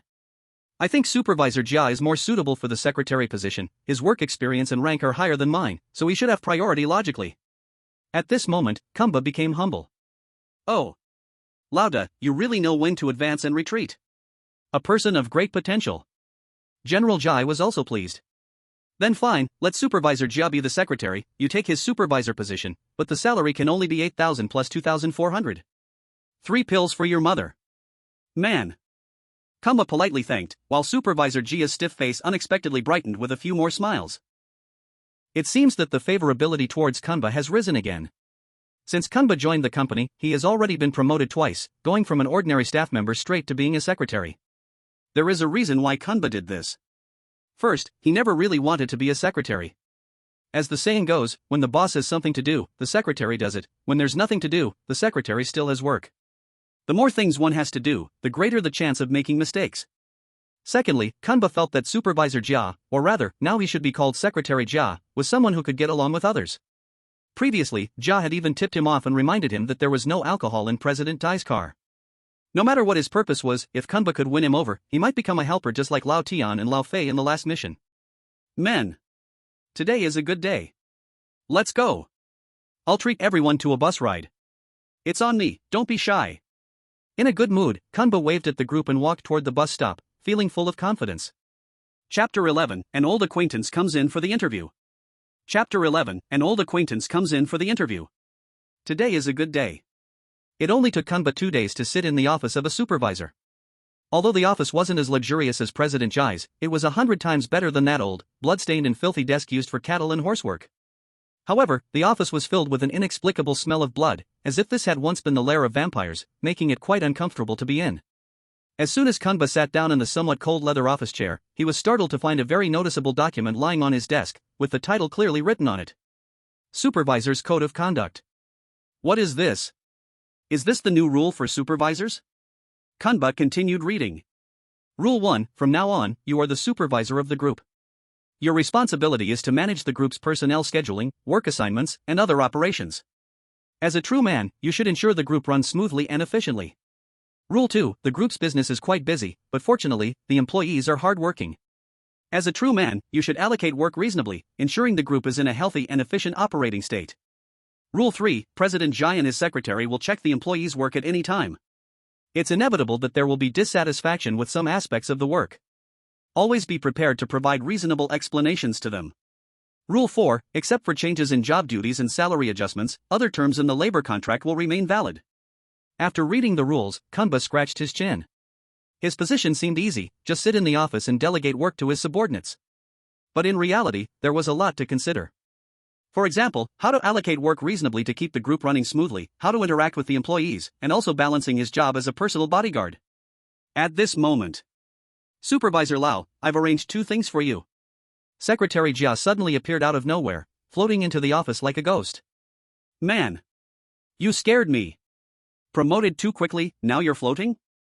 Kumba looked at Secretary Jia, who was still relatively friendly, and cursed.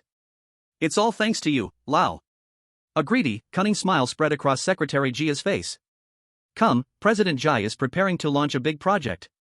They plan to build a large indoor basketball court called Encrypted Net Arena at the Luoshan machine. This project is fully entrusted to you.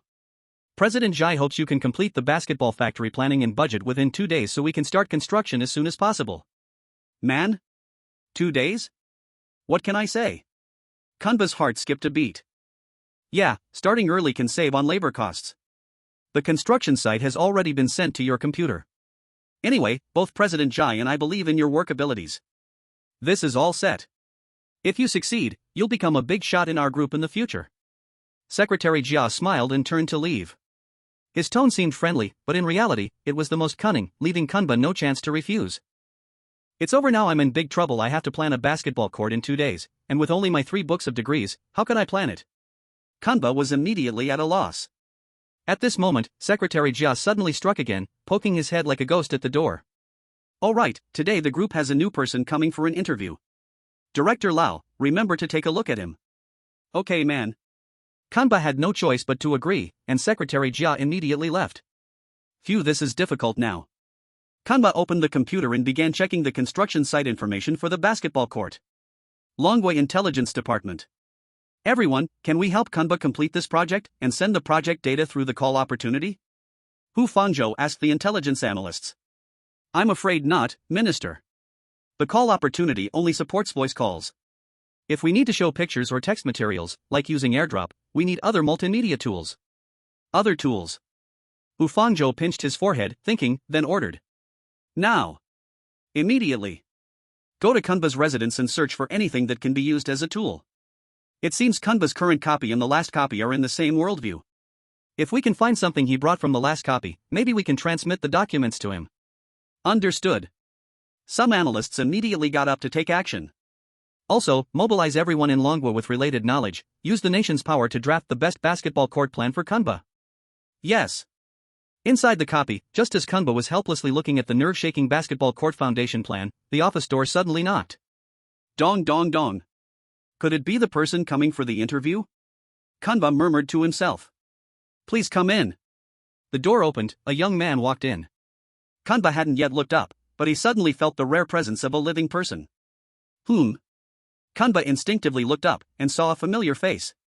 The person had neat short hair, a Bluetooth headset on one ear, and was wearing a proper suit. This is man? It's you! Kunba almost shouted. The visitor was his teammate from the last copy, Lao Fei. Hey, you really came back. Things are far from over. Seeing Kunba, Lao Fei's face did not show much surprise. You see, not just Loshanji number 24 middle school, the whole Loshanji, the whole world, is decaying. We don't have much time, chosen one. Lao Fei lowered his voice, leaned close to Kunba, and said seriously. But man, what should I do? Kunba asked Lao Fei with no idea. Of course, follow every rule and complete this copy. But to follow the rules, I must complete the group's assigned task. But now I have to plan a basketball court in 2 days. How can I possibly finish it, man? Kunba complained silently. If I'm not mistaken, you are from another world, and you have countless companions behind you who can help. Lao Fei said firmly. Yeah. Our 3 call opportunities in Longwa haven't been used yet. But the call only supports voice, and each time only 30 seconds. How could I tell someone the plan for a whole basketball court? Besides, I'm not a professional in this, I don't understand. Kunba was troubled again. We still have this. At this moment, Lao Fei suddenly took off the headset from his ear. You still have this, right? Man. This is. Only then did Kunba suddenly remember. In the last copy, Lao Fei had lent him the other Bluetooth headset so he wouldn't forget the lyrics of See You Again when losing his mind. Later, when Kunba returned to his own world, he not only brought back the Midnight Diary, but also the headset, which stayed on his ear and came back to his world with him. If he remembered correctly, this headphone should be placed in the same drawer as the Midnight Diary in the bookshelf, and when he returned to the instance, he only brought the Midnight Diary, so it is highly likely that the headphone was still in the drawer. Use this as a medium to connect the computers in our 2 worlds for wireless file transfer, and have your people send over the basketball court planning materials. Lao Fei explained. Man. What can I say? Cohen Bat instantly understood. Immediately after, he opened the Midnight Diary and boldly wrote down a few words on it. Go to my bookshelf drawer and find the headphone. The Dragon Kingdom's intelligence department quickly noticed Cohen Ba's actions. Minister, Cohen Ba is actively seeking our help. Quick! Go immediately to find his bookshelf, find that headphone. Inside the instance. Hey! That's all for now, I came in under the guise of an interview, and it's not suitable for me to stay longer. Lao Fei whispered to Cohen Ba. Got it, man. Your interview was very successful, please exit and turn left for the next round of interviews. Cohen Ba nodded understandingly and shook hands with Lao Fei. Chapter 12, The entire Dragon Kingdom works for me, rejecting workplace PUA. Chapter 12, The Entire Dragon Kingdom Works for Me, Rejecting Workplace PUA. Koanba's residence in the Dragon Kingdom. Minister Hufangzhou, we did indeed find a Bluetooth headphone in Koanba's drawer. This should be the one he brought out from the previous instance. A group of fully armed soldiers carefully placed the small Bluetooth headphone into a sealed bag, then, like protecting a treasure, transported it out of Koanba's residence and delivered it to the Dragon Kingdom's intelligence department. Very good, now start charging it, try connecting via Bluetooth, and attempt wireless file transfer. Yes. A group of cutting-edge electronic technology experts began to work carefully. Minister. At this moment, an intelligence agent reported. Minister, a large number of proposals from the Dragon Kingdom's advanced engineering teams have already appeared online. We are currently comparing and screening them. Very good. Minister Hufangzhou nodded in approval. If they could really perform wireless file transfer with Koanba, the Dragon Kingdom has hundreds of millions of construction talents. Designing a basketball court in 2 days would be a breeze. It's not working, Minister Hufangzhou, the devices are too far apart to connect. At this moment, the electronic technology experts reported. Can't connect? What should we do? Minister Hufangzhou became troubled again. If this headphone couldn't work, all their previous plans would be ruined. Minister, there's a way. At this moment, an intelligence analyst reported. What is it? Minister, every time we communicate with Koanba, we can clearly detect electromagnetic waves that don't belong to this world.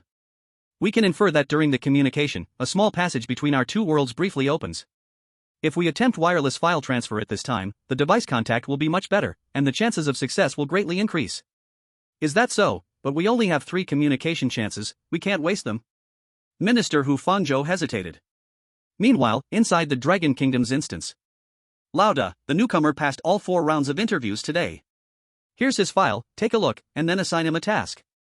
At this moment, Secretary Jia handed Koanba a file, which was Lao Fei's file. Thanks, man. Koanba took the file. Great, I can arrange Lao Fei as my assistant. This way, it will be easier for us to act together.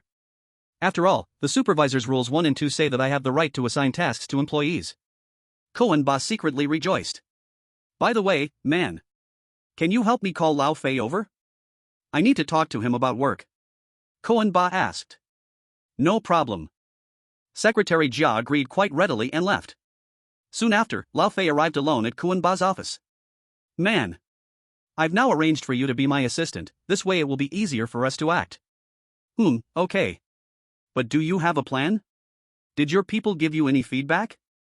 Lao Fei coldly asked. There isn't anything for now, but we only have 3 chances to make a call, so it's reasonable that they wouldn't use it easily. Lao Fei responded emotionlessly, and just then. Kanba, can you hear me? Kanba suddenly heard the voice from his intelligence department in his ear. When we say man, it's here. Looks like our intelligence department is really helping us. I can hear you. Kanba nodded. We are now connecting our computers remotely. Time is limited, so we will show you the basketball court plans chosen by Dragon Country as quickly as possible. Get ready to record. Oh. Got it. But, how do I record the screen? Kanba, who had never really worked before, was still unfamiliar with computer operations. In his flustered state, Lao Fei directly stepped forward and turned on the screen recording function. After about 10 seconds, the connection between the 2 computers was finally established, and a few basketball court engineering drawings slowly appeared on Kanba's computer screen. Soon after, the call exceeded the time limit and was disconnected, and the images on the screen vanished. Alright, now let's review the recorded content, take screenshots, and print them out. Hand them to the group employees for further improvement. Okay, man. After some busy work, Kanba printed all the engineering drawings in batches and asked Lao Fei to distribute them to the group employees for final revisions. What seemed like a task that could not be completed in 2 days was actually solved by the Dragon Country team in half a day. Time quickly passed, and it was time to get off work. Kanba slowly walked to the second-floor office area. Men. Time to go home. Time to go home. No one is allowed to work overtime. Kanba loudly announced at the entrance of the second floor. At this moment, the workers all stood up, looking at Kanba with puzzled eyes. Since they didn't work overtime yesterday, each of them seemed to look a little more human than before. But Director Lao, we didn't work overtime yesterday either, and today we've received a new task, but we haven't finished it yet. One worker spoke first, with a slightly hoarse voice, asking in a casual tone. If it's not finished, do it tomorrow. Tomorrow we'll still have daylight. Why are you so anxious? Are you afraid you won't finish tonight? Ha ha ha ha ha ha. If you don't rest, how will you be efficient tomorrow? Out. Out. Out. Kanba waved his hand toward the door, signaling for the workers to leave. Upon hearing this, a few workers reluctantly left, but some still stayed behind. Director Lau, if we don't work overtime, how will we ensure the progress of the work? We only have 2 days for this project. What can I say? Everyone else is going home to be with their families, and you're so eager to work overtime. Don't you have a family? Man? Kanba said with righteous authority, and the worker who had spoken immediately fell silent, tail between his legs, leaving dejectedly. At this moment, a fairly good-looking but still somewhat unspoiled NPC, who seemed a little out of place, walked up to Kanba and quietly asked. Director Lau, this is a period of rapid development for the group. If we leave work so early, won't it affect the company's profits? Upon hearing this, Kanba simply smiled. Kid, you're just an ordinary employee. The company's profits are not something you should worry about. Don't forget, work is just a way to make a living, but life is your ultimate goal. Got it? If you got it, out. Kanba patted the worker on the shoulder and pointed to the door. In the worker's dull eyes, a glimmer of enlightenment appeared. I understand. Thank you, Director Lau. I will live life well. The worker, as if having an epiphany, happily left. Kids, anyone else want to work overtime? I, Lau, will treat you to a big pig's knuckle. Saying this, Kanba raised his elbow and shook it, and the remaining workers, understanding the situation, gradually left one by one. Dragon Country Intelligence Department. Minister, Kanba let the employees go home so early, will it affect the group's productivity? But the supervisor's rules say the group's healthy operation must be guaranteed, and right now the group is busy, so if President Jai or Secretary Jia saw this, who knows what would happen? A certain intelligence analyst worriedly said. I don't think so. The rules say efficiency of the group must be guaranteed. How can there be efficiency without rest? Besides, Kanba already has almost complete engineering drawings. Even if President Jai and Secretary Jia see it, Kanba has confidence. Rule 3 says. President Jai and his secretary may check the employees' work at any time. In work, there may inevitably be things that displease them. Always be ready to give them a reasonable explanation. As long as a reasonable explanation can be made, it's not a violation. Chapter 13, Second Night, the neighbors started to make moves. Chapter 13, Second Night, the neighbors started to make moves. Chapter preface, just a little content. First of all, guys, thank you so much for reading this far. This book has already reached 100,000 words. The reason I have the motivation to keep writing is because of your tireless interactions, sending comments, urging updates, giving gifts. Here, I call you all true men. From the beginning, I never expected this book to become very popular. I only hope the spirit of Mamba will not be forgotten. I started writing this book on January 26th. Laude also crashed on January 26th. 6 full years have passed. I miss him so much. There is too much misfortune in our lives. We need Laude to save us, whether he exists in the real world or lives as a spiritual symbol in our memory. Here, I have only one bold request, I do not need your gifts. I only hope you, guys, can write a review for this book. 1 star or 5 stars, long or short reviews, all are fine. Only with reviews will this book have a rating, and only then will it become a piece of history, witnessing the eternal Mamba spirit. Text divider. Another beautiful day has passed. Kanba returned to his cheap rented room feeling relaxed, carrying a large pork knuckle pack to take home. However, as he reached the door, Kanba was stunned. In the corridor in front of his door, a wooden rack had been set up, with some meat pieces and intestines dripping pus and giving off a foul stench hanging on it. Ugh! Kanba almost vomited. Some of the meat looked very similar to human limbs, clearly like human arms, legs, and feet. Man! Who did this? Who hung this stuff in front of my door? Kanba was furious. He put down the pork knuckle and, without a word, flipped the meat rack with his elbow, angrily kicking the meat and intestines everywhere. Who is it? So late and still not quiet?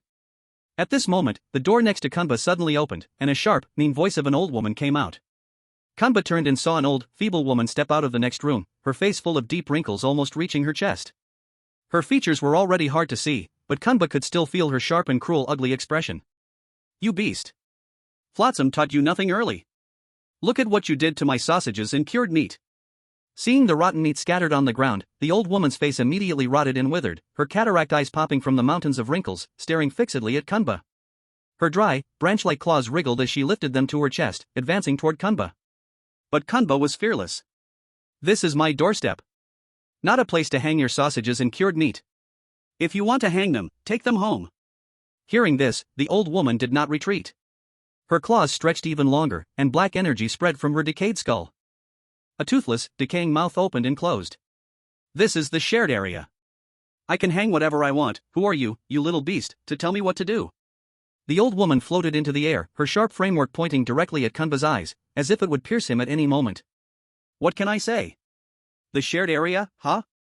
Kunba sneered and set the old woman's meat-drying rack back up again. Does that mean I can hang whatever I want? Ha ha ha ha ha.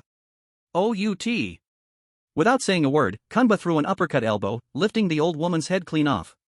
Her hunched, withered body collapsed to the ground. Ha ha ha ha. The shared area, huh? Hang whatever I want? Then let's hang it all. Ha ha ha ha ha ha. Kunba laughed loudly, lifting the headless corpse of the old woman and hanging it on the rack, then prepared to leave and go home. However, at that moment, he realized that the large elbow he had left at the door had somehow disappeared. Man! Who can stand this? They even have to steal my packed food? Kunba naturally couldn't tolerate this. The initial rule 4 clearly stated. You have many neighbors, and getting along with them is unavoidable. In a big forest, there are all kinds of birds, so you must handle all of them with calmness. You like to steal, huh, man? Then let me give you something to steal. Kunba went downstairs again, found a restaurant, and ordered a special little burger to bring back home, of course, not for himself.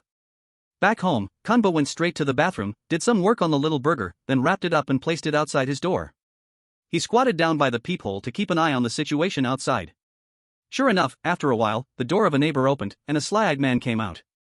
He walked up to the burger, glanced around suspiciously, and after confirming no one was looking, he quickly grabbed the burger and brought it back to his room. Immediately after. Ugh! Ugh! Ugh! The sounds of the neighbor next door indulging in the delicious food quickly filled the air. Ha ha ha ha ha. What can I say? Kunba was already laughing like a pig. For someone who is top-notch in social manners like Lauda, inviting neighbors for a couple of meals is of course nothing wrong. Kids, we wish him a good appetite. Kunba took a satisfying shower and went to bed early. Not long after it got dark. Bang bang, bang bang. The noise woke Kunba up from sleep as it came from the ceiling above. What the hell? Can't anyone sleep anymore? Kunba angrily climbed out of bed, intending to go upstairs and argue, but then he suddenly remembered initial rule 3. The society at night is dangerous. Going out recklessly at night could lead to terrifying things happening. But the noise from upstairs was so loud that even Kunba's bed was shaking violently, making it impossible for him to fall asleep. Man! What can I say? Kunba was furious. Initial rule 4, you must handle all of them with calmness. Contract clause 3, a railman must have good work habits. If he let these people run wild, it would violate initial rule 4. He wouldn't be able to sleep well and couldn't guarantee his work efficiency the next day, which would violate contract clause 3, taking away more than what he could afford. Kunba decided to take the risk and go upstairs to investigate. Bang bang, bang bang. The noise grew louder as Kunba got closer to the upstairs. Bang bang bang. Open the door. Kunba slammed the door with force. Before long, the door creaked open, and a pale-skinned woman with a ghostly slender body stood at the door, her face stiff. Inside, greenish and crimson flashing lights alternated, flashing in sync with the loud music, making the woman's figure seem even more eerie. Who are you? It's so late, why are you knocking on my door, what's going on? The woman spoke lightly, her tone clearly unpleasant. Girl, what do you say? Why are you jumping so loudly in the middle of the night? Can't you let anyone sleep? Kunba angrily asked. This is my house. I'll jump however I want. The woman floated into the air, her pale white nails reaching out, her mouth opening into an O shape as she roared, looking down at Kunba. Listen to me, you black bastard. My boyfriend is 10 times stronger than you, and he's coming back soon. When he gets here, we're going to strip your black skin off and use it as a carpet. The woman floated mid-air, chattering non-stop, her transformation almost seamless, and Kunba's pollution level instantly spiked by 32%. Boom! Kunba knew things were bad, so he quickly closed the door. Sorry, girl, didn't mean to interrupt. Keep jumping. Kunba had no choice but to temporarily back down. The night was dangerous, and he dared not make a move. But as a man who understood how to deal with people, how could he let such a neighbor live with such irregular hours? Before leaving, Kunba took off his basketball shoes and placed them at the door. He. Man, what can I say, wish you a wonderful night with your girlfriend. Kunba walked barefoot back to his bed, waiting for the show upstairs to begin. Not long after. Darling, you're back? The sound of a door opening came from upstairs, followed by the woman's ghostly voice floating lightly. I asked you, whose shoes are these at the door? Then, a beast-like roar came from upstairs, obviously the woman's boyfriend. I don't know, darling, what are you talking about? Who is that wild man? Where is he hiding? Darling, what are you doing? Ah! Crackling! Bang, bang! Soon, the sound of a violent fight came from upstairs, but it quickly stopped, and all became quiet. Man, what can I say? Kumba shrugged nonchalantly and returned to his dream. Chapter 14, Basketball Court Project Finalized. The next morning, Kumba got up and went upstairs again to get his shoes. His basketball shoes were still sitting at the door, but the ghost woman's door was wide open. Kumba peeked inside. The place was already a mess, with bloodstains, black hair, and pieces of people everywhere. It was clear that the ghost woman and her boyfriend had spent a passionate night together. Man! Looks like things will be a bit quieter around here from now on, and I see. Kumba put on his shoes and headed downstairs to a restaurant, ordered a big pork knuckle, and enjoyed breakfast with iced tea, reducing the pollution level he had gained yesterday. Then, as usual, he went to work at the company. However, as soon as he entered the office, he saw Mr. Zhai standing in front of him with an angry expression, seemingly waiting for him. His rat-like eyes were bloodshot, filled with murderous intent. Lauda, I need to ask you something. Yesterday at 5:30, I came to inspect the work. Why did all the employees run off, and there wasn't a single person left? How are you a supervisor? Mr. Zhai's vicious rat teeth gleamed with fresh blood, dripping down as if he had just bitten into some prey, and in the next second, he looked ready to pounce on Kumba and tear him apart. Man! The company closes at 5 o'clock, and you came to inspect at 5:30. Isn't it strange that the employees hadn't left yet? Kumba answered without hesitation. Why couldn't you let them work overtime? The company's affairs are so busy, time is tight. As the saying goes, time is squeezed out. You could have had the employees work 24 hours a day, but you only let them work 8 hours. How can the company's efficiency be guaranteed? Mr. Yai looked up, staring hard at Kumba, stepping closer. A bloody red mist spread from his body, surrounding Kumba, causing Kumba's pollution level to rise by 24%. Rule 3, Mr. Jai and his secretary will come to inspect the employees' work at any time. There will inevitably be things that upset them, so always be prepared to provide a reasonable explanation. Thinking of this, Kumba let out a relaxed smile. Man, why panic so much? Anyway, the basketball court plan is almost done, no need to make them work overtime, and we don't have to worry about paying them late. Almost done? Hearing this, General Jai's twisted, fierce face instantly changed, turning into a strange smile, that smile like molten lava cooling and solidifying, full of wrinkles, eyes squinting so tight no dental floss could fit. Great! Bring it here and let me see. Let's go, man, to the second floor. Kumba and General Jai went to the second floor. Today the oxen and horses looked brand new again, finishing work on time for 2 days in a row, their eyes all shining. General Jai, Chief Lao, you're here. Come see our improved plans and pick one. At this time, an ox horse handed General Jai and Kumba several repaired basketball court plans. General Jai took the drawings and examined them carefully, the greedy smile on his face almost never disappearing. Good. Great. Then we'll take this plan with the Black Mamba sculpture. Lao, well done, I really wasn't wrong about you. Here, you continue managing the basketball court construction, I will allocate the funds immediately.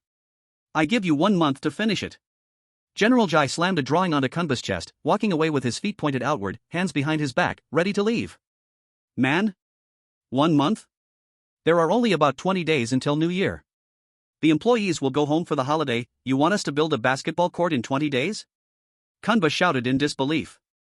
Don't worry, the workers aren't just the ones in front of you, just hurry up, I'll help find helpers for you. Besides, who said you can't work during the New Year? New Year is a good time, building during a good time means a good start for our basketball court. Anyway, I'll check during the New Year, if the project isn't done and you're not at your post, don't blame me for dealing with you. Saying this, General Jai left, tossing Kumba a card on the way. This card has the project funds for the basketball court, arrange it yourself. Man. What can I say? Kumba was stunned. The original rule said go home for the New Year, rules must be followed. But General Jai wants the court finished in a short time, checking during the holiday, if he runs away, who knows what terrible thing might happen. So it can only be finished before New Year, but there are only about 20 days, almost impossible to build a large indoor basketball court. And General Jai said he would find helpers, who will those helpers be? Kumba angrily scratched his head. Damn. Forget it for now, first check how much is in the card. Kumba looked at the card General Jai gave him, preparing to check at the bank. Chapter 15, The Acrostic Poem in the ATM. Chapter 15, The Acrostic Poem in the ATM, copy of Bagua. Bagua's chosen one, Babishu, is an entrepreneur. After entering the copy, through years of cunning experience, succeeded in becoming a supervisor in the interview. And now, he received the order to build the basketball court. Using the method copied from Longwa people, Bagua also did remote delivery, giving Babishu the construction plans. Now, Babishu is supervising the workers. Hop. Hop. On the construction site, Babisha skillfully wielded a whip, hitting every worker he thought was not working hard. Years as a capitalist have already put PUA into his bones. You slaves. Work hard. Any laziness, delaying my going home for New Year, you sour radishes will be fired without eating. Babisha showed off his power, looking very mighty. At this time, his sons started praising him again. Bangwa netizens. Ah, Babishu, mighty. We, the people of Bangzi country, are willing to be your slaves. I wonder if, after passing through, we can restore our Bangzi country's life supplies? Netizens from Wa country said. As expected from the smart and mighty people of the dominant country. You immediately became the manager. Just with this work experience, you will definitely finish before that dragon country's maggots. Ha ha ha. That dragon country baka will be stuck at home for New Year, then break the rules to wash inside. Ha ha ha ha ha. At this moment, inside the dragon country dungeon, Kanba held the engineering fund bank card and came to the bank, wanting to check the budget. He inserted the card into the ATM, and the screen lit up. The screen was in red and yellow tones, full of festive style for the upcoming New Year, but the red was a strange scarlet, showing a hint of gloom inside the celebration. Welcome to the Luoshanji TND Bank automatic teller machine. A strange voice came from the ATM. Happy Spring Festival, may your wealth roll in, success arrive fast. Immediately after, the ATM spoke New Year blessings, and a poem-like blessing appeared on the screen. For life's living, one must walk the world. Must care for 3 meals with wet cloth gauze. Lift the cup, slowly drink iced black tea.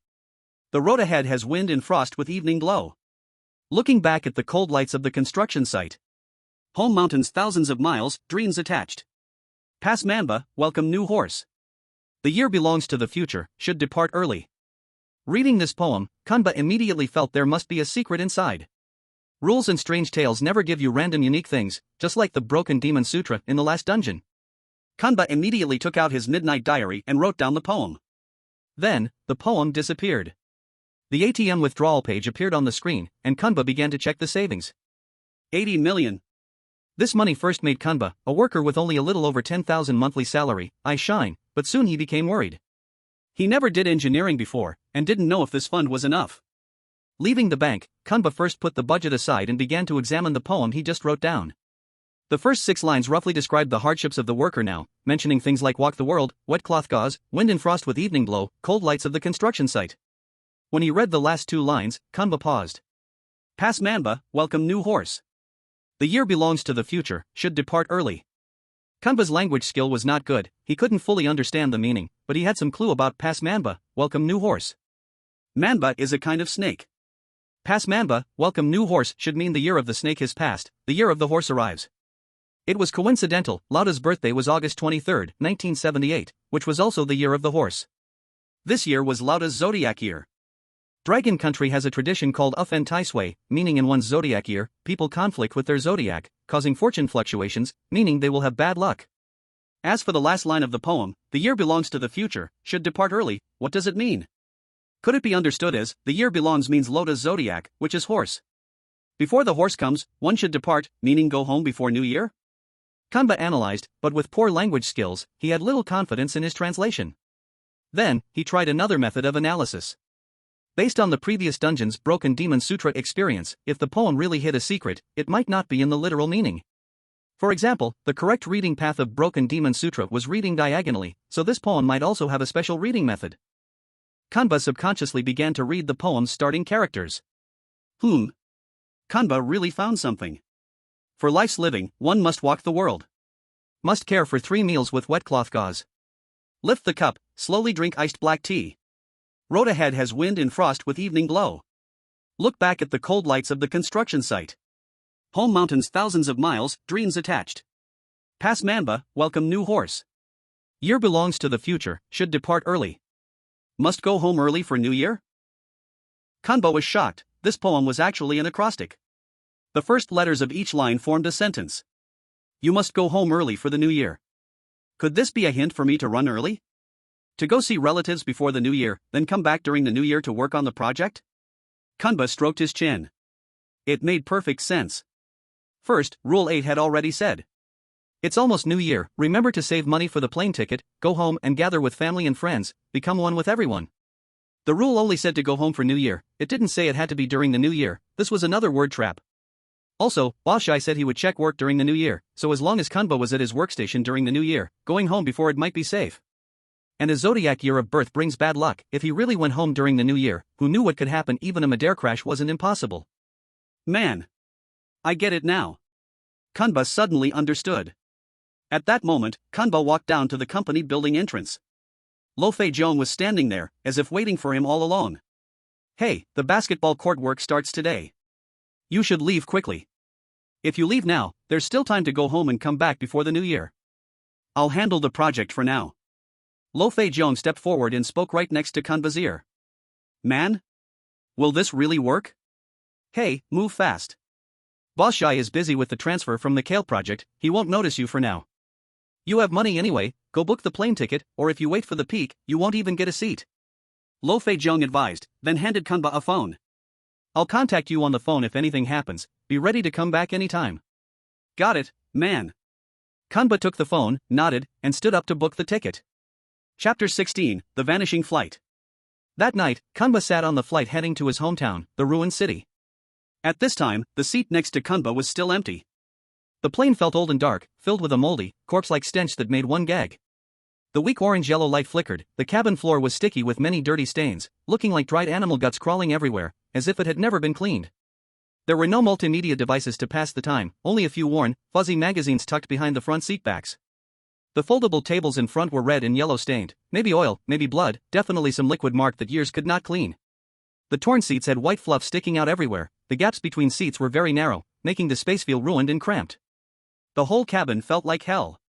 Kanba looked up. On the cabin ceiling, a LED clock with flickering crimson numbers read 008. Through the small, foggy window, the white apron looked very eerie in the night. The glaring white searchlights could not chase away the endless silence of the night. Through the light, he could faintly see the shapes of other planes on the apron. Their exteriors were covered with large rust patches, like skin rashes on a seriously ill person, disgusting to look at. Some planes even had peeled exteriors, wings bent, seeming ready to fall apart at any moment, not to mention flying tens of thousands of meters up. If old, abandoned cars are called zombie cars, these planes could be called zombie planes. Clearly, the external hardware of Kanba's flight was not in good shape either. Ding! At that moment, a voice rang in Kanba's ear, again with loudest tone. Dear passenger, flight man Air 24-8 from Falling Mountain Machine to the Wasteland City is about to take off. If you want to land safely, please strictly follow these rules. Rule 1, this flight is expected to last 2 hours. Every hour there will be a crash crisis. If you want to land safely, find the risk factors on the plane and resolve them. Rule 2, if you feel the flight is boring, you can talk to other passengers or read the magazines on board, but remember, do not sleep. You wouldn't want to sleep and never wake up, right? Rule 3, the flight is public transportation. As a true man, while being law-abiding, you must also ensure most passengers have a good travel experience. If you disturb the order, you might be thrown off the plane by the crew during the flight. Rule 4, crew member number 24 is friendly, but if crew member number 8 appears, stay alert. She has a bad temper and may insist on recommending strange items to you. Find a way to politely refuse, don't anger her. The plane is about to take off. I wish all of you a wonderful journey as a man. Here it comes again. No wonder it's a rules ghost story, even taking a plane has rules. Kanba murmured to himself. At that moment, passengers started boarding one by one. Without exception, all of them looked pale, walking with creaking steps like robots. Then, a fat man with a bloated body and a strong smell plopped down beside Kanba. Creak! A painful wail came from the next seat. The already narrow space was now squeezed, hard to breathe. Then, boom! The plane shook violently and started running on the runway, then roared into the air. Kanba was truly afraid the plane might suddenly fall apart. And then, screech! Screech! A set of rusted wheels spun on the floor, stuck, dragging with a hard sound, giving people goosebumps. Immediately, from the narrow corridor at the end came a light, ghost-like shout. Late night snack. Late night snack. Iced black tea, big pork leg, whoa, cold drink. Late night snack. Late night snack. Iced black tea, big pork leg, whoa, cold drink. Then, at the end of the corridor, a woman slowly came out, pushing a rusty meal cart, wearing a crimson uniform. She made no sound with her steps, or maybe it was drowned out by the harsh wool noise. Sir, what would you like to eat? The cart stopped beside Kanba. The strange flight attendant asked lightly. She had no expression, and the area under her eyes was slightly red, unsure if it was makeup or dried blood tears. Her badge boldly read 24. Crew member number 24 is friendly. Kanba recalled Rule 4 on the plane. This flight attendant should be easier to talk to, nothing should happen. And then. I want whoa. And give me a cold drink. The fat man beside Kanba spoke in a coarse, loud voice. Yes, sir. The flight attendant politely handed him a bottle of blue packaged drink in a round, foil-wrapped package. Inside the blue drink bottle, something seemed to float, a sharp little head, a thin tail. It was clearly a dead rat soaking in a filthy water bottle. The fat man impatiently tore open the round foil package, and a stench hit immediately. Kanba was shocked to see that the so-called whoa inside the foil was a rotten skull. On the skull's face were some leftover pus, blood, and decayed flesh, with tiny maggots crawling joyfully in the hollow eye sockets. And the fat man looked intoxicated, corners of his mouth stretching to his ears, opening a mouthful of sharp teeth and started to eat greedily. Pus and white maggots splattered directly onto Kanba's table. The pollution value of Kanba unexpectedly increased by 8 points. Sir, what would you like to eat? At this moment, the ghostly flight attendant began her cold but polite inquiry again. Oh, please give me a bottle of iced tea. Okay, here you go. The flight attendant took out a bottle of iced tea and handed it to Kanba. Is there anything else you need? No, that's all, thank you, girl. Kanba thanked the flight attendant, who then pushed the squeaky meal cart, preparing to leave. This flight attendant 24 is indeed easy to talk to, but I wonder how the flight attendant 8 is like. At that moment, Kanba suddenly thought of something, and he instinctively called out to the flight attendant who was about to leave. Wait a minute, girl. Chapter 17, Organizing the Rebellious Passengers. Chapter 17, Organizing the Rebellious Passengers *, reading reminder, during the creation of the next 2 chapters, the author was actually sitting on a plane right after the new year, trying to create an immersive experience. Sir, what's the matter? The ghostly flight attendant turned back and asked Kanba. Girl, I just wanted to ask, when will flight attendant 8 come? Kanba asked. Hello, we work in shifts. In the next hour, flight attendant 8 will come to serve. Okay, thank you, girl. Kanba thanked the flight attendant, who then pushed the cart and continued to leave with a squeaky sound. Next hour, so during the next hour, I need to figure out how to handle flight attendant 8, or it might be dangerous. After all, the flight rules in section 4 said her temper is not very good. Kanba was temporarily puzzled, but then he suddenly felt an inexplicable sleepiness creeping up on him, as if the nasty airplane cabin itself had a hypnotic effect. At that moment, Kanba remembered flight rule 2. If you find the journey boring, you can talk to other passengers or read the magazines on the flight, but remember, don't sleep, you surely don't want to wake up and find out you didn't. I can't sleep. Kanba became alert and directed his gaze towards the old, frayed magazine attached to the seat in front of him. The cover of the magazine had already faded severely, the paper was damp and fuzzy, like it had been soaked in horse urine, emitting a strong ammonia smell. However, the cover was yellow and purple, with an abstract but still clear figure on it. Kanba flipped to the first page and saw a poster, a picture of a big dunk from Lauda soaring through the air, with the caption. The Last Glory, 2010, the Foo people defeated the Celtics. So this is a book about Lauda? Kanba recognized the game shown in the poster. In 2010, the Foo people won the national championship by defeating the Celtics 4-3 in the finals, and that was Lauda's last championship. Not long after, the Mamba was out. Kanba continued flipping curiously, and then he saw a set of somewhat clumsy doodles, which looked a bit like a child's handwriting. The first picture showed a little girl holding hands with a tall black man, both smiling as they went out to play. It was clear that the black man was likely Lauda, and the little girl was probably his daughter who perished with him.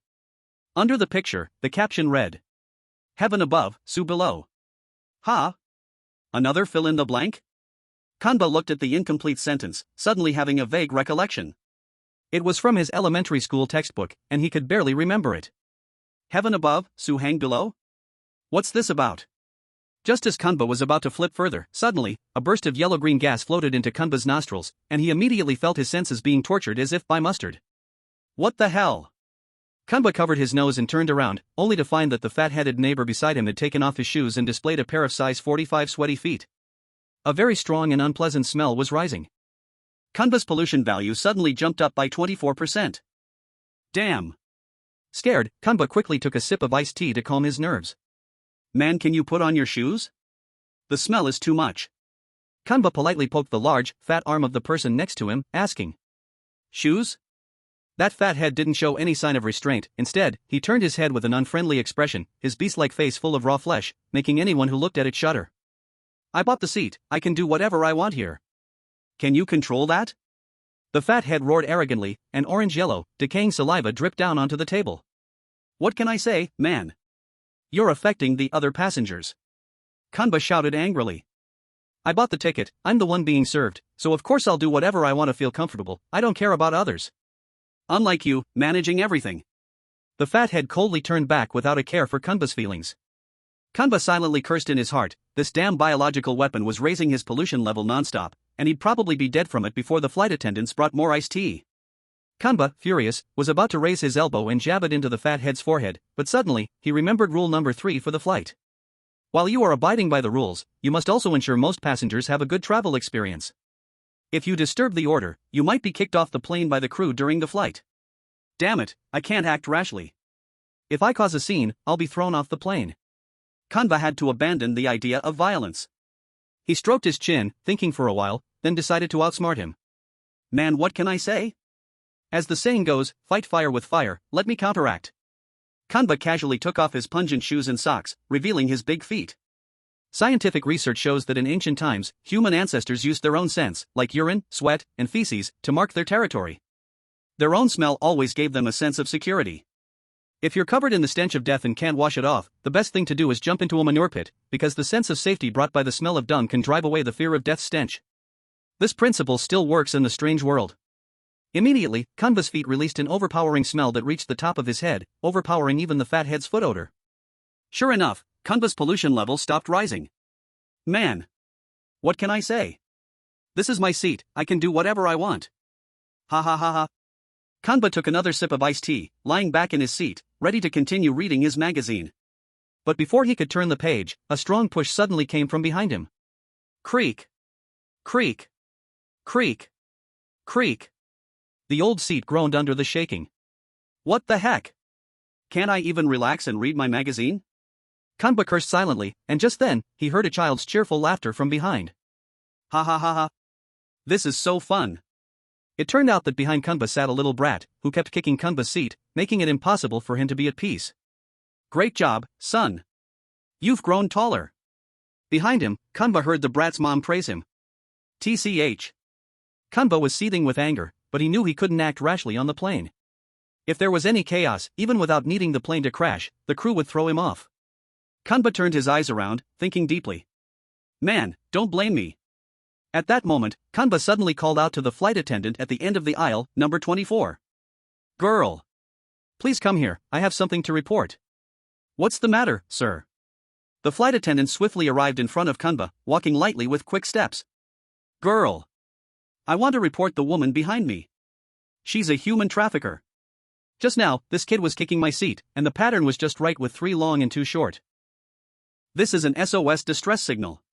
Quick, save the child. Kanba's face was filled with anxiety, not acting at all. What? Are you crazy? What are you shouting about? This is my son, how could I be a human trafficker? The woman behind immediately became the target of everyone's attention in the cabin, her panic rising. However, flight attendant number 24 completely ignored her, and as soon as she heard the words human trafficker, her face instantly changed, her eyes widening in a bloodshot glare. She quickly pulled out her walkie-talkie and began reporting rapidly. Crew! There is a human trafficker in the cabin. Bring the stun gun. 2 male attendants, come quickly. The following scene is left to your imagination. Ha ha ha ha ha. What can I say? OUT. Ha ha ha ha. Kanba was completely satisfied, sitting back down and continuing to flip through his magazine. Chapter 18, The First Crash Crisis. In the blink of an eye, the red electronic clock on the flight had already reached 1 o'clock, and the flight had taken off at 0:08. According to the flight rules, every hour there would be a crash crisis. By calculation, the first crash crisis was imminent. Currently at a loss, Kanba could only follow the flight rules and continue flipping through the magazine to see if he could find any clues. Then, a new doodle caught his eye, and the drawing style looked exactly the same as the previous one, probably from a comic strip. In the picture, the little girl was smiling and appeared very happy. She was holding hands with Lauda and stepping onto a helicopter, and the helicopter's shell had Allah Zobayan written on it. At the bottom of the image, there was a caption. The hatred of ancient and modern times, thousands of years, only parting and reunion are the true joys and sorrows. Next was the third picture. The helicopter had taken off, and the little girl and Lauda were now sitting inside the plane, but they looked terrified, as if they had seen something horrible. Following their fearful gaze, Kumba noticed that on the helicopter's dashboard, there was a bomb, and the bomb had a keypad, seemingly to input a password. Everything seemed to be hinting at something. After the third picture came the fourth one. The helicopter was already exploding in the air, sparks flying everywhere, likely caused by the bomb's explosion. The flames dancing in the wild wind were blood red, as if drawn with blood, and within the flames, there seemed to be a distorted, eerie smiling face. The curve of the smile was heart-stopping, with 2 rows of terrifying sharp teeth. The eyes of the smile were hollow, and the abstract style of the picture made it even more horrifying. Kumba was sure that this was no smile of a human, but more like the deathly smile of Zobayan he had seen in the previous chapter. At the bottom of the third and fourth images, there was a caption. In August, the autumn wind blows fiercely. Kumba continued flipping the pages and found the fifth and final image. It showed 2 statues, clearly one representing Lauda and the other the little girl. The 2 figures looked mournful, gazing into the distance, as if filled with reluctance and sorrow towards the sky. At the bottom of the image was a caption. Waving goodbye, the sound of the departing train fades. Though the 5 pictures were simple, Kumba seemed to empathize with the characters in the images, and tears welled up in his eyes, as if he had known Lauda and the little girl for a long time. Though sorrowful, Kumba didn't dare to waste time. He wiped away the tears and took out his midnight diary, writing down notes, listing all the captions from the comic strip. Above is heaven, below is Sue. The hatred of ancient and modern times, thousands of years, only parting and reunion are the true joys and sorrows. In August, the autumn wind blows fiercely. Waving goodbye, the sound of the departing train fades. These 4 lines of poetry were from elementary or junior high school textbooks, and Kumba, who had attended 3 universities, still had some memory of them. Strange, if I fill in the missing words in these 4 lines of poetry, it should be. Kumba murmured, suddenly realizing something. My stomach hurts so much. Right when Kumba was analyzing the notes, a sudden storm-turning, sea-overturning sharp pain came from inside his belly, and he did not know whether the iced black tea given on the airplane had expired. As the saying goes, a person has 3 urgent needs, and when these 3 urgencies come, nothing can stop them. Seeing that it was almost the crash time, Kumba could not care about so much. He stood up directly and prepared to run toward the toilet. Man! Move a bit. I need to go to the toilet. Kumba rushed a shy smile toward the fat head beside him, and the latter glanced at Kumba with disdain. Put. At this moment, Kumba already could not hold it very well. The sphincter almost broke defense, releasing a burst of fairy gas. TCH. Bad luck, hurry, and go. Don't poop on my seat. The fat head in the neighboring seat probably was also a bit afraid of Kumba releasing, so he could only unwillingly stand up and give the seat. Kumba, in 100,000 urgent rush, dashed toward the toilet and directly fiercely opened the door, but who knew that at this time, inside the toilet there actually clearly stood a person. Only to see that person thin like dry bones, skin cracked, waist bent and back hunched, whole body full of smoke smell. Seeing Kumba enter, inside his muddy eyeballs a trace of surprise leaked out, but there was no fear. He only subconsciously hid his branch-like claw hands behind his back. Kumba clearly saw that the claw hands he had behind his back were releasing strands of white smoke. Holy shit? Could it be that he is smoking on the airplane? Has the rule strange talk already gone against heaven to this level? On an airplane you can actually smoke. How did this guy pass the security check? No wonder it said this airplane will crash. This heaven-defying behavior almost scared back a few parts of the poop rolling inside Kumba's rectum. And right at this time, even the airplane broadcast seemed to have already sensed something and automatically began to play music. It's been a long day. Without you, my friend. And I'll tell you all about it when I see you again. And at this time, the time on the flight electronic clock had already clearly arrived at 2:07. Could it be? Inside Kumba's mind a scene immediately appeared. A man smokes in the toilet, triggers the airplane smoke alarm, passengers fall into panic, triggers Flight Rule 3, uncontrolled passengers become strange and begin to attack the airplane cabin is miserably destroyed, the crew members are miserably slaughtered, and in the end the flight forever disappears in the pitch-black sky.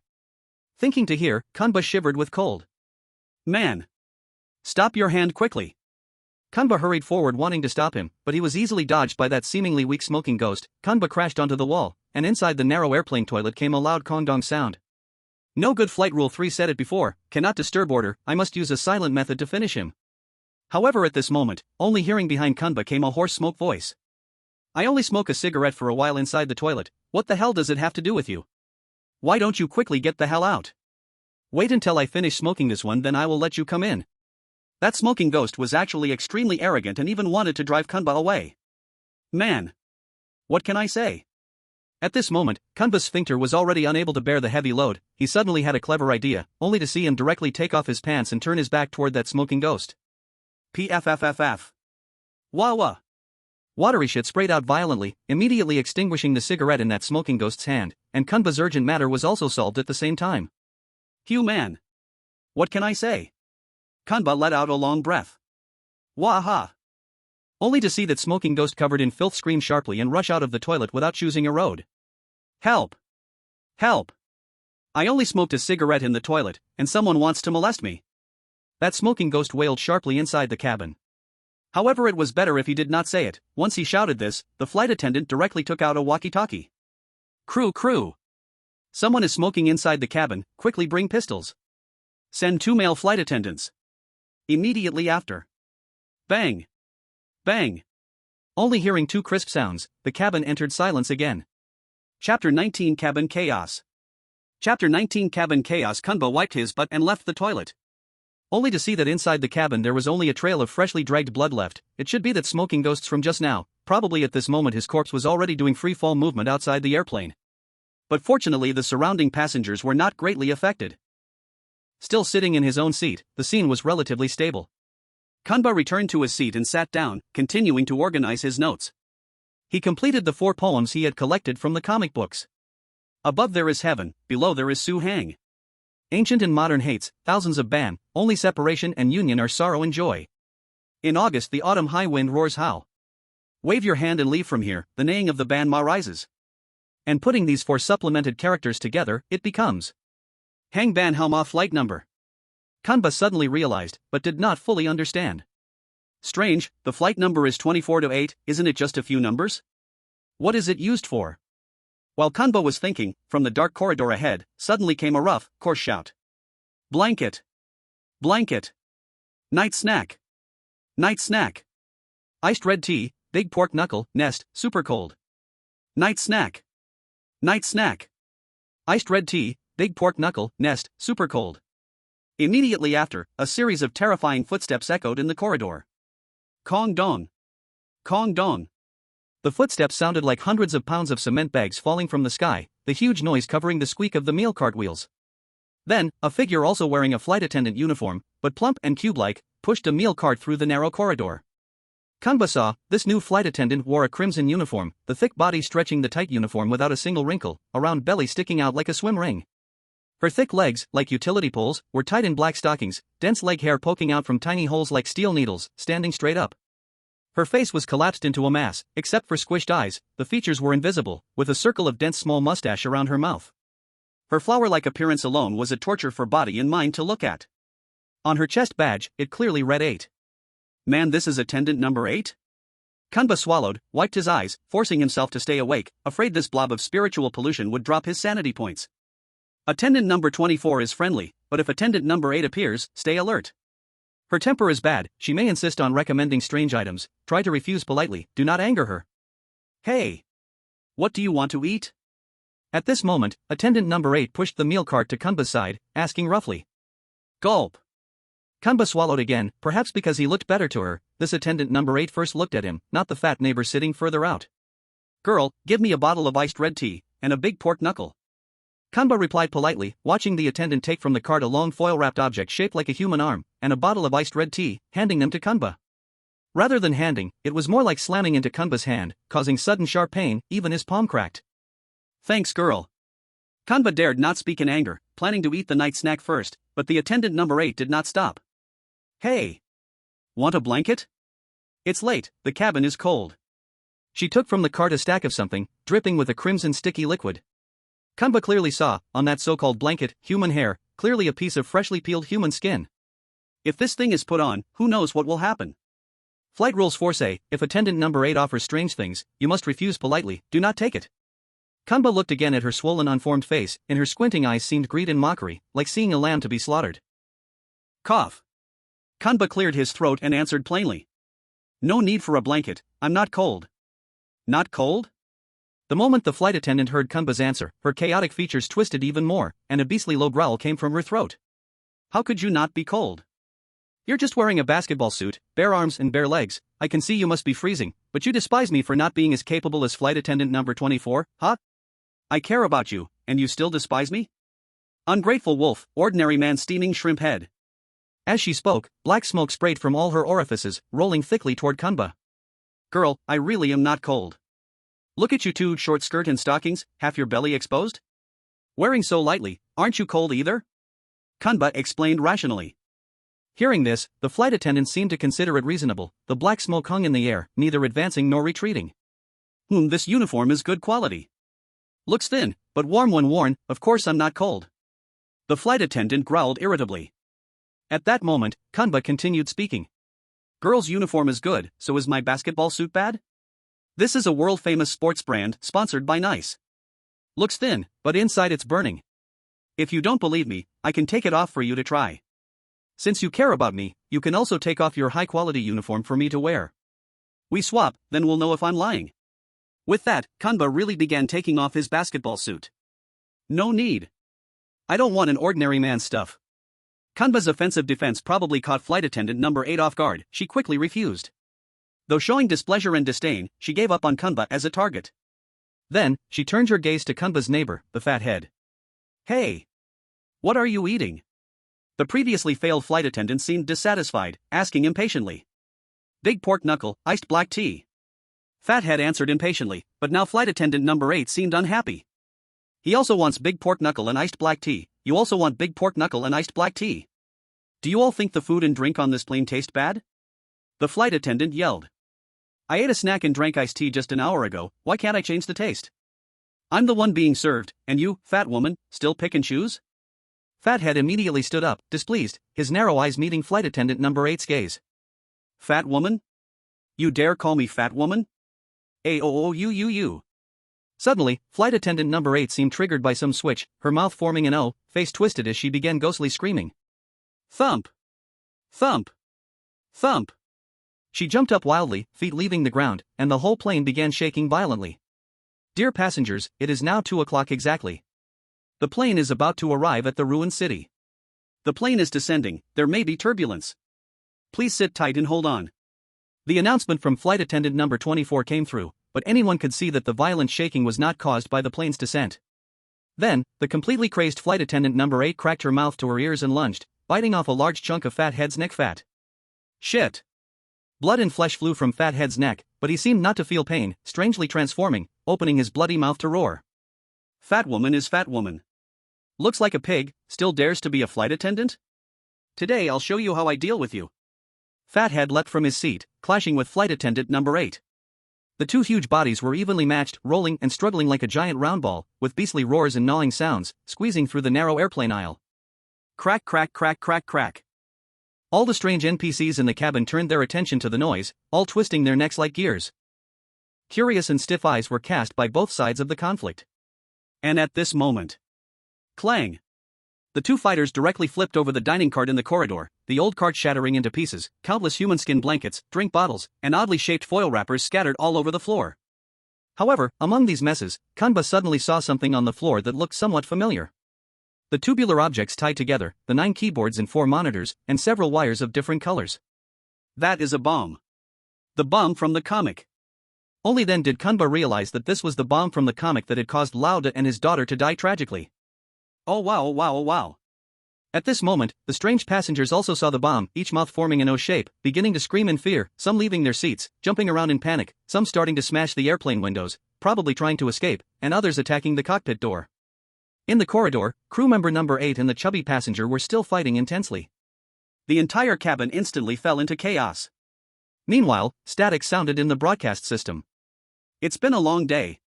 Without you, my friend. And I'll tell you all about it when I see you again. The second crash crisis had arrived. Chapter 20 Safe Landing. Chapter 20 Safe Landing. Chaos, complete chaos.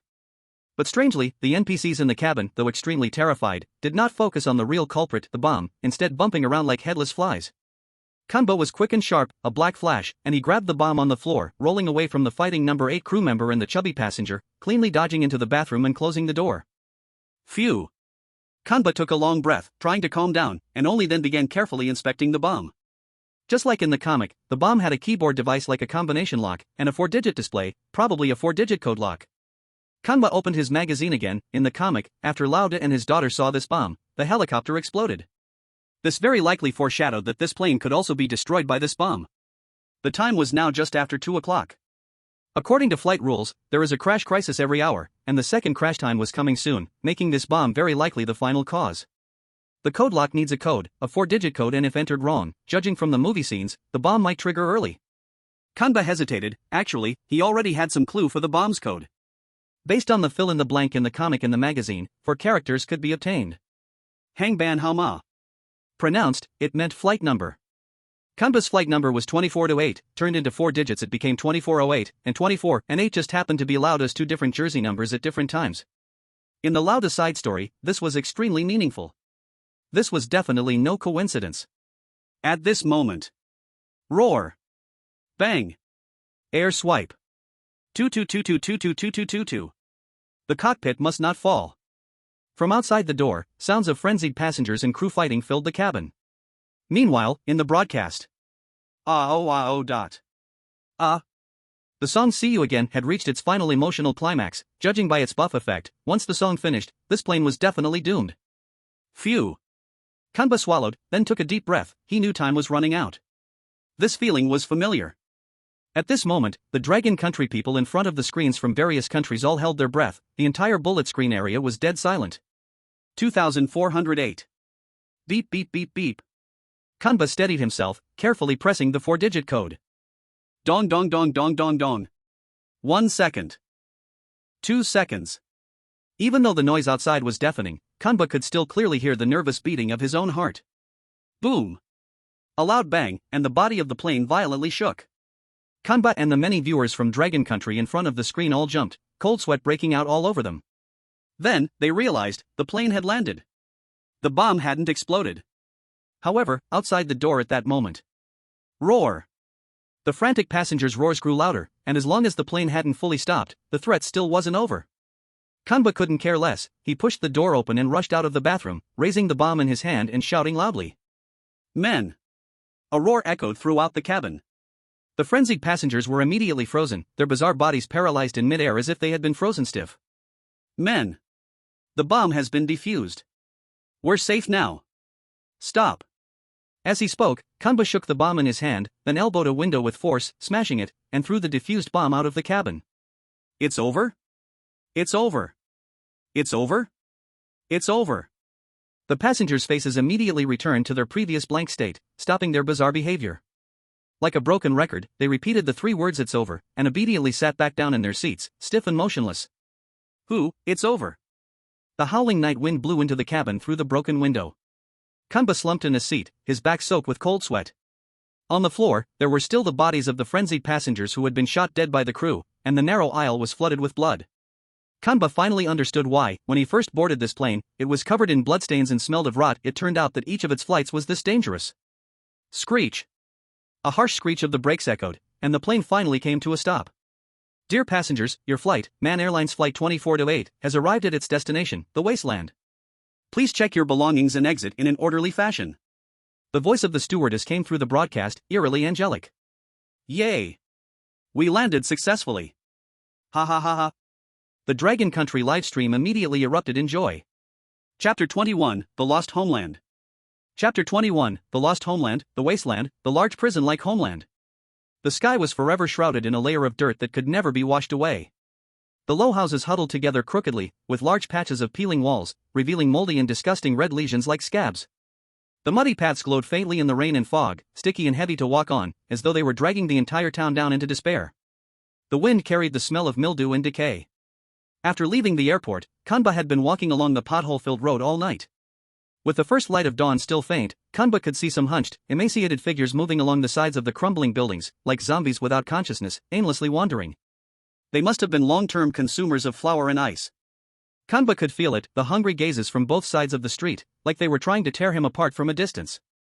This is the homeland of Lauda, the wasteland? Kanba looked around at the dim environment. All he could see was dead silence, decay, and endless decline. Even though this was a strange side story of the rule tales, the decay here still stood out remarkably. At that moment, Kanba saw something in the distance, standing tall in the darkness.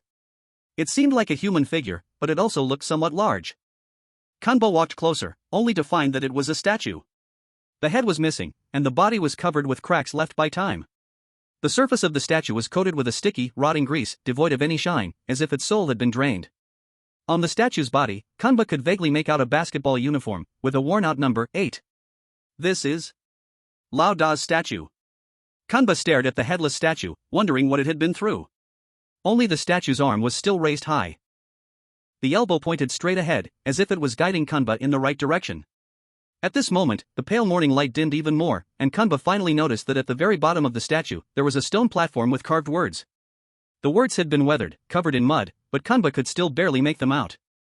Children, welcome back to the homeland of man. A year has passed quickly, and now it's time to invite your family and friends to gather. But remember, the country has its laws, and the family has its rules. You must follow the rules of your hometown, and do not let the reunion turn into a farce. Rule 1: the people in the hometown are not very knowledgeable. As a man from the big city, do not argue with them over small matters. If it's not a big deal, just go along with them. Rule 2: as a successful man returning home, you will inevitably attract the envious gaze of relatives. But as a true man, treat everyone equally, including yourself. After all, like them, you are a member of this big family. Rule 3: the children of the hometown do not like studying. As an outstanding and knowledgeable man, you should help them well. Rule 4: as a simple and humble hometown man, you should endure hardship and work hard. Do not be lazy and indulge in comfort. After reading the rules, Kanba scratched his head. Returning home came with so many terms and conditions. No wonder it's called a strange rule story. At this time, a sun without warmth rose from the horizon, like a basketball held by God's hand, illuminating the bleak land. Kanba first took out his midnight diary and wrote down the rules from the stone platform, then continued to move forward in the direction indicated by the statue's elbow. Not long after, Kanba arrived at a dilapidated old house. Trees grew wildly, and weeds flourished, looking like it had been abandoned for a long time. The weathered sign on the door clearly read, "Don't come in, don't touch the house." "This should be my house," Kanba said. Kanba pushed open the rusty fence gate with a creak and walked in. What came into view was a house with bare walls. Inside, there was nothing but a set of decaying wooden tables and chairs. However, many chairs were neatly arranged around the large round table, as if on some past day, a family sat around drinking and chatting. But now, apart from the table and chairs, the people were gone. Although Kanba had never been here before, there was still a sense of sadness from the changes. But he had no time to linger too long. He walked to the table and found a piece of paper. It seemed to have names written on it, like a list.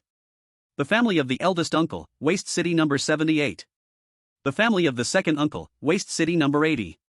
The family of the second aunt, Waste City number 96. Kanba discovered that it was a list of addresses of his relatives and friends. The text on the stone platform mentioned inviting relatives and friends for a gathering. Since Kanba didn't have much time to stay here, and his boss could call him back at any time, he had to act quickly. Let's go. Now, let's call the relatives. Kanba slipped the list into his diary, then went door to door, knocking on each one according to the house numbers. Knock, knock, knock. Man. Let's have a family reunion tonight. Kanba arrived at number 78 and knocked on the door. This was his eldest uncle's house. Creak. The old metal door was opened, and soon, an elderly man appeared in front of Kanba. His face was pale and yellow, his eyes so cloudy that the pupils were invisible, his body short and hunched, with a cigarette dangling from his lips. This was Kanba's eldest uncle. "Oh, so the eldest son has returned. Why is the New Year's celebration so early this year?" The eldest uncle spoke in a hoarse and indifferent tone, with no sign of life in his voice. "Man. It's because I missed you all. I came back to gather everyone," Kanba said directly without hesitation. "All right, the eldest son is a good child. Your filial piety, I will not refuse. I'll come over tonight." The eldest uncle agreed promptly. "Okay, man. I should go call the other relatives now." Kanba didn't linger too long and started knocking on the doors of other relatives. "Men. Open the door. Let's all gather together. Girl. Come over to my house for dinner. Auntie. Don't forget to come and eat big pork knuckles tonight." Kanba's series of invitations went smoothly, with all the relatives agreeing to come. Next, what Kanba had to do was prepare the New Year's goods before dinner and tidy up his home, making it more welcoming for friends and family. After all, Rule 4 of going home had said, "As a humble man from my hometown, one should be hardworking, actively keeping oneself busy, not lazy or idle." Chapter 22, Getting Along with Friends and Family, Part 1. Chapter 22, Getting Along with Friends and Family, Part 1, Evening. A large group of relatives and friends arrived on time, some carrying what appeared to be intestines and chunks of meat from some unknown creature, still oozing pus, some with bottles of white liquor as thick as concentrated sulfuric acid, and others bringing vegetables almost eaten up, crawling with maggots. In any case, no one came empty-handed, all of them eager to show their warmth and sincerity. At this point, Kanba had already tidied up his shabby home, removed the grass, wiped down the only set of tables and chairs, and even went out to buy big pork knuckles and iced tea, putting in full effort to welcome everyone. Men. The big pork knuckles are here. With the last dish, the burnt pork knuckles, placed on the table, the relatives and friends all sat down together, joyfully gathering around. It was a scene full of happiness. Come on, Lauda, let's drink a little. At this point, Kanba's uncle took out the bottle of thick sulfuric acid-like liquor and prepared to pour it into Kanba's cup. Man. Kanba was quick to react, quickly pulling his cup away to the side. Hey. You kid, why are you so stingy? You're so old now and you don't even want to take a sip of alcohol? Are you not giving your uncle any face? When the uncle saw Kanba avoiding the drink, he immediately became displeased. His bulging, crossed eyes stared fiercely, and black energy seemed to radiate from his body, as if he were about to jump up and lecture Kanba right then and there. At this moment, the Dragon Kingdom's livestream viewers were all curious, eager to see how Kanba would handle the situation. Kanba, really just take a sip of alcohol, why make your uncle angry? Yeah. The homecoming rule 1 clearly says, don't be picky with your relatives, just go along with the little things. Drinking is such a small matter, why reject it? TCH. You guys are just standing there and talking nonsense. Look, that's not even alcohol? At this moment, a sharp-eyed viewer noticed that, as Kanba avoided the drink, 2 drops of liquid fell onto the wooden table from his uncle's bottle. Sizzle. 2 faint sounds of corrosion echoed, and the wooden table actually showed 2 small black holes. In the game world. You brat. Come over here. Pour me a drink. At your age, you can't even serve alcohol to your elders? How are you going to host leaders in the future? The uncle glared at Kanba, his tone stern and unyielding, as if his words couldn't be questioned. Man. What can I say? At this moment, Kanba began to recall the rules. Initial Rule 6, you are the master of your home. When relatives and friends visit, as the host, you should treat them in a proper manner, ensuring they feel like honored guests. As the head of the house, whether in a low-rent apartment or his hometown, he was the host. But now, his guest was treating him like a servant? How could he endure this? All right. Man. My sincerity is not just offering you 1 drink, I would give you a whole bottle. Saying that, Kanba grabbed the liquor bottle from his uncle's hand and poured it straight onto his face. Sizzle. Eek. The uncle immediately let out a horrible, pig-like scream, collapsing to the ground, clutching his face and convulsing. His face began to visibly char from the sulfuric acid. Oh my god. Kanba really went too far. In front of so many relatives, he just dealt with his uncle like that. How can anyone eat in peace now? Some viewers from the Dragon Kingdom immediately began to worry. Dragon Kingdom Intelligence Department. Hu Fangzhou stared at the screen, deep in thought. His home rule 1 says, don't argue with relatives over small things, but for Kanba, drinking alcohol will definitely cause death, that is absolutely not a small thing, so Kanba did not break the rules. Can it be understood like this? Minister, I think this should be related to Initial Rule 6, it says, let the guest feel the feeling they should have. Kanba is now the host, but young master orders Kanba to do things, pushing too far, so Kanba has the duty to make the other person realize who is the host. An intelligence analyst answered. Is that so? Inside the copy. Ahahaha, men. Everyone eat slowly, don't be like young master, see, drunk so fast. Really too weak, ha ha ha, so drink less, drinking too much hurts the liver, health is not a small matter. Kanba pointed at young master lying still on the ground, smiled at other relatives, the other relatives expressionless, still eating their own food, as if young master did not exist at all. Few no reaction. Looks like I did not break the rules. Kanba exhaled deeply and sat back down. At this moment, Auntie started being sarcastic and strange. Oh my, Lauda, look at your age, found any proper work or not? Oh, now I am a supervisor at a falling mountain machine, can earn 10,400 a month. Kanba answered without hesitation. Oh, only 10,400, Lauda, you need to work harder. Look at my son, runs a factory outside, can earn millions a year. Last month just married, so happy. I say Lauda, when will you find someone? Hearing this, Kanba felt uncomfortable, clearly being mocked for not being as capable as her son and not having a wife. What can I say? No money, so no marriage. Kanba answered directly.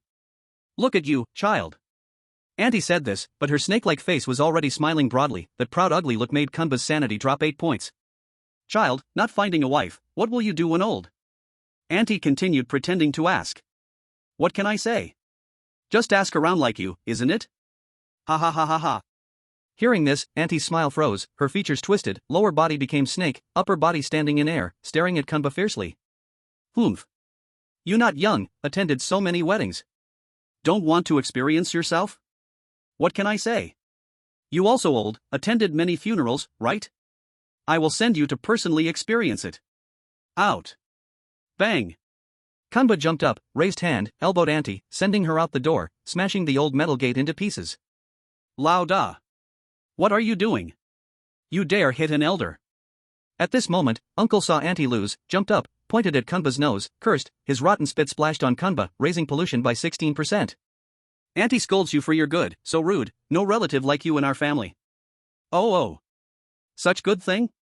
Ha ha ha. Hearing Uncle denied being relatives, Kunba laughed out loud. Man. Not same family, don't enter same door, coming to other's house in big new year, I think you out. Bang.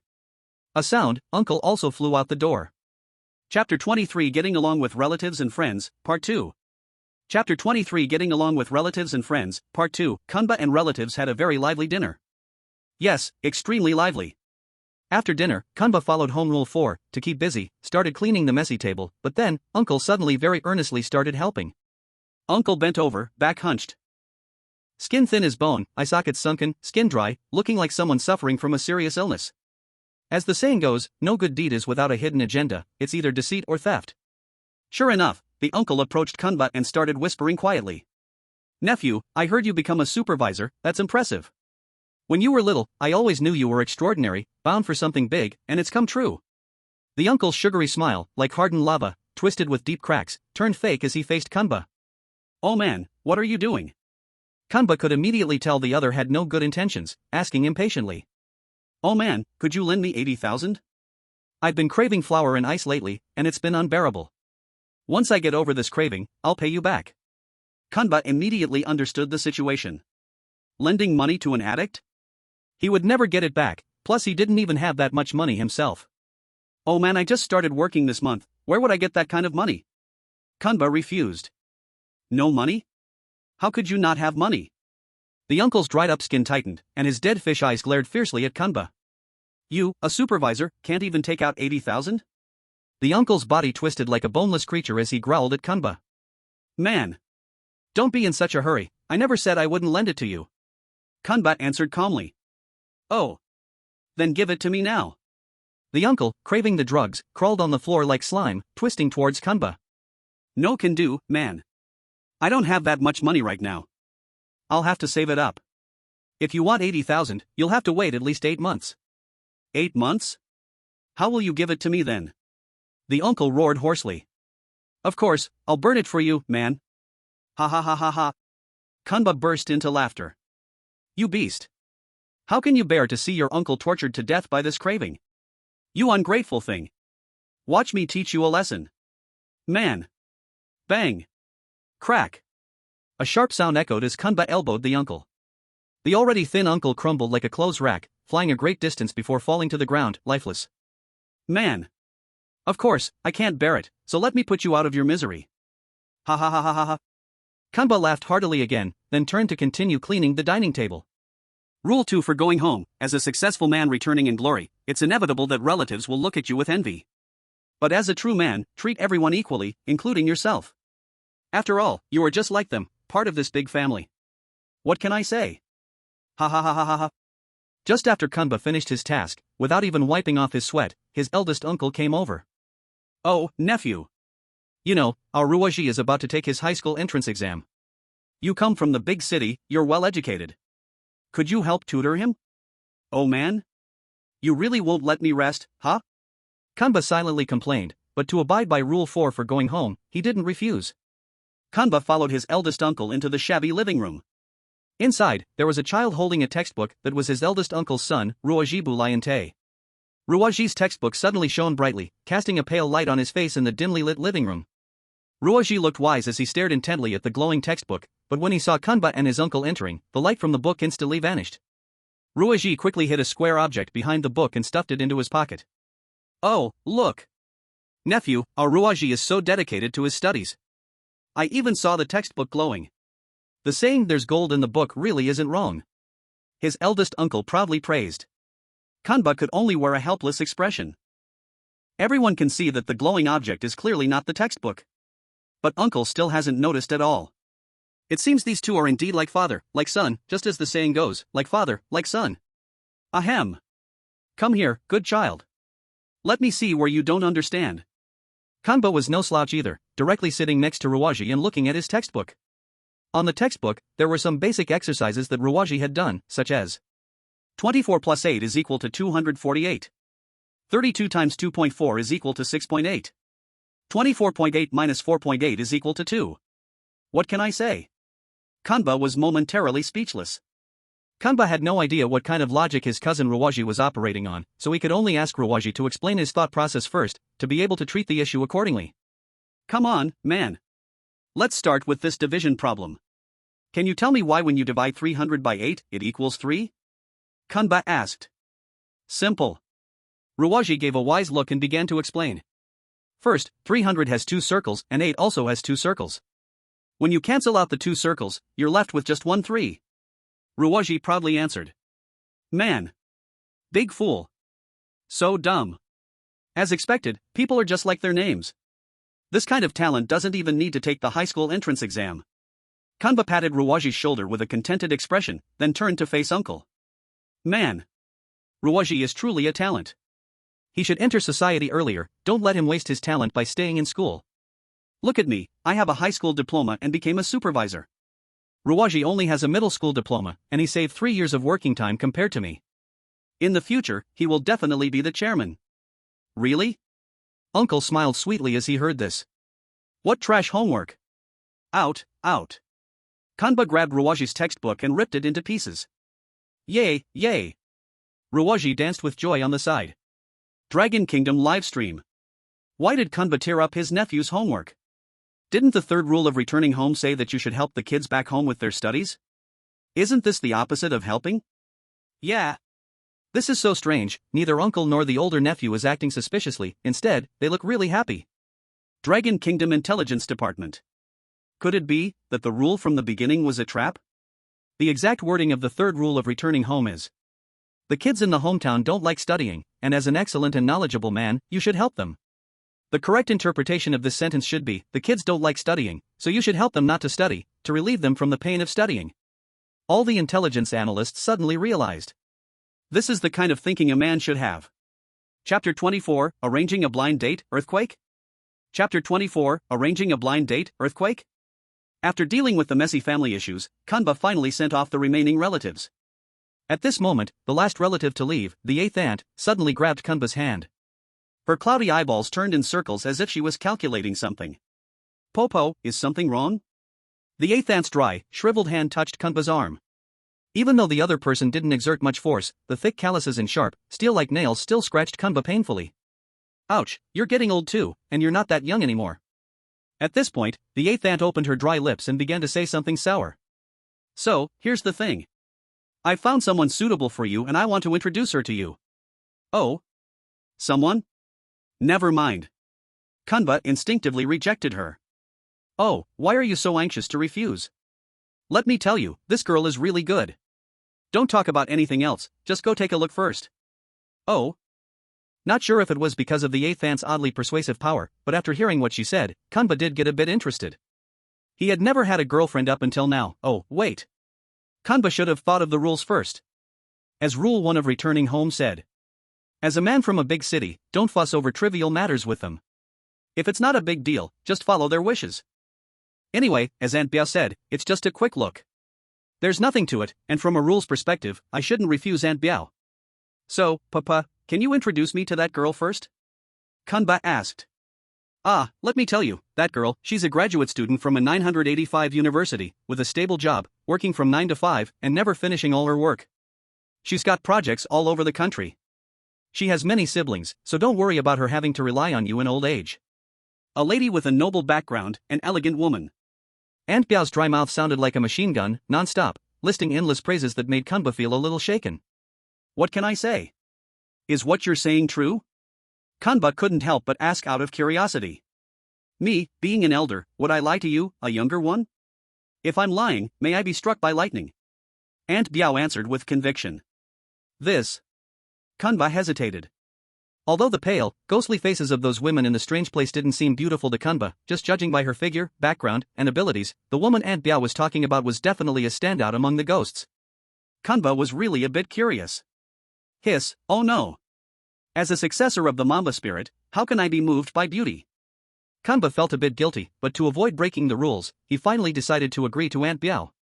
Alright then, Papa, when do you think we'll meet? Oh, I knew you'd understand. When Kanba agreed, Aunt Biao's face, full of wrinkles, immediately broke into a huge smile, so wide that her skin stretched and cracked, revealing her white bones underneath.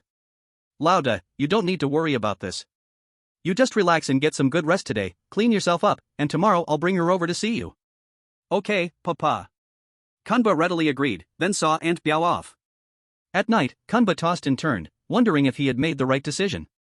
Was it really because he was afraid of violating the rules, or was there something more to it?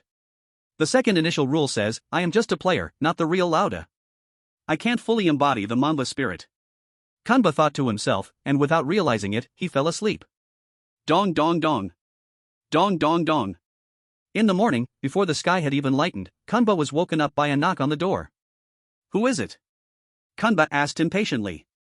Lauda. It's Aunt Biao. Hurry up and open the door, I've brought the girl over for you. When Kanba heard this, he immediately jumped out of bed, feeling uneasy but also a little excited. Coming. Kanba got up and carefully opened the door, but the scene that greeted him made him freeze in fear. Standing next to Aunt Biao was a woman only about 1.56 meters tall, wearing a JK skirt uniform completely out of season.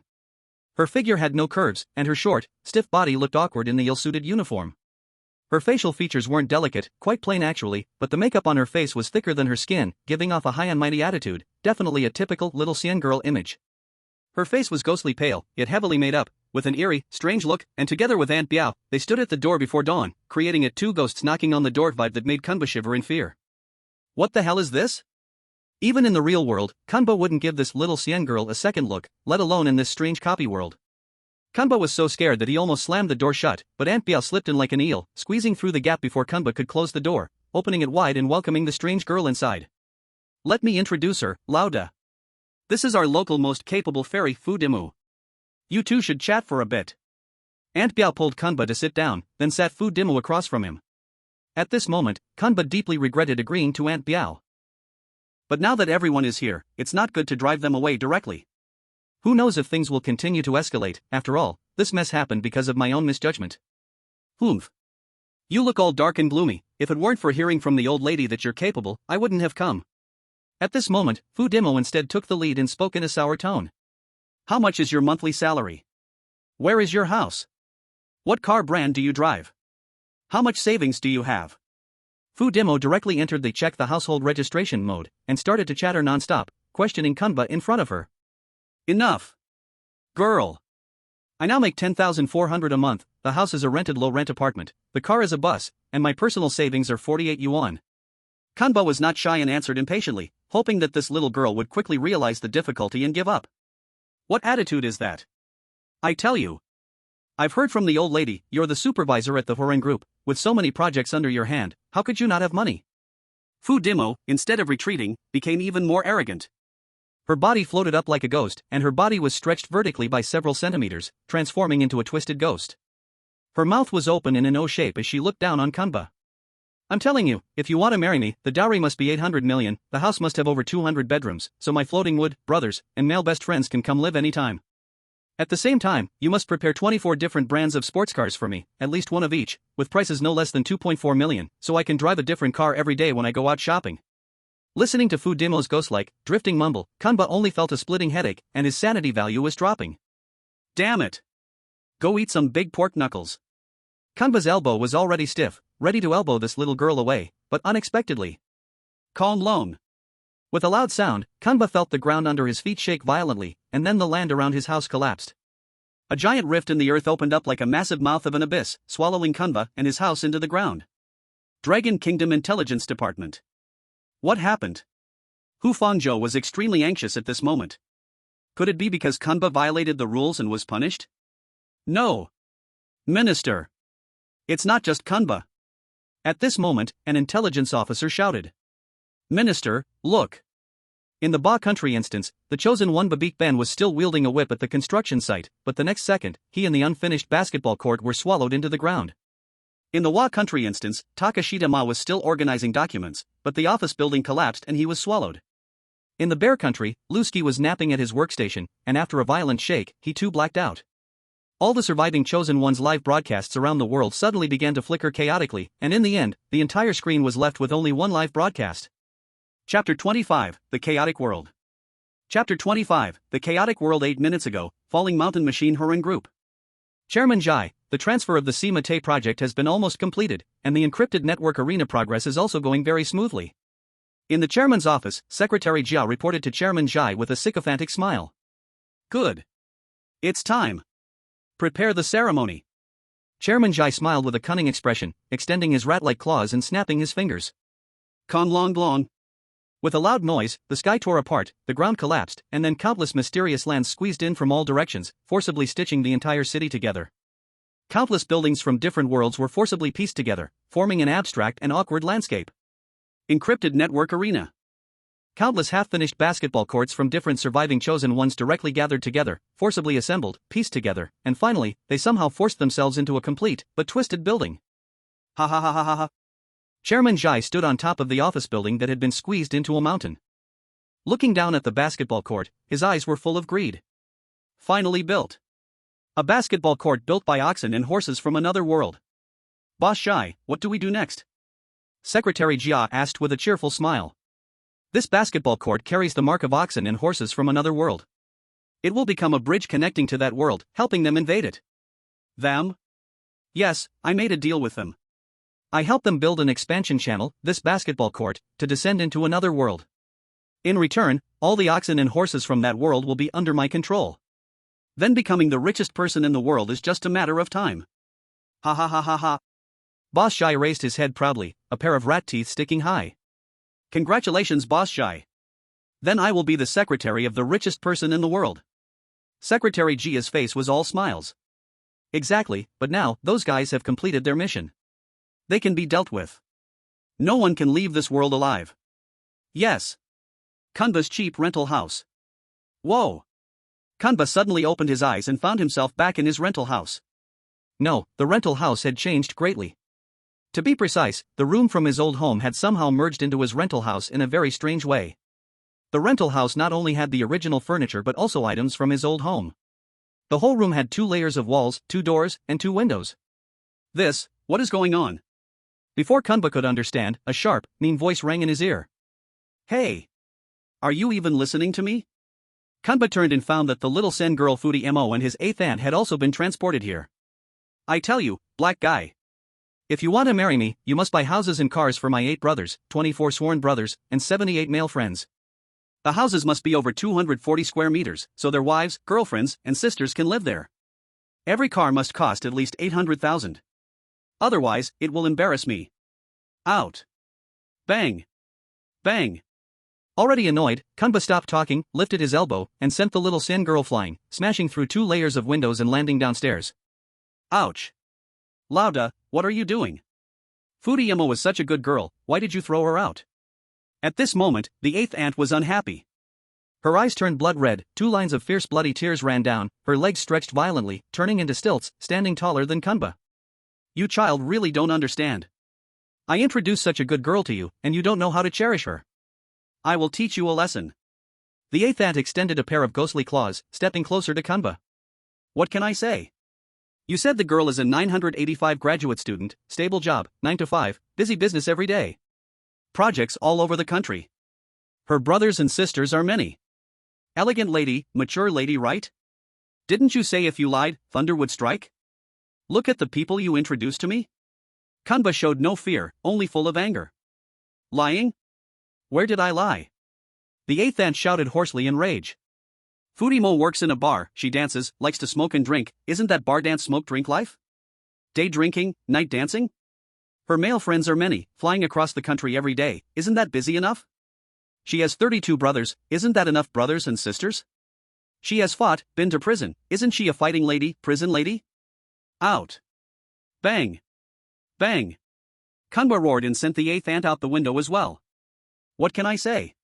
Heaven won't strike you, thunder won't strike you, can I elbow you? Kanba took a deep breath to calm his anger. He truly regretted agreeing to the blind date, losing 32 points of his sanity. The pollution value also rose by 32%. Damn it! Such a serious mistake happened, it seems I still do not fully understand the Mamba spirit. Kanba blamed himself, but right now, the urgent thing was to control the pollution value and sanity value. Kanba opened the door, ready to go buy some big pork knuckles and iced tea, but... This what is happening? As soon as Kanba opened the door, the scene before him made him dumbfounded. Outside, the world looked as if it had been pieced together randomly, countless different buildings forced together, roads crisscrossing in chaos, and on the streets, countless limbs and organs, as if someone had been torn apart by a powerful force, leaving traces of being ripped into pieces. This what exactly happened? Kanba tried to go downstairs, but found the staircase cut off by a wall of a building that appeared from nowhere, so he had to jump down from upstairs. When he arrived at a nearby restaurant, he saw it was already a ruin, the owner and customers all crushed into fragments, mashed into meat paste. Kanba hurriedly tried a few more restaurants, but none were any better. Anyway, the big pork knuckles were definitely unattainable. And misfortune did not come alone. At that moment, Kanba's phone suddenly rang. It was a call from Laufey, and Kanba had a bad feeling. He answered the phone. Hello? Come back quickly, Boss Shai is going to count the people. Chapter 26, 8 Lauda? Chapter 26, 8 Lauda? The bus was definitely unusable. Kanba could only rely on memory, weaving through the ruins, rushing toward the group. Kanba's pollution value rising made moving forward slightly difficult, and the falling sanity value made his mind hazy, hard to tell direction. Kanba spent a full 2 hours and 48 minutes to reach the group. By then, the hurrying group seemed like it had eaten a growth booster. Its originally modest office building now towered into the clouds, giving a sense of oppression. It was clear that the office building was built by forcibly stacking many office buildings together, about 70 or 80 floors high. Kanba, panting, was about to step into the main gate, but suddenly a figure appeared beside him, so familiar that it felt like a mirror was placed next to him. Kanba turned his head, and saw beside him stood a tall black man wearing the same number 8 yellow basketball uniform, who also turned his head to look at Kanba. The other also showed a hint of shock. What fuck? Kanba shouted. If the other hadn't moved half a beat slower, he really would have thought a mirror was standing next to him. It turned out to be another Lauda. And on his chest was a name tag that read, GER09. This is the chosen of the Shurer country. Kanba recognized the name tag, and looking down, he saw a name tag also appeared on his own chest, reading CHN09, the number of the chosen of the Dragon country. This can't be. Kanba seemed to sense something, and then... Huff huff huff fuck you. Behind Kanba, a panting shout came. He turned to see yet another Lauda arriving breathlessly. His name tag read USA09, the chosen of the Ba country, Babishu. Soon, several more Lauda arrived one by one, all gathering at the company gate. Man. What can I say? I just went home for a visit, and the outside world already became like this? Not only Kanba, everyone present was dumbfounded. Kanba counted, there were 7 people, and then... Thank you all for your hard work. Kanba turned, and saw it was Secretary Jia, and behind him followed another Lauda, with a name tag reading JPN, the chosen of Wa country, Gao Shizima, who apparently arrived at the group earlier than them. Did all the country's copies get stitched together? What is going on? Kanba watched Secretary Jia cautiously. Everyone, the project for the encrypted arena was finished so quickly, thanks to all your hard work. Please come in and have a word. After saying that, Secretary Jia turned around, leading the 8 big prison officials into the gates of the group. Kanba felt something was off, but when he snapped back to his senses, he realized in a daze that he had unknowingly followed them in. But the next second... Swish! The group's gates disappeared as if by magic, leaving only a cold, thick wall. The room instantly grew dark. What's happening? Everyone panicked, but at this moment, Secretary Jia slowly turned around, and in his eyes, there was a greedy, blood-red gleam. His mouth twisted into a sinister smile that reached his ears, saliva dripping down. You've all worked hard. Let's properly reward you. Ha ha ha ha ha. Secretary Jia laughed wickedly in the dimly lit room, as figures began to stagger out of the darkness, hunched like zombies. These were the group's slaves and pawns from the 8 different country copies. Roar! They all had glazed eyes, mouths half open, like they were possessed, letting out a chilling low growl. The pawns stepped forward, surrounding the 8 remaining chosen ones. Man! What are you doing? Kanba shouted angrily at Secretary Jia, but the other didn't respond. The eerie pawns rushed forward, pouncing on the 8 chosen ones. Aura! Take this elbow. F asterisk asterisk asterisk off, don't eat that radish. Bang, bang, bang. The 8 prisoners fought fiercely with the Yuri pawns, but the number of opponents was overwhelming, and it seemed like they could never kill them all. Each chosen one's corruption level rose little by little. Man. Kamba, now exhausted, suddenly saw Secretary Jia jump up. With long claws, he swiped directly at Kamba's chest. Poof. Kamba was sent flying, spitting out blood, his chest mangled, and his corruption level shot up to 64%. Ha ha ha ha ha. The one closest to being a true prison officer from all the copies, your opponent is me. Secretary Jia laughed sinisterly, and his body's muscles suddenly swelled, his body covered in crimson patterns, transforming into a huge, monstrous beast. Roar. I've been trying to warn you before because I thought you still had the ability to help me advance. As thanks for that, hand over your life to me, and I'll become the world's richest secretary. Ha ha ha ha ha. Secretary Jia roared and pounced on Kamba. Damn it. This guy is no good. I should have elbowed him back then. Kamba regretted now. At the time, Secretary Jia did offer some help, making him think the other could be an ally for his breakthrough. But now it was clear the guy was just using him for his own benefit, a person driven by greed, a fake as his name suggested. Man. Out. Kamba shouted furiously, getting up and elbowing towards Secretary Jia's enormous body. Bang. Ah. But this time, Kamba felt his elbow strike weakly, like it had no power. He was sent flying, crashing into the wall, while Secretary Jia was only pushed back a few steps, hardly harmed. Damn it! Why is this happening? Is it because my corruption level is too high?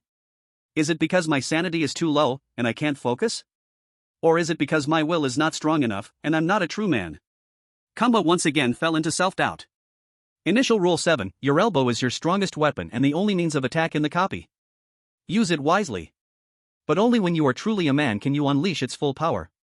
Chapter 27, The Conspiracy of Gao Shirtsi-ma. Chapter 27, The Conspiracy of Gao Shirtsi-ma Roar. The strange Secretary Jia, with claws bared and teeth showing, lunged toward the defenseless Kamba at the critical moment. Ola! Suddenly, a massive figure, Laoski, the big bear, charged forward, elbowing Secretary Jia and saving Kamba. Man! Thanks! Kamba finally had a chance to stand up. No problem. Long bear friendship forever.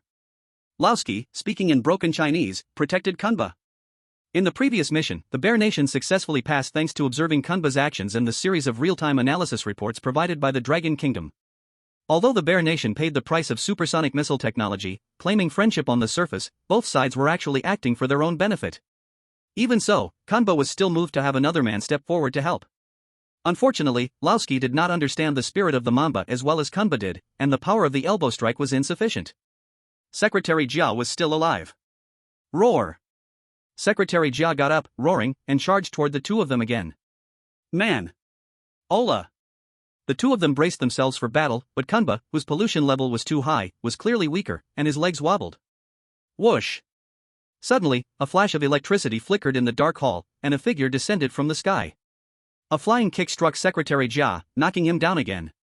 That's Lao Fei? Man! Kanba was stunned to see Lao Fei appear out of nowhere at the crucial moment. Ola! Now's the time. Go! Kanba and Laoski rushed forward in perfect synchronization, launching spinning elbows at Secretary Jia's head. Boom! Pooh! With a deafening explosion, Secretary Jia's skull burst apart, and his body deflated like a deflated balloon, leaving only a lifeless shell. Hurry! It's not safe here anymore. Go this way. At this moment, Lao Fei pulled Kanba and Laoski into the building's stairwell, heading toward the basement. Meanwhile, in the hall, the remaining Laudes were still battling the strange cattle and horses fiercely. You slaves, watch me whip you to death. Barbashu, the chosen one of the empire, angrily lashed his whip at the surrounding cattle and horses, but he soon realized that these cattle and horses, who he had mercilessly whipped in the past, now charged at him with bloodlust, no longer caring for his authority. Ah! Ah! Around Barbashu, the screams of other chosen ones being torn apart by the strange creatures could be heard. Chosen one of the Sierra Kingdom, pollution level 100%, sanity level 0%, death. Chosen one of the Three Lions Kingdom, pollution level 100%, sanity level 0%, death. Chosen one of the Rooster Kingdom, pollution level 100%, sanity level 0%, death. Trash. Barbashu, unable to defend himself, was knocked down by two strange cattle and horses, and he was about to be torn apart. She nay. Suddenly, Gao Shirji-ma easily performed a double elbow strike from behind, directly exploding the heads of the two cattle and horses. Odo-san, are you alright? Gao Shijima respectfully helped up his great Emperor Barbashu. Fucking good job. Take me out of here. Barbashu angrily ordered. Hey!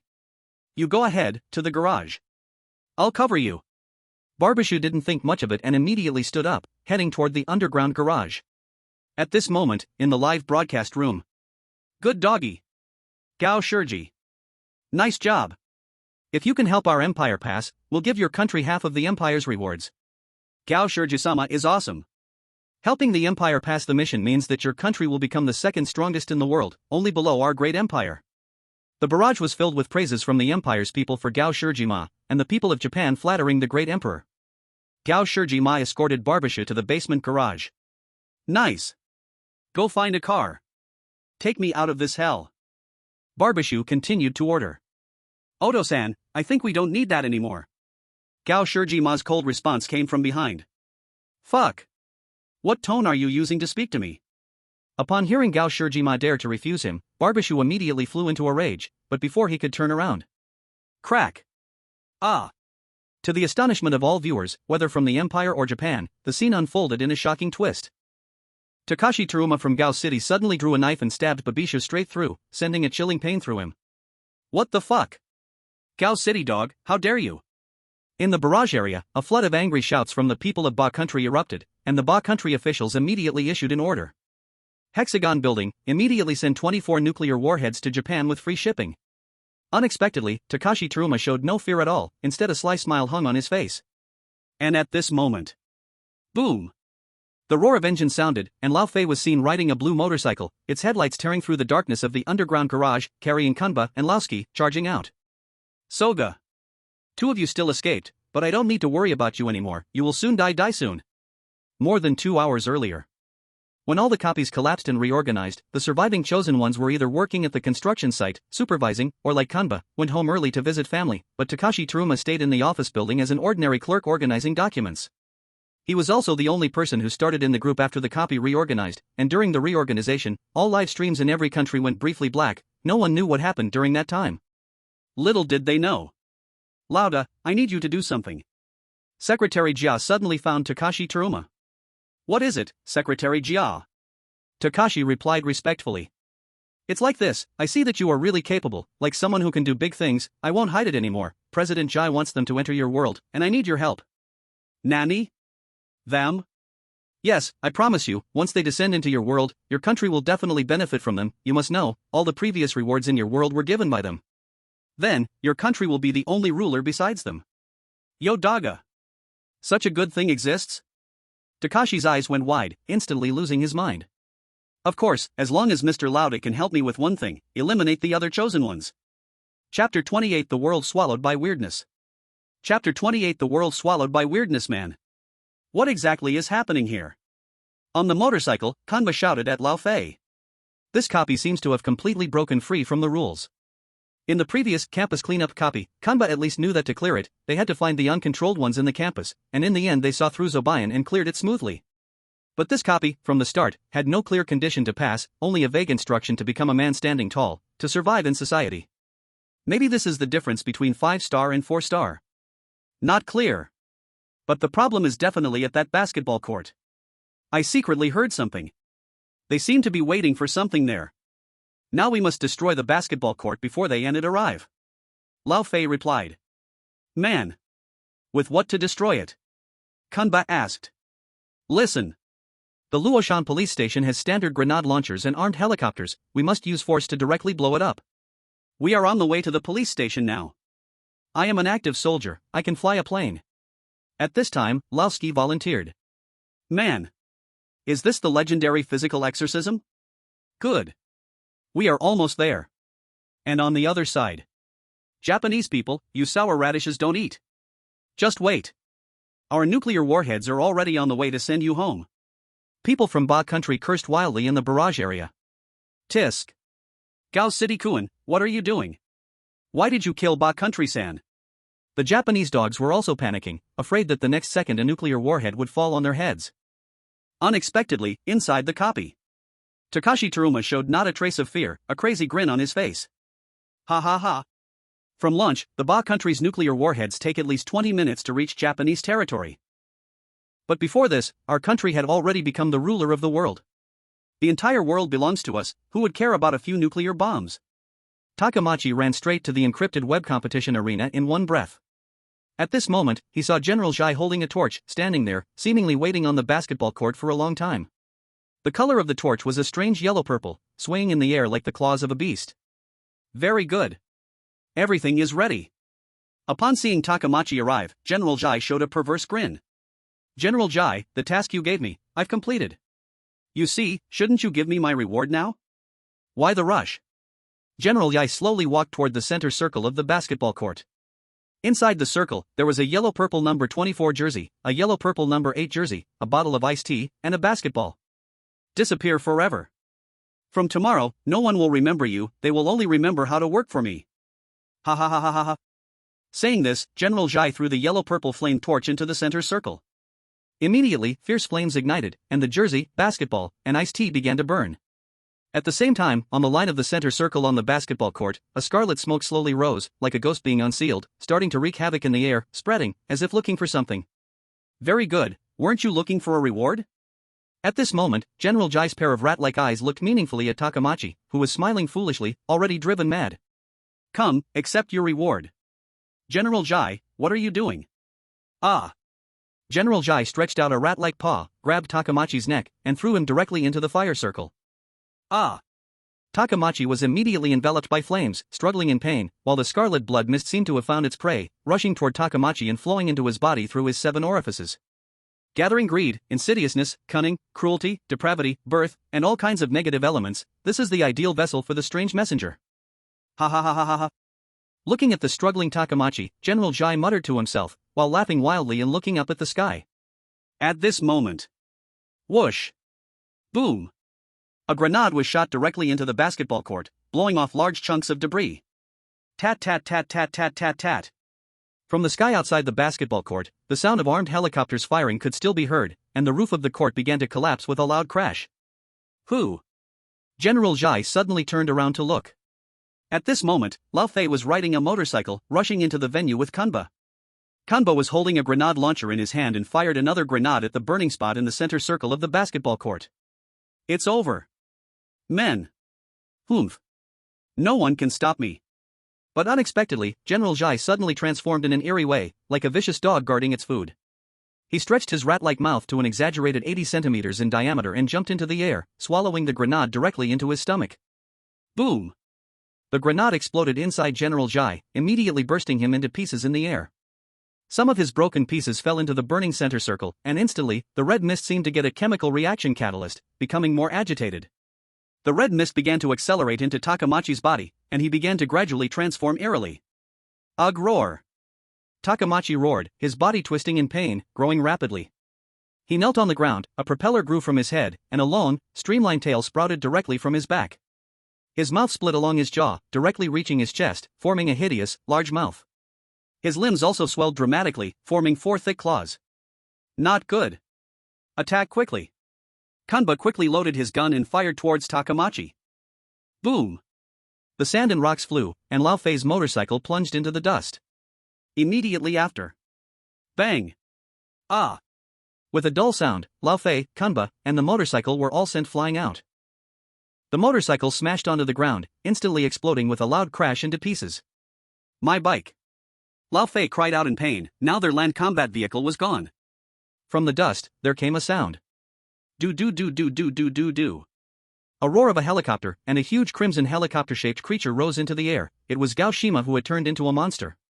Its body was still growing, gradually longer than the whole basketball arena, several times bigger than the helicopter Sora had turned into in the previous level, breaking through the entire stadium and rising into the sky. Dragon Nation Intelligence Department. Everyone was stunned. This is the eerie messenger, the culprit bringing disaster to this world. Looking at that crimson giant beast, even through the screens, each intelligence officer, including Hu Fangzhou, couldn't help but shiver in fear. Inside the level. Hey! Get up quickly! By now the basketball court had turned into ruins. Lao Fei helped the heavily injured Kanba to his feet. Damn it! Still one step too late. These beasts have already done it. At the center of the basketball court appeared a deep crimson pit that seemed bottomless, with endless red mist rising from it, and at the end of the pit, it seemed to connect to another world. Lao Fei had no time to complain, carrying the badly injured Kunba to retreat. Kunba's contamination level had already risen to 72%, entering a semi-conscious state. Hurry! Get on! At this time, Laoski had already lowered the helicopter to pick up Kunba and Lao Fei. Lao Fei carried Kunba onto the helicopter, and directly above them, the helicopter Gao Shima had turned into hovered in the sky, seemingly performing some special ritual, its spinning propellers releasing a large amount of red mist, gradually spreading across the sky. On the ground, the deep pit at the center of the court also kept releasing red mist, above and below, instantly surrounded by an eerie crimson. Wherever the red mist passed, machines exploded, wires short-circuited, plants and trees withered on the spot, and even cars had tires burst. Run! Never touch that thing! Lao Fei shouted, and Laoski did not delay, starting the helicopter and fleeing far away. Chapter 29, Rescue Operation. Dragon Nation Intelligence Department. Minister. Unidentified red gas has been found moving from the Yellow Sea and Bohai Sea toward land. Similar gas detected in the Himalayas. An intelligence analyst reported in horror. Not only Dragon Nation, look. Wokaku-Fushizan, Dominion Alaska, Bear Nation East Siberia, Mariana Trench, East African Rift Valley, and many other places all have red mist detected. A group of analysts reported in panic. How can this be? Could it be that basketball court opened a portal between two worlds? Letting the Eerie directly invade our world? Hu Fanzhou also showed fear on his face. Bad, Minister, any object that touches the red mist loses normal function. All electromagnetic devices near the red mist have failed. Minister, bad news. Someone has already been eroded by the red mist. An analyst pulled up a blurred frame-by-frame image, showing a company swallowed by red mist that appeared out of nowhere. Inside, all employees looked possessed, staring blankly, no different from the eerie beasts in the level, clearly in pain, but completely unable to control themselves. At the very center of the office, their boss stood straight like a zombie, shouting coldly. According to New World rules, the Old World labor law no longer applies. From today, employees must work 8 hours a day, plus 16 hours of unpaid mandatory overtime, retirement age extended to infinity, and those who cannot complete their duties before retirement. Continued by his descendants. SZZZZ. The screen was suddenly disturbed by red mist, abruptly stopping. Minister, look at this again. At this moment, an intelligence officer brought up another video. In the video, a man and a woman were at the Civil Affairs Bureau getting their marriage certificate, suddenly swallowed by a red mist appearing out of nowhere. The woman then stared straight at the man. Now I regret it. If you want to marry me, you must pay me 8 million as bride price, and also buy a house and a car for each of my family and friends. The man collapsed, holding his head and shouting in panic. Where can I get so much money? However, the staff at the Civil Affairs Bureau were already controlled by the red mist. Sorry, sir, according to the New World rules, when getting married, the man must pay the woman no less than 8 million as bride price, and must buy houses and cars for everyone she knows and agrees to. What the hell? Then I won't marry. The man shouted angrily. But the staff continued to explain. Sorry, according to the New World rules, fleeing from marriage is considered scumbag behavior, punishable by death for 9 generations. Ah! The man collapsed, screaming instantly, but was soon swallowed by the raging red mist. SZZZZ. The screen was cut off again by the red mist. Minister, look. At this moment, an intelligence officer, almost in tears, pointed to another scene. A skinny boy was cornered, a group of older boys holding sticks, staring at him viciously. Lauda, where are you? Mom said Lauda would protect me. Lauda. Where are you? The boy cried bitterly, yet the bullies, controlled by the red mist, showed no mercy, swinging sticks to hit his weak body violently. Ah! The boy's painful screams echoed through the red mist. Watching these shocking scenes, Hu Fangzhou clenched his fists, eyes wide with anger, yet he felt powerless. Even though Dragon Country still had 2 calls left, Kunba was already unconscious, and they could not help. Damn it! Minister! Bad news! Red mist detected near the base. It's coming our way. We should retreat. No! Hu Fangzhou roared. Helping the Chosen Ones is the Intelligence Department's duty. Our Chosen Ones are still fighting in the copy for our future. What right do we have to retreat? If we all retreat, how can Kunba still win? Does Dragon Country even have a future? Everyone in the department was stunned. Minister, the minister is right. We can escape for a while, but not forever. Only if Kunba wins can we survive. Live and die with Kunba. Live and die with Kunba. Inside the copy. Damn it! The red mist in the air spreads too fast. The propellers are tangled. Lowski shouted anxiously. It's no good. The plane will stall. Quick, parachute. Lowski handed a parachute pack to Laufey. Then what about him? Laufey pointed at Kunba, who was unconscious nearby. Damn it all. Calm lone. At this moment, the out-of-control helicopter shook violently in the air. Laufey and Lowski lost their balance. Then. Pa! Suddenly, a force from behind lifted Laufey and Lowski. They turned and saw it was Kunba. At this moment, Kunba suddenly regained consciousness, like a last flash of light. Men! What can I say? My pollution value is too high, I can't escape, cough cough, what can I say? Get hell out of here, and be a goddamn man. Kunba roared, throwing the two out of the helicopter, letting himself fall with the out-of-control chopper. No! Laufey shouted in despair. Without Kunba, they lost their strongest fighter. Boom! A violent explosion swallowed Kunba's helicopter in flames completely. Damn it! The shockwave and heat from the explosion made Laufey and Lowski bleed from all orifices. Although they all felt unwilling, none dared to slack off, only able to continue fleeing aimlessly, escaping the ever-spreading red mist. Dragon Country. At this moment, countless people hiding in underground parking lots and air raid shelters watched the livescreen with heavy faces. Kunba, is he dead? Even great Kunba can't pass this 5-star dungeon? Dragon Country barely regained some strength, and now this happens again, it looks grim. Deathly silence, a silence full of despair. Dragon Country Intelligence Department. Watching the flames from the helicopter explosion, everyone wore heavy expressions. But at this moment. Minister! Kunba, he seems not dead yet. What? Everyone immediately felt a spark of hope again. On the already choppy and blurry screen, they could clearly see Kunba's pollution value at 97.6%, only 2.4% away from death. In theory, as long as the pollution value isn't full, or the sand value isn't completely gone, there is still a chance to come back to life. Although the hope is slim, the people of Dragon Country will never give up. Amid the burning ghost flames, Kunba was almost roasted into charcoal, becoming a real burned man. No must find a way what clue in the rules can be used. Hu Fangzhou closed his eyes tightly, thinking through all possibilities. Right. Use iced black tea. Hu Fangzhou clapped his hands and shouted. Minister. Around Kunba is all ghost fire, never mind if people can get close, by the time the iced tea arrives, it will probably have already evaporated. An intelligence analyst argued. Of course I know that. But if we let Laufey and the chosen ones of Bear Country take a helicopter and drop iced tea from above? And the armed department usually has liquid nitrogen tanks or similar equipment, use them to freeze the iced tea, withstand the high heat, and chill the iced tea to make it more effective. In theory, there's a full chance to wake Kunba up. Good idea. As expected of the minister. An analyst exclaimed, but soon someone raised a problem. But how can we contact the chosen ones of Bear Country and Laufey? Try contacting Bear Country Intelligence Department. Hu Fangzhou ordered. Impossible, minister. The red mist interfered, our two countries' communications have been cut off. The bad news from the analyst came quickly. Damn it. Wait. Minister Hu Fangzhou, we still have this. At this moment, a station technician brought Laufey's headset.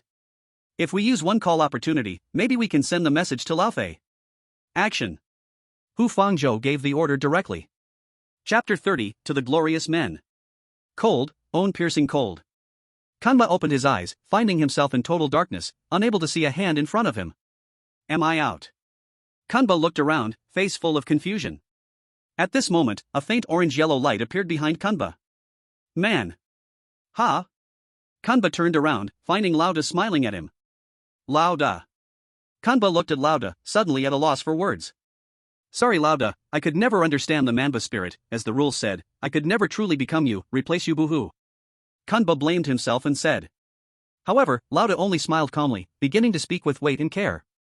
Child, actually you don't need Lauda. When you understand how to defend your own rights. Bravely elbow the injustices of the world. No longer bow to oppression. Bravely pursue your own life.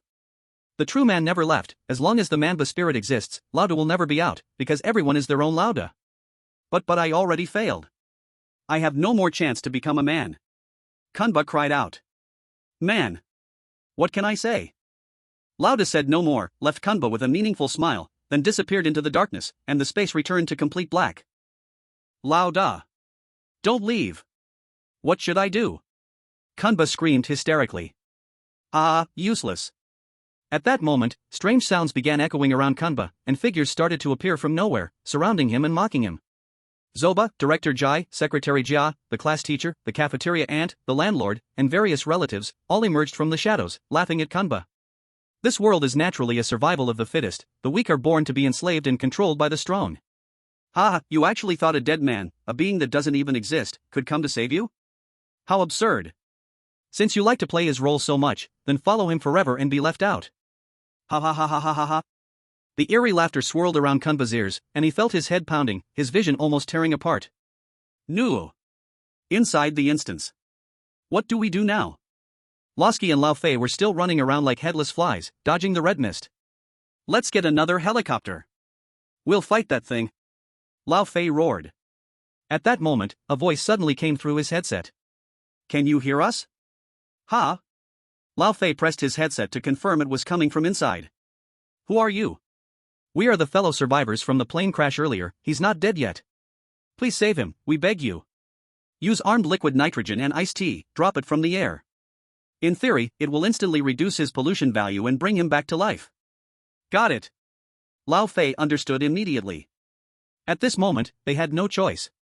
Saving Kanba, the closest person to a real man in this instance, was their last hope. Move out. Search for iced tea. Lao Fei waved his hand to Losky, and the two of them quickly rushed toward the police station while starting to search the ruins for usable iced tea. In Long Country, inside and outside the Great Wall, in dark air raid shelters and underground garages, pairs of eyes filled with despair yet tinged with stubbornness were staring at screens. Everyone was holding their breath. This rescue was their last card. Not just Long Country. At this moment, on the torch of the Statue of Liberty, on the banks of the Ganges River, in a Munich beer hall, countless people were filled with emotion. At this moment, in the pyramids, inside the Sydney Opera House, in a log cabin in Siberia's tundra, countless people couldn't hide their anxiety. The red mist was sweeping across the entire blue planet.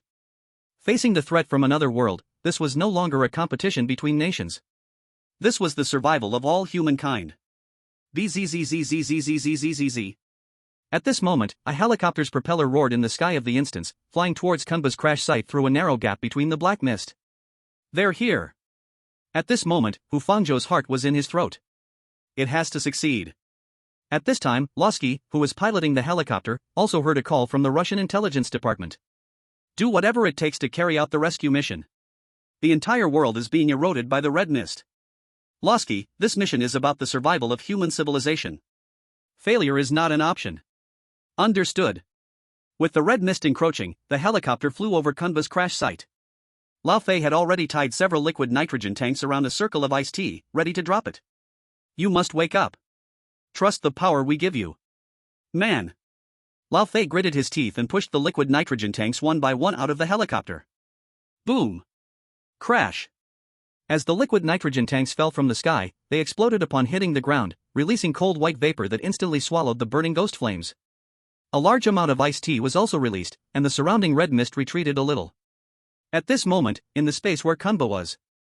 This is the power of a man? Kanba felt his body slowly recovering, and his pollution value was gradually decreasing. The strange presence surrounding him disappeared, and an orange-yellow light full of hope began to shine. However, inside the dungeon, the retreat of the red mist quickly alerted the crimson helicopter monster. Beep beep beep beep beep beep beep beep. It stopped releasing the red mist, turned its head, and lunged toward the position of Lao Fei and the others. No. Minister. We've been spotted. Damn it. Everyone in front of the screen was burning with anxiety. Wake up quickly. Man. At this moment, the helicopter monster had already arrived not far from Lao Fei and the others. From its shark mouth, a huge cannon barrel appeared, aiming at the airborne Lowski and Lao Fei. Never retreat. Lowski showed no intention of retreating, and Lao Fei hastened his work, throwing as much iced tea as possible. Whoosh. Boom. Ah. A shot from the shark-mouth cannon exploded the helicopter where Lao Fei and the others were, turning it into countless burning fireballs falling toward the ground. Chosen of the Bear Nation pollution 100%, death. In the space where Kanba was. Swish. The surroundings of Kanba suddenly darkened again, he felt his body being pierced by biting cold once more. In the dungeon, in the sky. The helicopter monster quickly turned its cannon again, aiming at the smoke-filled ground. Whoosh. Whoosh. Whoosh. Boom. Boom. Boom boom. The ground, the place where Kunba was, and the whole surrounding area were turned upside down by the explosions. Chosen of Dragon Nation pollution 100%, sanity 0%, death. Oh. From countless screens came sighs of despair. The live broadcast suddenly cut off and switched to a TV host with a haggard face. The rescue operation seems to have failed. It seems human civilization is doomed this time. Goodbye, everyone. Man. Suddenly, a clear child's voice came from the darkness. Oh my god. What an innocent and pure sound. The blue planet is our constant vigil. Waiting for your forever. Out man. Immediately, the whole world seemed to respond as one. Man. Man. Man. Children turned into countless orange-yellow glowing streams, cutting through the night sky, lighting up the darkness, dispersing the red mist, and flowing into the live broadcast screen. The dungeon live broadcast lit up again. And in countless companies. Boss, the new world rules require unpaid overtime. Forever. Employee, man. Go tell your big elbow about this. Bang. At school. Bully, haha, Laudagen doesn't exist at all, no one can save you. Bullied, humph. I'm not afraid of you anymore. OUT. Bang bang bang bang bang bang. Civil Affairs Bureau.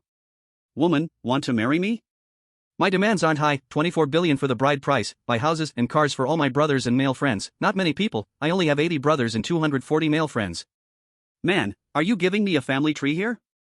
OUT. Bang. Civil Affairs staff, sir, you have committed rape, and will be sentenced to death for 10 clans.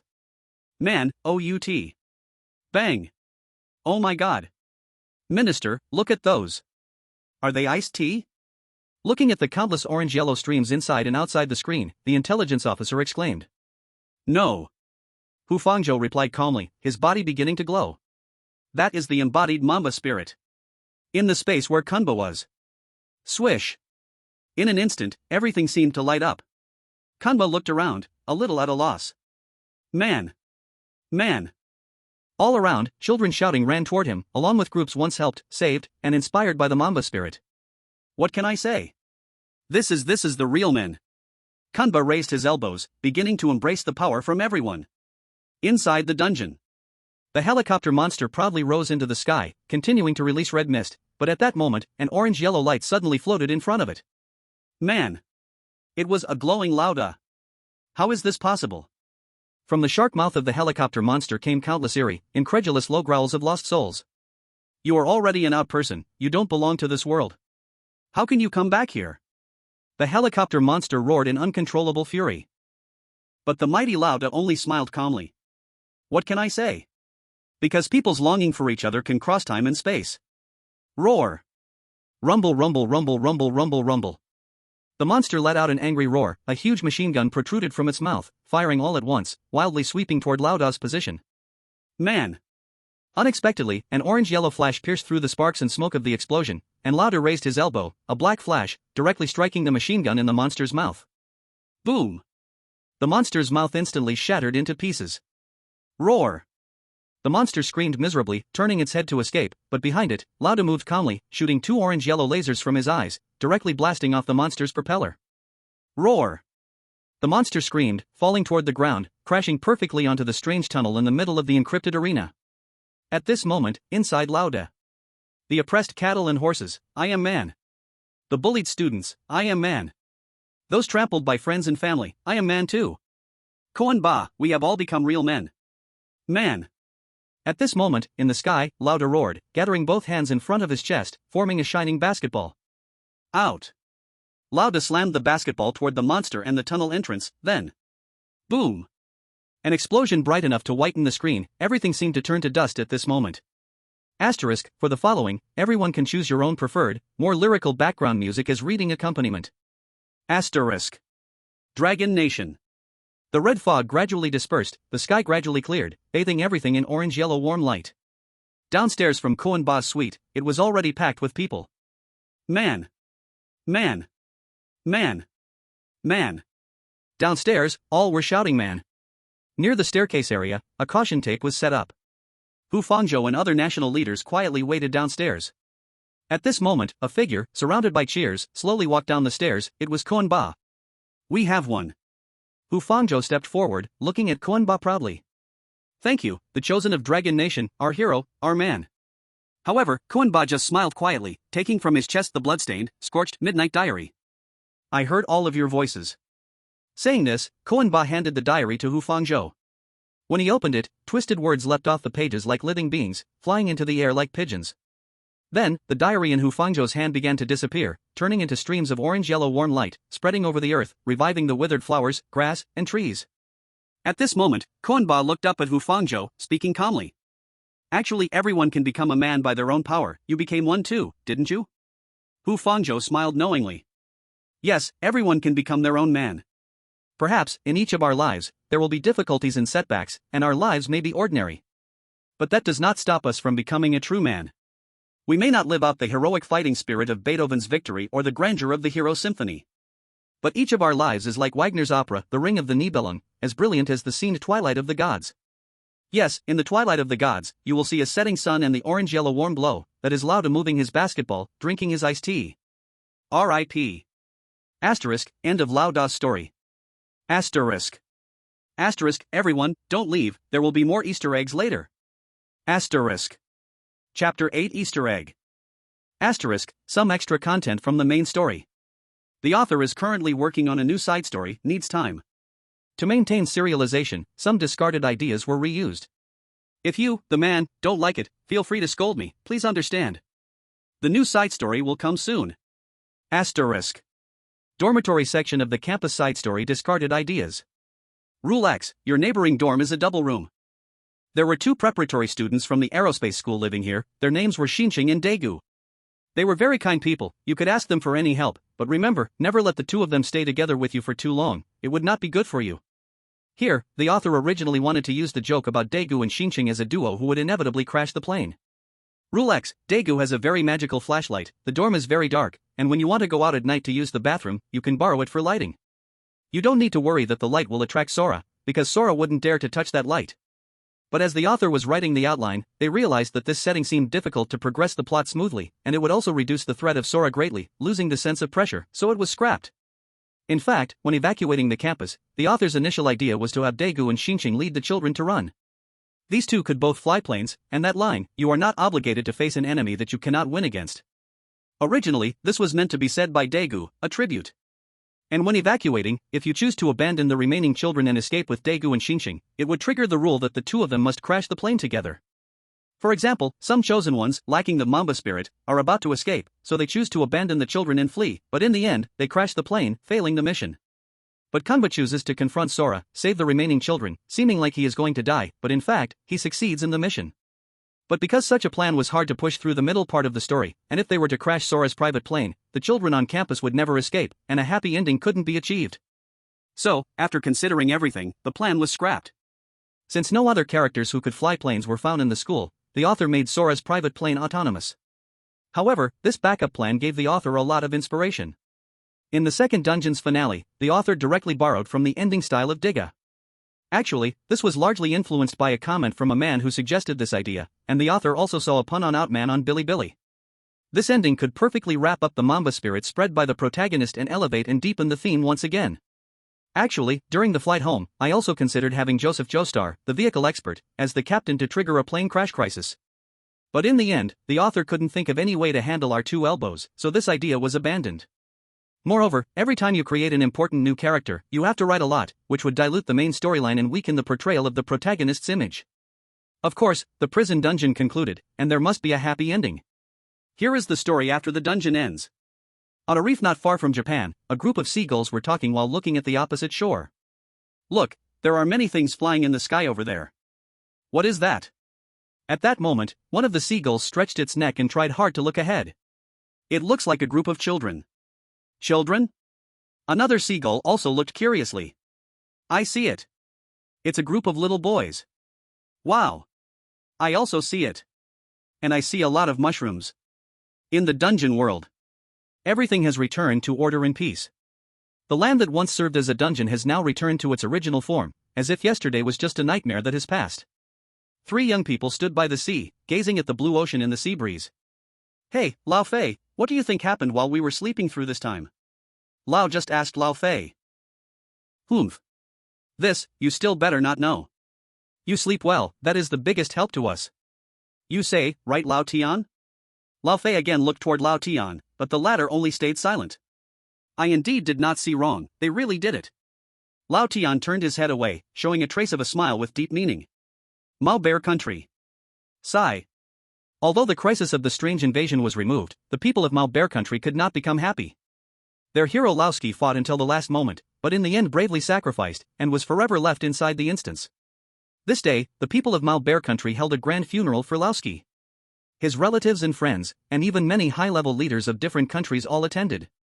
National hero of Mao Bear Country, Laoski, for the country, and even for the human race, made huge contributions. Here, I announce that he is officially awarded the first Mao Bear Countryman medal. The national high-level leaders stood in a serious line, and the minister of the Mao Bear Country Intelligence Department personally placed the medal onto Laoski's tombstone. Just as everyone was mourning in deep sorrow. Men! What are you doing? A voice suddenly sounded behind everyone. Everyone was shocked and turned around, and they discovered that Laoski was shockingly standing right in front of them. Children, I have come back again. Laoski? You are not already dead? Everyone was both surprised and happy. Ha ha ha ha ha ha. Laoski only laughed with complete relief. How could I possibly die? I am a man who once became man. I am legendary unbreakable king. Chapter 24 Words of Feeling. All man, to speak honestly, when I started writing this book, it was purely for entertaining myself, because I personally recently met some setbacks, and I wanted to use this to guide and comfort myself. I have always liked Lauda very much, whether it was him playing basketball or him as AI in our imagination, helping us fix those unfairness and oppression that we have no power to fight. In January, Lauda was suddenly banned by Sora too. At that time, the videos about Lauda sharply decreased. Even if there were some, because the modeling had some problems, it did not look like that feeling anymore. The traffic of related videos also dropped greatly. So I was thinking, could it be that Lauda will truly be forgotten by everyone? On January 25th, which was the day before Lauda Crash Day, Lauda Crash was about to pass a full 6 years. I felt I should do something. So I created this book and started publishing chapters from January 26th, at least letting myself remember Lauda. I myself am not a writer, not even counted as a writing hand. Normally I also do not like reading novels very much. On the platform I wrote 2 of my own casual novels, and they were both pure failure materials. During verification there were not even double-digit numbers, not to mention first show. As for this work, I myself did not hold hope. I thought a strange funny work like this, everyone at most would just look for some fun, open the cover to take a look, and then leave. Who knew? Before the 80,000 word verification, I had already gained several hundred man followers, and the completion rate of the first 3 chapters was as high as 50%. This was something I never dared to imagine. You must know before this, not one of my books had the second chapter completion rate higher than 20%. While giving me huge encouragement, this also deeply moved me. It seems Mamba has not out. So I pushed forward in one breath, and directly kept updating for 1 month. On the night of New Year's Eve, I clicked verification. Actually later I only knew that verifying on New Year's Eve was not a wise choice, because on such large holidays, there will be many authors competing with you at the same time. But the verification data was surprisingly unbelievably good. It was also the first time that I had a book with a successful first show. When on the second day of the first show I saw the backend directly explode, I truly had countless feelings. I felt that my effort was not wasted. Maybe some man will say, why did you finish Lauda's story so hastily? Is the data too bad? I want to say, that's not the reason. On the contrary, since the beginning of this month, my book has been in a relatively high traffic stage. If I continue to play it safe and keep writing about the same old stories, it would definitely be no problem to secure a full attendance reward. Based on the unit price of this book and the daily earnings, I have the confidence. But as I mentioned earlier, I write books not for money, but purely out of love. Everyone likes to read about Lauda's rectifications, but no matter how invincible Lauda is, the pattern of rectification is still limited. And as I said before, I'm not a writer, and my own abilities are limited. I can't think of more great content. If I just keep repeating old patterns, I'm afraid it will affect the quality of Lauda's story, and the readers will get bored, won't they? Rather than learning from some authors, tossing the rest of the content to AI to run, and just padding the content until the end of this month to collect the full attendance reward and consume everyone's nostalgia for Lauda, I'd rather draw a line under the story while it's still exciting and end it perfectly. Currently, this book only has more than 50 valid reviews, and it's still far from my goal, a score. However, the author firmly believes that those who truly pursue the Mamba spirit will definitely find this book on their own. As for the score, I believe there will come a day when it happens. And after being inspired by all the readers, the author has decided to continue developing new side stories and keep writing this book. However, the content will no longer be about Lauda, but don't worry, everyone, I will definitely find a subject with social significance like Lauda. As the book says, each of us can become a man, and I shouldn't always rely on Lauda to bring me readers. I need to rely on my own imagination to create more interesting content. Finally, thank you all for your support. It makes me feel that Lauda is still alive among us. And it gives me the motivation to keep going. In this vast universe, with endless changes, the soul of Mamba will never sink. To all the men, believe we will meet again soon. Chapter 1, The Angel's Child. Asterisk, purely fictional historical plot, characters are all fictional. Please, some groups with ulterior motives, don't overanalyze. Asterisk. On a certain blue star, in Dragon Country, Hebei Province. Yushi. I got it. I got the boat ticket to escape to the Kingdom of Japan. A thin, yellow-faced boy with an eye patch shouted at a woman dressed in extravagant clothes. He was hoarse but extremely excited as he held 2 smuggled boat tickets to Japan, which he had exchanged on the black market. The boy's name was Axie, an ordinary young man, and the woman, named Yushi, was the goddess he had been chasing after. Even though he didn't have much money, Axie would unconditionally fulfill all of his goddess's requests. One day, something strange suddenly befell Blue Star. Traditional plot, I won't waste words here. Dragon Country suffered consecutive defeats, the country was on the brink, and its people were living in hellish conditions. Under the goddess's request, Axie went to the black market, sold one of his kidneys and one of his eyes, and exchanged them for 2 tickets to escape to Japan. Well done, Axie, thank you so much. The goddess took the 2 tickets from Axie with a slightly disdainful expression, carefully as if worried Axie might dirty her hands. What are we waiting for? Let's go. The side story is probably starting soon, Dragon Country is about to be destroyed. We should leave quickly. Axie urged with a hoarse voice, but the goddess only raised her eyebrows in disdain. Axie, do you misunderstand something? The goddess's tone was full of contempt and disdain. What did I misunderstand? Axie was still a bit confused. Axie, actually, I don't want to go to Japan with you. The goddess replied. Why? You were the one who said you wanted to go to Japan, so I sold my kidney. Why aren't you going now again? Axie was a little hysterical. You might have misunderstood, Axie. I'm not saying I don't want to go. I just don't want to go with you. Saying this, the goddess gave a signal in another direction, and a tall man with a somewhat decent appearance walked out, standing next to her. Yuki, what do you mean? Axie seemed to realize something, and immediately panicked. To be honest with you, Axie, these 2 tickets were for you to help me exchange with our young master, Xiaochu. I am going to Japan with him. Now that you're missing a kidney, you don't have many days left. You should stay in Longwa. Don't waste this precious opportunity to go to Japan. Boom! Axie suddenly felt like thunder had struck him, stunned in place as if struck by lightning, while the goddess and her boyfriend turned around and left without looking back. No. No way. Those are tickets bought with my life. You can't take them. Axie suddenly exploded, screaming hysterically, charging towards the man. Humph. Looking for death? Then I will help you. The man, seeing Axie rushing towards him, calmly turned around and kicked Axie in the chest. Poof. Weak Axie spat out a mouthful of blood and was sent flying far away, falling almost to death. Humph. A guy like you should just die early. Don't waste resources by staying alive. The man cursed. Humph. I just praised you for being considerate, but now it seems like you're just another shrimp head man. The goddess also turned around, looking down at Axie, sarcastically speaking. I was clearly thinking of you. To let you live a few more days, all I took was a kidney and an eye, which you voluntarily sold. Now why are you regretting it? As expected, unreliable. You so-called ordinary men still want to steam shrimp heads. Saying this, the dog-like couple swaggered away. Whoa whoa. At this moment, the sky was covered with dark clouds, and it started to rain. The whole world was shrouded in gloom, and the sound of the rain drowned out Axie's sobs. He regretted it deeply. What had he done? He had once been an art student, but failed his college entrance exam at the age of 18. Plus, his family was just average, and the art exam required a lot of money. So, he dropped out of school and entered society to work, becoming a hair-washing worker at a barbershop. However, a sudden disaster struck Longwa, plunging the country into calamity. He not only lost his job, but his floating wooden companions also died one after another. He regarded his goddess as his last hope, and not only did he give her all his savings from 2.5 years of working, but he also sold his organs. In the end, what he received was abandonment. Whoa whoa. Heaven! If you really look down on me, then just take me away. Or give me another chance to be reborn. Axie lay powerlessly on the ground, crying out at the sky covered with dark clouds. At this moment, it seemed like he had suddenly awakened. Perhaps his misery moved the strange force. Boom! A thunderbolt struck the ground, hitting Axie, and the next second, he disappeared from his spot. The fourth round of Strange Tales is about to begin, now announcing the new round of Chosen Ones. In the sky, the cold mechanical voice echoed again.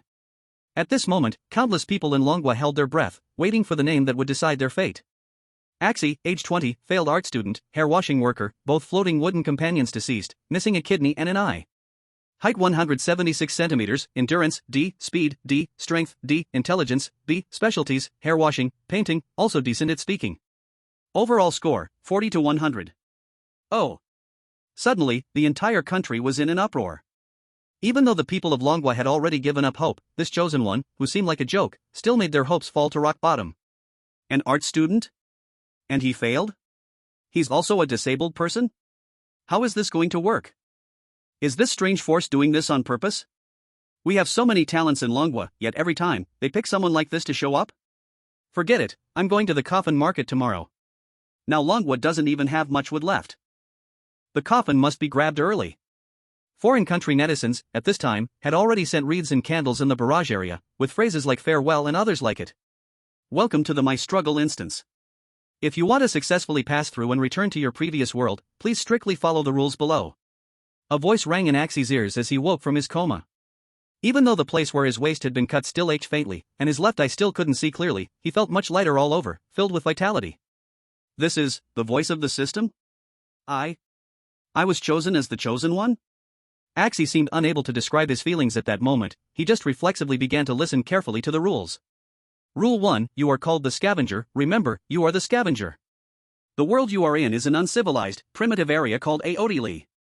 It is full of stains. You are the child of an angel, and your goal is to clean up these stains, becoming a helper for this world. Rule 2, your job is to wash hair. Please fulfill your duties well, as this will play a key role in your success. Rule 3, the race around you is called the Pressurean people, who are the targets of long-term exploitation and oppression. As their helper, you must save them. Rule 4, there is another type of creature in this world called oil-typed people. Many of them are wealthy capitalists. As the child of an angel, you should handle the relationship between you well. Rule 5, oil-typed capitalists have brought many oil stains to the world. To cover up their stains, they like to use hypocrisy to whitewash themselves. As a compassionate helper, you should help them. Rule 6, milk and bread are the basic guarantees for people's survival. When these basic guarantees cannot be met, the consequences are terrifying. Rule 7, in this place, raising your right hand diagonally upwards is a sign of respect for others. When meeting like-minded companions, you must show your highest respect. Rule 8, in the far west, there is a sea called the Western Sea. On the other side of the sea, there is a mysterious land called Loamandi, where you may discover something. Rule 9, in the Far East, there is a lake called Natania Lake, where oil-typed people gather pollutants. It constantly spreads stains to surrounding areas. As a helper for this world, you should purify it. Chapter 2, Washing Hair. This instance is rated 5 stars in difficulty. We wish you fearless progress and continue to strive. There's nothing we can do. Our country, the Kingdom of Han, once again has a seasoned detective as the chosen one, born specifically for this kind of secret realm. It's really just because our national quality is too high. Anyone we randomly pick can be a master. Humph. You from the Kingdom of Han, you just don't know any better. Our chosen one this time, Mr. Urin, is a young genius with the blood of locusts in him. Let me show you what true power is. Exactly, if it weren't for the plant potatoes instance last time, our Japanese people have limited cold resistance, how could we lose? Foreign dogs were still barking at each other, seemingly not taking the Dragon Kingdom people seriously at all. After all, in their eyes, this country had functionally perished. In previous instances, they had almost exhausted all the insults they could hurl at the Dragon Kingdom. As for the Dragon Kingdom people themselves, they had long since lost all will to fight. Looking at the discussions of the chosen ones from other countries, they could only wear an indifferent expression, just like when you, who chose option C, look at the 2 top students in the whole school debating whether to choose A or B. Inside the Dragon Kingdom instance. As soon as the system finished playing, the environment around Axie began to gradually become clear. Everywhere he looked, there were ancient, low, ruined buildings and dusty roads, and he himself was standing on the side of an old road. On the roadside, many ragged, emaciated people lay, their eye sockets deep, eyes hollow, like malnourished zombies, lifeless. The buildings here looked very much like ancient Europe, with a classical feeling, yet they could not hide the desolation and gloom of this area. At this moment, she did not panic or despair. On the contrary, he felt a sense of relief and ease. Having already died once, now he had a chance to be human again. Even if it was a ghost story dungeon, it didn't matter. He looked up and found himself standing outside a barely decent shop. The signboard above it still read, "Oil Barber Shop."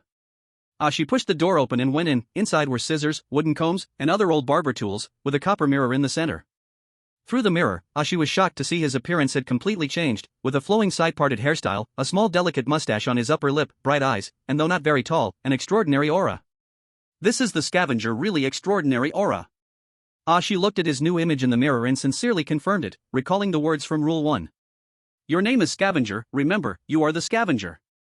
In past ghost stories, if the Chosen One played a role, the rules had anti-addiction clauses, so the Chosen One would not forget their previous identity while playing. However, this time it was different. The rules seemed to force the Chosen One to abandon their old identity and fully devote to this role, which was unlike any previous dungeon. "Hey! Scavenger, what are you standing there for?" At that moment, an impatient voice came to Ashi's ear. Looking up, he saw a greasy fat man urging him. Ashi glanced at the fat man. He carried an air of wealthy capitalism, sharply contrasting with the zombie-like beggars on the street. This man should be the barbershop owner. According to the rules, he should be an oily person, while those zombies on the street were pressure people. "Don't you see there's a customer? Hurry up and take the customer to wash their hair." At this time, another greasy person entered the shop, looking like the owner, also an oily person. "Oh. Yes." She immediately took the customer to the hair washing bed. After all, Rule 4 said that many oily people were wealthy capitalists, and one should handle relations with them carefully. By coincidence, in his previous life, his part-time job had been washing hair. He knew this very well. The civilization here was so old that there was no automated water system, everything relied on hand washing. Also, oily people's hair was extremely greasy, yet there was not even shampoo, nor basic soap, perhaps because soap had not been invented here. But this did not stop Ashi. He skillfully wetted the customer's hair with a cloth, the water just right, followed by a skilled head massage. Well washed. It makes me very happy." The customer was pleased, took 2 coins from his pocket, and tipped Ashi like giving alms to a beggar. "Here, use it to buy some stone for chi." As a rookie, Ashi gladly accepted. Currently, he thought as long as he treated oily people well, nothing bad would happen. Rule 4, many of them are wealthy capitalists. As a child of an angel, you should handle your relationship with them well. Rule 5, they like to use hypocrisy to cleanse themselves. As a merciful helper, you should allow it. These 2 rules about oily people seem to hint that the Chosen One should get along well with them. Even if they make mistakes, they should be forgiven. However, what puzzled Axie a little was that the rules set him as the child of an angel, meant to be a helper to save this world. This setting looked very grand, but why was he now just an ordinary hairwasher? Anyway, let's do the work in front of us first. Rule 2 said, doing your hair washing job well is a necessary condition to pass. Axie thought quietly. At the same time, the Chosen Ones from other countries were also washing hair for customers. Although most of them were not as skilled as Axie, none had caused customer complaints. However, some countries were exceptions.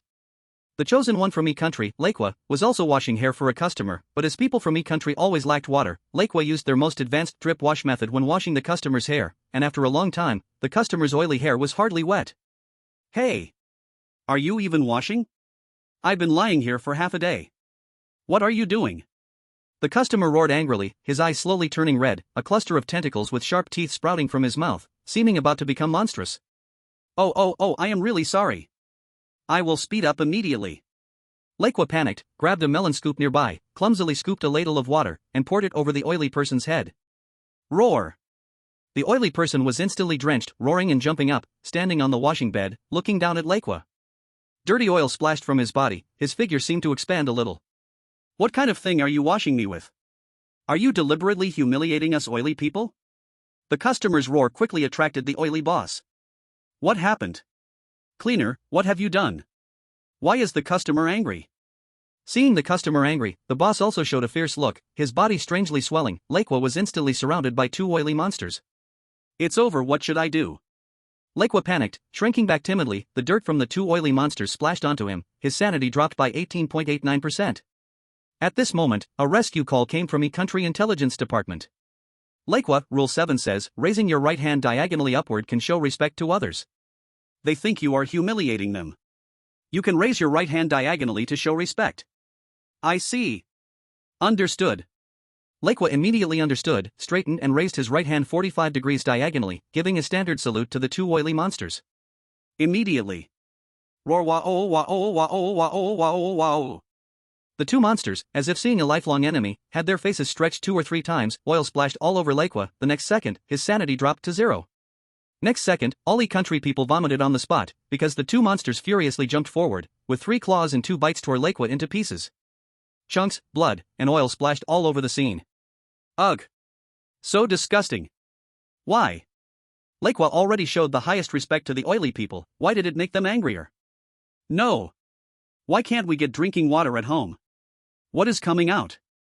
My god. E-country chosen once pollution 100%, sanity 0%, dead. Now deprive E-country of 100% water resources, replace with oily people's oil, and from now, randomly detonate missiles at 420 military bases in E-country. No. Boom. E-country was immediately covered with screams and explosions. Chapter 3, Wenka Engraved Bread. Dragon Country Intelligence Department. Minister Xianla stared seriously at the live video. Just now, they all witnessed the tragic death of the chosen one from E-country. They couldn't help but shiver in fear, secretly feeling grateful that their chosen one had done a good job washing hair. How could this be? Didn't we agree that raising the arm diagonally is a sign of respect for the locals? Why did the chosen one salute anger those beasts instead? Minister, should we tell Ashi the intelligence that says, do not salute the oily people? An intelligence officer asked. Don't rush for now, we still can't be sure if those two strange ones were angered by the salute. Observe more, don't mislead Ashi. Understood.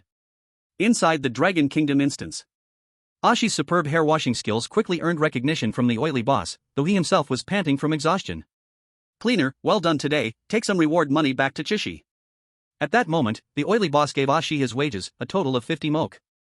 Ashi still did not understand how much buying power this currency called moke had, but if it could compare to some Bayuan or euro from his previous life, it was definitely a high wage. Thank you, boss. Ashi was still feeling pleased with himself, taking the money and thanking the boss, yet the next second, his sanity value mysteriously dropped by 4 points. Ha! Ashi immediately became alert. What happened? Did I break a rule? Why did my sanity drop? Ashi shook his head. Looking at the boss's greasy and twisted face across from him, he instinctively felt a sense of discomfort, as if the owner of his body really disliked oily people. Strange, the rules said to handle relations with oily people well, right? Did I still not do it right? Ashi left the barbershop with some confusion. The sky was already dark, and staring at the dusty, dirty streets, he didn't know where to go. The rules never said where I should go after work, nor did they say where my home is. Could it be? Ashi suddenly realized that he didn't have a home at all. Go! As misfortune piled up, Ashi felt a wave of hunger in his stomach, a hunger that felt very strong under the instance's eerie effects, making his whole body weak. Damn, this is not a solution, right? The rule said bread and milk are the basic guarantee for survival. If milk and bread are not guaranteed, terrible things will happen. I must go buy bread and milk now. Ashi wandered the evening streets, where displaced, zombie-like homeless people were everywhere. Every place he went, a homeless person would cast a hungry gaze at him, as if he were prey. Finally, Ashi found a neatly decorated shop. Its sign read, One Moke Brand Bakery. Great! A bakery. Hungry, Ashi walked into the bakery without hesitation. At the counter was another greasy, twisted-faced oily being, clearly another oily person. Ashi first looked at the bread in the display, but when he saw the price, he was stunned. 5 EE 10,000 10,000? 500,000 moke? One loaf of bread costs 500,000 moke? Ashi exclaimed, looking at the oily person at the counter. 500,000? You think too much, that's just the marked price. Bread, such high-grade goods, has no real market for low-class people like you. Now one loaf costs at least 200 billion moke. 200 billion? Ashi felt his heart sink. Today he worked all day and only earned a few dozen moke. At this rate, he would never earn enough to buy a loaf of bread in his whole life. And the rules clearly stated. Milk and bread are basic survival guarantees for people. When basic guarantees cannot be met, the consequences are terrifying. Ashi immediately realized the danger of this instance. This was absolutely not something he could survive by just washing hair every day. Damn it! Then I'll try another shop. Axie simply gave up on this bakery and continued searching for other places to fill his stomach, but after checking all nearby shops, he realized there was only one brand here, 10,000 code bread. Bread seemed to have been monopolized by the oily people. He finally understood why this bread was called 10,000 code bread. and even the word 10,000 was too modest. This was clearly 100 million code bread. And he finally understood why there were so many homeless pressured-in people on the streets. Hello, I have tens of codes in my hand. How much bread or milk do you think I can buy? Axie knew he could not skip bread, otherwise he would break the rules, so he had no choice but to awkwardly ask the oily front desk at the bakery. Tens of codes? The oily person was first stunned, then suddenly said, Yo ho ho ho ho ho ho. His twisted greasy face immediately stretched 2 or 3 times longer, mouth forming an O, as if hearing the biggest joke, grinning wickedly. Tens of codes and you want to buy bread? Low-class person, go to Redstone. Tooey. The oily person directly spat a mouthful of dirty greasy old phlegm onto Axie's face, and Axie's pollution value instantly shot up to 18.89%. Ugh. Axie felt a wave of nausea and fled the bakery in panic, running back to the street, struggling hard just to wipe off that greasy old phlegm. Damn it! How can I live like this? Axie shouted angrily. In his past life he had suffered humiliation, and now in this copy he had to be a low-class person. Heaven, you deliberately give me this chance, you still don't treat me as a human. By now, the sky was completely dark, Axie had eaten nothing and had no place to stay. It was his first day in the copy, and he was already on the edge of collapse. Caw caw caw. Chomp chomp chomp. At this moment, from a dark alley beside him, suddenly came a horrifying chewing sound, like some creature gnawing on bones. Axie raised his eyes cautiously, suddenly seeing at the end of the alley a pair of crimson eyes staring directly at him. Oh my god, what is that? Axie, now adjusted to the darkness, saw a skinny zombie homeless person gnawing on the corpse of another homeless person, his mouth covered in blood, eyes cloudy with red glow. Roar! The homeless zombie saw Axie and, like seeing fresh prey, immediately dropped the dead meat in his hands and limped toward Axie. Shit! Axie was terrified, ignoring his stomach twisted by hunger. He ran as fast as he could, but on both his sides. Roar! Roar! More and more low growls came, countless crimson eyes focused on the fleeing Axie. Plop plop plop plop plop. Axie could clearly feel countless zombie homeless people chasing him by his side. Milk and bread are basic survival guarantees. When basic guarantees cannot be met, the consequences are terrifying. Chapter 4: Hungry Pressured-in People. Korean copy. At this time, Korea's chosen one, veteran detective Park Guk-chang, also finished work at the barbershop, and he faced the same dilemma as Axie. No money to buy bread. Seeing the high prices of bread and milk, the hungry Park Guk-chang remembered the rule that he must guarantee his bread and milk. Immediately, a talent engraved in the genes of Korean people gradually awakened inside him, which was steal. Everything is for the people in the copy, for the welfare of others, so it doesn't count as stealing. Park Guk-chang firmly gave himself psychological self-suggestion and started examining the store's layout, looking for a chance to act. At this moment, perhaps the copy had already seen through his little plan. Hoo-loo-loo. From behind the oily person, the oven suddenly sounded the bread being baked. The oily person turned to get the freshly baked bread. Good chance. Park Guk-chang instantly used his veteran detective skills, silent and unseen, and his sneaky tricks from his Korean blood, jumped over the cupboard, snatched 2 whole loaves of bread, then jumped back over the cupboard and ran. Roar! Park Guk-chang could hear a greasy, beast-like roar behind him, but he did not look back, just ran like crazy, until the sky grew dark and he had run a long distance. Phew, got the bread. What 5-star dungeon, still so easy? Park Guk-chang hid in a small alley, and after seeing no pursuers caught up, he began proudly looking at his loot. The bread steamed hot, its surface swelling in the heat, like some beating organ of a human. The smell of bread carried a hint of blood, maybe touched by human blood, but for the starving Park Guk-chang, it did not matter, and the rule said bread could be eaten. At that moment, the Korean viewers went crazy. Ha ha ha, see? This is strength. Just entering the dungeon and already eating hot food, this is the power of us Koreans. Truly the world's #1 country. Detective Park Guk-chang, the man who can evade even my husband noticing our daily lunar pass. Truly ghost-like. Ha ha, the dragon country maggots must be starving. Ha ha, washing hair is useless, still starving. Ha ha ha.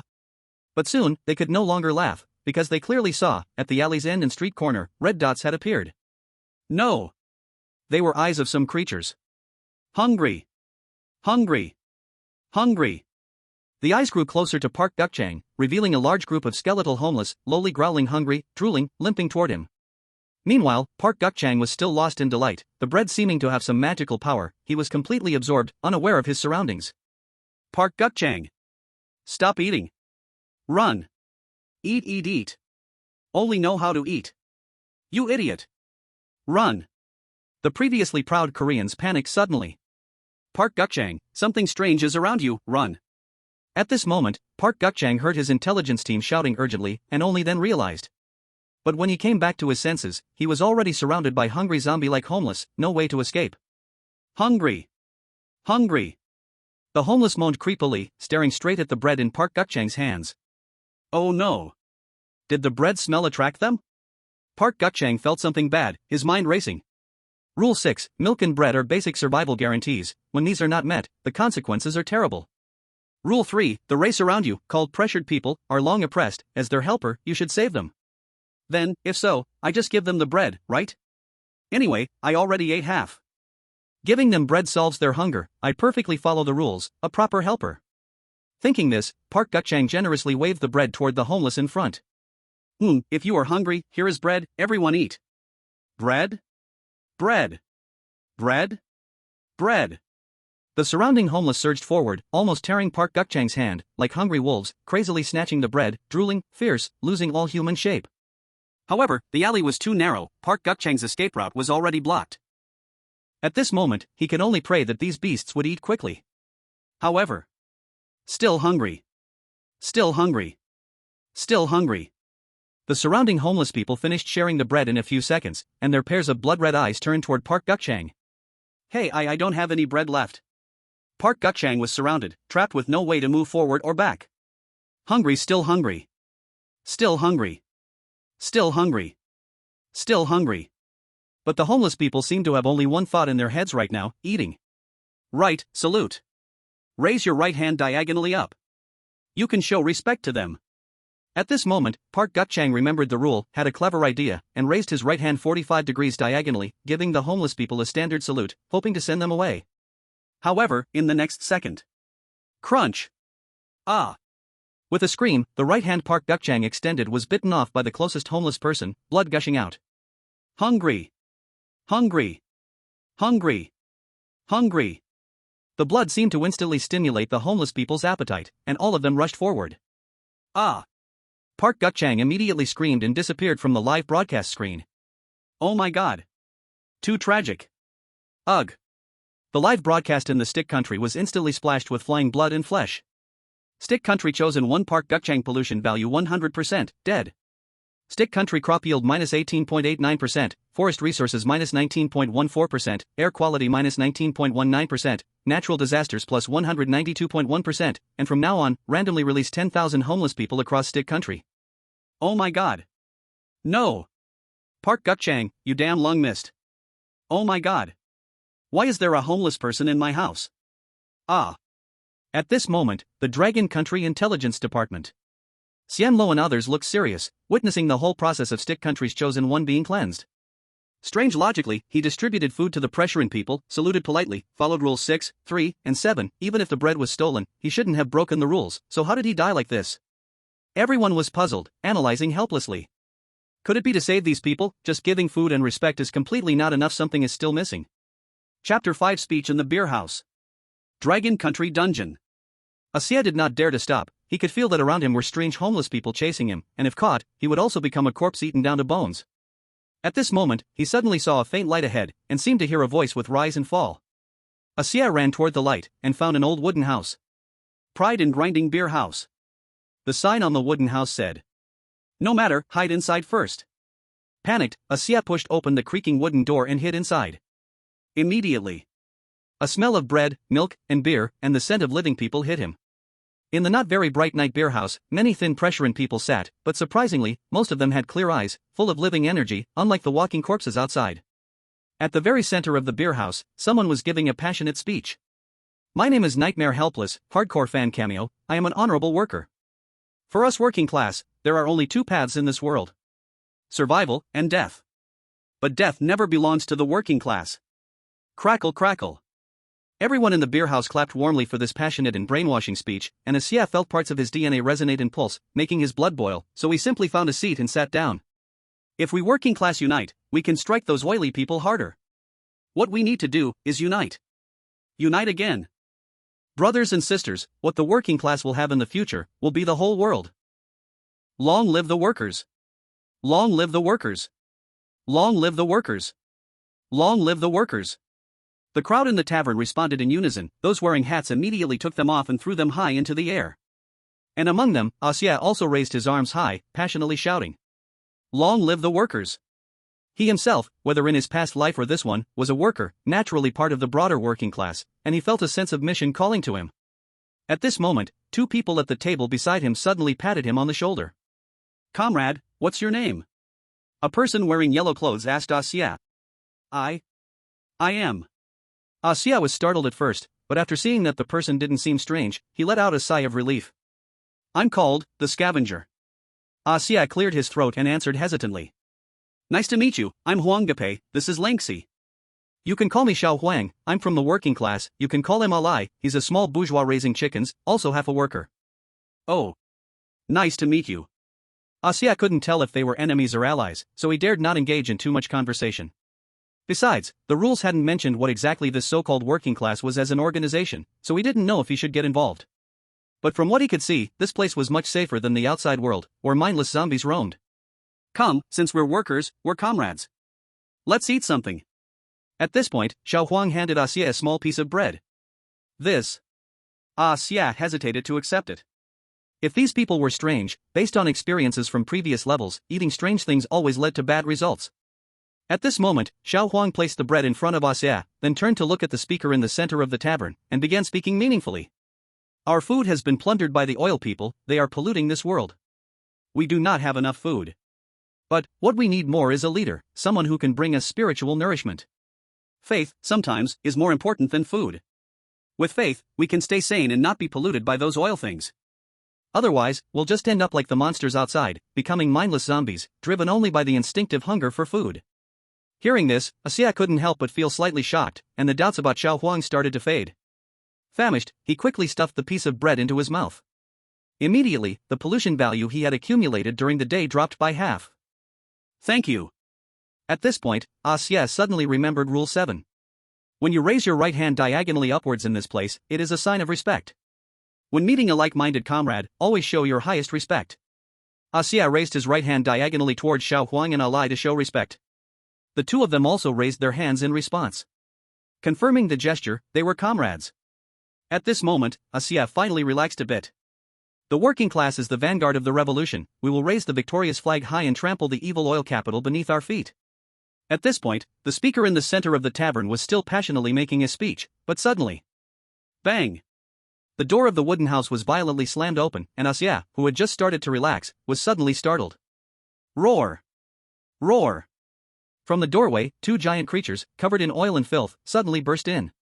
They were snarling, their faces unrecognizable, their mouths split open all the way to their chests, filled with a mass of terrifying sharp teeth.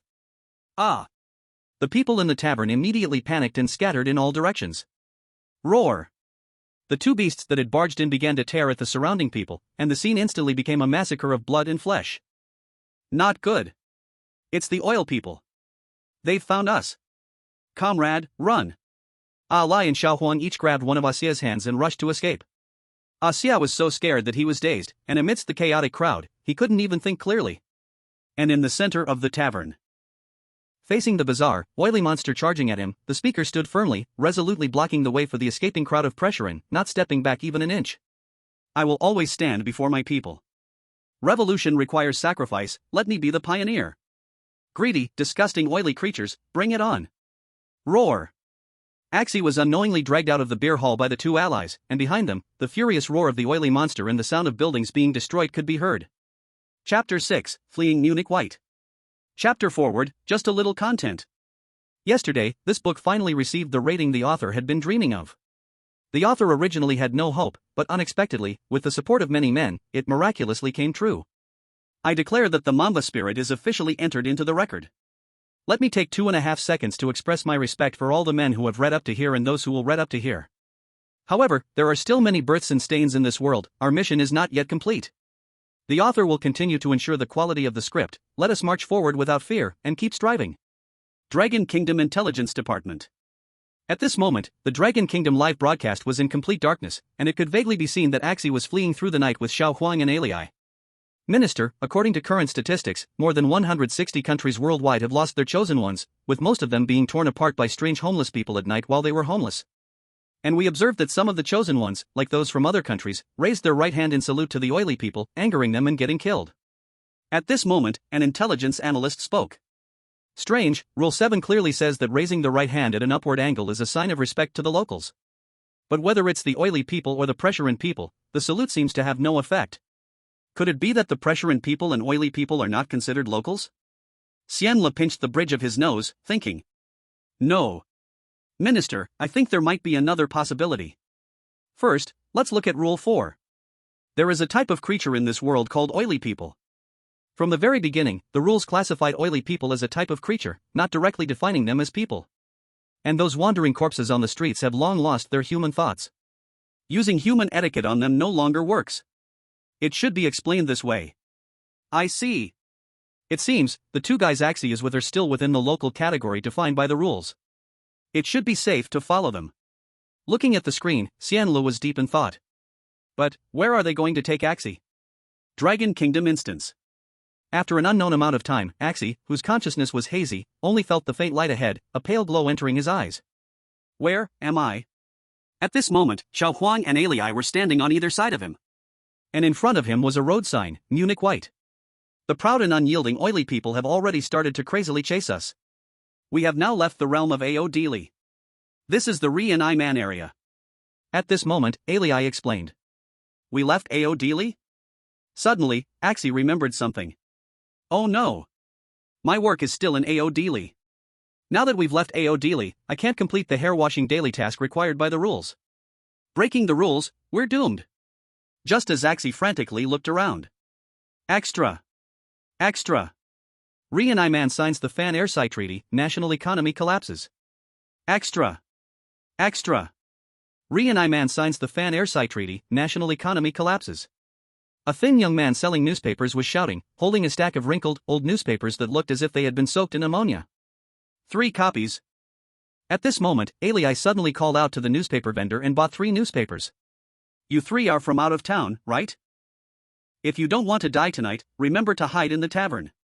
The young newspaper seller handed the paper to the 3 of them, gave a few strange words of advice, and then left, shouting as he went. Extra. Extra.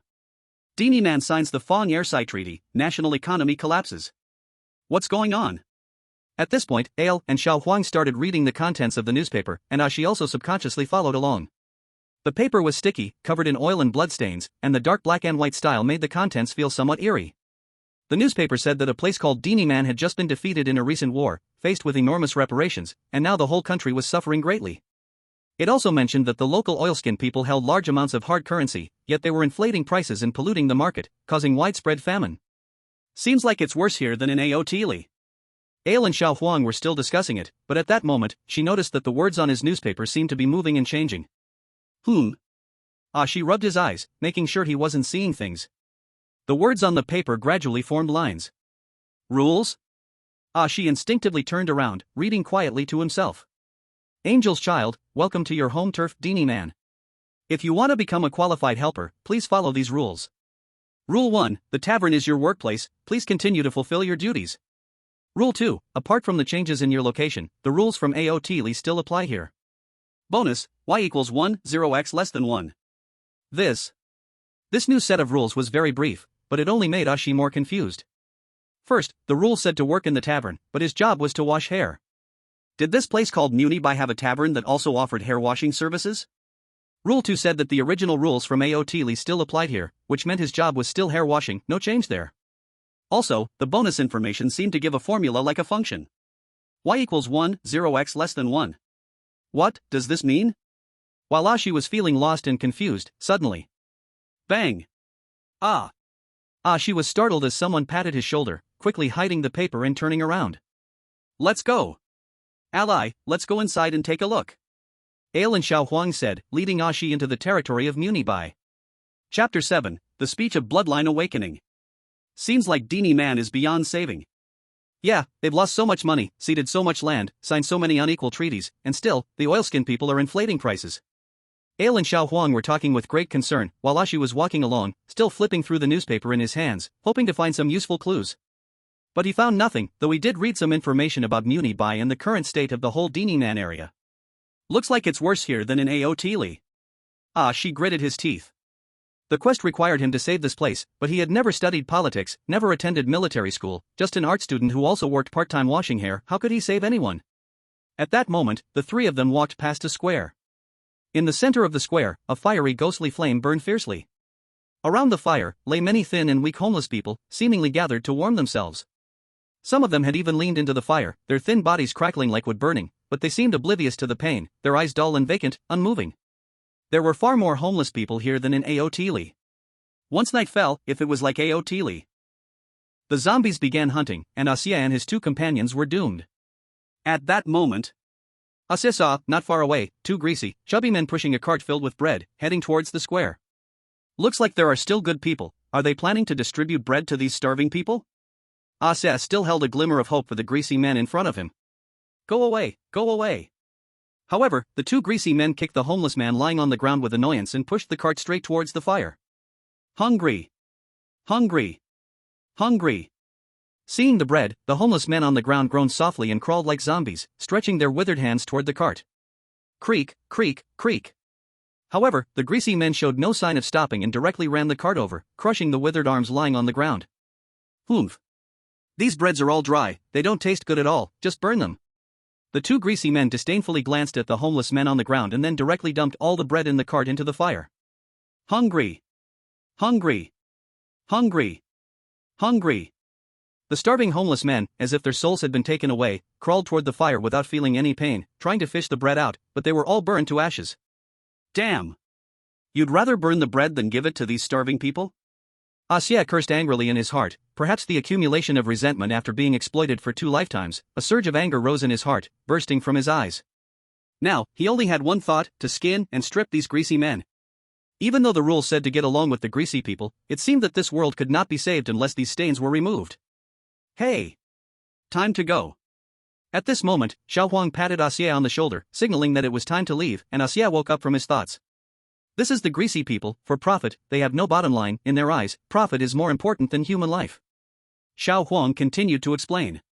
Let's go, find a beer hall. The guy selling newspapers said we should hide in a beer hall at night. These walking corpses will probably start moving again tonight. Asia also agreed, even though he had the will to eliminate the greasy people, but in this ghost story, he still had to follow the rules first. Let's go to the beer hall and find a job washing hair. Soon, the three of them found a fairly well-preserved building in the dusty, ruined street, with a sign that read, Munich White Beer Hall. The three pushed the door and entered, and immediately, a different kind of life from the outside world came rushing at them. The place was filled with many survivors from the pressure and, their eyes still clear, seemingly hiding here from the danger. Each of them had only a few meager pieces of bread on their table, and it looked like their situation was also grim. Seeing Asia and the others enter, the pressure and people did not cast any hostile glances, seemingly allowing them to take refuge here. The narrow tavern was packed with people, but Asia still felt that it was much more comfortable here than in the cannibal world outside. However, the first thing Asia did when he entered the room was to look for a place where he could offer hair washing services. According to the rules, he had to fulfill his duties. At this moment, Asia noticed an empty space in the center of the tavern, with no one standing there, as if it was a spot reserved for someone. Could the hair washing place be here? Asia walked to the empty space in the center of the tavern and carefully inspected, but found no hair washing tools. What are you standing there for?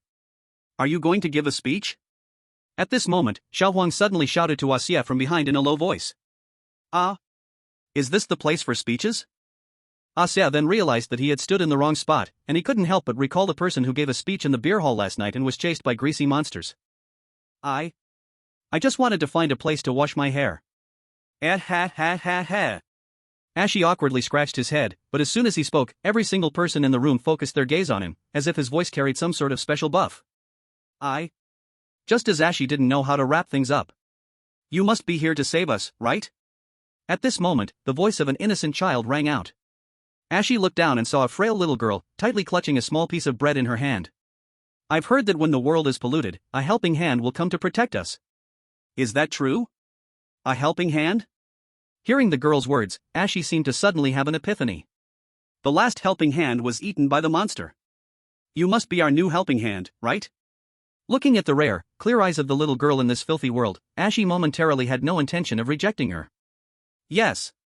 The rules say we're the helping hand, don't they? Could it be? Tell them a story, comrade. At that moment, Ali patted Ashi's shoulder and spoke. We need to awaken their consciousness, or this place will soon become as filthy as the outside world. Everyone will lose their minds and become walking corpses. All right, fine. Ashi took a deep breath. In his previous life, he studied art, and as an art student, he often participated in school performances and such. He still had a certain ability to speak in public. So, he cleared his throat and began to speak, imitating the speech he had heard the day before at the A.O. Dealey beer house. I remember, when I was very young, I used to hear many stories about great people. Louder. At this moment, Xiao Huang encouraged from the side. Ashi took another deep breath, strengthening his tone. Each word, every sentence, began to sound strong and powerful. I remember, when I was very young, I used to hear many words from great people. They said, the world belongs to the people. We are the masters of the world. But, perhaps you all have noticed, our lives have become increasingly difficult. Is this really because we aren't hardworking enough? No one responded, and the room fell into silence. No. Ashi gradually got fired up, and it seemed like everyone in the room was following his lead, getting into his rhythm. It's because there are parasites, dirty things, and filth that are endlessly draining and exploiting us. Those self-righteous, oily people, they steal our savings, plunder our wealth. For profit, they have no bottom line. They don't even know what our lives are worth. Well said. At this moment, a group of passionate youth raised their fists, shouting, and the crowd below, who had dared not speak out before, were instantly ignited, becoming restless. Ashi straightened his collar, puffed out his chest, flicked his flowing parting hair, and continued. Maybe you all think those oily people are rich and powerful, and under their pressure, we have to live one day at a time. But have you been to the market? Do you know how much a loaf of bread costs? Ashi stared with wide, furious eyes and held up 5 trembling fingers. 500,000 mark. 500,000 mark. Even if you use a cart, you can't fit that much money in it. Ashi slammed the table and roared. Today, they can raise the price of a loaf of bread to 500,000, tomorrow it will be 5 million, 50 million. Our submission will only make them worse. What awaits us is destruction. What will happen to our descendants? Good. The crowd in the tavern was in a frenzy, and Ashi was already red-faced, having taken full control of the situation. Survival belongs only to the strong. Brothers and sisters, let us unite and strike these oily creatures down with the iron fist of the people. Let our blood wash away this filthy world. Let those oppressors become the sacrifices. Good. The crowd erupted into a surging wave. Hats kept flying into the air. Oh my god. Even Xie and Xiao Huang couldn't help but exclaim. This is definitely the best speech ever. In the Dragon Kingdom's intelligence department. Minister. What exactly is Xie doing?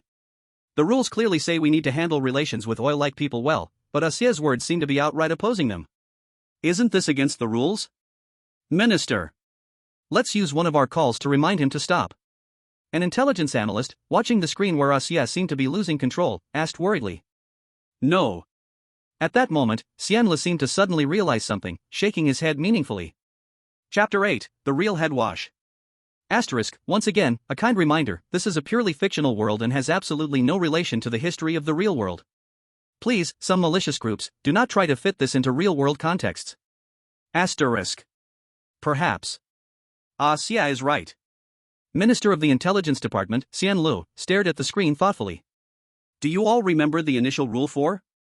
There is a creature in this world called oil-like people, many of whom are wealthy capitalists. As children of angels, you should handle your relationship with them well. Here is a word trap. The rule says to handle your relationship with the oil-like people well, not to get along with them. If the oil-like people are indeed enemies, then from the correct standpoint, declaring war on them is also handling the relationship well. And then, we seem to have defined the job of washing heads too narrowly. Washing heads can be physical, or it can be mental. Using a speech to awaken people's awareness, to wash the dirt from their minds, isn't that also a form of washing heads? I see now. It seems Xie has found the way to pass. The intelligence analysts also suddenly understood. But there's still a long way to go. Xian Li's face grew serious as he looked at the screen. Inside the Dragon Kingdom's instance. Comrades, the words we speak today may soon be forgotten, but as long as we keep fighting, our deeds will be remembered by the world, forever honored, passed down for thousands and thousands of years. Yes. Inside the beer hall, Xie was still giving an impassioned speech. But in the next moment. Ka! Boom! The beer hall's door was suddenly slammed open. Roar! It was a strange, oil-like monster that charged in, seemingly angered by Xie's speech. Bad. Run! Just like in the proud and sharp beer hall, everyone started to flee in panic. Alliance. Quick, retreat. At this moment, Xiao Huang and Lei pulled the still engrossed Xia, who was reluctant to stop his speech, and jumped out of the window, while the sounds of the oil-like monster's roars and the screams of the pressure-sensitive people could still be heard behind them in the beer hall. Let go of me. I want to go back. Xia struggled unwillingly, and in the chaotic crowd, he broke free from Xiao Huang and Lei's hands, only to fall into the crowd, losing consciousness after being trampled. After what seemed like a long time, Xia woke up again, but at this moment, he found himself lying on an open space, surrounded by many dead pressure-sensitive people. The nearby beer hall was now a ruin. The air was thick with the greasy and bloody smell, mixed with the flying dust that stung his nasal membranes. The oil-like monster was gone, but Xia also couldn't see Xiao Huang and Lei. Without thinking, he knew that these two were either separated by the crowd or had been killed by the oil-like monster. Xia, feeling some pain in his back, climbed up. He couldn't afford to slack off. According to the young newspaper seller earlier, he had to hide in the beer hall before it was completely dark, or he might encounter something terrifying. But the beer hall beside him had already been destroyed, and he needed to find a new one immediately. Damn it, every time I give a speech, it seems like the oily creatures attack me. Looks like they're really afraid of speeches, and this also proves that speeches are truly useful against them. While walking, Axie summarized the lessons learned from these two attacks. First, they don't have a solid organization to fight against the oily creatures. It's completely scattered. In the world from his past life, those who could change the world all had their own teams, while Axie was alone. No matter how well he spoke, it didn't matter. Second, he lacked armed forces. Facing those bizarre oily creatures and pressure beings, he had no ability to fight back. However, Axie hadn't walked far before he saw a group of zombie-like homeless men surrounding him, their eyes full of hunger. Hungry. Hungry. Hungry. Hungry. The homeless growled, their half-opened bloodied mouths dripping with rotting saliva. But this time, Axie was no longer afraid. Instead, his face was filled with a sense of helpless relief. Ha ha ha, you can't eat me, because you can't change your situation. You'll all starve to death sooner or later. Axie spoke with a tone of mockery as he looked at the pathetic, bizarre pressure beings around him. You don't even know who's been persecuting you. You and I are no different, we're just lambs to be slaughtered. Are you even listening to me? Axie angrily shouted in despair, but the bizarre beings around him just stared at him, silent. Poof. Axie couldn't help but laugh in anger. This is the reason, because you never care about the real issues, no wonder you will perish. Axie continued to point at the pressure beings and scold them. Meanwhile, in the live stream, viewers from the crooked country started to mock when they saw Axie had fallen into a somewhat crazy state. Ha ha ha ha, I think this Dragon Kingdom fool has no solution now? He's already starting to curse the bizarre creatures face to face. Does he really think the bizarre creatures will be afraid of him? Ha ha ha ha ha. Hey! He must have a weak mind, already scared silly and now mentally ill. Ha ha ha ha ha. However, to their surprise, after hearing Axie's speech, the dirty eyes of these bizarre homeless beings seemed to clear up a little, as if they were regaining some sense. At this point, Axie seemed to notice the change in them. He saw that the homeless beings were standing still, their growls had stopped, and they no longer approached him, just silently watching him. Could it be the speech is also effective on them? Axie had a sudden realization and started to continue speaking.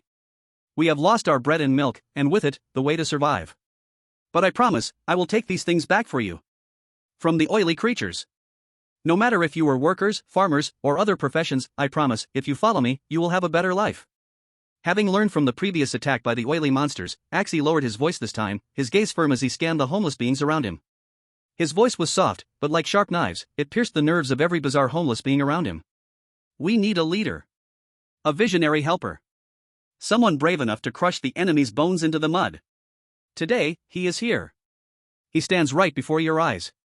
He will lead his people to victory. At the height of his passion, Axie raised his right hand toward the bizarre homeless beings, offering the highest salute. Not good. Minister, Axie has violated the taboo. He saluted the bizarre creatures. Based on the experience of previous chosen ones, saluting these bizarre creatures means certain death.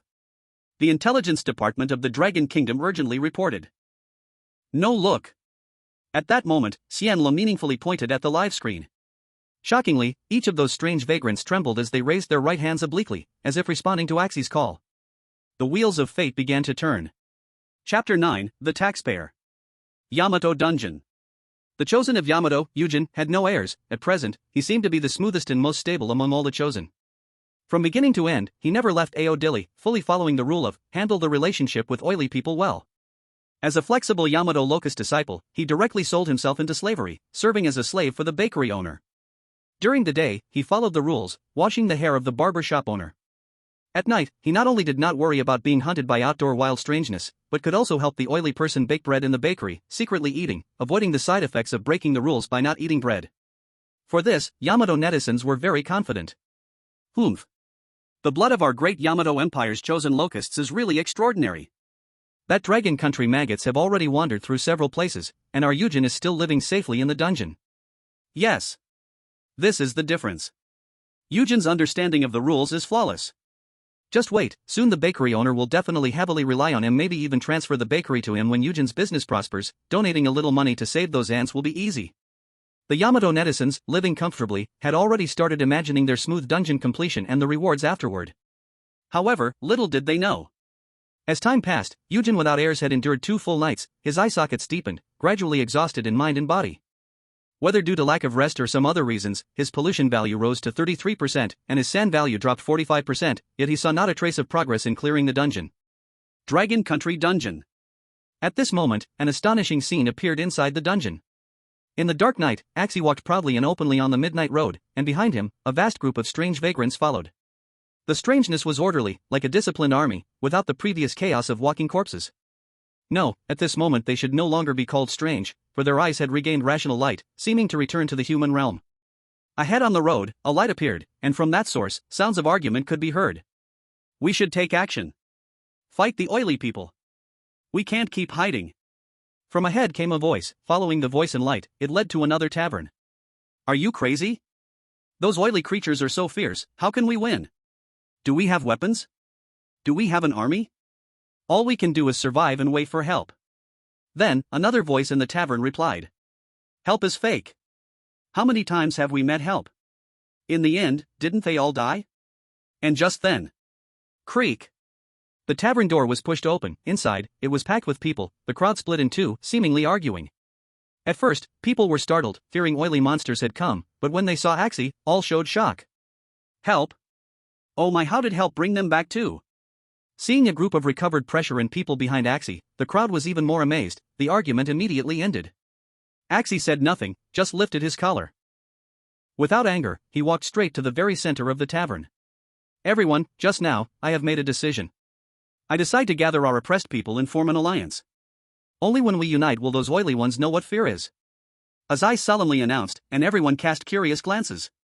From now on, I decide to create a party. You and I were once exploited. Everyone here has been a taxpayer for those oily ones. So from now on, this party will be called the Taxpayer Party.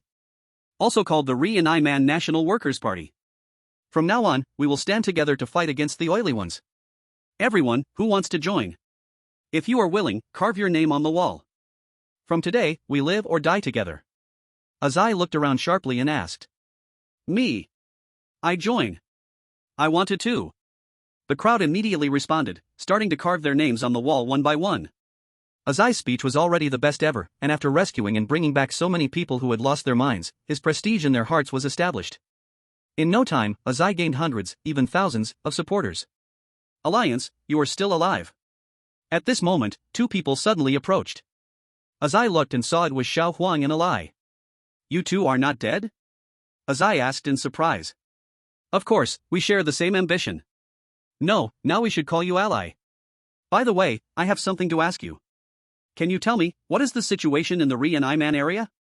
Who is in charge here? Azai pulled the two aside to ask. Of course we know.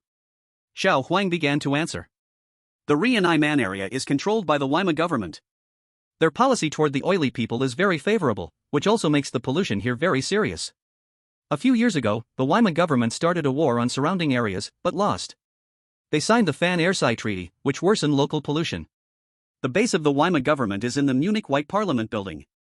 So, at this moment, Azai realized something. We must take the Parliament building and overthrow the Waima government. But ally, we have no armed forces. Taking power will be very hard. Xiao Huang said. Right, we can go to Bolin to raise funds. I heard there are many non-oily financial resources there, like Mr. Sindler and Mr. Labe. We might ask them for help and spend money to build our own armed force. Alai suggested. Where is Bolin? East of Munich White. Good, Alai, we leave for Bolin tomorrow. Xiao Huang, you stay here. For the next few days, act low-key to ensure the safety of the organization. Understood. At this time, the intelligence department of Dragon Nation. Xianlu looked thoughtfully at his eye, who was arranging things on the screen. The world in the copy seems not very civilized, not yet in the hot weapon era. If we could connect the two worlds and bring our weapons over, wouldn't that be wonderful? Chapter 10, The Voice of Bolin. Japan copy. The third day of the copy. Yuren, a descendant of the Locust family in Japan, stayed all night again at the bakery. Now his sand value had dropped to 33%.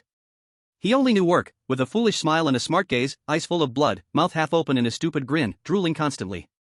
The Japanese dogs finally noticed something was wrong. How is this possible? Yuren-kun clearly handled relations with oily people well, and had bread and milk every meal. Why is his sand value still decreasing? Baka. Why is that Dragon Nation Baka constantly being hunted by strange forces, and the pollution value is only a few percent? Just as the Japanese were all furious and embarrassed. Suddenly, the oily, sluggish owner of the bakery mysteriously appeared in front of the camera. Scavenger. This kid is strong, a good worker. From now on, this bakery is in your hands. You do the work, and I take the money. Got it? The oily man commanded in his monstrous voice. Work? Sure. At this moment, Yuren almost lost his mind, replying with a silly grin and even hopping twice in joy. Very good.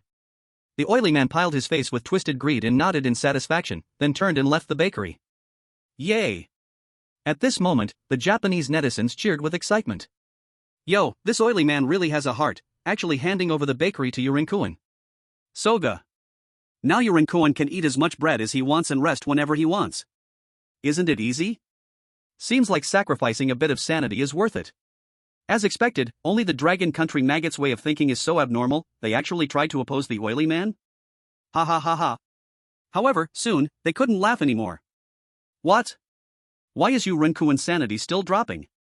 Inside the instance, after the oily boss left, Yuren's sanity started plummeting.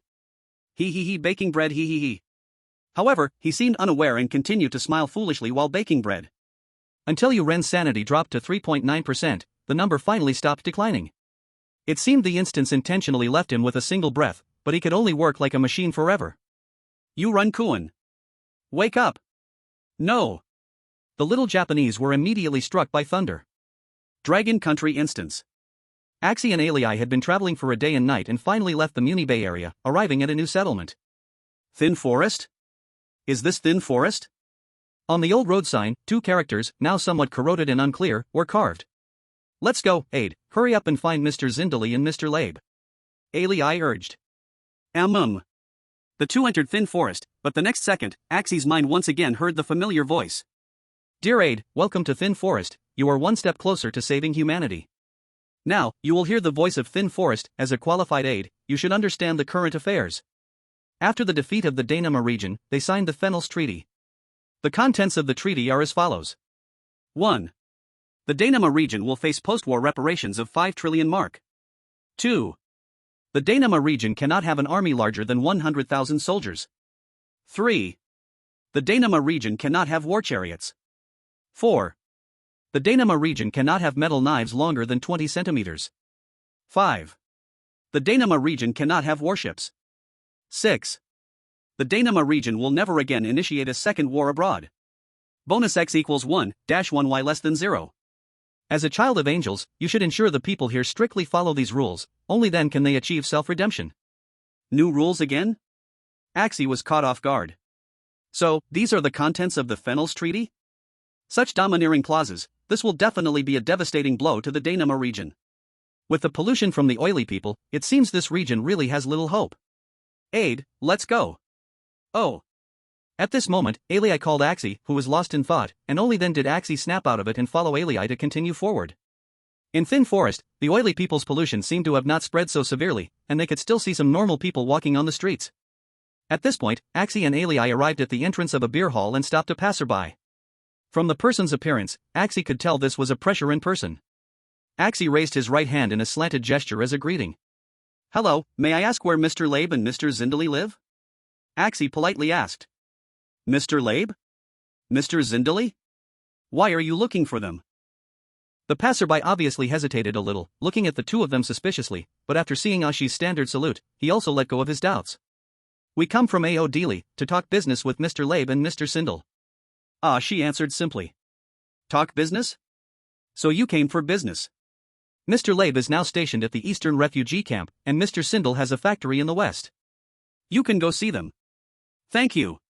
Ashi thanked the passerby. "What now?" "Yuan Shou, should I go west to find Sindel and you go east to find Labe, then we meet back at this pub?" "Okay. Then I'll leave it to you." Ashi and Ali raised their hands to salute each other, then parted ways. Walking through the still greasy, dirty streets, after an unknown amount of time, she finally saw a piece of land surrounded by iron fences. This area looked much cleaner, and through the cold iron bars, one could clearly feel a vitality spreading outward from inside. "This is the refugee camp?" "Dong dong dong." She knocked on the iron gate. "Who?" A refugee cautiously approached the gate to check. "My name is Ashi, from Ao Dili. I want to see Mr. Labe." Ashi raised his hand in a practiced salute. Seeing that Ashi was not an oily person, the refugee answered cautiously. "Then wait outside. I'll go find Mr. Labe." "Okay, thank you." 2.5 minutes later. A bald man wearing glasses, gentle and refined, came to the gate. "This must be Mr. Labe." Ashi studied him, seeing that he seemed to radiate a kindness like a god, a clear stream in this stained and strange place. "Who are you? What do you want with me, young man?" Through the iron gate, Labe asked Ashi cautiously. "My name is Ashi, from Ao Dili, Mr. Labe. I hope you can give us some help." "May I have a word with you?" Chapter 11 Sindel's List. East, Refugee Camp. "I see." After a short conversation with Ashi, Labe opened the iron gate and invited Ashi in. "Yuan Shou, I can give you financial support, but if you want armed forces, under the Fans Treaty, you will probably find it very difficult, right?" Labe asked meaningfully. "Well, there will be a way when the time comes." But Ashi's eyes were firm, as if he already had a plan. "Then Yuan Shou, do you want to ask these refugees what they think? Because anyway, we must consider the people's lives. If they support your action, I will not say more." Labe pushed up his glasses, speaking solemnly. "Of course, no problem." She replied cheerfully. 25 minutes later. Now in the camp, all the people were gathered in a clearing, over 250,000, all refugees protected by Labe. In front of them stood a simple podium, and on it, Ashi. "Everyone, at Mr. Labe's invitation, I am here to say a few words." Ashi lifted his collar and shook his flowing side-parted hair. "Just yesterday, my allies and I made a major decision. We formed an organization called the Taxpayer Party, to resist the rotten Weimar government and exploitation by the oily people. Everyone, would you like to join us and overthrow these worms?" The crowd looked at each other, seeming hesitant. "Wouldn't this be treason?" A voice of doubt came from below. "Poof." Ashi only gave a cold smile, paused 2 seconds, then slowly said. "Those who called themselves our leaders. They started a failed war. Then signed the Fans Treaty. Letting this land suffer pollution. This is true treason." Ashi didn't speak with an overly passionate tone, but his voice thundered across the room. Clap, clap, clap, clap, clap. After a moment, applause slowly started echoing from the crowd below. At this point, Ashi continued his speech. "If I am guilty, then it is for the rise and welfare of the nation, and if I have offended, I am willing to bear the consequences." Saying this, Ashi clenched his right fist and placed it on his left chest, making a heart-offering gesture. He then swung his hand upward, offering his respect to the crowd. Below, one by one, hands rose in unison. Labe beside him smiled knowingly. At this moment, everything had an answer. At the Thin Forest Tavern. When Ashi returned here, he had brought Labe with him. Ashi entered a hidden private room. At this time, Ale was already seated with another man dressed in formal attire, seemingly waiting for a long time. "I assume this is Mr. Sindler?" Ashi raised his hand and saluted the man, who also took off his hat in return. "I've heard about the assistance you offered. I will definitely support you." Sindler did not hesitate. "There are many refugees in my factory, all of whom are the oppressed bottom people persecuted by the pollution of this world. I hope you can save them." Saying this, Sindler handed Ashi 2 crumpled, greasy pieces of paper. Ashi took them and looked at them. One was a 500 billion currency note, and the other was a list of names. "What are these names?" Ashi asked. "They are retired veterans from the Daenan region. Find the leader named Luamu, and give him the list. He can form your private army, and this money can be used as your military funds." "Thank you." Ashy saluted Sindler again. May I ask again, Mr. Sindler, what does your factory do? Ashy asked again, because the civilization in this world was not very advanced, and there were no modern firearms. Ashy was curious about what a factory in such an era might produce. My factory works with iron. Sindler replied. Ironwork? Ashy suddenly had an idea.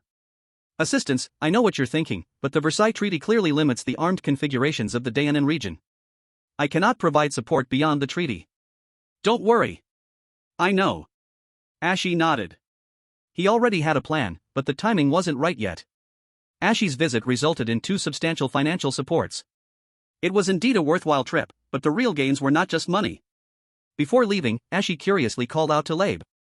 Mr. Labe, I'm very curious. Why is your shelter so safe, and there's so little oil pollution around it? Oh, it's not really a secret. Labe adjusted his glasses and replied. I discovered that by combining grease with wood ash, a semi-solid substance can be created. It can counteract oil pollution.